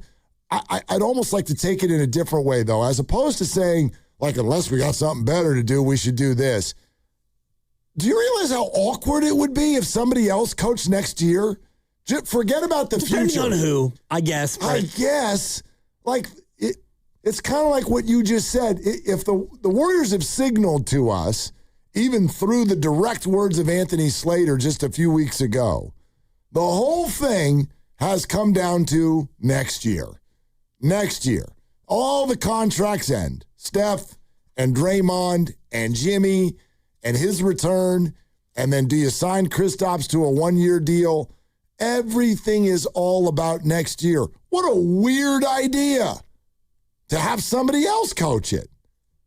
It just lands as awkward with me. Right. And I'm with you, and I do think that when you look at the future beyond next year, even if Steph is here, if next year happens and it doesn't go a certain way, and you realize at that point that, all right, Steph either comes back for one more or maybe he retires, but when Steph retires and Draymond's done, Steve is also done. Steve will not coach the next iteration of these Golden State Warriors. I think you're right. I don't know, but I think you're right. I would go ahead and I would lock that up now. Yeah, you're probably right. We used to do a thing where you put it in the cap, and that's kind of what you used to do, and you would lock it up from a long-term standpoint. But I can't imagine. Let's just say it's next year, and then Steph retires and Draymond's done, and Steve is like, all right, I'm 62. Let's do a rebuild. Until tomorrow night gets here, how does that make you Warrior fans feel? When we say, hey, tomorrow might be the day. Tomorrow might be the last game that Steve Kerr coaches with the Golden State Warriors. That concept and idea, how does it make you feel? What's the first thing that comes to your mind? Let's go to Dale in Palo Alto. Hi, Dale. Thanks for calling in. What's up? Hey, thanks. I love you guys. Greatest radio station, greatest radio shows. And by the way, the bench teams for your shows are great too. You guys got a deep bench. It's good. Thanks, Dale. We appreciate that collectively. When you said, do we want to see Kerr stay? I had to jump on the phone real quick before the 4.5% called in. You know what I mean by the 4.5%? Totally. I have an idea. The lunatic fringe. No, I'm talking your actual survey one day. Only 4.5% wanted Kuminga back. Oh. I believe, and it's that very loud 4.5%, just like our political environment, that will want to call in and jump all over him and blame him and blame Dunleavy and stuff. But Kerr's got 5 rings as a player, 4 as an NBA coach, and 1 as an Olympic coach. And basically, Kerr and Curry, they're the GOATs of their time. You can't compare generation to generation in my mind. And I can still remember the very first Super Bowl, so I'm older than almost everybody that calls in. But basically, when Kerr took over, Curry, Clay, and Dre, they were still babes. They were kids. So he can coach young players and stuff. So I want to see Kerr stay as long as he wants to. And I think he could go through the transition, but he might be tired and want to retire. Hell, he's, with his winning record and stuff, he might just want to retire instead of go through and rebuild. But, and this is coming from a guy that 3 years ago wanted Draymond out. But I've come around on that. I see where he contributes. But my big question here, and maybe I'll go offline and listen, is cannot Curry and Dre opt out of their contracts to do new, like maybe 2-year contracts at a lower rate that then would allow them to bring other players in and juggle things better and stuff like that? So the answer with Dale, thank you so much. Thanks, Dale. With Draymond, yes. With Steph, no. Yep. So Draymond has an opt-out going into this year. In theory, he would probably want to opt in, but if it allows the Warriors to do some other things, could you move this year's number down in exchange for another year? Right. Sure, that's a possibility. Steph's not an opt situation. Steph has just got his contract next year. That's a done deal. And I would imagine if he wants another year after that, all he has to do is ask. That's kind of where Steph Curry sits in this organization. Whatever he wants, he's going to get. So that's the quick answer there. I tell you what, we want to take some more calls. How does that land with you? How does it make you feel? The idea that tomorrow could be the last game for head coach Steve Kerr. 888-957-9570 is the number. But also, coming up next, Draymond Green, earlier today, went on NBA Today on ESPN and addressed this very, very thing. He addressed Steve Kerr's future. I think you're really going to want to hear what he has to say because it may help shape some opinions out there. So we'll have that immediately coming up next. But let's get to your calls right now. How does that land with you that Steve Kerr could be done after tomorrow night? 888-957-9570. Nick Friedel at 3, Steve Kerr at 4. It's Willard and Dibs. And it's Willard for Habas. Here's a real behind-the-scenes moment with Habas Law. We asked about their new billboards. Do you smile or not? And then it got real. Omar Habas said, we meet people in the hardest moments of their lives. It's on us to restore dignity and a financial future. Traumatic brain injuries, loss of a limb, spinal cord damage, a life changed in seconds. When everything's on the line, choose the team that understands that. Habas Law. They fight to make it right. Visit habaslaw.com. Omar Habas is a California licensed attorney. Offices in Northern California, including San Jose. Past results do not guarantee future outcomes.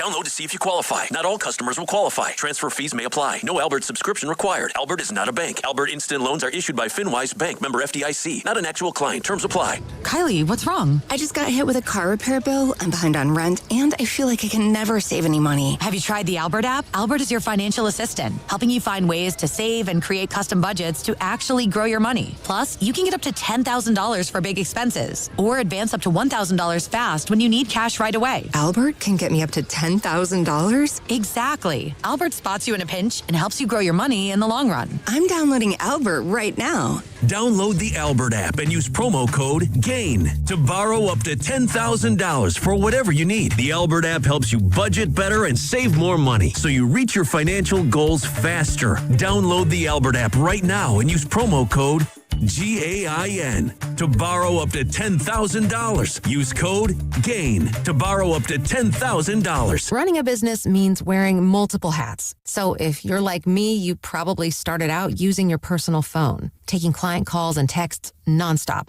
As my business grew, I needed something smarter. That's when I switched to Quo, the #1 business phone system. Quo works right on your phone or computer. No carrying 2 phones, no clunky landline, just one easy app you can try for free. Your team can share one number and handle calls and texts together like a shared inbox. Any teammate can jump into the conversation so customers get faster responses. And Quo's AI assistant summarizes your calls and responds to customers 24/7 so you never miss a lead or opportunity. All this starts at just $15 a month. That's basically 2 coffees. You can even keep your current business phone number. Find out why 90,000 businesses trust Quo. No missed calls, no missed customers. Try Quo for free at quo.com/sports. That's quo.com/sports to try Quo free. QUO.com/SPORTS. All right, let's just start here. Gas prices right now, they are out of control. And every time I pull into a station, it just feels like a bad decision. That's why I got to tell you about something that Ceremony Ford is doing this month. It's called Fuel Your Ford. And when you buy a 2025 Ford Maverick, you get a $2,500 Visa gas card. Yes, $2,500 for gas. And here's the thing. I've actually driven the Maverick. I own one. It's one of the best vehicles that just totally makes sense for the Bay Area. It's compact, it's easy to park, it is great on gas, but it still gives me that truck utility when I need it. So think about it. You've already got the vehicle that's saving you money at the pump, and Ceremony Ford is literally handing you $2,500 to fuel it. That's not a promotion, that's relief. Inventory is there, process is easy, and you're working with a team that actually respects your time. But this is an April-only thing, so don't sit on it. Ceremony Ford in Colma de la City or 24/7 at ceremonyford.com.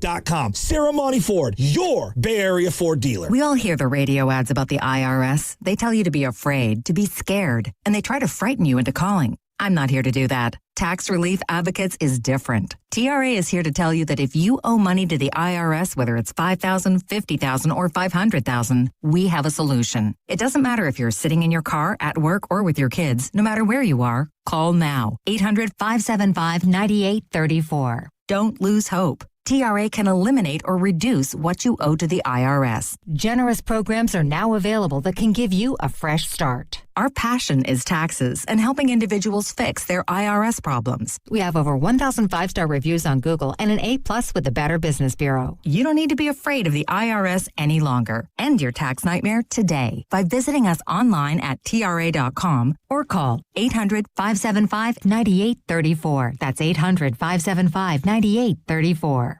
Tax Relief Advocates. Real solutions for real people. In digital advertising, everyone talks about clicks. But clicks don't pay the bills. Sales do.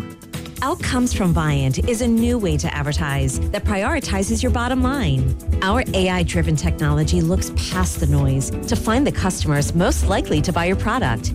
It's smarter, faster, and designed for real-world results. It's smarter advertising made simple. Visit Viant.ai. And Doug. There's nowhere I wouldn't go to help someone customize and save on car insurance with Liberty Mutual, even if it means playing in a football game. Boom! 42! You're going down, Doug! Oh, yeah? Your price on car insurance when you customize and save is going down. Hey! Limu? What are you doing on their team? Only pay for what you need at libertymutual.com. Liberty, liberty, liberty, liberty.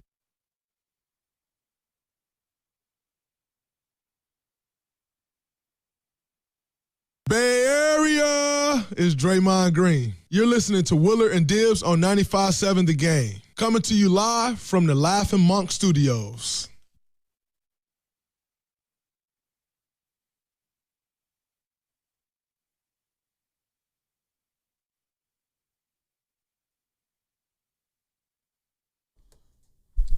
I promised it right out of the gate. Don't want to waste any time. Draymond Green, NBA Today on ESPN, was asked the exact same question that we're talking about right now.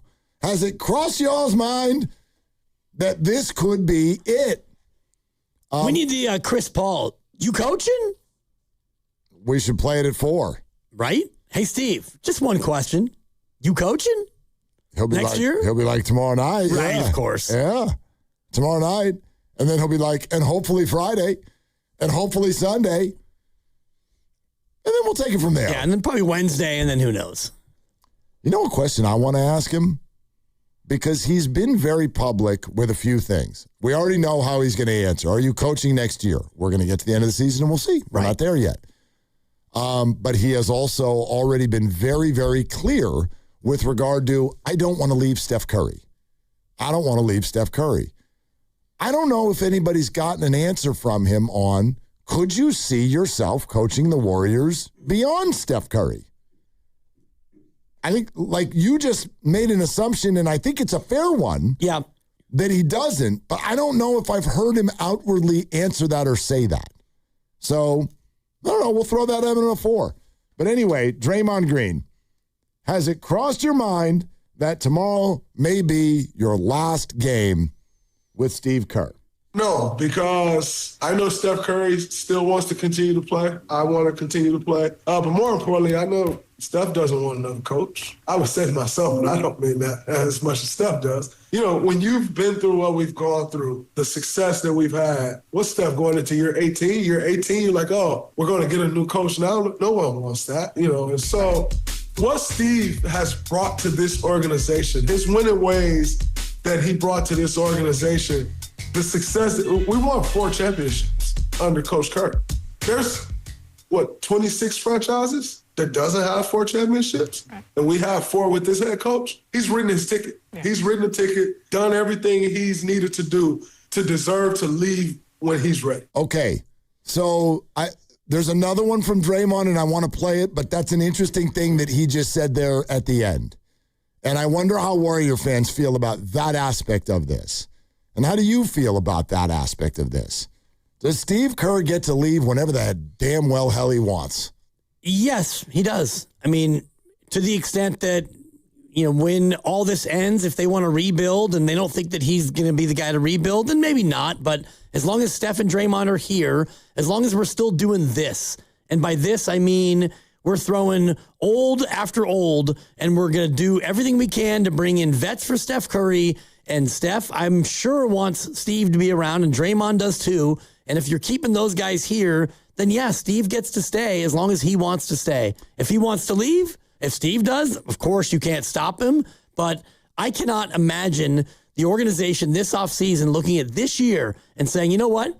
Disappointing year. Steve, this one's on you. Okay, let me just for the sake of conversation, because I largely agree with you, but for the sake of conversation, what's the read on how Bruce Bochy left the Giants? Forced out. Won some championships too. So, now he didn't win 4, he won 3.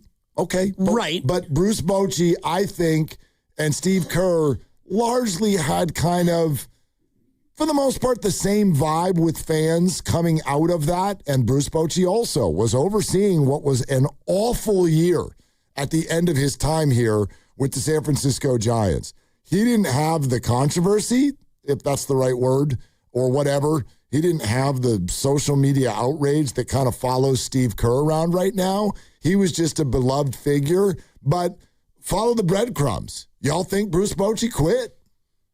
Doesn't look like it to me. No, but the one gigantic, I think, difference is when he comes in, regime change, big time regime change, and you're not going to have that here. I can't imagine. Thank you. I can't imagine that Mike Dunleavy is going to lose his gig. Farhan. And Farhan comes in, and it was a complete regime change. Like, so you go from Bob to Mike Dunleavy. Well, Mike worked for Bob, so that was not a regime change. That was just an elevation sensation. That's fair. In the truest of words, because Bob left. But what if the Warriors did?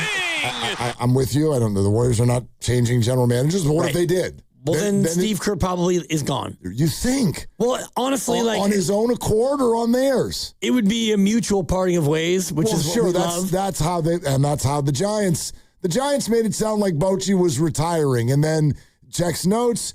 3, 2, 1. He's the manager of the Rangers, and he wins another one. He didn't retire. No.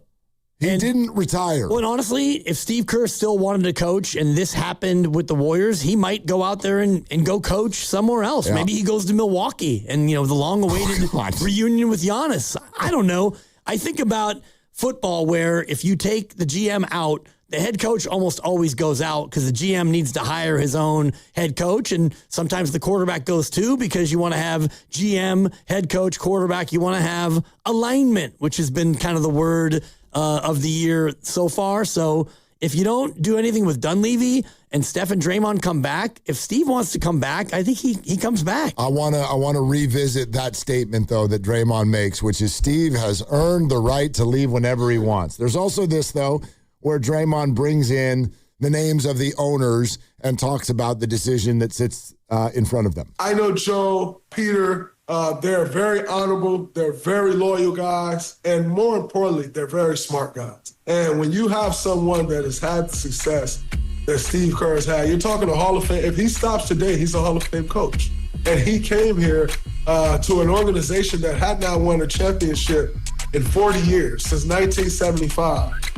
And he delivered that in year 1, and then in year 3, and then in year 4. Like, that's unheard of. And so you don't, I think oftentimes in this league, everybody's always looking at the other side thinking it's greener. And then when they get on the other side and they realize all the grass is brown and it's dead and there's no sprinkler system and the sun doesn't rise on that side, it only sets on that side, then everybody want to look back like, man. And now you start this cycle of 4 coaches in 4 years. You start this cycle of having 6 coaches over 8 years. The Warriors have been through that cycle, and no one's trying to go through that again. So as long as we have a Steve Kerr wanting to coach this team, you're not going to go and find a better coach. So that's not a worry of mine or anybody in this organization. Okay, so when I listen to that, it makes me want to ask a new question. What are we talking about then? Anyone? What are we talking about? Well, we're talking about whether or not Steve still wants to do it. He's already said that he does. Then what are we talking about? What are we talking about? So, and that will be my other question for Steve at 4. You say you want to be back. Draymond says nobody can imagine anybody else being the coach. You've earned the right to leave when you want. Joe Lacob and Peter Guber are honorable men who would never do this to you. So what are we talking about here? And what is this alignment that we're searching for? We're talking about it because he has no deal for next year. No. I get why we're talking about it. Why are they talking about it in the way that they're talking about it? Like, I get that, okay, you don't want to break news it's not there yet, but if he wants to coach and nobody wants him to leave, what is this kicking of the can down the road thing that everyone's doing? Does nobody want him to leave, though? That's the question. It doesn't sound like it. We haven't heard Joe Lacob or Mike Dunleavy say anything other than, we're going to talk about it at the end of the year and revisit it. And is anyone actually more powerful in the organization than Draymond Green? Joe Lacob. Is he? Yeah, I think so. Yes, but you know what I'm saying. Yes, in terms of if they don't ever cross him. They never cross him. They haven't. And in the Nick Friedel piece in The Athletic, I encourage you to go read it. There's a lot of talk about culture, and people look at and actually Steve was quoted about the Draymond Green, Jordan Poole, I think he called it a thing, incident. I can't remember the word that he used, but part of the culture internally was, we're not going to punish you because that happens. And Steve even mentioned that he told a story about how he got popped in the face by Michael Jordan. And that nobody knew about it for He's still years. Stuck on the fact that it got out rather than that it happened. Oh, he hates leaks. Yep. That's one of the things he hates the most, I would imagine. Draymond Green punched a teammate, and the thing that actually upset the Warriors the most was that you all saw it. Right. And I wonder That's funny to me. I wonder in the Kerr tenure, which is 12 years, I wonder how many other teammates caught a fist in practice. It's not an unfair thought. Yeah, maybe I'll ask Steve that. I won't, but hey, Steve, you talk about how this happens all the time. Anybody else catch a knuckle sandwich? Has Steph ever been punched in practice? Did David West, knock somebody out? David West did have the famous quote. Yes, he did.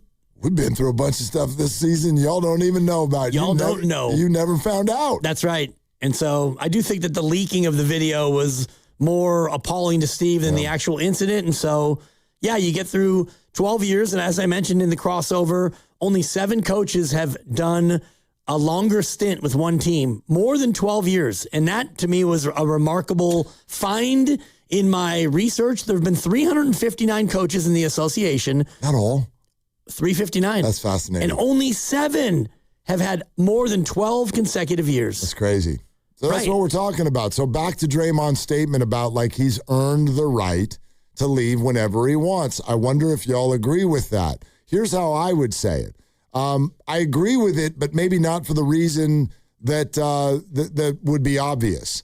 Sometimes I think we have to get used to things that frustrate us in life because people will say, well, that's the way that works. I always tease you with your phone because you don't have an iPhone and the rest of us do. So the text thread all comes through in green, and sometimes people don't get pictures, and it's actually not a big deal at all, but we like to tease each other because we're dudes and that's what we do. And I tease you and I go, will you just do this the way that this is how we do this? This is Earth. Welcome to America. Get an iPhone and let's just do what we're all doing. Right. Not that I'm in favor of everything that happens in America, but you understand what I'm saying. And my response is always, you wouldn't say that to a woman. And we'll get to that later. No, I wouldn't say that to a lot of people because there's a lot of things that go on in America that I'm not a big fan of. And I wouldn't say that's just how it goes. But this is one of them. You are allowed to have the opinion that Steve Kerr and his rotations can go take a jump off of a cliff. You're allowed to think that this should be his last year. In fact, you're allowed to think that his last year should have been 2 years ago. You're allowed to think all of those things. However, Draymond's right. These are part of the unwritten rules. For years in baseball, you simply needed to be near second base when you caught the ball in a double play. Now they finally buttoned it up. This one hasn't been buttoned up yet, and I don't think it ever will. The bottom line is this. When you win as much as this man has, that's how it works. Those people, all of those people that you mentioned. Yep. And by the way, some of them have 4 rings and some of them don't. Yep. Okay? But when you have that much time in one organization and you win as much as he has, 1/3 of his years as the Warrior head coach have ended up with a parade. 1/2 of his years have ended up in the NBA Finals.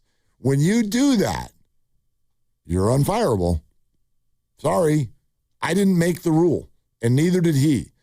But as far as I'm concerned, that's a rule. You are not fireable when you achieve that for an organization unless somebody is having something personal go down. If you commit a crime or if you go punch the owner or obviously if there are not extenuating circumstances, that's the deal, man. And so Steve Kerr gets to go when Steve Kerr wants. And I actually think that there would be real beef between this organization and the fan base if Joe Lacob tried to fire him. Yeah, that'd be a problem. It would be, and I'm thinking about what you said about when you win that much, you're unfireable. And Phil Jackson immediately sprung to mind where he wasn't fired, but it was clear this is your last year. You get one more of these, which is why it was the last dance. And he won 6 there, and he went on to win 5 more. His 11 standalone as the most ever, and yet he was kind of fired. I mean, it was more like a Bruce Bochy forced out situation. They told him up front, this is going to be it for you. I mean, the Laker thing was weird too, by the way. Yep. I mean, it was about 4 minutes after he left that he wanted his job back. Right. And he was dating Jeannie Buss. Very weird. So it's like, and I know there were conversations like, all right, get the stupid thing ready. Boop. I mean, Jeannie told me this. Okay. She'd be like, Phil would be just like, can I have my job back? I mean, I'm a leak in the roof here. There's so many drops coming in. Well, we had a couple meals together, and this conversation came up. I'm sure it did. She's like, Phil just wants the job back. Yep. So That's a different situation. Like Popovich, 29 years, 5 titles. Yeah, you're unfireable. Mm-hmm. Like he had to, unfortunately, get into ill health and then decide I can't do this anymore. But 29 years with the Spurs. Well, but the Phil thing in both Chicago and LA happened because there was an internal implosion of everything. Yeah. So the players were leaving too. Whether it was Michael Jordan, Shaquille O'Neal, the players were leaving too. And so a total internal implosion is happening. And I think that's what Draymond's talking about. There's no internal implosion. Some of you would like one, but there is none. Next year, guess who the best player on the Warriors is? I already know who it is. It's Steph Curry. He's still here, and Draymond is still going to be here, and other pieces of this puzzle are all going to be here. So you can't call right now a last dance because it's not. There might be a dance next year and then a dance the year after. There might be more dances after that. There could be.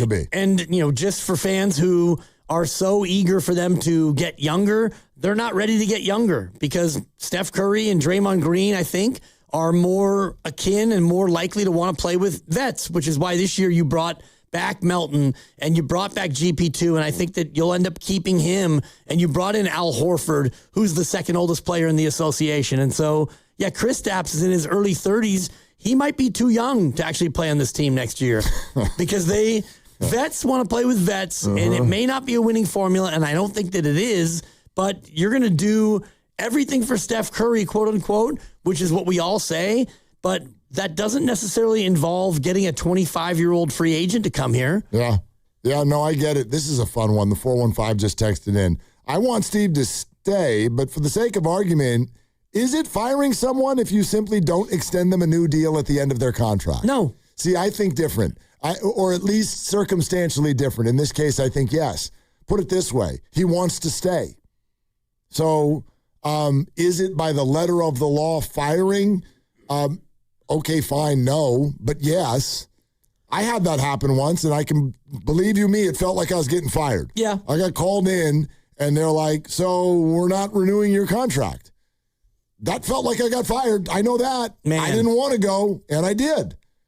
Of the 7 times I've been fired, none of them involved your contract's up. We're going to go ahead and go in a different direction. Well, mine got really weird. They were also because there was 2 months left on the deal. And they're like, and you could just keep going. You just keep working until it's over. They're like, thanks. We're not renewing your deal, but you can stay on the air. And did you? I did. Yeah. Until then. Kids got to eat. Well, you actually know this story because you tried to get a job at this wackadoodle station the also. Beast 980. When the Beast 980 was trying to be a station down in L.A., and they were interviewing people and doing auditions and everything, and I went and did an audition on that thing, and they thought that I suddenly was going to control the timing of it, which wasn't true, but they thought I was going to get to a Friday and be like, I'm out. Come see me on the Beast on Monday. Right. And so then they jumped it, and they're like, so no, now we're not going to let you finish your contract. And there was no Beast, and there was no ESPN. There was just nothing for a little while. That's right. Yeah, and there was just nothing. Funny because we all were talking about it during the crossover of 2014 when Steve Kerr got hired, and it was 2 months after I got let go by this very station. And so during that time, I was driving Uber, I was doubling up my ref schedule, and I was trying out at the Beast 980. I mean, I was chasing everything. Anything. And I went back to Total Traffic, and I was doing, your traffic updates, and, it was a 51-week unpaid vacation. But that's why I guess I don't fully remember the Steve Kerr hiring, because I was kind of in that spot of running around trying to put food on the table for I guess they would have been, 13 and 11. Not old enough to where I could just shut it down. Your boy had to keep hustling. You had to go do something. Yep. Absolutely. 415, I genuinely believe that Kerr wants to leave. I think the owners want him to resign, and he's the reason it hasn't. Oh, wait, no, I'm sorry. I think the owners want to re-sign him, and he's the reason it hasn't happened. See, that's not my perception at all. And I don't think Steve's just lying to us. Nick Friedel in 8 minutes, I think he'll tell you a very different story with regard to the idea that Steve wants to leave. I know there's been a lot of watching Steve on TV, watching him and going, boy, he looks tired. I don't think Steve wants to do this anymore. I really believe Steve when he says this is just a different aspect of coaching, and I'm enjoying it, and I want to be here, and I'd never leave Steph. Like he has said all of those things.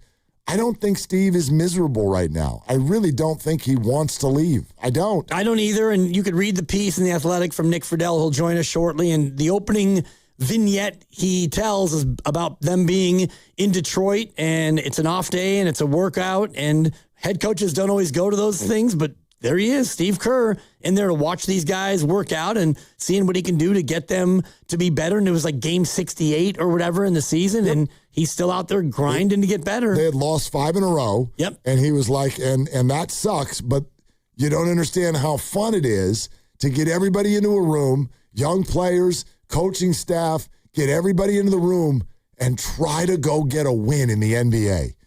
And it struck me. How can that not strike you? We're talking about Steve Kerr, and somehow, some way, he is still finding joy in trying to go get a Wednesday night win in the Midwest. That's wild. That's how he's built. That's why it's one of the reasons why he's been so successful. Yeah. Pretty much with everything he's done. And it speaks to the comments he made to us when we talked about, like, you know, have you thought about just shutting it down and getting in the lottery? And he's like, you know, this is what we do. Right, like, he was offended. And he's into the competition and just looking at it. What is the point of what we're doing? He's 38th all time. That makes no sense to me. In games coached. He's coming up on 1,000 games coached. Next year it'll be 1,000. And if you still have that fire, you must love the competition. Yep. And he does. And so I do think that he wants to come back. And I also think that the organization, at the end of this year, you'll look at it and say, man, that's not what we thought this year would be. Because last year was, man, if Steph didn't get hurt, maybe we get Minnesota and we go to the Western Conference Finals and we're just one step away from another swing at it. And so this year happens the way it happened. I don't think you look at this year and go, yep, Steve, he's lost it. You remember about 2 months ago, there was a lot of discussion about Steve's future, and it felt like most people thought that this was the last year. Yep. And maybe even should be. And this was kind of at the height, the trade deadline's going on, so there's a lot of emotions, a lot of feeling about it. I can't remember where you were on that one. I feel like you and I have pretty much mostly been in lockstep. I've thought he was staying the whole time. Me too. The only time that I thought that I wavered a little bit was that a month ago when he had that one press conference and he just sounded so tired. Sure. And I thought, you know what, maybe he's just, you know, at that spot. Yeah, but, you know, people get tired, go to sleep. Sure. Wake up the next day. No doubt. No doubt. I mean, this is not for me. Have a 1-year-old and you're going to be tired. So I get that. I feel like this is just, it's evolved a little bit.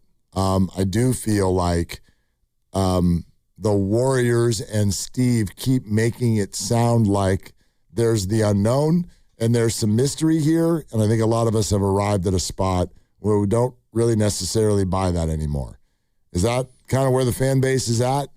I wonder.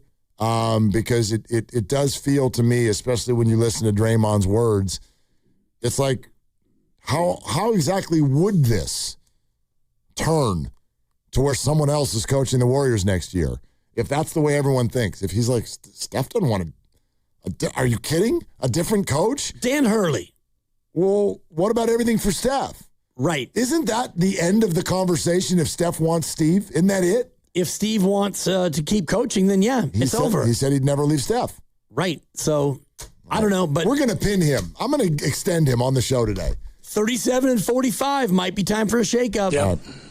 All right. We're brought to you by Fremont Bank. Here for you, here for good. So, earlier this morning, a brand new article on The Athletic was launched by our good friend Nick Friedel, and it's all about Steve Kerr's future, and Nick joins us next on Willard and Dibs. I'm Neil, founder of Clay Room. When I found ceramics, I realized my calling was to give others the space to be creative.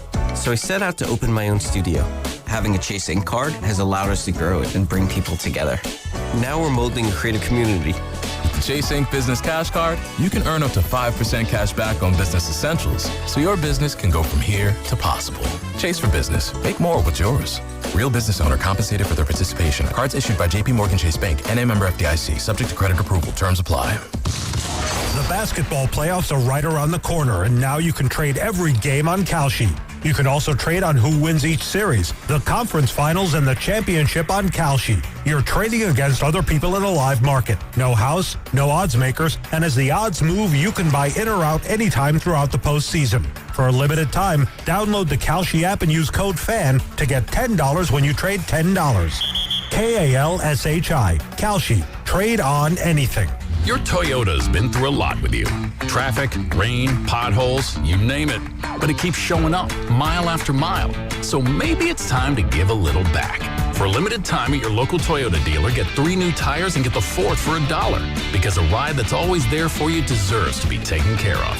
3 tires, get the 4th for $1? Go on. Treat your Toyota. Deal ends April 30th. Keep your Toyota a Toyota. Restrictions apply. Toyota and Scion vehicles only. See participating Toyota dealers for details. The following is an attorney advertisement. If you get sidelined by your workplace injury, the workers' compensation attorneys at Boxer & Gerson can help you get back in the game. Our team of skilled attorneys will fight by your side for the treatment and compensation you deserve. We care about justice for injured workers. That's what makes us Northern California's premier workers' comp law firm. Call Boxer & Gerson at 510-835-8870 or visit boxerlaw.com for a free consultation. Boxer & Gerson, your life is worth the fight. Now it's time for the closer of the week. Presented by LiftMaster and RNS Doors. Turn your garage into the envy of the neighborhood. Visit rnsdoors.com. This week's closer comes from Drew from Burlingame. Jason and RNS were great. We had a residential garage door installed and the whole team was great to work with. Very satisfied. Thank you. Recently, my garage door opener was not working. I was in need of a closer. I was put in touch with RNS Doors, and they hooked me up with a brand new garage door opener from LiftMaster. With LiftMaster's MyQ connectivity, my garage door opener can be controlled right from my smartphone. You'll know when a door or gate has been left open and can close it with a tap, no matter where I am. Be one of the first 10 callers and receive 20% off a LiftMaster garage door opener. Call 1-800-FIX-A-DOOR. That's 800-FIX-A-DOOR. Or visit rsdoors.com.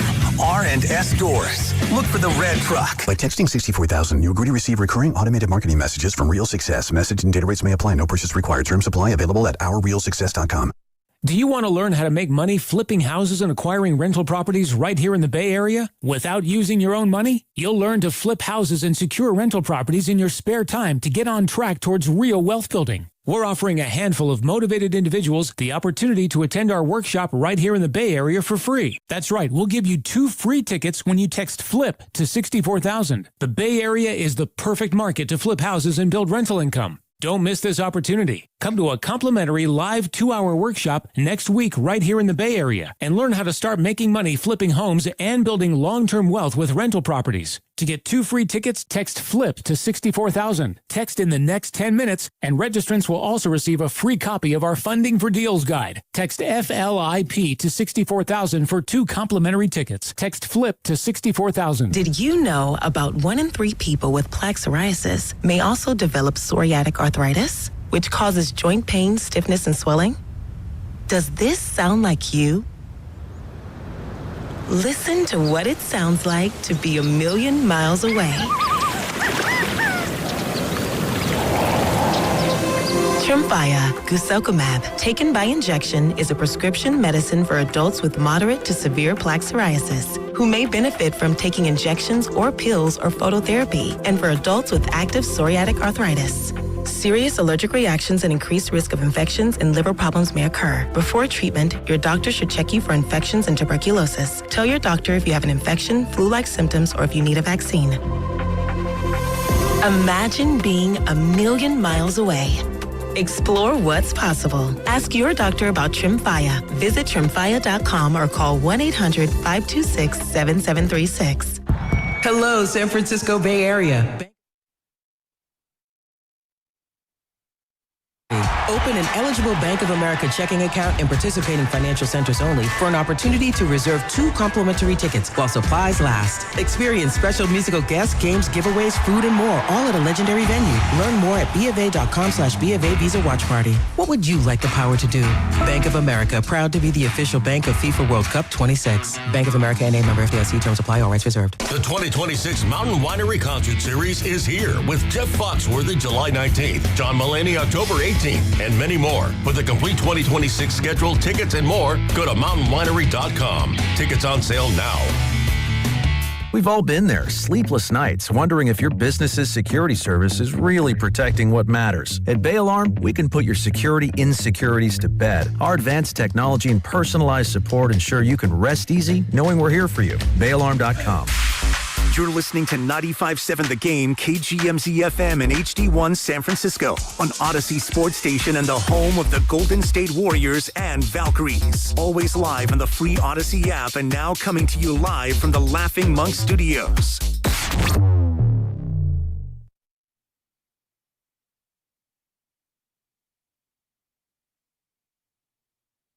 Now, back to Willard and Dibs. I mean, Mark, it's so good to hear y'all's voices. And Mr. Dibs, I mean, it's just been way too damn long. So it puts a smile on my face. On 95.7 The Game. I mean, at the end of the day, that's what we're all trying to do, right? Yep. Yeah. Yep. Couple smiles, and then, do it again tomorrow. Enjoy every day, bro. That's what my buddy told me a couple of weeks ago. Well, we enjoy our conversations with Nick Friedel, and we owe him a thank you. We do. For what? I'll explain. Oh. Out to the River Islands guest line, because on the line is Odyssey Sports NBA insider Nick Friedel. Insider calls are brought to you by Hyundai and the all-new Hyundai Palisade Hybrid. Now, Nick Friedel comes on this station twice a week. Yeah.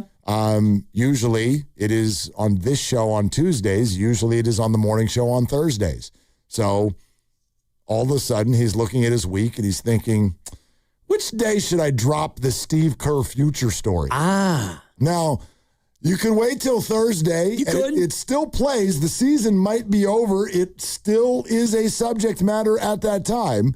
However, there would have to be new quotes and things that come after the game. You also could be preparing for a very dramatic second play-in scenario on Friday night. But it all still plays. But no, he chose today. And for that, Nick Friedel, we thank you. Hi. Hello, my friends. How we doing? Jim Nance, huh? I like that. We're doing... Hello, friends. I'm in the mood. Yeah. Nice. Masters. You're writing about Steve Kerr. We're about to talk to Steve Kerr. It's kind of... There's a little synchronicity going on here. I like it, and it all makes sense because we don't know if the season's going to extend past tomorrow night, guys. And I talked to Steve a couple different times throughout the year, and the center point of what we talked about was the culture and how you build a culture and why it's so important to him and what it took to build that through the last 12 years. And I appreciated Steve not only in his time, but in his candidness, because he said, this is what you need. And he made no bones about it. And we've joked about it for years, but it started with Steph. He said all along he was watching him from a distance. He's like, man, this guy, whoever gets to coach his team, they're lucky. Then he gets there and he told me right away, he was like, this is my guy. Like, he knew. So it starts with Steph, then you add Draymond and Clay, and culture gets built in time. But that's what this started on, Mark, and that's why I thought it was a good turning point into looking ahead to whatever happens in the future. Because I've told you guys for months, my opinion is that Steve will be back at least for next year. He doesn't want to leave Steph. He wants to see this through a little while longer, and he still loves it. I thought it was so interesting, and for those that haven't gotten a chance to read it yet, I went to this optional kind of workout. This is about a month ago in Detroit. And we go into these, and usually it's a bunch of the G League guys and guys at the end of the bench. And Steve's not always at these things because he doesn't have to be. And here it is. They're in the middle of this trip. They've lost a bunch in a row. They took a late flight out of Boston to get to Detroit. And we walk into this gym in downtown where the Pistons practice, and there's Steve Kerr. And immediately I thought to myself, this does not look like a guy who wants to exit stage right. Now, he knows full well, as we all do, that you don't know what happens at the end of a season, and he'll sit down and talk to Joe Lacob and Dunleavy, and they'll figure it out, whatever direction they go. But I mentioned that anecdote because my first thought when we walked in and we saw him there was, the fire is still burning to be part of this and to coach, and he still wants to do it. And I think that is hugely important as we look ahead into whatever may happen tomorrow and beyond. And do you get the sense that the feelings are mutual? Like his feelings of wanting to still do it and the organization, do they share that same passion for him coming back? Dibs, I think they do, at least for one more year. I think this has been a tumultuous season. Steve said this is as unique of a season as he's been a part of, all the injuries and the emotions and everything poured into a year that nobody really expected. But I do think that at least for one more year, they can find a way to come back to it. And Steve's going to get paid a ton of money, which, at this point, he's made a ton to his credit, but it doesn't hurt when you're getting that much more on top of it. But guys, again, it goes back to one person in the organization. It always does. Steph. Steph wants Steve Kerr. Steve Kerr still wants to coach, and he wants to be here, which is why nobody knows for sure until the season ends and everybody sits down and they talk. But it's just my opinion that I'd be surprised if we're sitting here a couple weeks from now and Steve and the organization have made the decision, okay, guys, it was a hell of a run, 12 years, it was great, but it's over. I think there's a little bit more in the tank for all parties involved, and the fact that Steph wants it to continue the way that it does tells you basically all you need to know in a lot of ways as it pertains to everything that we do. Nick Friedel with us here on Willard and Dibs. Can I ask a really stupid question? I want to ask a stupid one. Okay? Are we ready? All right. Let's go. Okay. So Steve Kerr wants to coach, and Steph Curry wants Steve Kerr to be the coach, and Draymond Green wants Steve Kerr to be the coach, and Mike Dunleavy and Joe Lacob both have an appetite for at least one more year for Steve Kerr as the coach. What the hell is the rub here? What are we doing? Like, what is this magical? Well, we got to wait till the end of the season so that we can look at each other and confirm what all of us all already know. Why this mystery if everybody is already on the same page?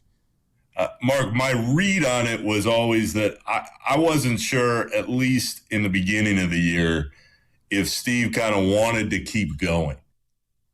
And that's why we started with the anecdote about Detroit and all the things that have happened this year. I always thought when he didn't sign an extension and he was very open about the fact, hey, we'll sit down and talk at the end of the year, I think he was trying to figure out in his mind, do I still want to do this?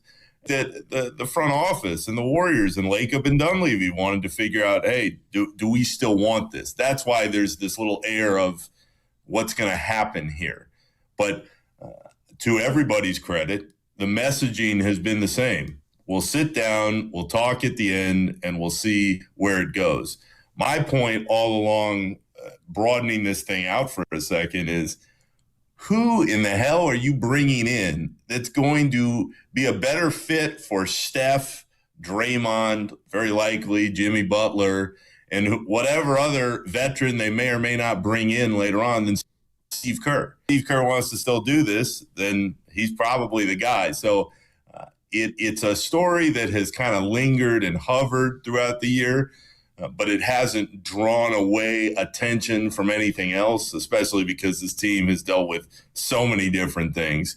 But it will immediately come back focus after that game tomorrow night if they do lose, because it's been hovering right there. I mean, Ramona Shelburne, our friend at the station, my old colleague at ESPN, she asked him about it Sunday before the regular season finale, and Steve just deflected it and say, I'm not worried about that. I'm not thinking about it. And I believe him, but that will be absolutely one of the first things that gets popped out if this thing ends the way that it might tomorrow night. And what do you think about tomorrow night? Do you think that it ends that way tomorrow night? I mean, I know you're not in the prediction business, but being around the team and seeing where they are and what the Clippers can bring, what's your feeling about tomorrow night? Dibs, I can only tell you from the last couple days of practice, they do seem pretty focused. And they do seem pretty locked in. And when you have Steph and Draymond locked in, everybody else will follow. I think the big question mark to me will be, what are they going to get from Porzingis? Because he's been really struggling, especially from three lately. And what are they going to be able to do against Kawhi? And the answer always is kind of throw Draymond on the best offensive player and see what happens. I'm sure he's going to get minutes running him all over the floor. Notably, guys, I was just at practice an hour ago, and Draymond said this version of Kawhi is just like the version of Kawhi that was beating the Warriors in the finals in 2019 when he was with Toronto. I thought that was interesting because he's healthy again, and it's taken years, but he looks the part. He's been awesome. I think the Warriors can muster things up for one big performance. And Dibs, the question always is, can Steph carry them across the line? I would tell you, just found him recently. He wants to be there. He wants to play. The question about minutes, I know that got blown completely out of proportion, it seemed, when Steve was like, well, he's not going to play 40. I'd tell you, having just listened to him, I bet he's around 33, 34, 35 tomorrow. So I don't think it's a huge gap that is going to be missing. I think they have the talent to beat the Clippers. I just don't know if they'll be able to put it all together because these guys really haven't played together much at all because of all the injuries and the turnover on the roster. Insider calls are brought to you by Hyundai and by the all-new Hyundai Palisade Hybrid. Learn how it makes every day epic at HyundaiUSA.com. We're talking to Nick Friedel. Great article in The Athletic that launched this morning about the future of Steve Kerr. I think you touched on it a little bit right there. Like, this was one of my things about the whole minutes deal for Steph Curry. I know Dibs didn't like the word restrictions. I know that was brought up by a reporter.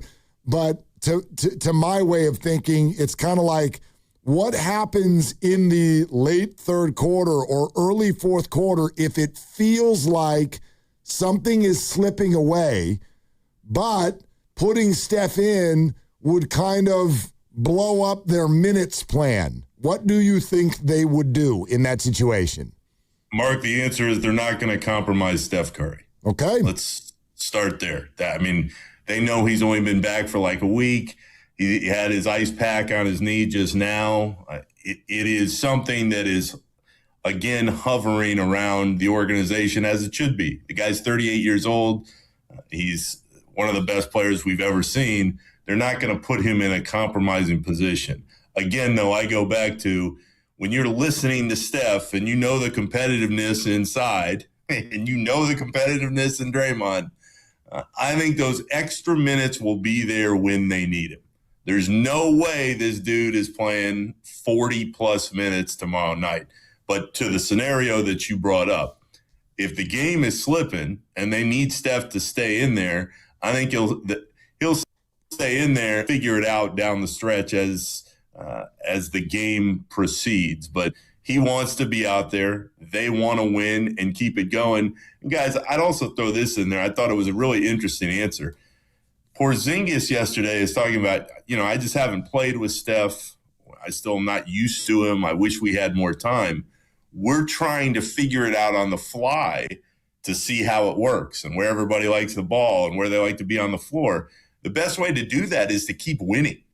So in so many weird ways with this team, if they keep winning, they're going to find more cohesiveness. But again, given what we've seen, especially lately in the last 2 weeks, that's a tall order given how up and down they've been to begin with. Yeah, and how many games that they haven't been able to all play, and you had them all sit the other day, and you pulled them out against Sacramento pretty much early in that one as well. But looking at the injury report tomorrow, are you estimating, are you guessing that it's going to be a full go, other than the guys who we know are out for the year?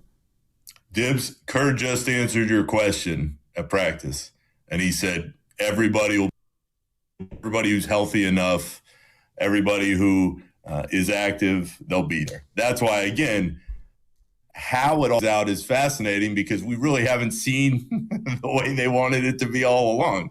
How many minutes does Horford get? Does he close with Horford? Because Horford's been in so many big games that you just trust him out there. How does Porzingis fit, knowing that he is just in a little bit of a shooting funk right now and hasn't played at his best? I mean, Melton has been solid for them throughout much of the year, but he hadn't played very well the last month or so either. So to me, listening to all these guys, what it tells me is, hey, Steph and Draymond, you want to fire up the engine one more time for old time's sake and see if you can get everybody else to follow you. I mean, that's what this game boils down to. It's a challenge they're looking forward to. And I'd also tell you, Steph just said it again. This is why he came back. He knows he doesn't have a lot of chances left in games that matter. This one does matter, even though I think the play-in has past its prime and is no longer as useful as everybody hoped it would be in the league office. But it matters. They want to go to the playoffs. And if he sets that tone, everybody else will fall in line. Okay, so Nick, everybody is available, but how many will play? How deep does the bench go in this game? My guess, Mark, is 9.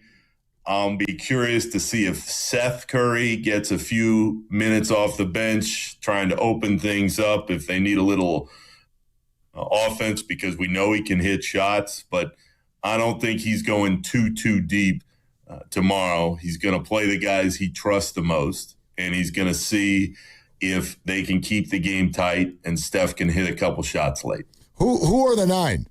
So, there's the obvious, right? So, let's go through this. Steph, Draymond, Al Horford, Melton, Pods, Porzingis, Guy Santos. That's 7. Yep.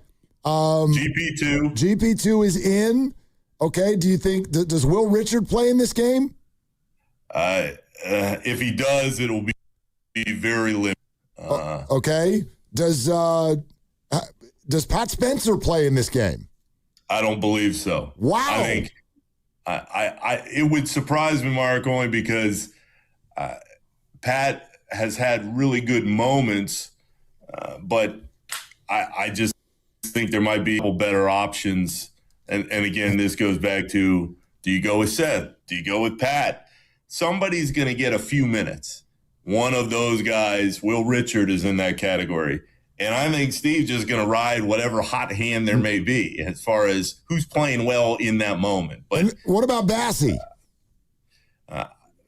That is a tricky one because he really hasn't been there much at all. But he is absolutely giving him a different look. Yeah. So if you told me before the season that we were going to be talking about Charles Bassie and whatever minutes he may play going into a play-in, I would have told you lost your mind. But I see where you're going because he has played well. He's a big man that can do things down low.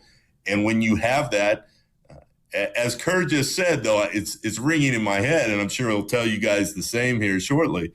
It all depends on the matchups and how the game plays out. So it's however the game looks, that's who's going to get those extra couple minutes.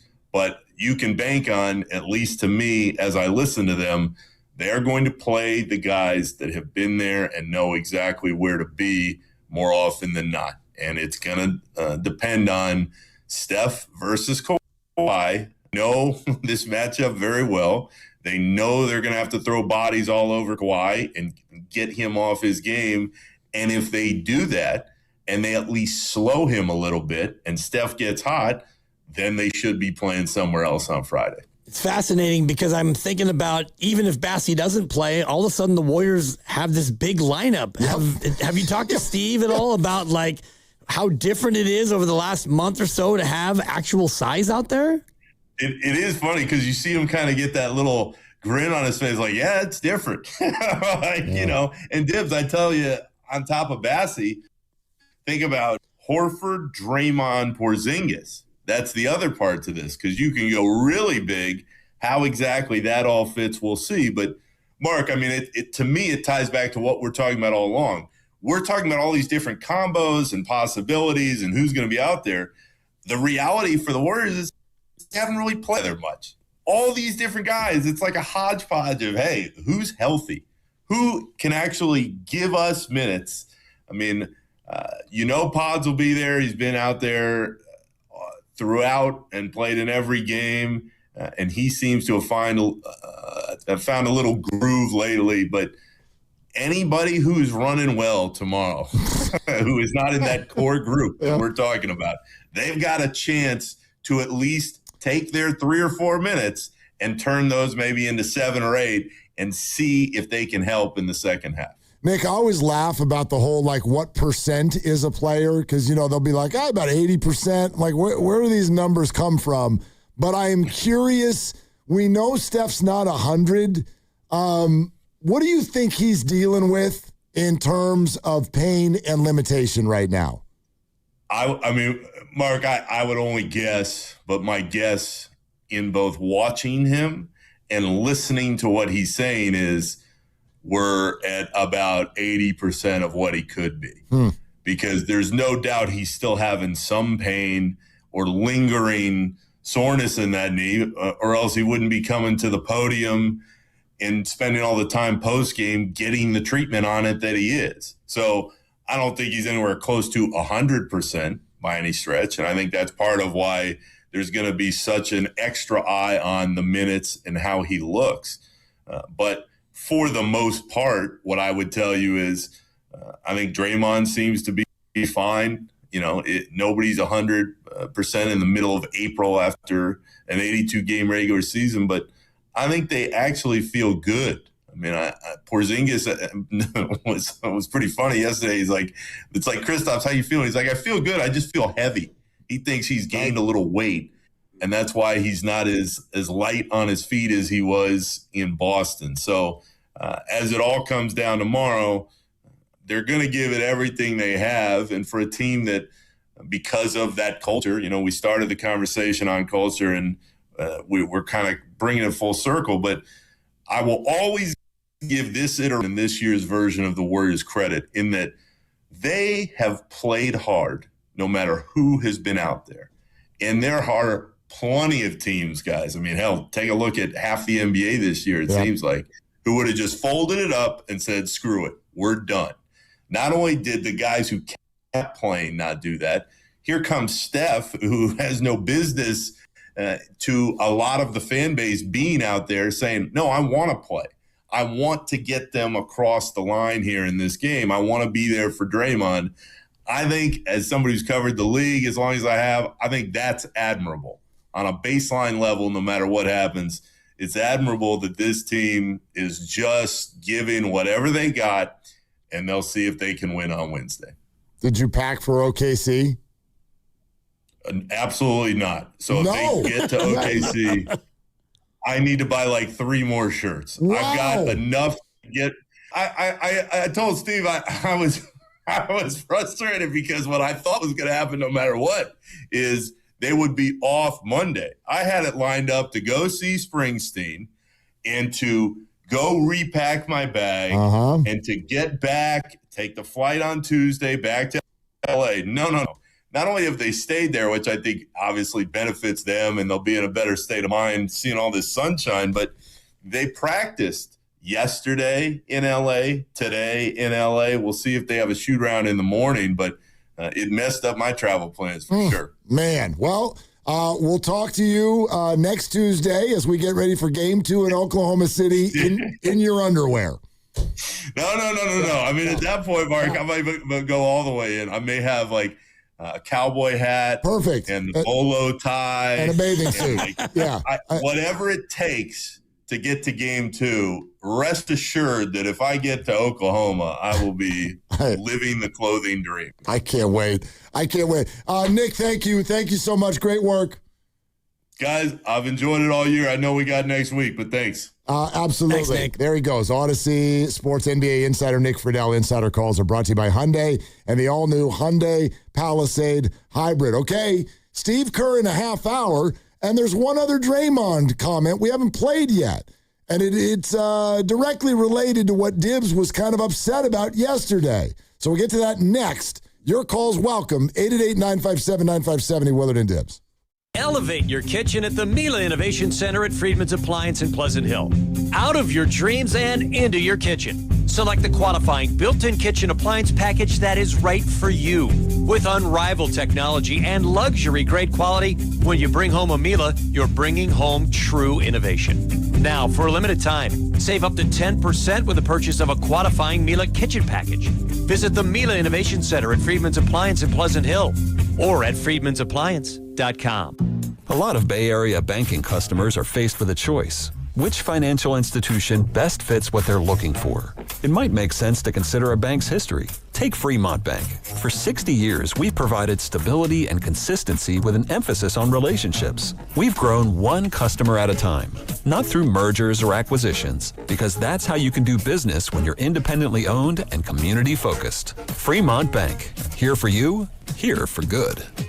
If you're thinking about upgrading your outdoor space, don't just think deck boards. Think the whole system. Trex from Ashby Lumber gives you decking, railing, lighting, everything designed to work together, look clean, and last. It's low maintenance, holds up in the elements, and you're not dealing with constant upkeep like wood. And the team at Ashby actually helps you plan it out, so you're not guessing on materials or design.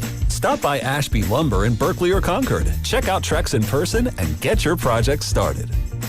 Hey, it's Willard. Here's a real behind-the-scenes moment with Habas Law. We asked about their new billboards. Do you smile or not? Then it got real. Omar Habas said, we meet people in the hardest moments of their lives. It's on us to restore dignity and a financial future. Traumatic brain injuries, loss of a limb, spinal cord damage, a life changed in seconds. When everything's on the line, choose the team that understands that. Habas Law. They fight to make it right. Visit habaslaw.com. Omar Habas is a California licensed attorney. Offices in Northern California, including San Jose. Past results do not guarantee future outcomes. 95.7 The Game and Great Clips have teamed up for the new basketball season. We want our listeners to look fresh with a great haircut from Great Clips. Each week, we'll pick a lucky winner to score a gift card. For a chance to win, courtesy of Great Clips, enter online at 957thegame.com. Running a small business means juggling a lot.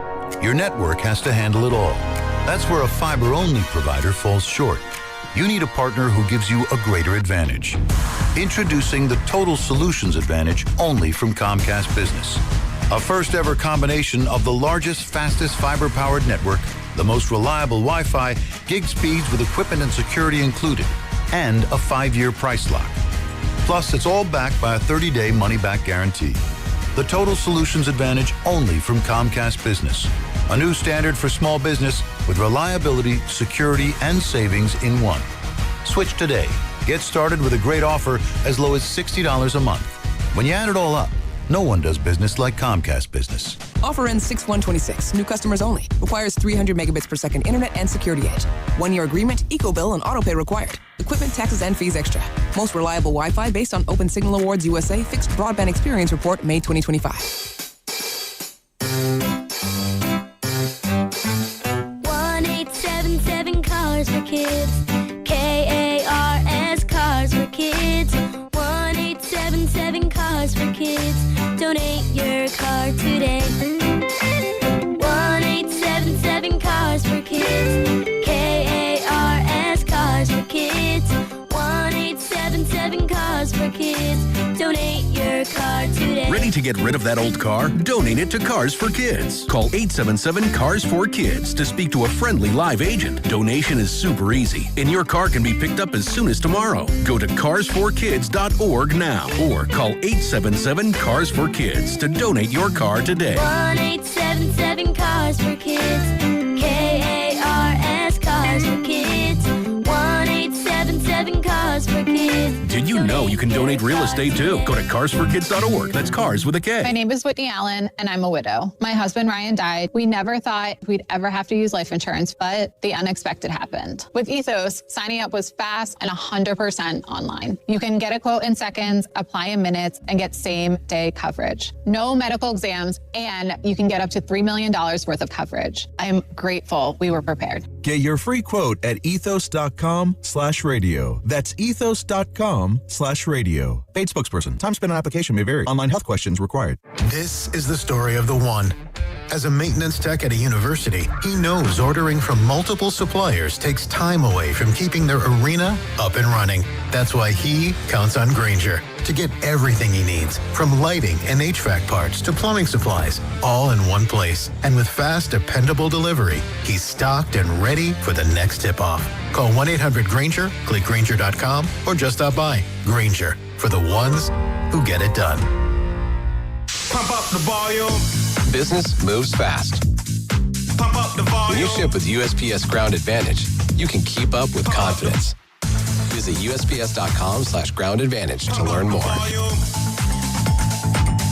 There's a new kind of energy at Starbucks. When your day needs a reset, try the all-new energy refreshers. Strawberry acai, mango dragon fruit, or the all-new mango strawberry. The refreshers you love, now with extra caffeine. New energy refreshers only at Starbucks.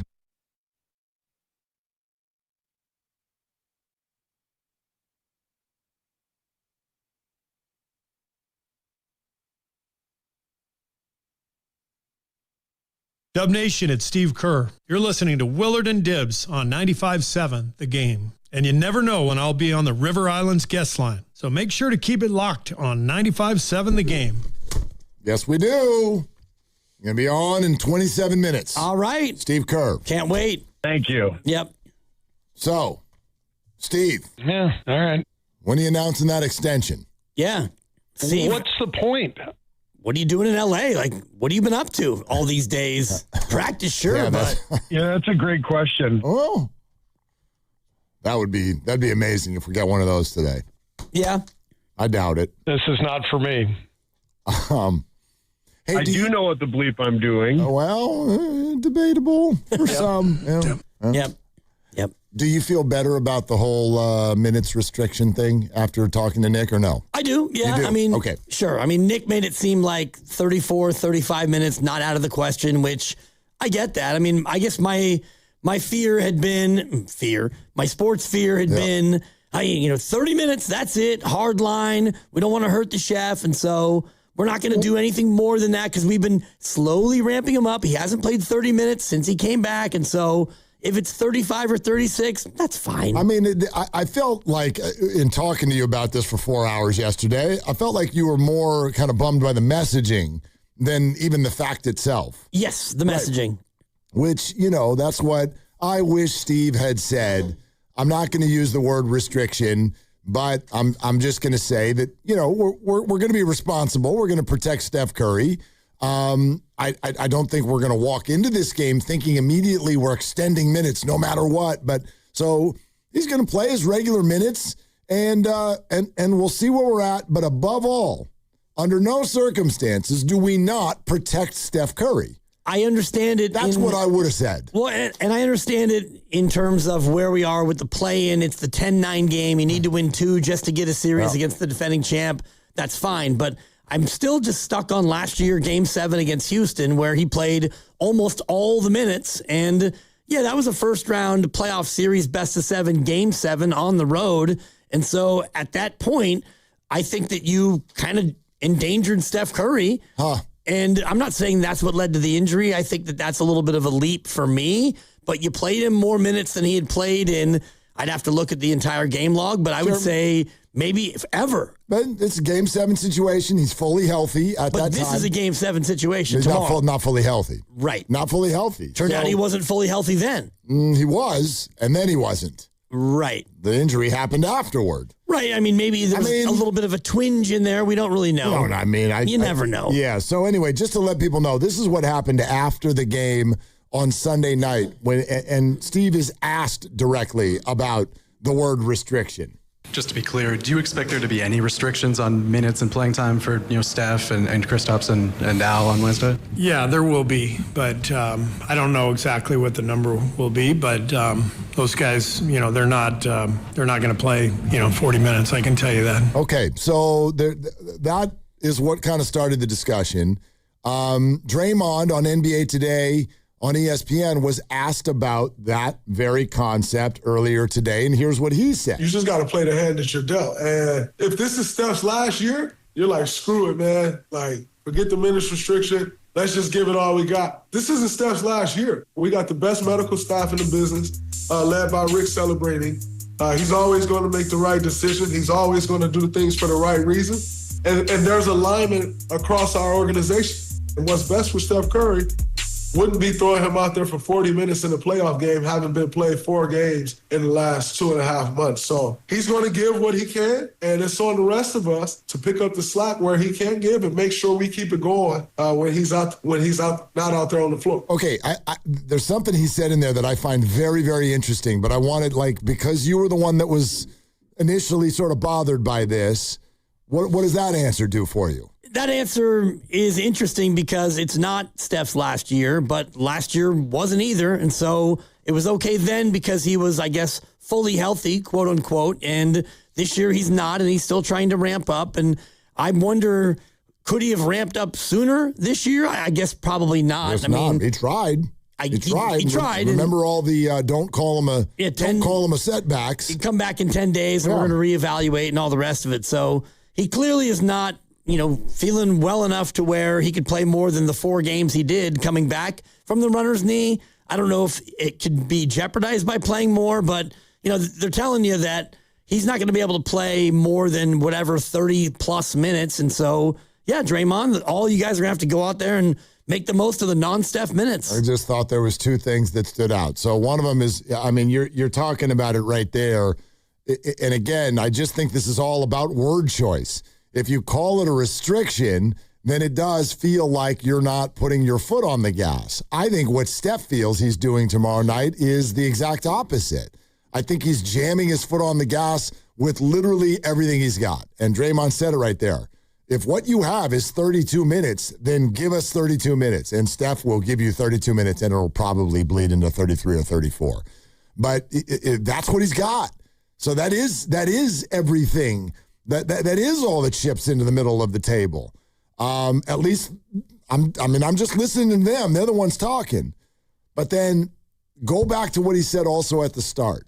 This is not Steph's last year. Right. So I think that speaks to, and we referenced it earlier, I think the way the whole organization is even thinking about this. And so a number of times over the last week, I think to you, to me, at different times, it has felt like the organization is saying, we're not about to go all in for this. Next year is the year. Exactly. Yeah. Exactly. I don't think that they mean they're not going to go all in for this, but in everything that we do in life, there's a risk reward. There is a, how much am I going to put into this if it affects that? Do you know what I mean? I always use, I always use that. It's one of my favorite analogies is to talk about vacation. Summer's coming, and people are going to be going on vacations. I'd love to go on a 2-week or a 3-week or a 4-week, but with each passing week, there is an extra cost to that. And so it's not only your bank account, it's like, will you still have your job when you get back? It's a known thing in our business. You don't really do more than like a week and a half, or people start wondering if you got fired. And so I think that's what they're trying to say. They haven't always done a perfect job of saying it, but what they're saying here is, look, we're going to give everything that we've got to this game, but the second we feel like this is jeopardizing something next year, we're out. We're out. We're out on jeopardizing next year. And I agree with that. That's fine. I don't have to agree or disagree. I understand it. And, last year against Houston, Game 7, you were the 7 seed, they were the 2, and you thought they were vulnerable. They were. You went on the road, and you actually put everything in the middle of the table to win that game, and you did, and then Steph got hurt. And so that didn't jeopardize anything other than that series against Minnesota. Right. I don't know if you would have won it anyway. So is this possibly going to jeopardize something with Steph's future? Well, Rick Celebrini has a better idea than I do, so I will have to default to his knowledge. He's the one looking at the knee. Steph knows the level of the pain and the rest of it. So if 32 minutes is the most he can give, then I take him at his word. I don't think that Steph is thinking, you know what, this doesn't matter. It's about next year. If he was really thinking that, then he wouldn't have fought to come back. Right, he wouldn't play. And he wouldn't be playing in this game and all the rest of it. So I take him at their word that they'd like to win. They would love to thread the needle. Steph plays 31 minutes and you still win, and he's able to play Friday and he plays 33 minutes and you win. and then you go to OKC, and who knows? I do believe that they want to win. They're competitive people, but at the same time, they're not in the same mode that they were last year in Game 7 against Houston, which was, we can win this series and we can advance. I mean, why would you be? Because this is a Game 7. Yeah, but no, it's not. It's an elimination game. Yeah, it's not a Game 7. Well, Game 7 is an elimination game. Right. So in the essence of what that is, this is the same. Right, except for that one is much further down the road. This is some cockamamie make-believe play-in tournament, and that's been my point this whole time. But it's not cockamamie. It's just not Game 7 of round 1. It's an elimination game. Yes, it is. But they're not treating it the way that they did last year. No, neither are we. Because it's a cockamamie play-in tournament game. Your opinion. Correct. But it's an elimination game. Nobody looks at round 2 the way they look at round 1. Nobody looks at round 3 the way they look at round 2. Nobody looks at round 4 the way they look at round 3. Do you know what I mean? Like, if Madison Bumgarner had done what he did against the Royals in an earlier round, it's heroic, but it's not like the same. It's not as big of a deal. Things are a bigger deal. The further you go, you're going to push it because you're closer to something that actually matters. I mean, I tell you what, here's something, and I don't know if you want to ask Steve this. It's total hypothetical, so there's not really an answer to it. But I wonder if, let's say they came out of the play-in, and then 9 games from now, Steph's not just back for 4 games. Now he's played 13. And Game 7, round 1 against the Thunder. Now ask if there's a minutes restriction. Maybe you'd get a different answer. You're further along. You're further away from your health situation, and you're closer to something that matters even more. So, like, I just think the context plays here. That's all. The context of all of this plays. It is simply the 9-10 game of the play-in tournament, and he is 1 week plus a couple days removed from major injury. 4 games is all he's played. You gotta have that in account. I do. I give him his grace for that, and it's a kind of a weird thing because it's not a major injury. It's runner's knee, which is like a major injury to me is like something that is a catastrophically bad injury. This is an ailment. But 27 games. Right. We can argue about the word major. It doesn't even matter what the nature of it. He missed 2 months. He missed a significant amount of time, and he is just coming back. Right. And I don't know. That has to be taken into account. It does. And, if this happened, if he would have had the runner's knee and it would have happened like last week in the calendar, how does he go out and approach that? Does he go like Luka and fly to Europe and get special treatment? Because, Luka... I don't even know if you can come back from that in a week. I mean... Depending on how you want to approach it, it's probably like a pain threshold thing. Listening to him talk about the frustration of that injury suggests to me that there's all kinds of unknown at every turn when you try to come back from that. And so I don't know that, you bring up Luka. I don't think Luka's playing in this round. He can go to Germany and try. Yep. But I don't think that's the plan. I'm pretty sure JJ Redick spoke today and said both Luka and Austin Reeves are still out indefinitely. Yeah. You can, and I think Steph has. He's tried all, I guess, to me, what it sounds like you're asking for is what Steph did. He's been doing it for the last 2 months. He's been busting his ass to get back for games that some of the fans don't even think matter. Some of the fans don't even want him to win tomorrow night. Exactly. Do you know what I mean? But he did it. So, to then come back from that scenario and arrive at a spot where on some level their desire or their effort is being questioned a little bit, I think is tough. I get why you got there. I do. I don't think it's desire or effort. I just think that if this happened at a different point in the calendar, he might have had a different aggressive return to play sort of scenario based on the urgency. And I think about when they were in the playoffs and he slipped on Lake Montejunas when they were facing Houston, and he had I think it was a grade 2 MCL sprain in his knee, and you were in the playoffs. And so he was going to work like heck to get back. That was the year I think they lost in the finals to Cleveland, when he never was 100%, but he played through it, and it was a younger Steph. But to your point, those were higher leverage games and higher leverage moments. And, 2 months ago, he gets hurt in the end of January, and you're kind of stuck around 500. You're going to be a play-in team. It's not that urgent for you to, really bust it and get back immediately. And so you were patient, and you went about it the way you did, and I'm glad that they did that, and he was able to be patient, and you still were a play-in team. I mean, I guess that's kind of what I'm getting at. I think all of these situations call for context. They all call for what's going on in that moment, and you look at it from the perspective of, obviously health first and foremost, and then what is the time and space of the team? What is the effort that's out there? What's needed? What's on the line? All of these things, and that's where, if everyone's going to sit here and go, yeah, Rick Celebrini's the GOAT. Well, if Rick Celebrini's the GOAT, then let him be the GOAT. His fingerprints are all over this more than anybody else's. Certainly. As far as a minutes restriction or plan.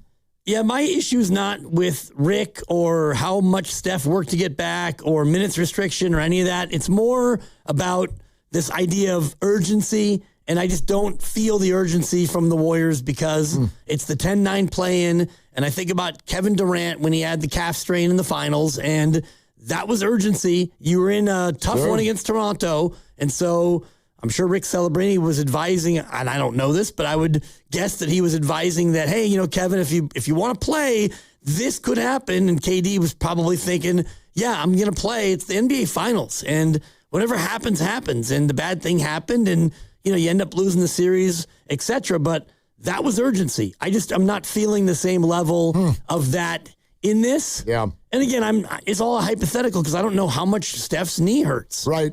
Which and it clearly does hurt some. I don't think he looks a little bit not wonky, but he looks a little stiff. I think he said it. I mean, Nick just relayed to us that he's not hiding from that. He's not 100%. I also look at the play-in tournament. I think, and this is a little mental gymnastics maybe, but we're not talking about one game. We're talking about two, or else it doesn't really matter.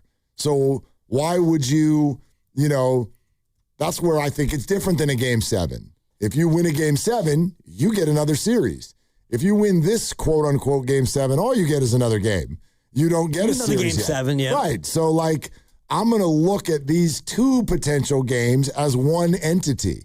And therefore, there is zero reason for me to completely burn out an important player in Game 1 if I have now compromised him for Game 2. I'm going to look at them as one entity, and a plan is going to be enacted to get us through both of those games, because that's really what the goal is here, is to make the playoffs. That's what they've said, right? Right, but you need to win the first one. So, sure. If you were in the 7-8 game, I could see what you're talking about, and I would buy that, but nothing is promised, so you could hold him back a little bit and preserve his minutes and hope that he's ready for Friday and not get to Friday. Of course.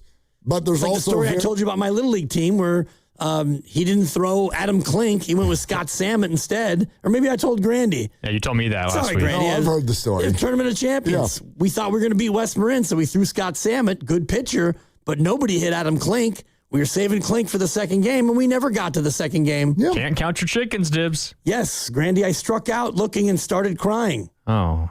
How long did you cry? 7 or 8 years. Your boy cried a lot.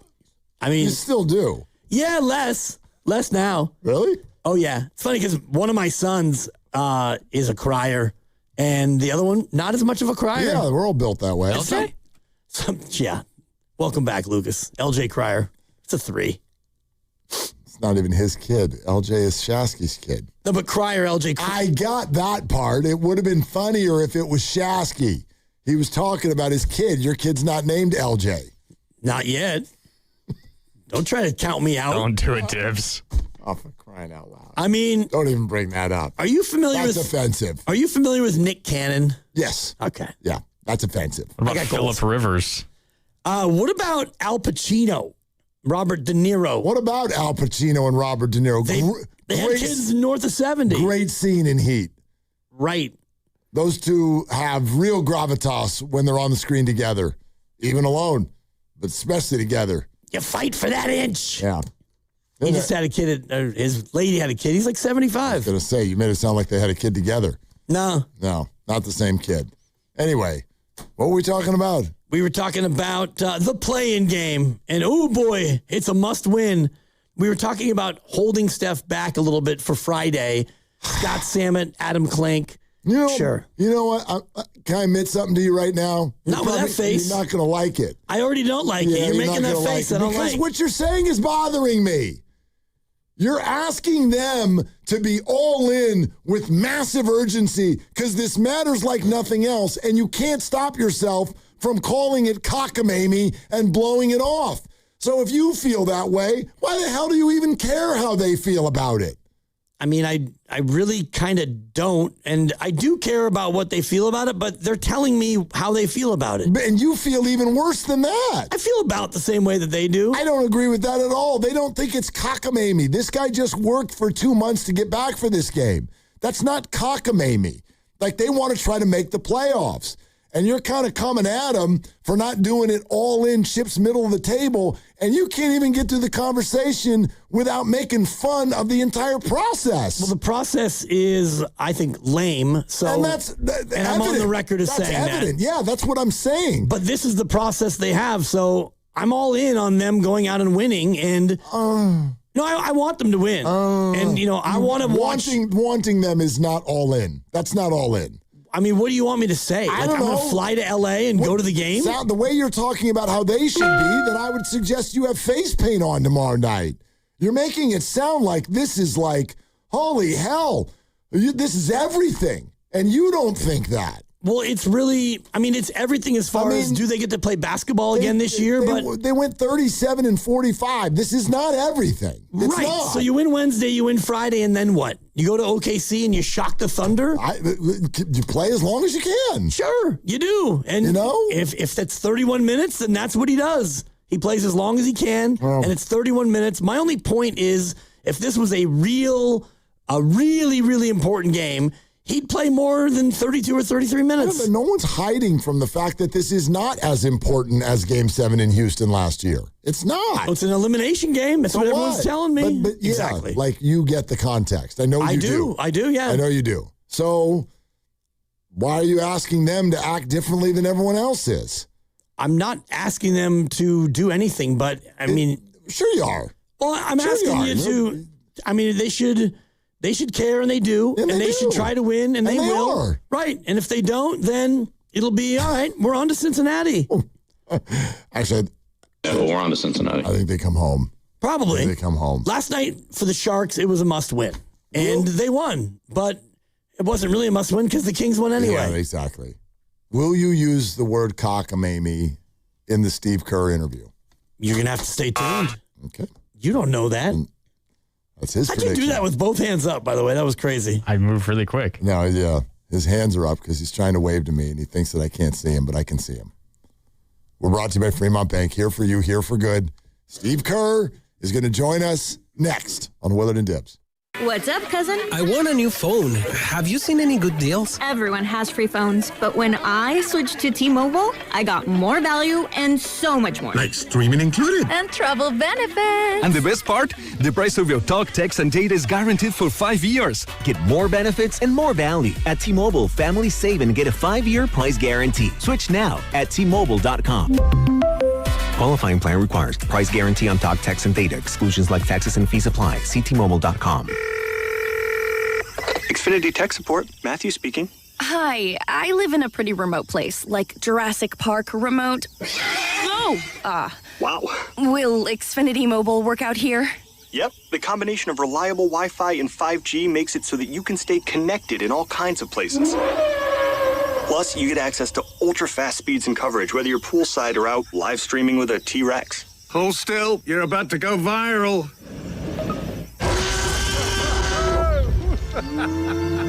Welcome to a new era of Wi-Fi boosted mobile.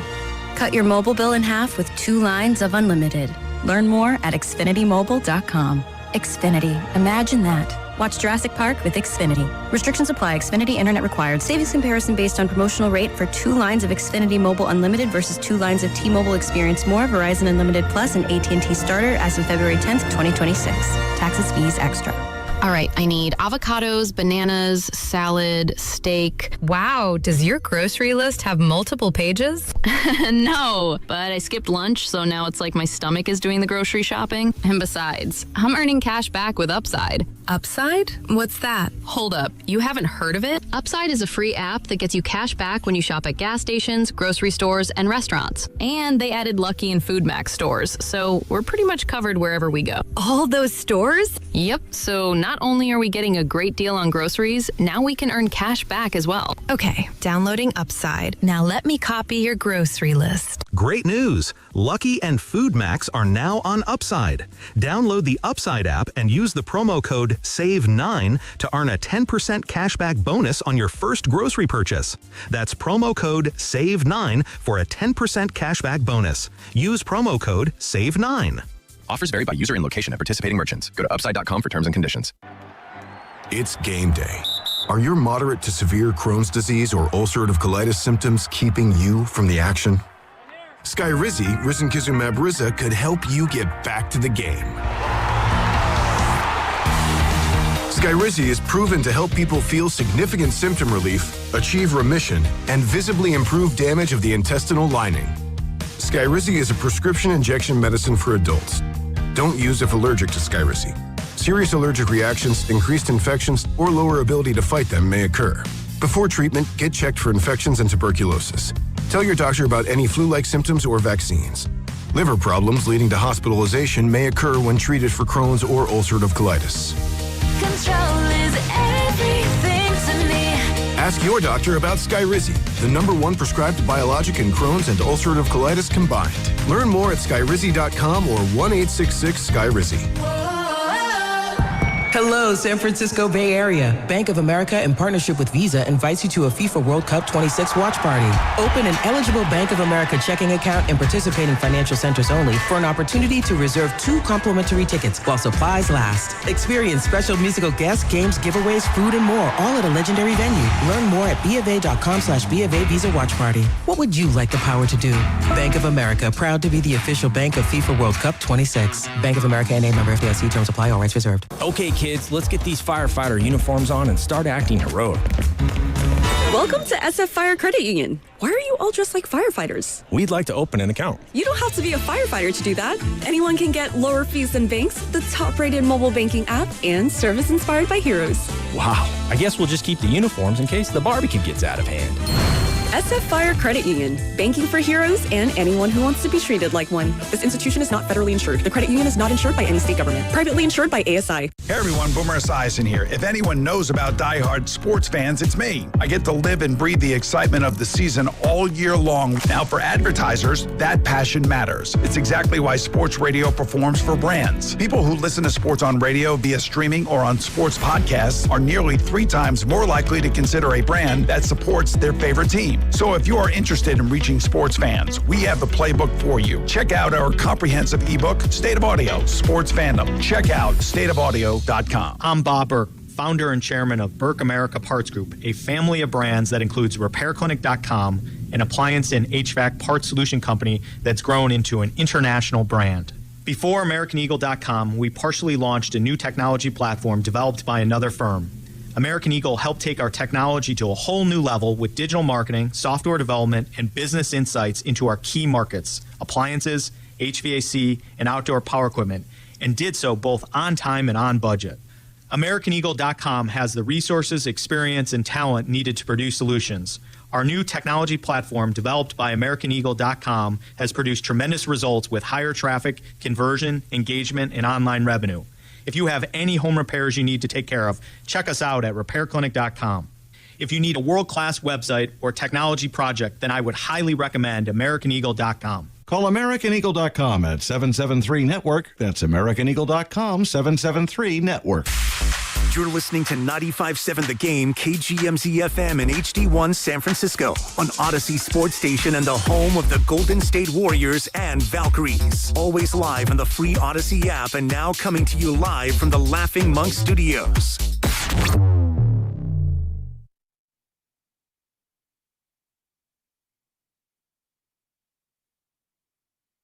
Bay Area, it's Steve Kerr. You're listening to Willard and Dibs on 95.7 The Game. Come on, Dub Nation. What are you waiting for? Download that Odyssey app now. Yeah, now would be a good time because we're about to talk to the coach. Quick mention, Warriors play-in, watch, party. And we will be there to sort of get you ready tomorrow, April 15th. Golden State Warriors, Clippers, 7 o'clock, largest outdoor video board in San Francisco. Thrive City will be all lit up and activated as an entertainment zone during the event, permitting participating retailers to sell alcoholic beverages. Attendees 21 and over, of course. Guests are encouraged to RSVP on Eventbrite for priority admission. If the event is sold out, limited walk-up registrations may be available. First come, first serve. So, Warriors play and watch party tomorrow, Thrive City. Dibs and I will broadcast live from the Splash Patio as we get ready for this game tomorrow night. All right? All guests on 95.7 The Game appear on the River Islands guest line, and that's where we go right now for Steve Kerr, presented by Great Clips. In sports, success is about team effort, and the same is true for your hair. Great Clips, it's going to be great. Here he is, Coach Steve Kerr with us here on Willard and Dibs. Hey, Coach, what's going on?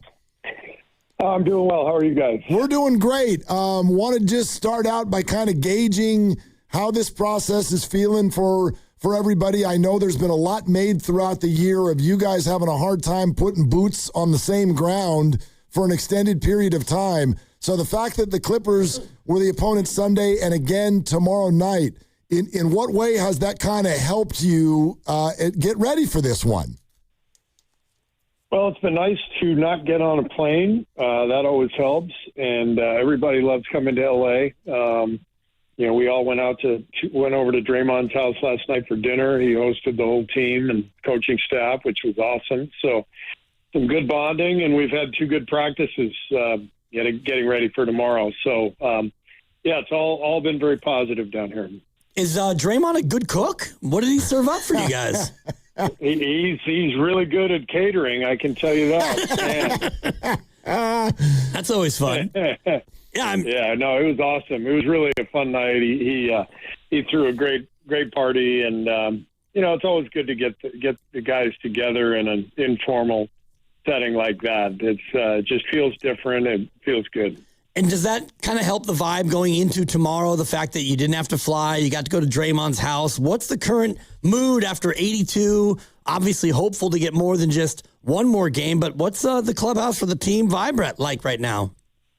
Yeah, the vibe's good. It's been just such a disjointed season with all the injuries, and obviously we didn't finish the season well. Losing 7 out of 8, and so we're trying to make something out of this season, and we know that we can salvage quite a bit of this season if we can win tomorrow and get another win in the next play-in game and give ourselves a chance. I mean, that would be a hell of an accomplishment given everything we've been through. So we're focused, we're locked in. Our guys are competitive and ready to go, and we are relatively healthy, with Steph back and Kristaps back. So we'll give it our best shot. We'll see what we've got.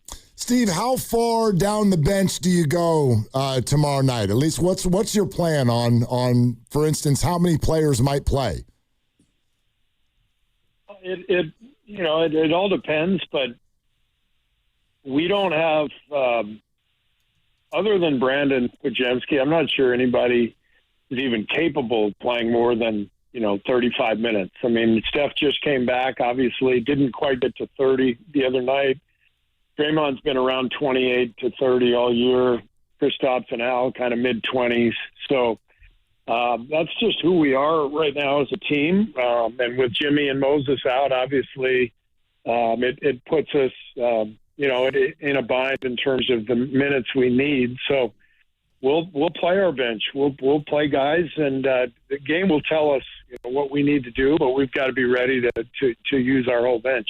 Steve, I'm glad you brought up the kind of, the minutes thing for Steph and Draymond. I know the other night, Sunday night, you were asked a question by a reporter that included the word restrictions.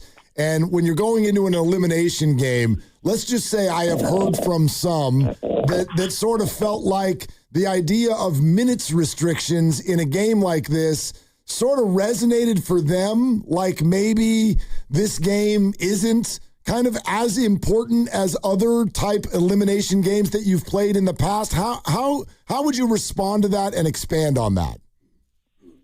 No, I think that's probably just the figure of speech of minutes restriction.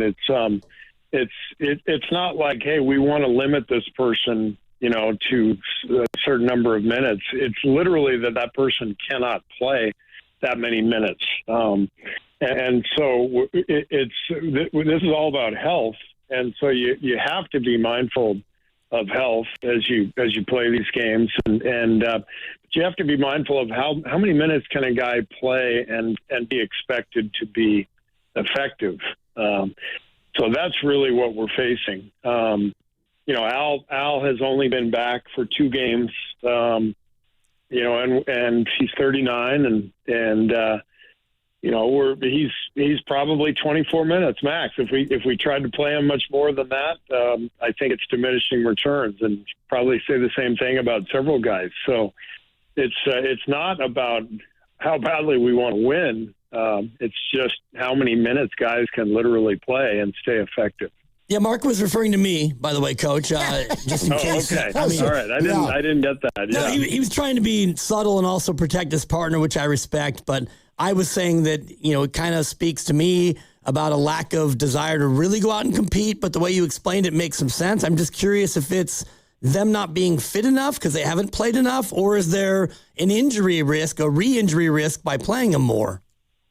Well, both. Those things go hand in hand, and I would say if we had another couple of weeks of Steph, recovering from his absence, he'd be able to play more minutes. But this is just the reality of where he is, where Al is, Kristaps, and like I said, we can get BP up into the high 30s if we want. Melton's capable of playing some good minutes. Guy Santos as well. So we throw all that into the hopper, and we figure out a plan, and we go from there. And then, the guys coming off the bench, it'll just depend on how the game's going, and we'll read it and react accordingly. Yeah, Steve, I'm curious as a staff to what level you also look at this as a full week. In other words, there is no Friday if you don't play well tomorrow, but you also want to leave Friday in a good spot if you do play well tomorrow. So to what level does Friday go into your thinking about tomorrow? It doesn't factor in at all. But look, I'm what's on my mind from last year is we played Steph 44 minutes in Game 7 of the Houston series, and he pulls his hamstring 48 hours later. That's still on my mind. I think about that. And so, you get to situations where you do have to push the envelope a little bit, but you can't do anything that's irresponsible. And that's why Rick Celebrini sits right behind me, and we talk throughout the game, and I check in with him to see how guys are doing, or if he sees something, he'll let me know. And so we just have to figure out the best solution. But yeah, we gotta win tomorrow, or Friday doesn't even matter.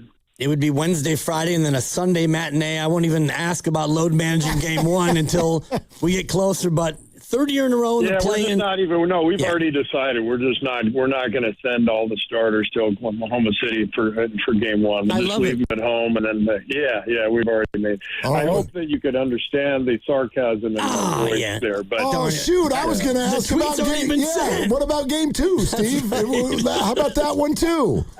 I'm pretty sure I'm going to get aggregated and aggravated yes. with that quote. So. It would be an aggravation sensation is what that would be. I'm excited. I'm excited that you're not already aggravated. That's good. Yeah, we're not doing our job. Yeah. I mean, you guys are in the play-in again, Steve. Third year in a row and fourth time in 6 years. What do you think of the play-in tournament? I know it's valuable this year because you needed it to keep this thing alive, but has it outlasted its welcome? No, I don't think so. I think it creates some intrigue. I mean, everybody, if you're a sports fan, everyone likes a one-and-done situation. There's a lot of drama.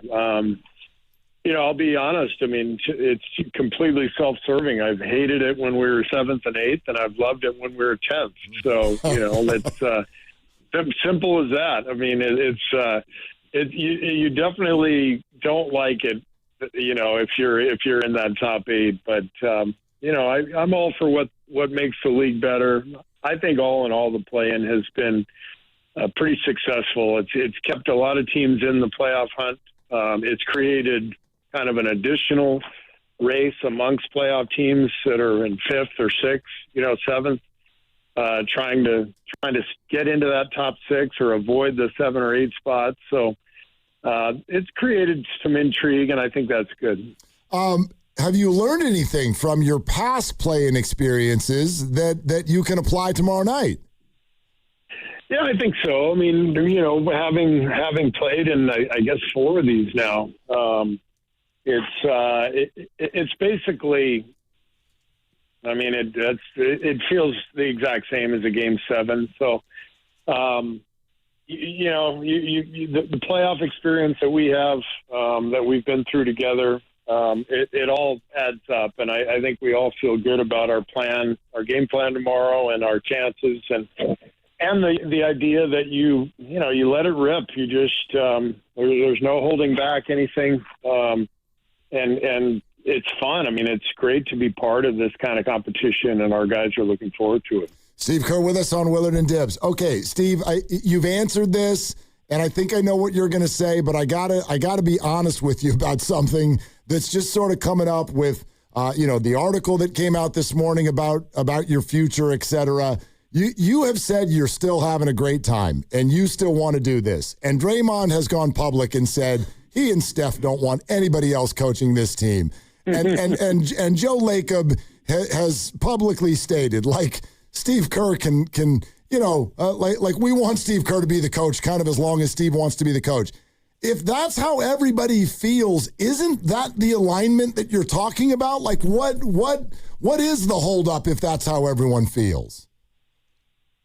Well, we just decided, at the beginning of the year that we would just wait. And so that's what we're doing. We're just waiting till the end of the year. And I'm perfectly comfortable with that. I've said that many times. And when you're in the midst of the season and the playoff race, and it just consumes all your time and efforts. And there's just time for that after the season. And so that's when we'll address it. Have you had any thoughts about, tomorrow and that maybe being your final game as the Warrior head coach? I'm honestly not thinking about that. I'm just locked in on trying to beat the Clippers. They've played really well lately. They've got Kawhi playing as well as I think any player in the league over the last 6 weeks or so. They're a little different, with Garland instead of James Harden, and we're studying to get ready for that. And what I'm thinking about, honestly, is how much I enjoy this. We were talking as a staff this morning about how fun playoff basketball is, even play-in basketball, which is, basically the same thing. I mean, you just to have the time to put together a game plan and get together with the players and collaborate and go for it.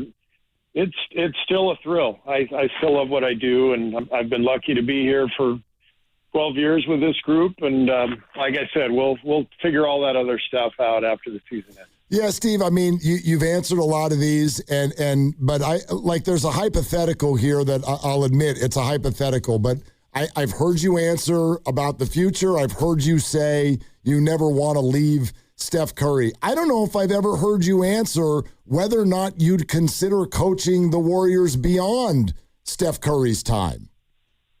Yeah, I have no idea. When you're 60, and you've been doing something for 12 years and you love the people you work with, you literally just take it 1 year at a time. And so I have no idea what's going to happen when I'm done with the Warriors. And I don't even have any idea really what's going to happen next year. So right now, I'm just focused on our game tomorrow and our guys, and let's let it rip and see what happens, and then we'll worry about all that stuff next week. I was doing the research earlier, Steve, and only 7 coaches have had a longer tenure in the association than you at 12 years, consecutive years coaching one team. Greg Popovich, obviously, at the top of the list with the 29 years. Have you thought of any of that in a reflective sort of way about the 12 years and just how incredible it's been to be in one spot this long? I think about that all the time, even in past years where this question, hasn't come up of, when I'm going to be done or anything like that. I reflect all the time on what an incredible amount of good fortune I've received in my life to play with Michael Jordan and Tim Duncan and, coach the Warriors and Steph Curry and Ray and Andre and Clay, all these guys. I mean, I've lived a charmed NBA basketball existence, I can tell you that. And I never take it for granted. I savor every day. And like I said, we'll just, whenever the season ends, we'll sit down and figure out what's next. I imagine that some of these things happen spur of the moment or they're called for in certain years, but I'm thinking of that famous speech that apparently Steph Curry gave the group before you guys went to Game 7 in Sacramento. Just because it's an elimination game, what is sort of expected, or what do you think Steph Curry will do, if anything, to sort of address this particular group going into a game tomorrow night? He doesn't need to address this. That was very specific to that team. And I think it's been documented. That team was not very well connected, and we had chemistry stuff, and Steph basically called everybody to the front, and said, "I'm going to Sacramento, and who's with me?" And he willed us to victory at 50 points. It was, I think part of his legend, part of just his incredible power was he was able to lift a team that had been really fractured, trying to defend a championship that year, but having a lot of issues that have been well documented. And Steph was able to get us over the hump. This team doesn't have any of those issues in terms of being fractured and chemistry stuff. This team has just been beaten to a pulp by injury. So we're just trying to get out there in one piece and give it a hell of a run, and the guys are all together on this. Like I said, we had a great night last night at Draymond's, and I think everyone is really committed to just giving this the best shot we have and understanding the circumstances. They are what they are, and but we've been given a lifeline with this play-in opportunity from the 10th seed. So let's make the most of it. So I gather what you're saying with this group in terms of like off-court chemistry, but what about on-court chemistry? Because so many of them have just, as you just said, they've not been able to play a lot of games together. Yeah, and that's obviously been an issue. So, hopefully these last few games, playing with Steph back and playing with Al, hopefully the time on the floor together will be reflected in our play tomorrow night. We've got a good game plan. We're excited to play, and one game. You just have to beat them once to move forward, and that's the goal. So who are you watching the game with tonight? You got Portland and Phoenix, and I mean, you got to have some not rooting interest, but you have to have some scouting interest and intensity. You guys all get together and do the pizza and the notebook thing tonight? Well, you also need some technical skills since it's on what is it, on Prime? Yeah, Prime yes. Video. Yeah. Yeah. Do you think I know how to put it from my phone to my TV? What's the cast? Do you think I know how to cast something onto my TV screen in my hotel room? Hell no. Yeah, if you need my login, Steve, I could text it to you if you need a Prime login. Oh no, I got the login. I can watch it on my phone. I just can't get that thing onto the big screen. So, but we'll be watching from various points where there's no watch party. We're locked. We're locked in on the Clippers, and obviously if we can get this one tomorrow, then our focus just turns to Phoenix or Portland. We've got guys on our coaching staff who have already prepared game plans for both Phoenix and Portland. Scott Vaughn is our advanced scout. He'll be at the game tonight, and he'll be watching. He'll have his report tomorrow. So, yeah, we've got all the contingency plans are in place, and we're just hoping we have to activate them because we're dying to keep playing. Can we talk a little bit about those Clippers? And you had mentioned Darius Garland and Kawhi is very healthier maybe than he's been in years. So how do you go about attacking them on the defensive side of the floor? Well, are you talking about our offense attacking their defense, or I'm talking about you? Defense? Yeah, I'm talking about you defending Kawhi and Garland. Yeah. Well, it's a huge challenge. We just can't give them too much space. Garland really thrives in the open court, and Kawhi, he will just beat you up from the mid range, those pull up jumpers, and so we've got to at least make things look crowded and try to create some havoc and try to be as active as possible defensively. We just can't give up the easy stuff. Live ball turnovers, transition points, Garland sneaking through the cracks, getting layups. We've got to take away the easy stuff and make it as difficult as possible on those two. But, they've got shooting around them too, and you've got to know your shooters. You've got to know who you're closing out to.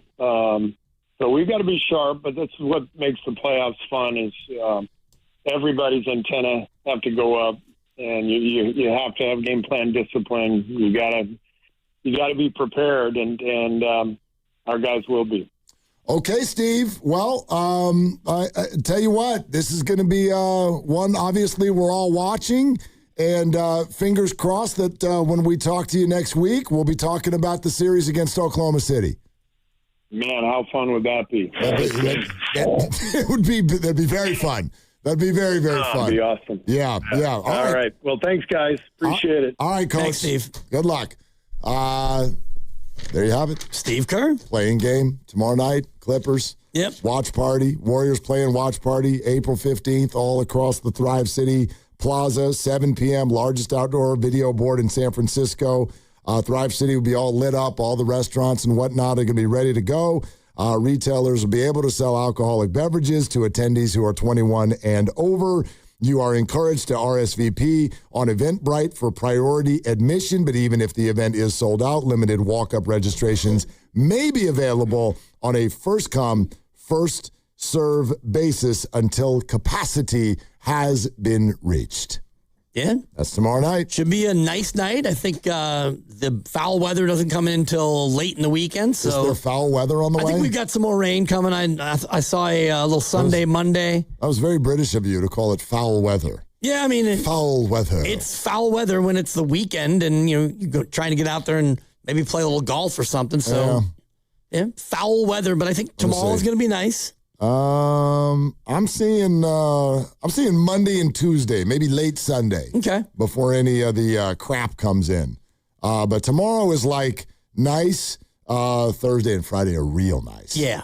About to get real nice. A little bit of a warm up coming. So yeah, tomorrow maybe bring that extra jacket and coming out and join Willie and Dibby and at Thrive, and then at the little watch party. He does not want to talk about anything beyond tomorrow night, which I get. But I was thinking about asking him if he, was rooting for anyone in particular in this Suns-Blazers game. Right. Because, Dylan Brooks.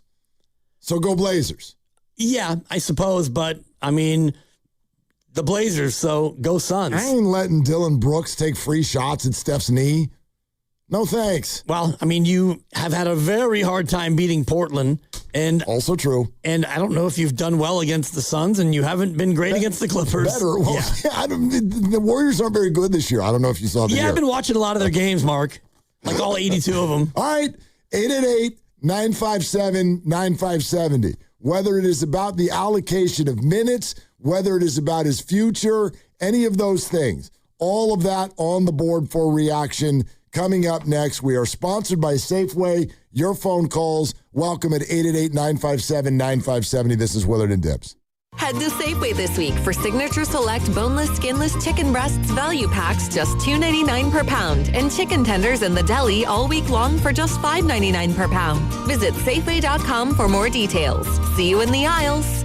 Dan Dibley here to talk about Fremont Bank, proudly celebrating 60 years in business. They set out to build not only a bank, but a local ecosystem built on relationships that benefit all of us here in the Bay Area, and they are proudly independent, and they've done just that. I became a customer more than 5 years ago, and it was an easy choice for me to make the change. It's because Fremont knows me. The bank knows me. They know my family, and I'm not just another number at a big box bank. I'm a person. They understand me. They know my family, and they know my savings and checking goals. And I like the fact that Fremont Bank keeps the money that is deposited right here in the Bay Area. They provide loans to businesses and homeowners, and they designate 5% of their earnings for charity, and that's right here in the Bay Area. And many of their clients also keep their money in the Bay Area, and that creates jobs, which makes the Bay Area a much more vibrant place. It's the business circle of life. You can make your community more vibrant by being a part of Fremont Bank and keeping your money here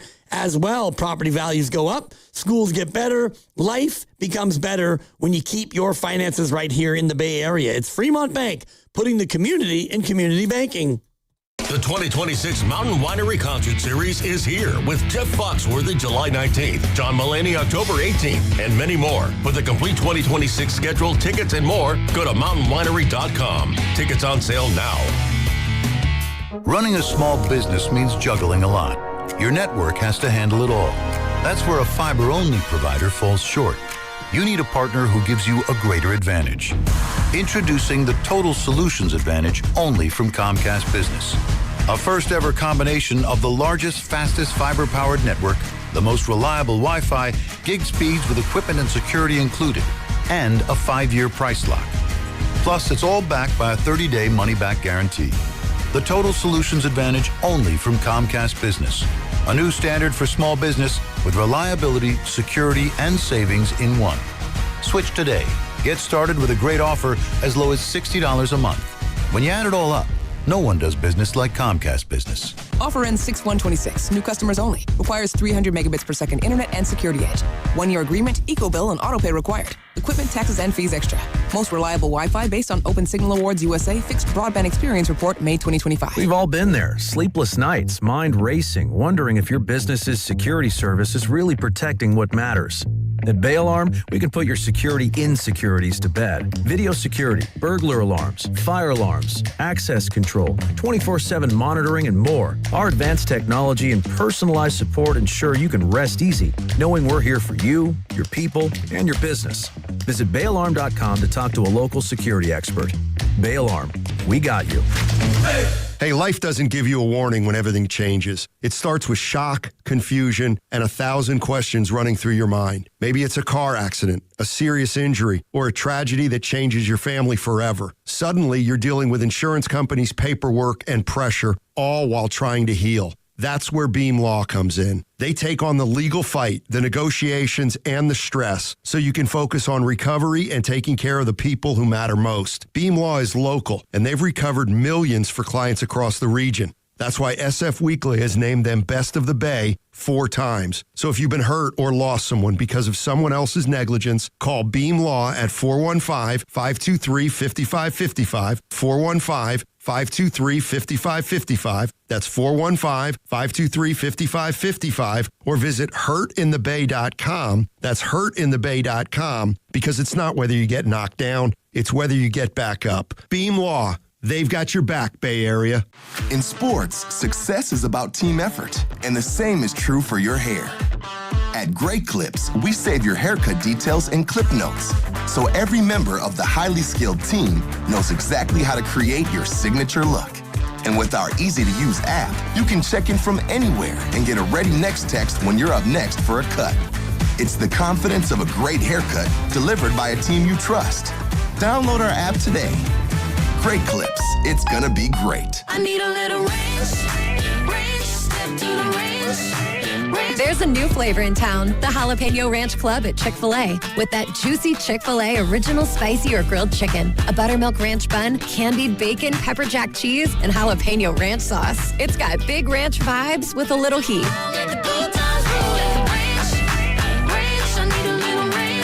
Chick-fil-A's new Jalapeno Ranch Club. Available for a limited time only. Order ahead on the Chick-fil-A app. Growing a brand is hard, but reaching the right customers shouldn't be. Meet Outcomes from Viant. We've built an intelligent platform that handles the complexity of digital advertising for you. Powered by advanced AI, we help your brand show up in the right places at the right time and ensure that every dollar you spend leads to a real business result. It's smarter advertising made simple. Visit Viant.ai. Upper 50s, low 60s for the East Bay today and tomorrow. Weather brought to you by Staples. From posters and presentations to labels and loyalty cards, Staples has all the print to boost your brand. Shop now in-store and online. Staples. That was easy.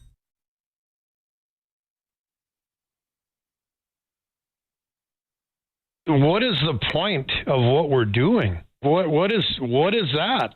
That makes no sense to me. What's the point? Yeah, all right. This is not for me. Dub Nation, it's Steve Kerr. You're listening to Willard and Dibs on 95.7 The Game. And you never know when I'll be on the River Islands guest line. So make sure to keep it locked on 95.7 The Game. You ever have that experience where you watch the same thing as another person or you listen to the same thing as another person and have the complete opposite reaction to it? Oh, yeah, all the time. All the time, right? All the time, yeah. Yeah. It's kind of like you and Guru with that one movie that he had you watch. God. That movie about table tennis. Yeah, the ping pong game. What the hell was it called? Marty Supreme. Yeah. Marty is not Supreme. Oh, Willard Dibs, can you lay out for a second? No. You loved it, recommended it to you, a guy who doesn't watch a lot of movies, and you and the lovely Christy, your wife, saw it and hated it. Wasted $20. Yeah. It's a bummer. Yeah. Let the record show that I said there should be like 8 other movies you watched before that one. I do let the record show that, and I also let the record show that he's got apparently either America or Hollywood on his side, nominated for Best Picture. Yeah, and for Best Actor. Facts. Somebody liked it. Yep. Other than Guru. So that's Timothy Chalamet, right? I get that I must have been in the minority there. Maybe I just wasn't. Maybe we weren't having a good night. I feel like we were. I don't know.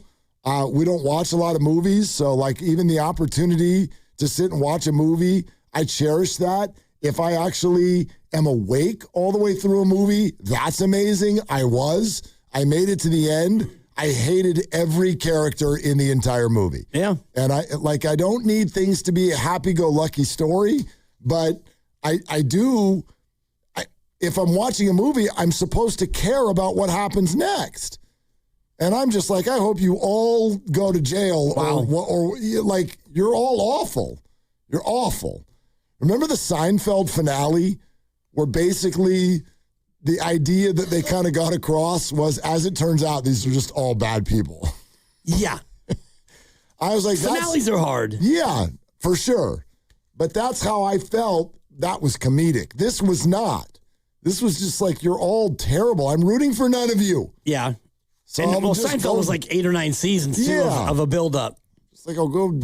If I'm not going to root for any of you, I can go do something else with my 2 hours. Anyway, you were saying two people see the same thing and think and see totally different things. 408 just texted in and goes, Kerr is gone. Wow.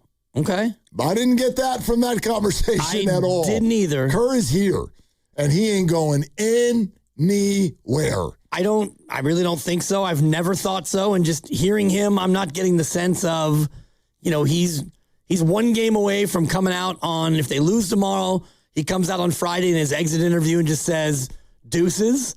The only thing that he said was, you get to be 60 And I'm getting close to that. And you start thinking about what else you might want to do. But then you realize what you are doing. And he went on and on about how he has lived this charmed basketball life, playing for Phil and Pop, playing with Jordan, coaching Steph and Draymond and all the fellas. Like, you're not just going to push away from that while there's still some meat left on the bone. Yeah, and I don't even know if there is any meat on the bone, but what I keep hearing him say is that he's really, really enjoying this. So I guess I'd almost throw that out to you. We can throw it out to the listeners. If you are of the opinion that Steve Kerr either should be gone or even just could be gone, I'd love to hear your scenario. Like, play it out. How's it go? You know what I mean? The game ends tomorrow, and whether it's immediately in the aftermath or something over the next couple of weeks, how does that sound? How does it go? Who says what?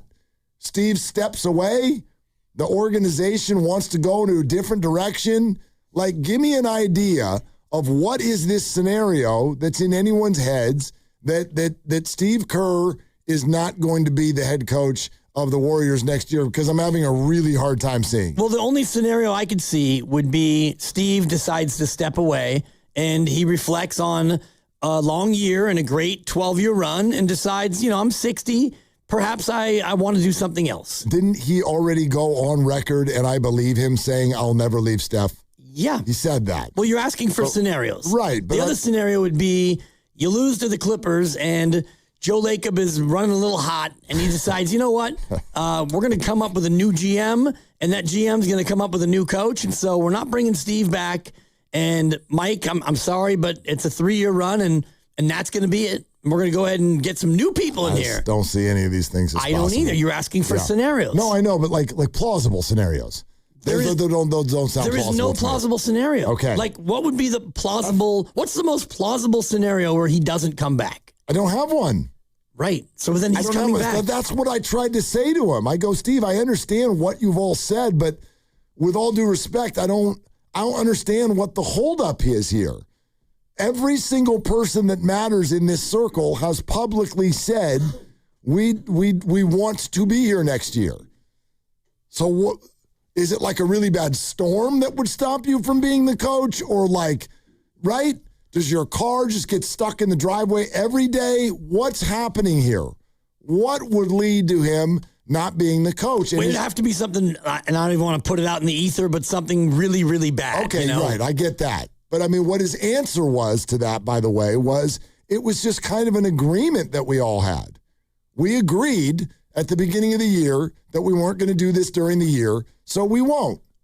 Well, nothing in that says to me that people, like, I feel like this has been pitched to the world as we're all kind of sitting here thinking about this a little bit. Yeah. We got some conversations to have. And I'm like, no, you don't. No, you don't. No, you don't. You don't. You've had them all. You want to stay. Steph wants you to stay. Draymond wants you to stay. Joe Lacob wants you to stay. Mike Dunleavy wants you to stay, even if in their heart of hearts there are moments where they're like, I'm kind of getting sick of this guy. That happens. It's been 12 years, but whatever. I think that this is not really a thing. I just don't. I think it's a 2-word conversation, and they bring in the point God to ask the only question that needs to be asked. You coaching? You coaching? So yes. Right. Instead of like, them sitting down and haggling it out. It's like, I'm pretty sure they would want him to do it at least one more year, and he would too. So just fly in CP3, Chris Paul II. Let's not. You coaching? No, we don't need it. That's just a year I'd like to forget, actually. You'll love this. So with my time away on Thursday and Friday, this actually was the weekend, but after I took my daughter to San Diego State on Saturday, we went back to my folks' house, and everybody's sitting there, and it's always difficult when you've got like a 12-year-old, a 17-year-old, you got me, and then you got my parents, and everyone's like, what do you want to watch? Well, what can we watch that these 5 people of 3 different generations would all be into? You want to know what we landed on? Rise of the Niners. Okay. Which I had started, but not cold, not finished. The kids had never seen, and they love the Niners. And my folks I think maybe they had watched it, but they're in their 80s, so they sleep through everything that they watch. Right. So everything always feels new. I can't wait for that, by the way. That's going to be so fun. You're like, oh, we watched that last night. Yeah, well, watch it again. So we ended up doing all 4 episodes. You kind of have to. In one sitting. Here's why I bring it up. Rise of the Niners allows you to relive Bill Walsh's final game. And the Super Bowl, the 49ers win. Randy Cross is the one in the Rise of the Niners who actually shares the story. He announced before the Super Bowl, this will be my last game. But on the doc, he shares the story that Bill Walsh pulled him aside before the game and said, you know, depending on how things go this week, you might not be the only one. He said that to Randy Cross before the game. And for those of you who either don't remember or if you're like Randy and Lucas and you're too young to remember, what ended up happening right after the Niners won that Super Bowl is immediately Bill Walsh in the aftermath was asked if he had just coached his last game. And he barely ever he didn't even answer. He just started to cry because an era had come to an end. He knew before the game. He knew after the game. He knew it the whole time. There was emotion surrounding it. He was totally overwhelmed and exhausted by everything that had unfolded. And I ask you, we just had a conversation with Steve Kerr. Does he sound like that guy at all right now? Not right now. Not even a little bit. Not at all. And that's where I asked him kind of the same question in 2 different ways. Have you thought about this being your last game tomorrow, potentially being your last game? And no, I haven't really thought about that at all. Not even once. And then I asked him a little bit later about reflecting on 12 years in the same job. Only 7 coaches have had a longer run than 12 years with the same team continuously. And he said, oh, that I think about all the time.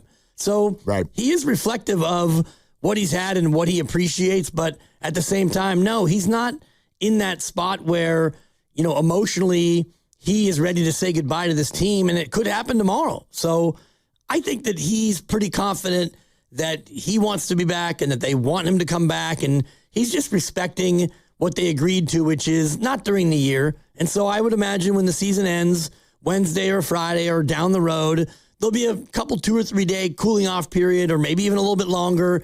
And then the word will come out that Steve Kerr signed another 1-year deal for probably $16 million. I think this last deal he's getting 14 or 15 a year. So it's going to happen. Let's take some calls. Let's go to Dave in the city. Hi, Dave. Thanks for calling Willard and Dibs. What's up? Hey, what's up, fellas? Yeah, I think Steve's going to stay for 1 more year. I think he's going to ride this as long as Steph is still a Warrior. So I think that they're going to fulfill their contractual obligations and ride off into the sunset for one last hurrah. And then after next year, he's going to go to Z1 Tanejo for a year and then come back as a Spurs coach. Let me ask you this, though, Dave. Even though I love your Z Watanabe reference and it would have been a great walk-off, do you think Steph Curry is done after this year? No. Okay. No. And by the way, I should have said next year. I should have said next year. Do you think he's done after next season? I think he has like 2-3 more years left, to be honest. Okay. I think he wants that 5th title. So here's my question for everybody, and Dave, thanks.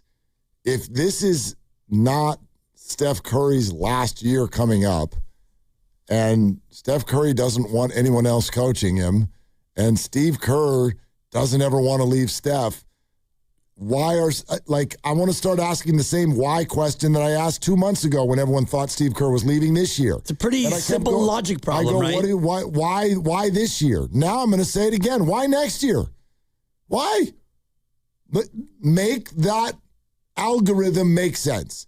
Steph wants to keep playing. The Warriors want everything for Steph. The Warriors don't want Steph to ever wear a different uniform. Steve doesn't ever want to leave Steph. Steve's having a great time. Why are we so convinced that next year's the last year? Exactly. I mean, I don't think that the last year comes until Steph decides that he doesn't want to play. And I do think that the first telltale sign will be Steve Kerr in the offseason. You and I both assume that he's going to get a new deal to coach. It might be a 2-year deal. And if it is, that would signal to me that, A, Steph Curry probably wants to play 2 more years, and B, Draymond Green will decline his option and sign a 2-year deal. I think that he's not as intertwined with Steve Kerr as Steph is, but I do think that Draymond is a major piece of it. Nick Friedel joined us earlier, and a lot of the talk has been about them going out together, Draymond, Steph, and Steve. So if you see Steve sign I don't know if they do like player options for coaches or whatever. I mean, didn't he just say to us in this conversation that when you get to my age, you just do things 1 year at a time? You kind of do it 1 year at a time. I think that's what Steph's going to start doing after next year. But again, listen to what Draymond Green said when he was asked on ESPN earlier today. Has it crossed your mind that tomorrow could be your last game with Steve Kerr? No, because I know Steph Curry still wants to continue to play. I want to continue to play. But more importantly, I know Steph doesn't want another coach. I would say to myself, but I don't mean that as much as Steph does. When you've been through what we've gone through, the success that we've had, what's Steph going into year 18? Year 18, you're like, oh, we're going to get a new coach now. No one wants that, and so what Steve has brought to this organization, his winning ways that he brought to this organization, the success, we won 4 championships under Coach Kerr. There's, 26 franchises that doesn't have 4 championships? And we have 4 with this head coach? He's written his ticket. Yeah. He's written the ticket, done everything he's needed to do to deserve to leave when he's ready. He goes, Steph is going into year 18. You think he wants a new coach? Well, change the word 18 to 19. Steph's going into year 19. You think he wants a new coach? Change the number to forever. Or just take the number out. Yeah. You think Steph wants a new coach when you've done it? He had Mark Jackson, so it hasn't been Steve the whole time, but you get to this spot and it's worked. You've won titles. There's a comfort zone. So of course not. Of course you're not going to want a different coach. And maybe if you wanted to go to a different organization, a different team, you'd have a different coach, but I don't get the sense for Steph that he wants that. I mean, he might. At all. No, I mean, he has said he doesn't want that. Right. So if you're here and you want Steve Kerr to be your coach and Steve Kerr still wants to coach, then what are we even talking about? Let's go to Austin in San Jose next up here on Willard and Dibs. Hey, Austin, thanks for the call. Hey, fellas, just throw a little bit of counter argument in here, as you know I'm wont to do. What if you guys are all wrong? And what if Lacob is not happy with the 3 straight playing performances in the season? He's paying top salary for, I get great guys, Hall of Famers, but that's all in the past. So the question is, I'm looking at what's going on today, not 4 years ago, not championships. This is not that team. A lot of those guys are gone. So we're talking Steph and Dre, and GP2, but everybody else, they haven't earned it. They haven't done anything. So this notion that we should continue something that's not working just to appease Steve Kerr and Steph and Dre, that doesn't sound logical to me from my background. I mean, I know guys that have been very successful as CEOs and stuff, and they get dismissed. So why should we reward guys that are no longer performing? I don't understand that train of thought at all. Okay, so and the idea that Austin, do you apply that to Steph Curry too, or just Steve? I think I think Steph. Sorry, Willard, but Steph's part of the equation. I mean, he's the Michael Jackson, as Guru likes to say, of the whole band. But at the same time, he's a grown man. He understands that he hasn't performed. These guys have not performed up to the expectations that everybody has. And we can come with all the excuses we want, injuries and all that stuff. When you're playing games for 3 straight years, they won 1 playoff game in that time. So if this was any other franchise, we'd be saying, hey, there's going to be changes. But all of a sudden here, we seem to be so quick to say Coach Kerr needs to come back. And all. Listen, Draymond Green is on the pedestal. He's preaching keeping everything together because it benefits him. Of course he doesn't want any changes. But listen, guys, my whole thought is sometimes change is good. Change shouldn't be viewed as negative or bad. It may be something that may make your organization better. So I just want to get that out there. Let's not jump on it. It's got to be the same just because it's been the same. Austin, I'm just a change. Yeah, I don't disagree with everything you're saying at all. I think it's an interesting point. But what I'm trying to access is, are you also advocating for moving on from Steph Curry?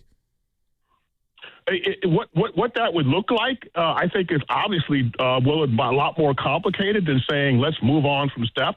But yeah, I mean, but you have to have a strategy. if there's a strategy to move on from Steph that keeps the team good and keeps fans paying top dollar to watch this, that's the other thing. You guys are assuming that fans are gonna keep coming to watch a product that's, let's be honest, has gotten to be really mediocre.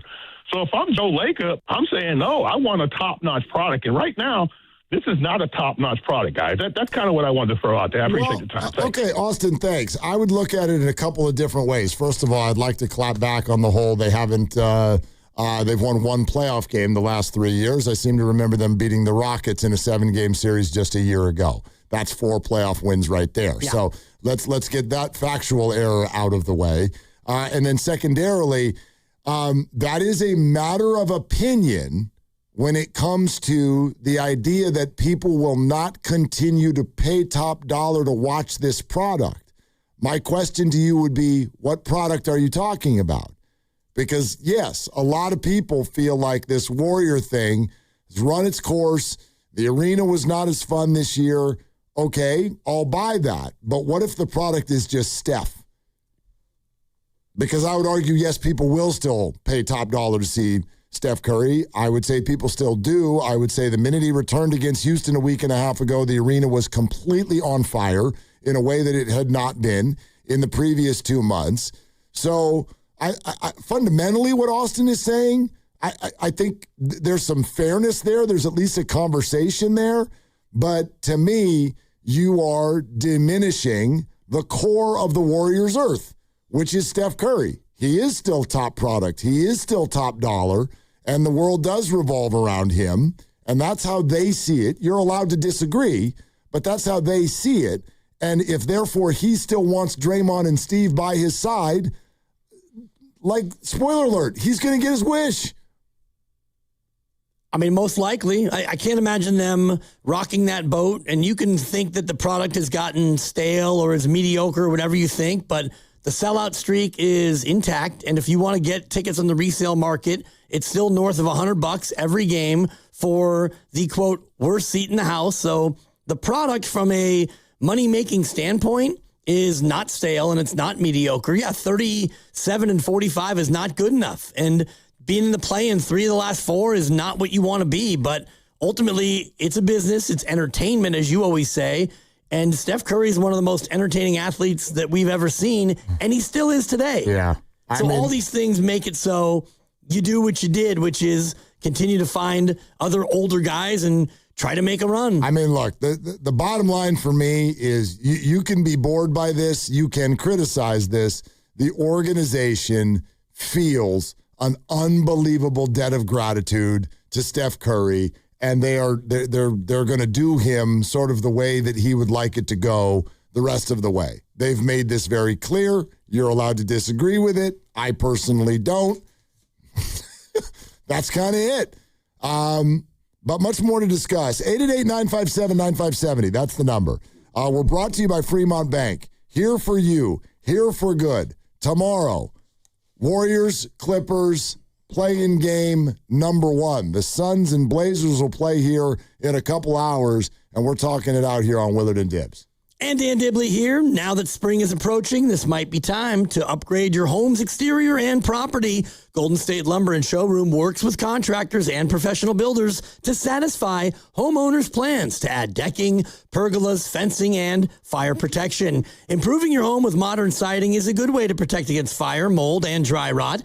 AZEK Exteriors offers exceptional durability, easy installation, and timeless beauty. Golden State also partners with James Hardy Fiber Cement Textured Panels, which provide a range of styles and resist damage from extreme weather, pests, and aging. And you may also consider Vulcan Vents stainless steel screens designed to protect homes from flames and embers with impressive results. For a wide selection of products that will increase the value of your home, go to goldenstatelumber.com. Talk with your builder or contractor to start your project for completion this spring and summer. Family owned since 1954, Golden State Lumber and Showroom. When you succeed, we succeed. What if you could have the most reliable Wi-Fi? And get this, what if you could keep it at the same price for 5 years? That's the Xfinity 5-year price guarantee. Just 5 years of fiber-powered Wi-Fi that boosts speeds to the devices that need them most. That finds and fixes problems before you even notice them. like super intelligent Wi-Fi with a sixth sense. And that keeps you gaming in the fast lane, even when the whole family's banking on bandwidth.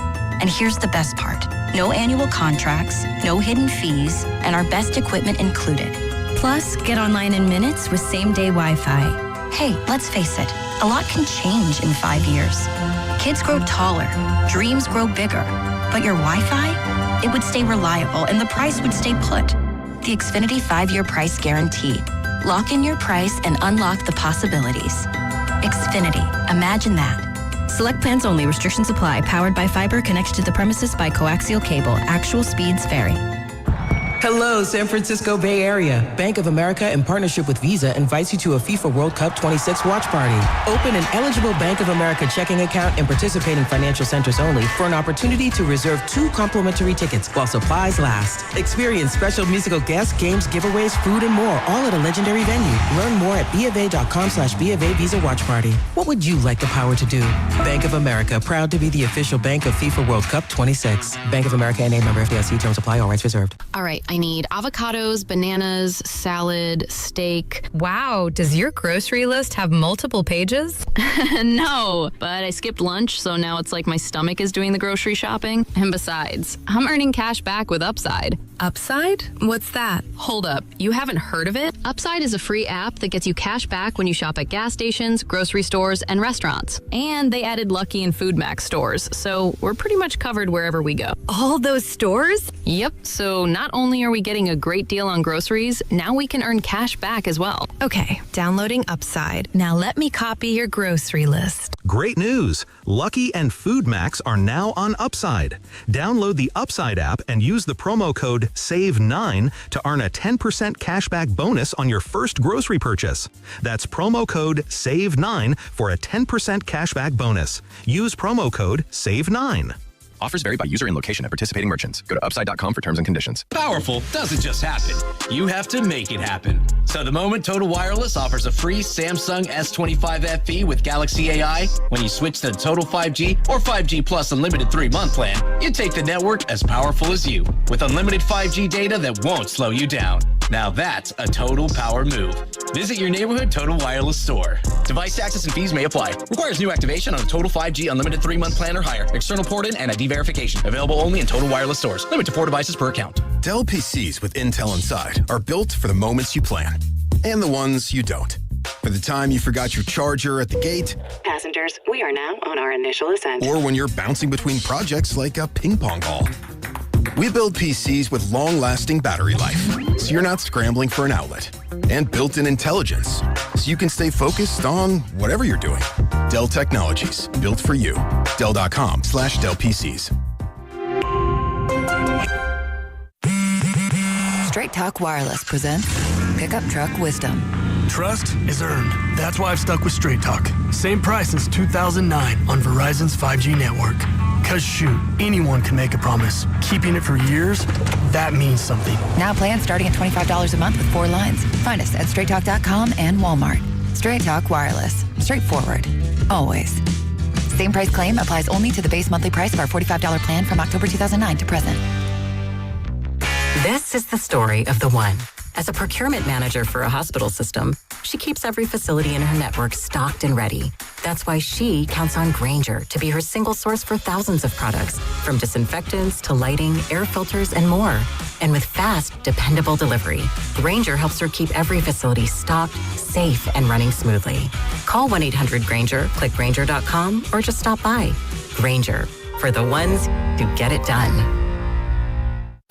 Indeed presents hires you can't afford to get wrong, like a cybersecurity engineer at a publicly traded company. We've been hacked! They're through our firewall! How is that even possible? They got my password. Please don't tell me your password was password. It's actually password 1. This is a job for sponsored jobs. This is what happens when you don't sponsor your job on Indeed. Next time, get matched with quality candidates with Indeed sponsored jobs. Visit Indeed.com/hire now and sponsor your job today. You're listening to 95.7 The Game, KGMZ FM and HD1 San Francisco on Odyssey Sports Station and the home of the Golden State Warriors and Valkyries. Always live on the free Odyssey app and now coming to you live from the Laughing Monk Studios.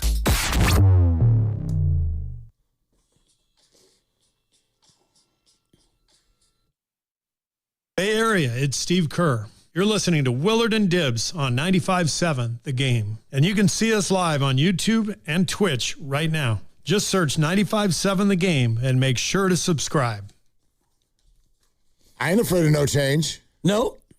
Change Busters. Don't do that. I don't think Lucas will get the reference. Grandy's got it. Of course, he's an old soul. Yeah. Lucas, what was the reference in the theme? I was just Change Busters. No, I actually do get it. I just got back from New Orleans, which is a very haunted city. I don't know if you guys knew that. And I was singing it a lot this past weekend. That's Ghostbusters. Look at you. You weren't singing it a lot last weekend. That's a lie. No, but I was talking about it. I was ready to shoot a ghost. I don't like ghosts. I didn't know that you were in New Orleans. Oh. What were you doing there? My cousin got married. Oh. Definitely mentioned it last week. No. I knew you were gone. I missed the locale. Okay. Yeah. Did you get drunk? Wedding night was the most intoxicated. It wasn't like a real bad blackout situation thrown up on the street of Bourbon Street, but no. I didn't ask if you were obnoxious. Well, in my olden days, the heyday, I would have been one of those people back in the day. I love the young people. Keeled over on Bourbon Street. There were plenty. There were plenty of those. I bet. I've never been. I was just going to say, it's one of those cities that I've been to like 7 times for a variety of different reasons. Never made it, and I feel like with each passing year, my odds of ever going careen down. Like, I think I kind of missed the likely window. I don't have anything against it. Right. But we're getting to a spot where I'm having a hard time picturing the moment where me and the lovely Christy are like, where do you want to go this summer? How about New Orleans? Yeah, not in the summer. It's not when you want to go there. I was just a little muggy. I will say, yeah, I'm gonna need a reason to go. Love the city. Lots of really cool things to do, places to be, things to eat. I actually thought Bourbon Street was the worst part. Exactly. It's really, especially for a guy your age, it's not about Bourbon Street. It's about. Did you go to Frenchman Street? That was my favorite Lucas? night. Was at Frenchman Street. It's what I thought Bourbon Street would have been. It's just a lot of live music, a lot of fun, a lot of arts and crafts, and I feel like what you used to go to New Orleans to do. Let's just go to Nashville. I've never been to Nashville. I've never been to Nashville either, but I actually want to go there. Broadway Street is so much better than Bourbon Street. Okay. Which is the downtown in Nashville. Yeah, there you go. I think Austin would be the other one. Great music city. Would but love to go to Austin. When you go to New Orleans and you go to Frenchman Street, as Lucas did, and I'm glad, that's like grown-ups and music and good food and great spots. I'd love to go to Austin, but every time Austin in San Jose calls, it makes me a little bit less likely to go. Yeah, I'm not going to go to Austin or San Jose, quite frankly. No, actually, I thought that was a really good call by Austin, but I would say this. For those who feel like it's time for change and, hey, don't be afraid of that. This has been an underperforming group. All of those things. It's a fair position to have. At the same time, if you were to gather, and you could do this at a Warrior game where it would be obvious, or if this opportunity was not so obvious, hell, do it at a 49er game. Do it at a concert. If you just gathered everybody and went, okay, go to this side of the room if it matters to you that Steph Curry finished his career as a Warrior. And then go over here to this side of the room if you're like, nope, Warriors need to get better as fast as possible, even if it means moving off of Steph. What kind of percentage are we talking about here? You're probably looking at, I'd say, 90-10 split, 85-15. I was thinking at least 90.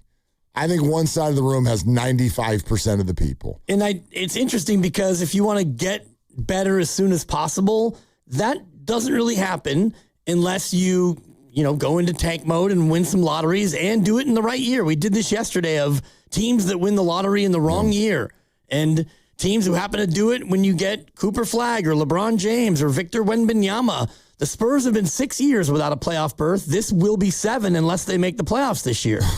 I like their chances. I like their chances. But we'll that's see when 6 the playoffs years. start. Yeah, that's a long time. And you wanted San Antonio to get well soon, so to speak. And It took some time. Yeah. There was a couple years where they were close, and then a few years where they were dreadful, and then now they made it back. I just love going through the exercise of allowing yourself to picture it. I was aided today in the process because as I was driving in, Steiny was actually talking about it. He's advocating at least talking to Steph in the offseason and being like, how do you want this to go? The funny thing is I already know how Steph would answer that. Steph has answered that 1,000 times. He wants to finish his career as a Warrior. But if what you were going to say to him was, hey, look, Steph, hey, Chef, we're going into full rebuild, man. Let's say the Warriors lose tomorrow night. They bump up in the lottery. They're like, we're not trading this for Giannis. We're going young, man. Okay, but we want to let you know. And how do you want this to go? And then Steph, whatever. Steph wants to be on the Knicks or something like that. I just, when you go through the exercise of actually imagining that, I just think it feels like crap. That's how, as a Warrior fan, that's how that makes me feel. It's not like that, to me, transcends the speed of getting back to the top of the mountain or whatever. It just does. It just does.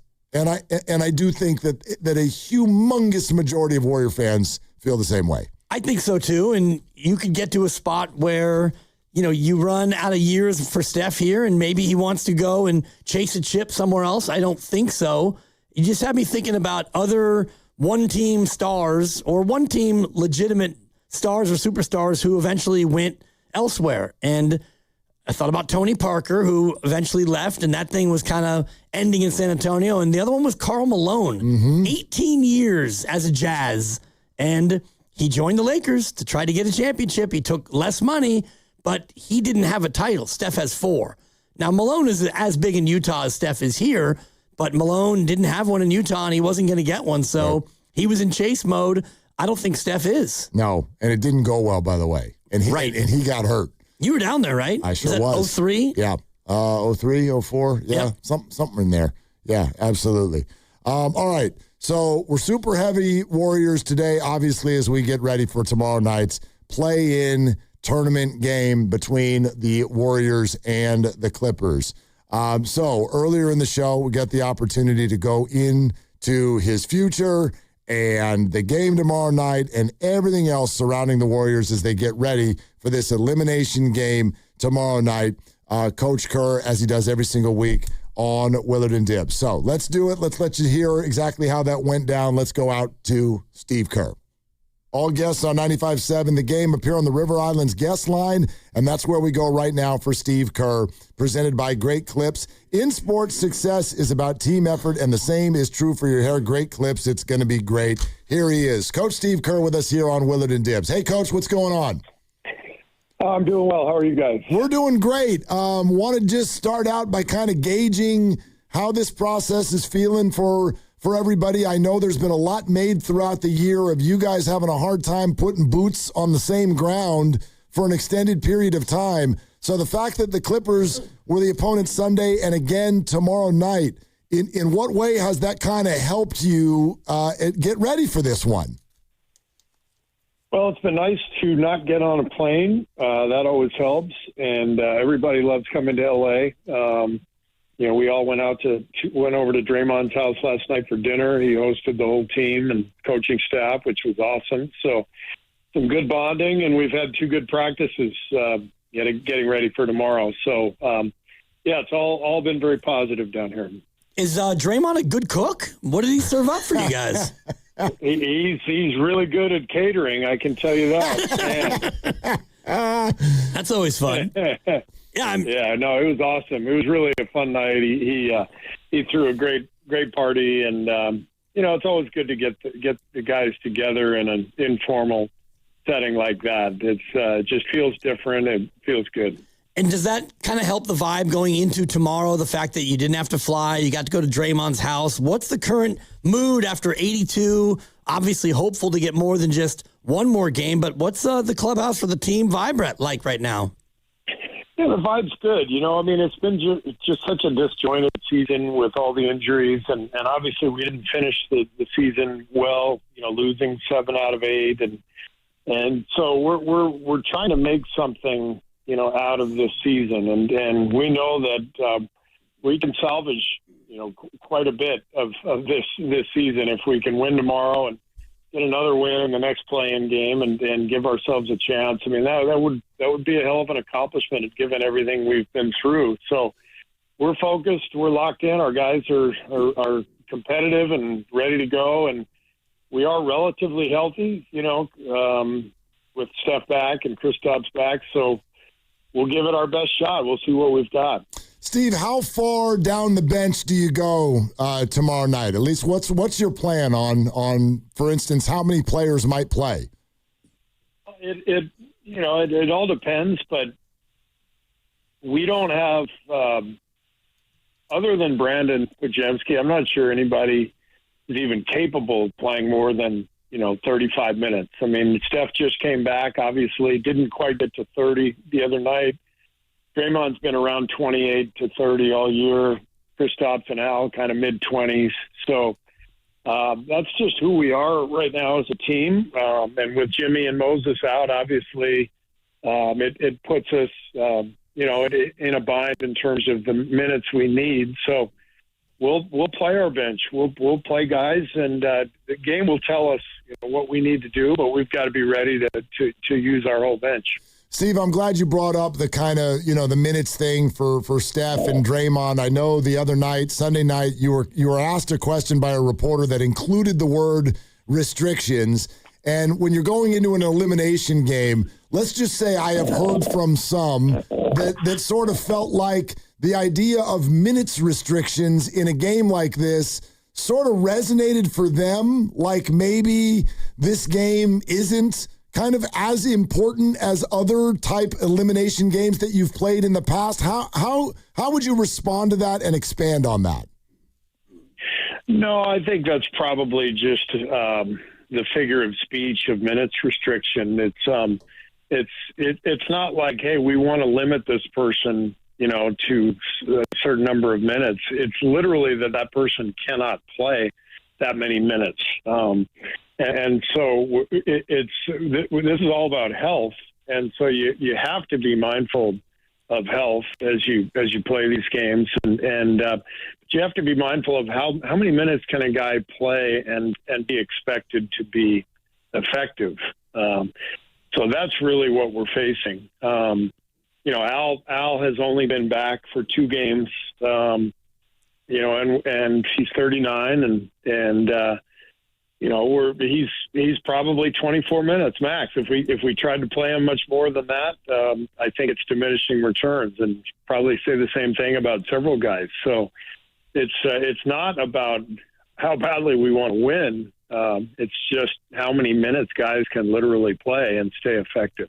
Yeah, Mark was referring to me, by the way, Coach. Just in case. Okay. All right. I didn't get that. Yeah. No, he was trying to be subtle and also protect his partner, which I respect. But I was saying that, it kind of speaks to me about a lack of desire to really go out and compete. But the way you explained it makes some sense. I'm just curious if it's them not being fit enough because they haven't played enough, or is there an injury risk, a re-injury risk by playing them more?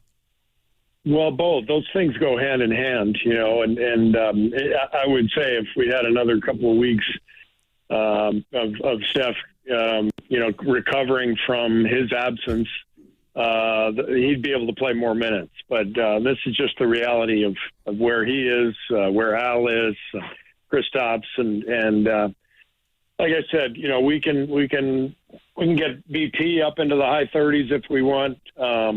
Melton's capable of playing some good minutes. Guy Santos as well. So we throw all that into the hopper, and we figure out a plan, and we go from there. And then, the guys coming off the bench, it'll just depend on how the game's going, and we'll read it and react accordingly. Yeah, Steve, I'm curious as a staff to what level you also look at this as a full week. In other words, there is no Friday if you don't play well tomorrow, but you also want to leave Friday in a good spot if you do play well tomorrow. So to what level does Friday go into your thinking about tomorrow? It doesn't factor in at all. But look, I'm what's on my mind from last year is we we play Steph 44 minutes in Game 7 of the Houston series, and he pulls his hamstring 48 hours later. That's still on my mind. I think about that, and so you get to situations where you do have to push the envelope a little bit. But you can't do anything that's irresponsible, and that's why Rick Celebrini sits right behind me, and we talk throughout the game, and I check in with him to see how guys are doing, or if he sees something, he'll let me know. And so we just have to figure out the best solution. But yeah, we gotta win tomorrow, or Friday doesn't even matter. It would be Wednesday, Friday, and then a Sunday matinee. I won't even ask about load managing Game 1 until we get closer, but third year in a row, they're playing. We've already decided we're not going to send all the starters to Oklahoma City for Game 1. We'll just leave them at home, and then we've already made. I hope that you could understand the sarcasm in my voice there. But I was going to ask about Game. What about Game 2, Steve? How about that one too? I'm pretty sure I'm going to get aggregated and aggravated with that quote. So. It would be an aggravation sensation is what that would be. I'm excited. I'm excited that you're not already aggravated. That's good. Yeah, we're not doing our job. You guys are in the play-in again, Steve. Third year in a row and fourth time in 6 years. What do you think of the play-in tournament? I know it's valuable this year because you needed it to keep this thing alive, but has it outlasted its welcome? No, I don't think so. I think it creates some intrigue. I mean, everybody, if you're a sports fan, everyone likes a one-and-done situation. There's a lot of drama. I'll be honest. I mean, it's completely self-serving. I've hated it when we were 7th and 8th, and I've loved it when we were 10th. So, it's simple as that. I mean, you definitely don't like it. If you're in that top 8, but I'm all for what makes the league better. I think all in all, the play-in has been pretty successful. It's kept a lot of teams in the playoff hunt. It's created kind of an additional race amongst playoff teams that are in 5th or 6th, 7th, trying to get into that top 6 or avoid the 7 or 8 spots. So. It's created some intrigue, and I think that's good. Have you learned anything from your past play-in experiences that you can apply tomorrow night? Yeah, I think so. I mean, having played in, I guess, 4 of these now, it's basically. I mean, it feels the exact same as a Game 7. So.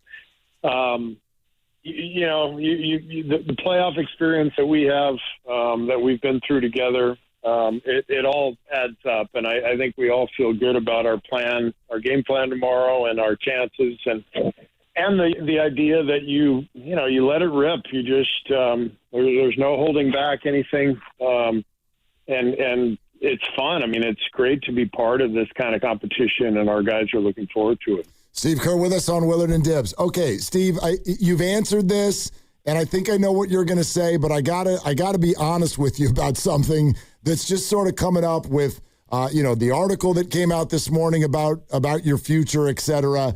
You have said you're still having a great time, and you still want to do this. And Draymond has gone public and said he and Steph don't want anybody else coaching this team.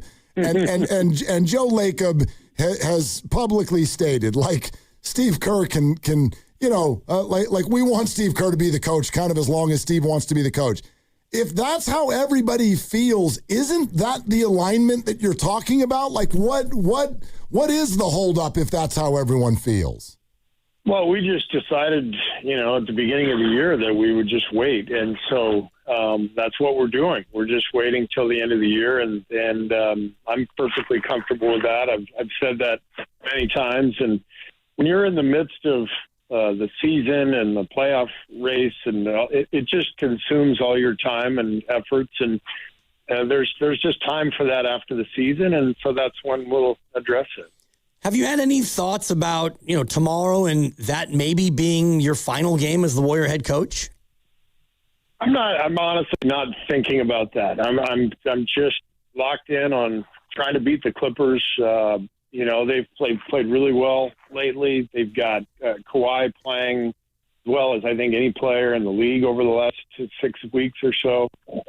They're a little different, with Garland instead of James Harden, and we're studying to get ready for that. And what I'm thinking about, honestly, is how much I enjoy this. We were talking as a staff this morning about how fun playoff basketball is, even play-in basketball, which is, basically the same thing. I mean, you just to have the time to put together a game plan and get together with the players and collaborate and go for it. It's still a thrill. I still love what I do, and I've been lucky to be here for 12 years with this group. And like I said, we'll figure all that other stuff out after the season ends. Yeah, Steve, I mean, you've answered a lot of these, but there's a hypothetical here that I'll admit it's a hypothetical, but I've heard you answer about the future. I've heard you say you never want to leave Steph Curry. I don't know if I've ever heard you answer whether or not you'd consider coaching the Warriors beyond Steph Curry's time. Yeah, I have no idea. When you're 60, and you've been doing something for 12 years and you love the people you work with, you literally just take it 1 year at a time. And so I have no idea what's going to happen when I'm done with the Warriors. And I don't even have any idea really what's going to happen next year. So right now, I'm just focused on our game tomorrow and our guys, and let's let it rip and see what happens, and then we'll worry about all that stuff next week. I was doing the research earlier, Steve, and only 7 coaches have had a longer tenure in the association than you at 12 years, consecutive years coaching one team. Greg Popovich, obviously, at the top of the list with the 29 years. Have you thought of any of that in a reflective sort of way about the 12 years and just how incredible it's been to be in one spot this long? I think about that all the time, even in past years where this question, hasn't come up of, when I'm going to be done or anything like that. I reflect all the time on what an incredible amount of good fortune I've received in my life to play with Michael Jordan and Tim Duncan and, coach the Warriors and Steph Curry and Ray and Andre and Clay, all these guys. I mean, it's I've lived a charmed NBA basketball existence, I can tell you that. And I never take it for granted. I savor every day. And like I said, we'll just, whenever the season ends, we'll sit down and figure out what's next. I imagine that some of these things happen spur of the moment or they're called for in certain years, but I'm thinking of that famous speech that apparently Steph Curry gave the group before you guys went to Game 7 in Sacramento. Just because it's an elimination game, what is sort of expected, or what do you think Steph Curry will do, if anything, to sort of address this particular group going into a game tomorrow night? He doesn't need to address this. That was very specific to that team. And I think it's been documented. That team was not very well connected, and we had chemistry stuff, and Steph basically called everybody to the front, and said, "I'm going to Sacramento, and who's with me?" And he willed us to victory at 50 points. It was, I think part of his legend, part of just his incredible power was he was able to lift a team that had been really fractured, trying to defend a championship that year, but having a lot of issues that have been well documented. And Steph was able to get us over the hump. This team doesn't have any of those issues in terms of being fractured and chemistry stuff. This team has just been beaten to a pulp by injuries. So we're just trying to get out there in one piece and give it a hell of a run, and the guys are all together on this. Like I said, we had a great night last night at Draymond's, and I think everyone is really committed to just giving this the best shot we have and understanding the circumstances. They are what they are, and but we've been given a lifeline with this play-in opportunity from the 10th seed. So let's make the most of it. So I gather what you're saying with this group in terms of like off-court chemistry, but what about on-court chemistry? Because so many of them have just, as you just said, they've not been able to play a lot of games together. Yeah, and that's obviously been an issue. So, hopefully these last few games, playing with Steph back and playing with Al, hopefully the time on the floor together will be reflected in our play tomorrow night. We've got a good game plan. We're excited to play, and one game. You just have to beat them once to move forward, and that's the goal. So who are you watching the game with tonight? You got Portland and Phoenix, and I mean, you got to have some not rooting interest, but you have to have some scouting interest and intensity. You guys all get together and do the pizza and the notebook thing tonight? Well, you also need some technical skills since it's on what is it, on Prime? Yeah, Prime Video. Yeah. Yeah. Do you think I know how to put it from my phone to my TV? What's the cast? Do you think I know how to cast something onto my TV screen in my hotel room? Hell no. Yeah, if you need my login, Steve, I could text it to you if you need a Prime login. Oh no, I got the login. I can watch it on my phone. I just can't get that thing onto the big screen, So, but we'll be watching from various points where there's no watch party. We're locked in on the Clippers, and obviously if we can get this one tomorrow, then our focus just turns to Phoenix or Portland. We've got guys on our coaching staff who have already prepared game plans for both Phoenix and Portland. Scott Vaughn is our advanced scout. He'll be at the game tonight, and he'll be watching. He'll have his report tomorrow. So, yeah, we've got all the contingency plans are in place, and we're just hoping we have to activate them because we're dying to keep playing. Can we talk a little bit about those Clippers? And you had mentioned Darius Garland and Kawhi is very healthier maybe than he's been in years. So how do you go about attacking them on the defensive side of the floor? Well, are you talking about our offense attacking their defense, or I'm talking about you? Defense? Yeah, I'm talking about you defending Kawhi and Garland. Yeah. Well, it's a huge challenge. We just can't give them too much space. Garland really thrives in the open court, and Kawhi, he will just beat you up from the mid range, those pull up jumpers, and so we've got to at least make things look crowded and try to create some havoc and try to be as active as possible defensively. We just can't give up the easy stuff. Live ball turnovers, transition points, Garland sneaking through the cracks, getting layups. We've got to take away the easy stuff and make it as difficult as possible on those two. But, they've got shooting around them too. And you've got to know your shooters. You've got to know who you're closing out to. So we've got to be sharp, but that's what makes the playoffs fun is everybody's antenna have to go up, and you have to have game plan discipline. You got to be prepared, and our guys will be. Okay, Steve. Well, I tell you what, this is going to be one obviously we're all watching, and fingers crossed that when we talk to you next week, we'll be talking about the series against Oklahoma City. Man, how fun would that be? That'd be very fun.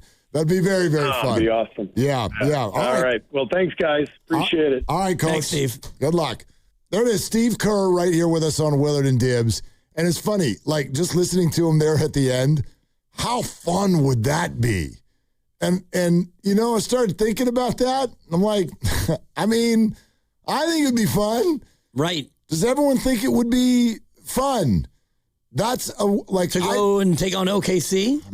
Get canned. I try to use these conversations to get a little bit of a window into what the organization is thinking. I'm not under the impression that they tell us everything by any stretch, but all of this goes back to conversations that we've been having. A lot of people are like, okay, Steph is coming back and playing, and even if there's this and then there's that and then there's that over there, for what?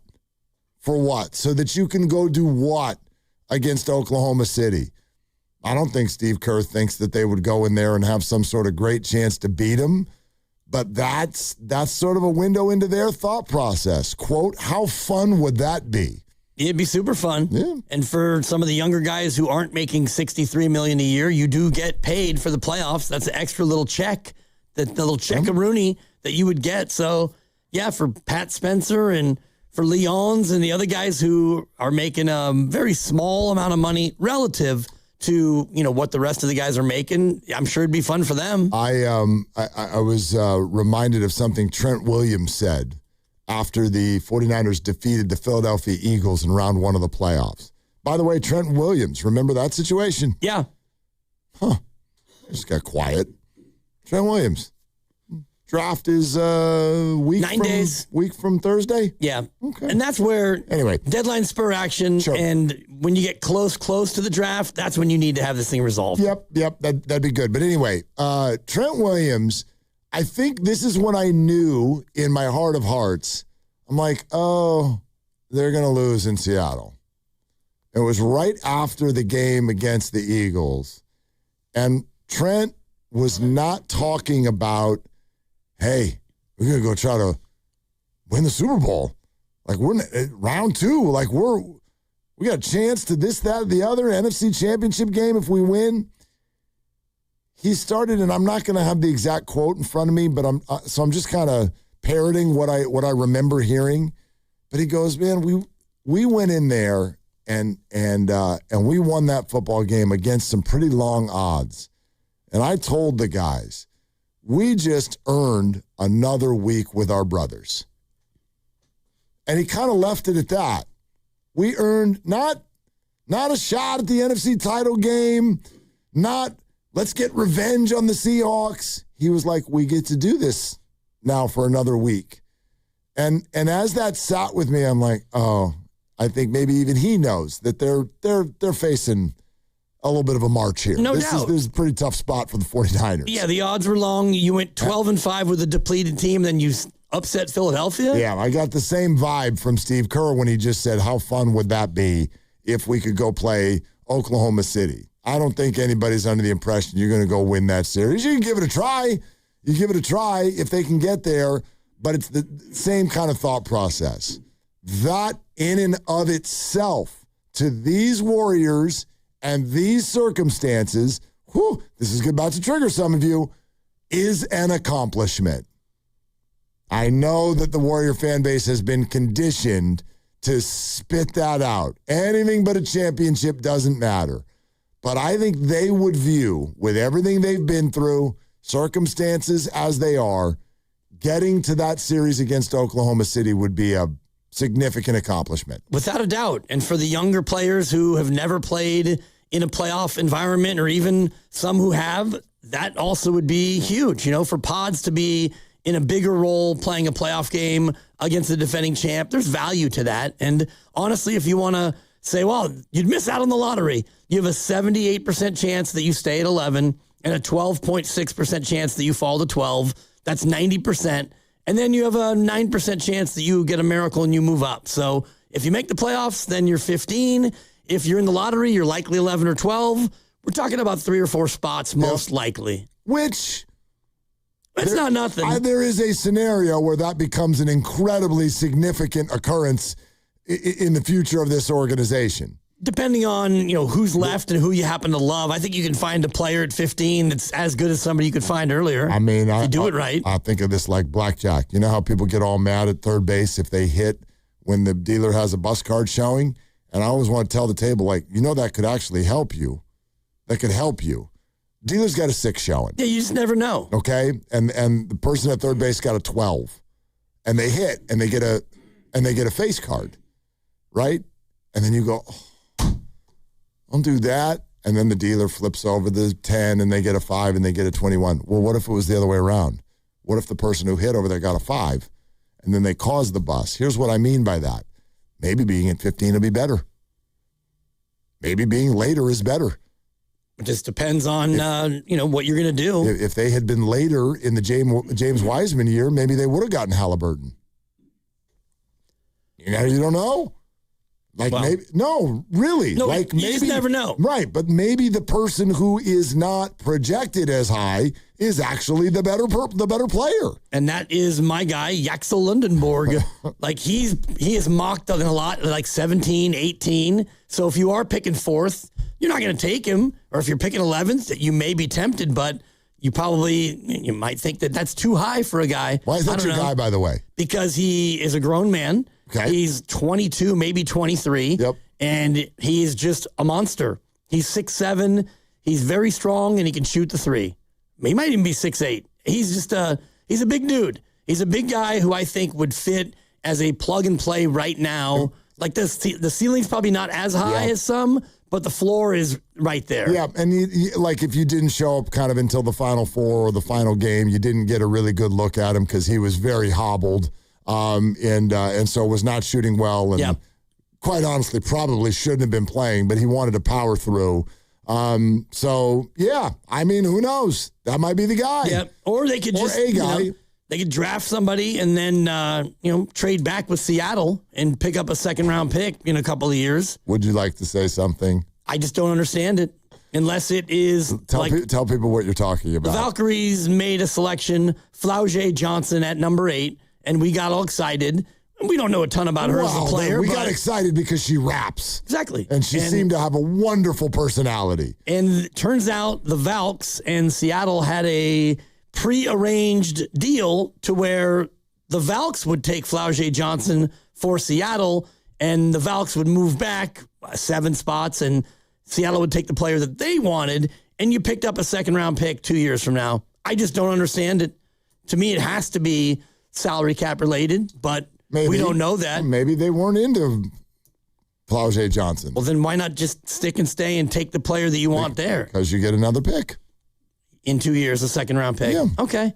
And also, you don't have to pay the person you took in the second round as much as you would have had to pay Flau'jae Johnson. It is, I was excited about it too, but it was fascinating online last night how many people were like, just a shocking, absurd trade by the Valkyries. It's like you don't even know what Johnson's going to do in the W next year.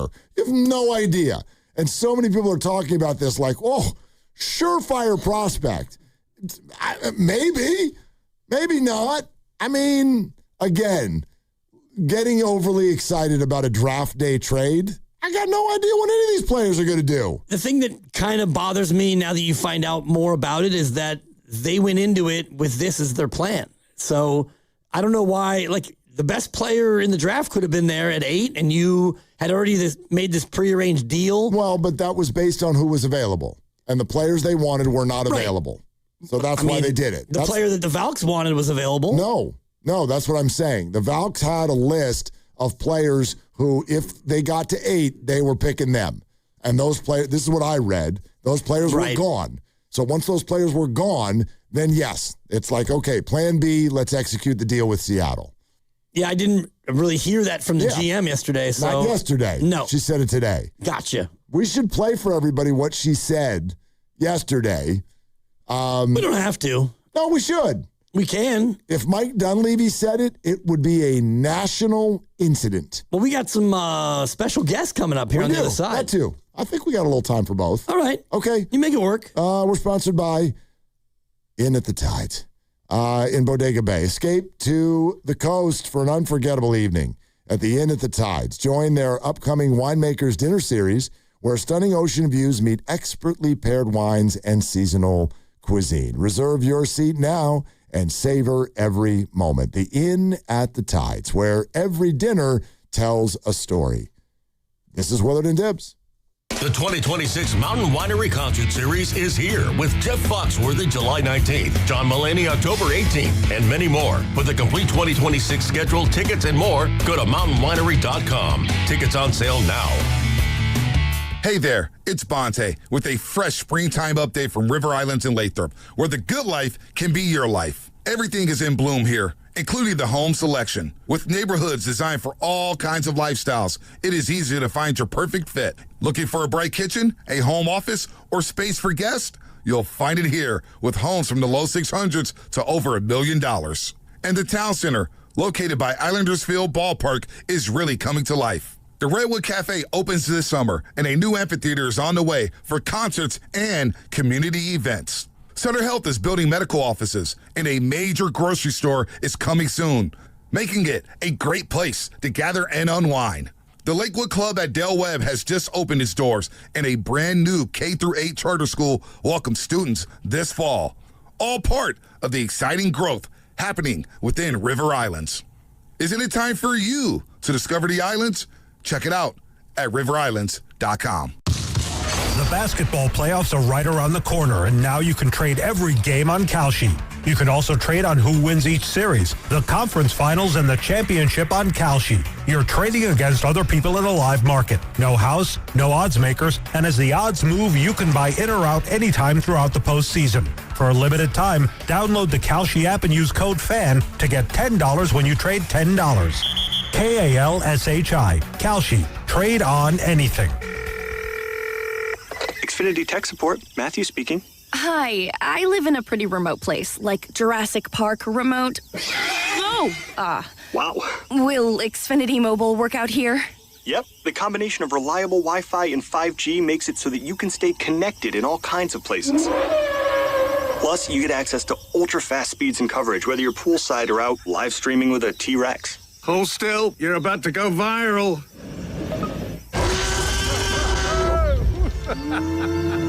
Welcome to a new era of Wi-Fi boosted mobile. Cut your mobile bill in half with 2 lines of unlimited.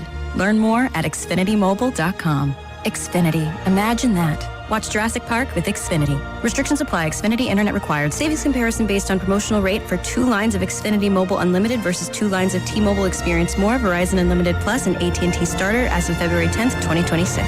Taxes, fees, extra.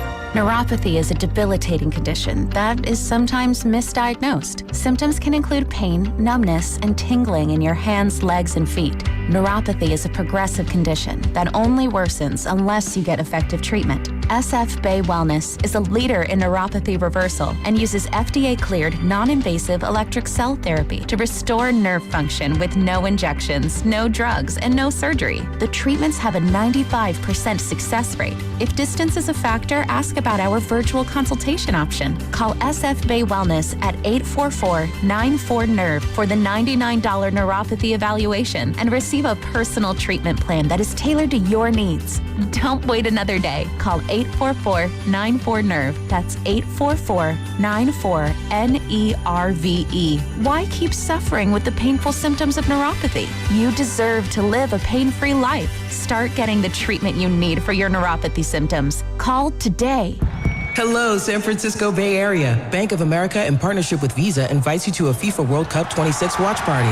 Open an eligible Bank of America checking account in participating financial centers only for an opportunity to reserve 2 complimentary tickets while supplies last. Experience special musical guests, games, giveaways, food, and more, all at a legendary venue. Learn more at BofA.com/BofA Visa Watch Party. What would you like the power to do?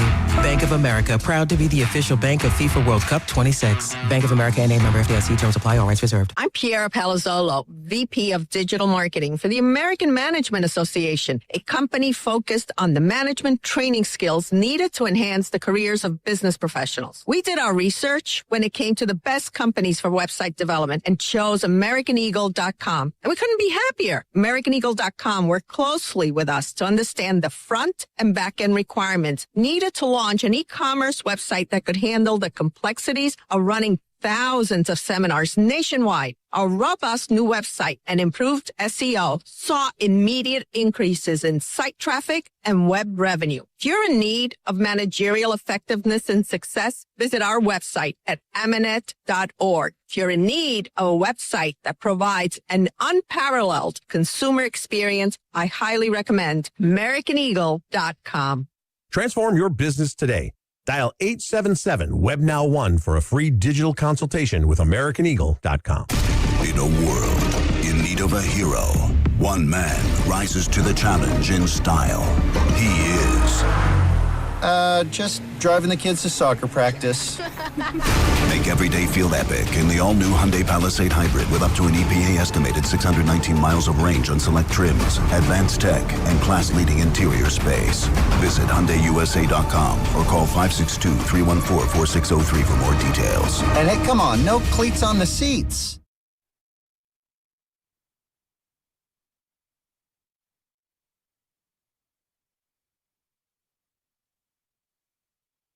Now, back to Willard and Dibs on 95.7 The Game. All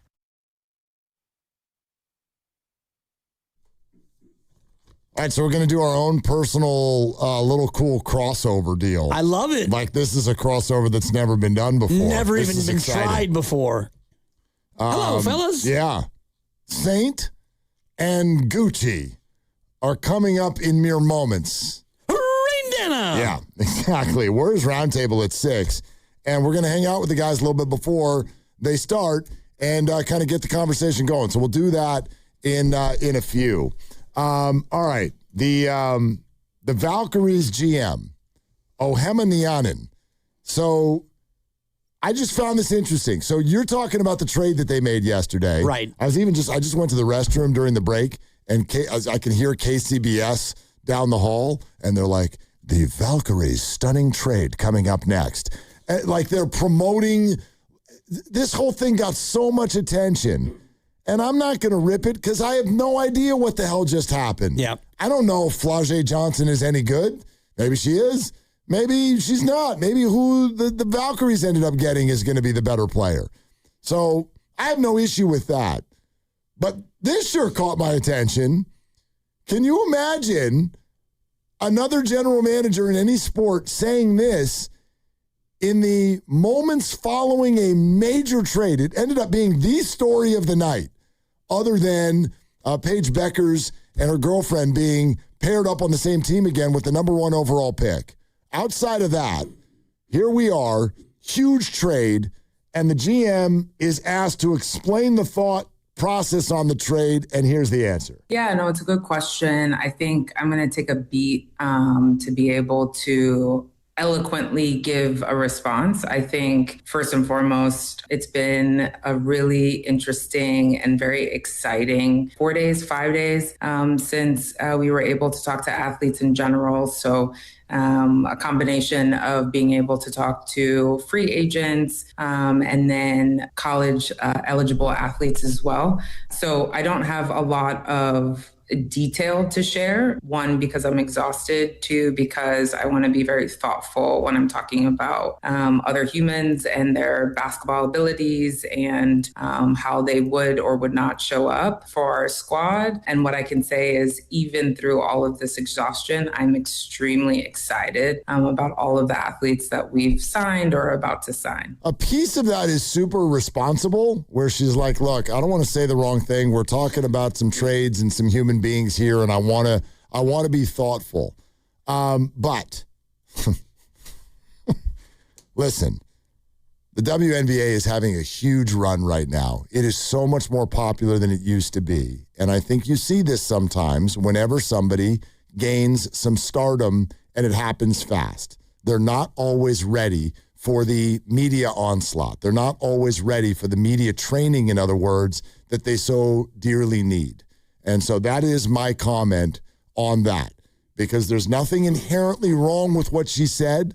But if you ask a general manager about a major trade that you just made and your response is, I don't want to talk about this right now because I'm exhausted. This has been a really long process over the last few days. I'm sorry. I just don't find that to be an acceptable response. And if the Warriors made a huge draft day trade and Mike Dunleavy said that, he would literally potentially get fired.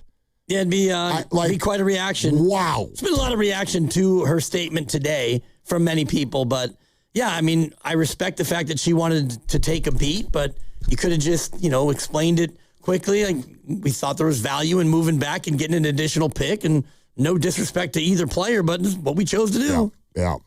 That just caught my ear. I'm exhausted. Yeah. And then she doubles back and refers to the exhaustion again. I mean, we got people out here do an all-night delivery here. I'm sorry. I think it's a bad look. I think it's a bad look to come out and say that after making a humongous trade. It's good honesty. I mean, I'm exhausted right now, but I'm also excited. Excited to talk to these fellas. All right, guys, ready to go? Kevin Dana, Gary St. Jean, the Warriors Roundtable guys who are coming up here in 10 minutes. Hey, boys, what's going on? Hey, thanks for having us on. Happy to be doing a little crosstalk with y'all. I mean, this is it's an honor to talk to you both. You know that we love you both. Anything going on with the Warriors this week that you guys plan to talk about? Hey, Dibs. Hiya, fellas. I love, there he is. The saintly one. The absolute best. How you been, Saint? Terrific. Listen, I wouldn't want to be that young lady. That's why I'm an old GM listening to all these remarks. Yeah, no doubt. Like Saint, if you had made a trade and then they were like, so what was the thinking? You're like, kind of tired right now. Can we talk about this some other day? And I know that's jumping a little bit of what she said, but I don't think I've ever heard a GM say something like that before. Well, you're probably right. I'll give you a scenario. This may not be the case. Sometimes you might do a deal with a team and you say, I'm going to trade you 8 for 16 as long as so-and-so is not at 8. Right. If they're all gone, then I'll do it. But if there's somebody there, I'm going to pick this certain person. Might be cash involved. There's a lot of variables, but this will be interesting to see how this all works out. Yeah, and I mean, just hope that Flaugier Johnson doesn't turn out to be a phenom, because then it would be just an ongoing bad look. But enough about the Falcons. We'll figure this out, who's good and who's not good soon enough. But tomorrow night, guys, what do you think? Where's the confidence level heading into a must-win against the Clippers? Well, guys, I think it's a tough one. You're on the road. You haven't won there in 5 years. Leonard's coming back, and, boy, I have so much respect for him. That guy's a big-time player. Kevin's made a lot of notes about his stats over the last 2 months. It's phenomenal. And with that said, the acquisition of Garland, I think, means a lot. They need a Robin and a Batman here, and we got them both there. My question about them, they're a terrific defensive team. I think they're going to struggle to score, and key guy for me is Mathurin that they got from Indiana. I think that's the third guy for them. They've got a lot of wing defenders. They're well coached. Tyronn Lue's one of the top 5 coaches in the league. And he didn't have a big ego. He brought in Jeff Van Gundy, who, in my mind, is one of the premier defenders in the entire league. And Collins, who never played any defense in Atlanta, went to Jeff and said, teach me. I want to learn. And that's the kind of guy that Jeff is. And they have a stellar defense. So we're going to need all our guys on deck. First of all, Gucci, do you mind me nicknaming you Gucci? Can we just go with that for a little while, Kev? Yeah, that's all Gucci with me, Willard. All right, I love it. Perfect. So what do you want to say about it? What kind of chance are you giving the Dubs? I mean, hey, if 30's healthy, which he is now, you got a chance for sure. This is a team that, when they were more healthy, felt like they were a goaltended basket away from winning into it, Dome. So that game, what was it, in January? They lost by 1, came back, and then lost at the end. There was those 2 points that they should have had. I mean, you can't do the transitive property there. But, I mean, I'd say I feel more confident about this 9-10 game than I did the 9-10 game against the Sacramento Kings 2 years ago. I mean, it's still obviously a tough road to hoe if you're Golden State. And the Clippers have been playing good. I mean, they went 6-21, and then Tyronn Lue said, we just got to go 35-20 the rest of the way. And they're the first team that was 15 games under 500 at one point to finish the season with a winning record. So they've really been hooping. But you have Steph, you have Porzingis, you have Horford, you have Draymond Green. Obviously, you'd love to have Moody and Jimmy Butler, but this is as healthy as this Warriors team is going to be this season. So, at least you got those guys. I mean, yes, we do, and we've got you guys. I don't know if you guys know how much we enjoy when it's the round table. We race to our cars a little bit more so that you can serenade us all the way home with all of your Warrior takes. That's beautiful. Hey, Dibs, are you stopping at Safeway? You'll see me in the aisle, Saint. You betcha. What's on sale this week? You got to go to the For You section in the app, clip your coupons, and we will see you in the aisle. Drop a can of orange juice. So you know I'm listening all the time. I love it. And I wait for your 4322 spot to come on. Hey, guys, you know who I think is big for the Warriors tomorrow? Who's this? And I sure hope he can step it up, is Milton. He's had this hand issue. He's had a couple of good outings, but I think they're really going to need him. The paint penetration that he creates, he can pass it, he can finish it, he defends, and he's going to be, I think, a wild card for the Warriors. I love the take. He's got to shoot it well. He has struggled at times, but he's streaky. Yeah. All right, guys, have a great show. Great to talk to you both. Happy Tuesday. Thank you, guys. All right, what's coming up on the game is brought to you by Fremont Bank, here for you, here for good. And that obviously is the Warriors Roundtable with Gary St. Jean and Kevin Dana, or as I call it, Gary and Gucci. It's the Gary and Gucci show. I like it. That is coming up next. Do you want to do it again tomorrow? Sure. Okay. You want to do it here? It's game day. Let's do it somewhere where we can get ready and get locked in. I'm going to eat it. That's right. Let's do it. Let's do it over in Splash. For Dibs, for Granny, for Lucas, I'm Mark. Shoot your shot. It's all you got.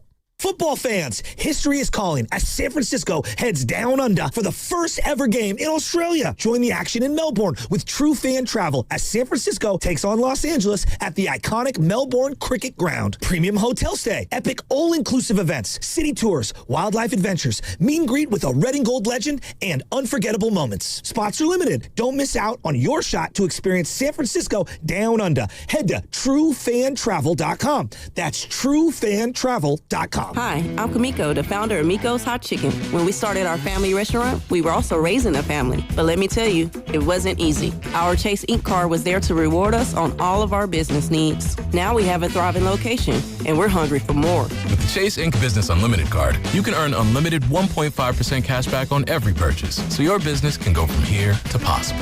Chase for Business. Make more with yours. Real business owners compensated for their participation. Cards issued by JPMorgan Chase Bank and a member FDIC. Subject to credit approval. Terms apply. What's up, cousin? I want a new phone. Have you seen any good deals? Everyone has free phones, but when I switched to T-Mobile, I got more value and so much more. Like streaming included. And travel benefits. And the best part? The price of your talk, text, and data is guaranteed for 5 years. Get more benefits and more value. At T-Mobile, families save and get a 5-year price guarantee. Switch now at T-Mobile.com.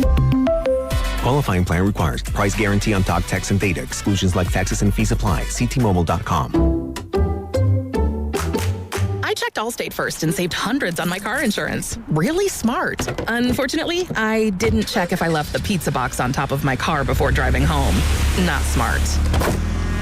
Oh, and a semi just turned my deep dish into a thin crust. Yeah, checking first is smart. So check Allstate first for a quote that could save you hundreds. Potential savings vary, subject to terms, conditions, and availability. Allstate North American Insurance Company and affiliates, Northbrook, Illinois. This is the story of the one. As a procurement manager for a hospital system, she keeps every facility in her network stocked and ready. That's why she counts on Grainger to be her single source for thousands of products.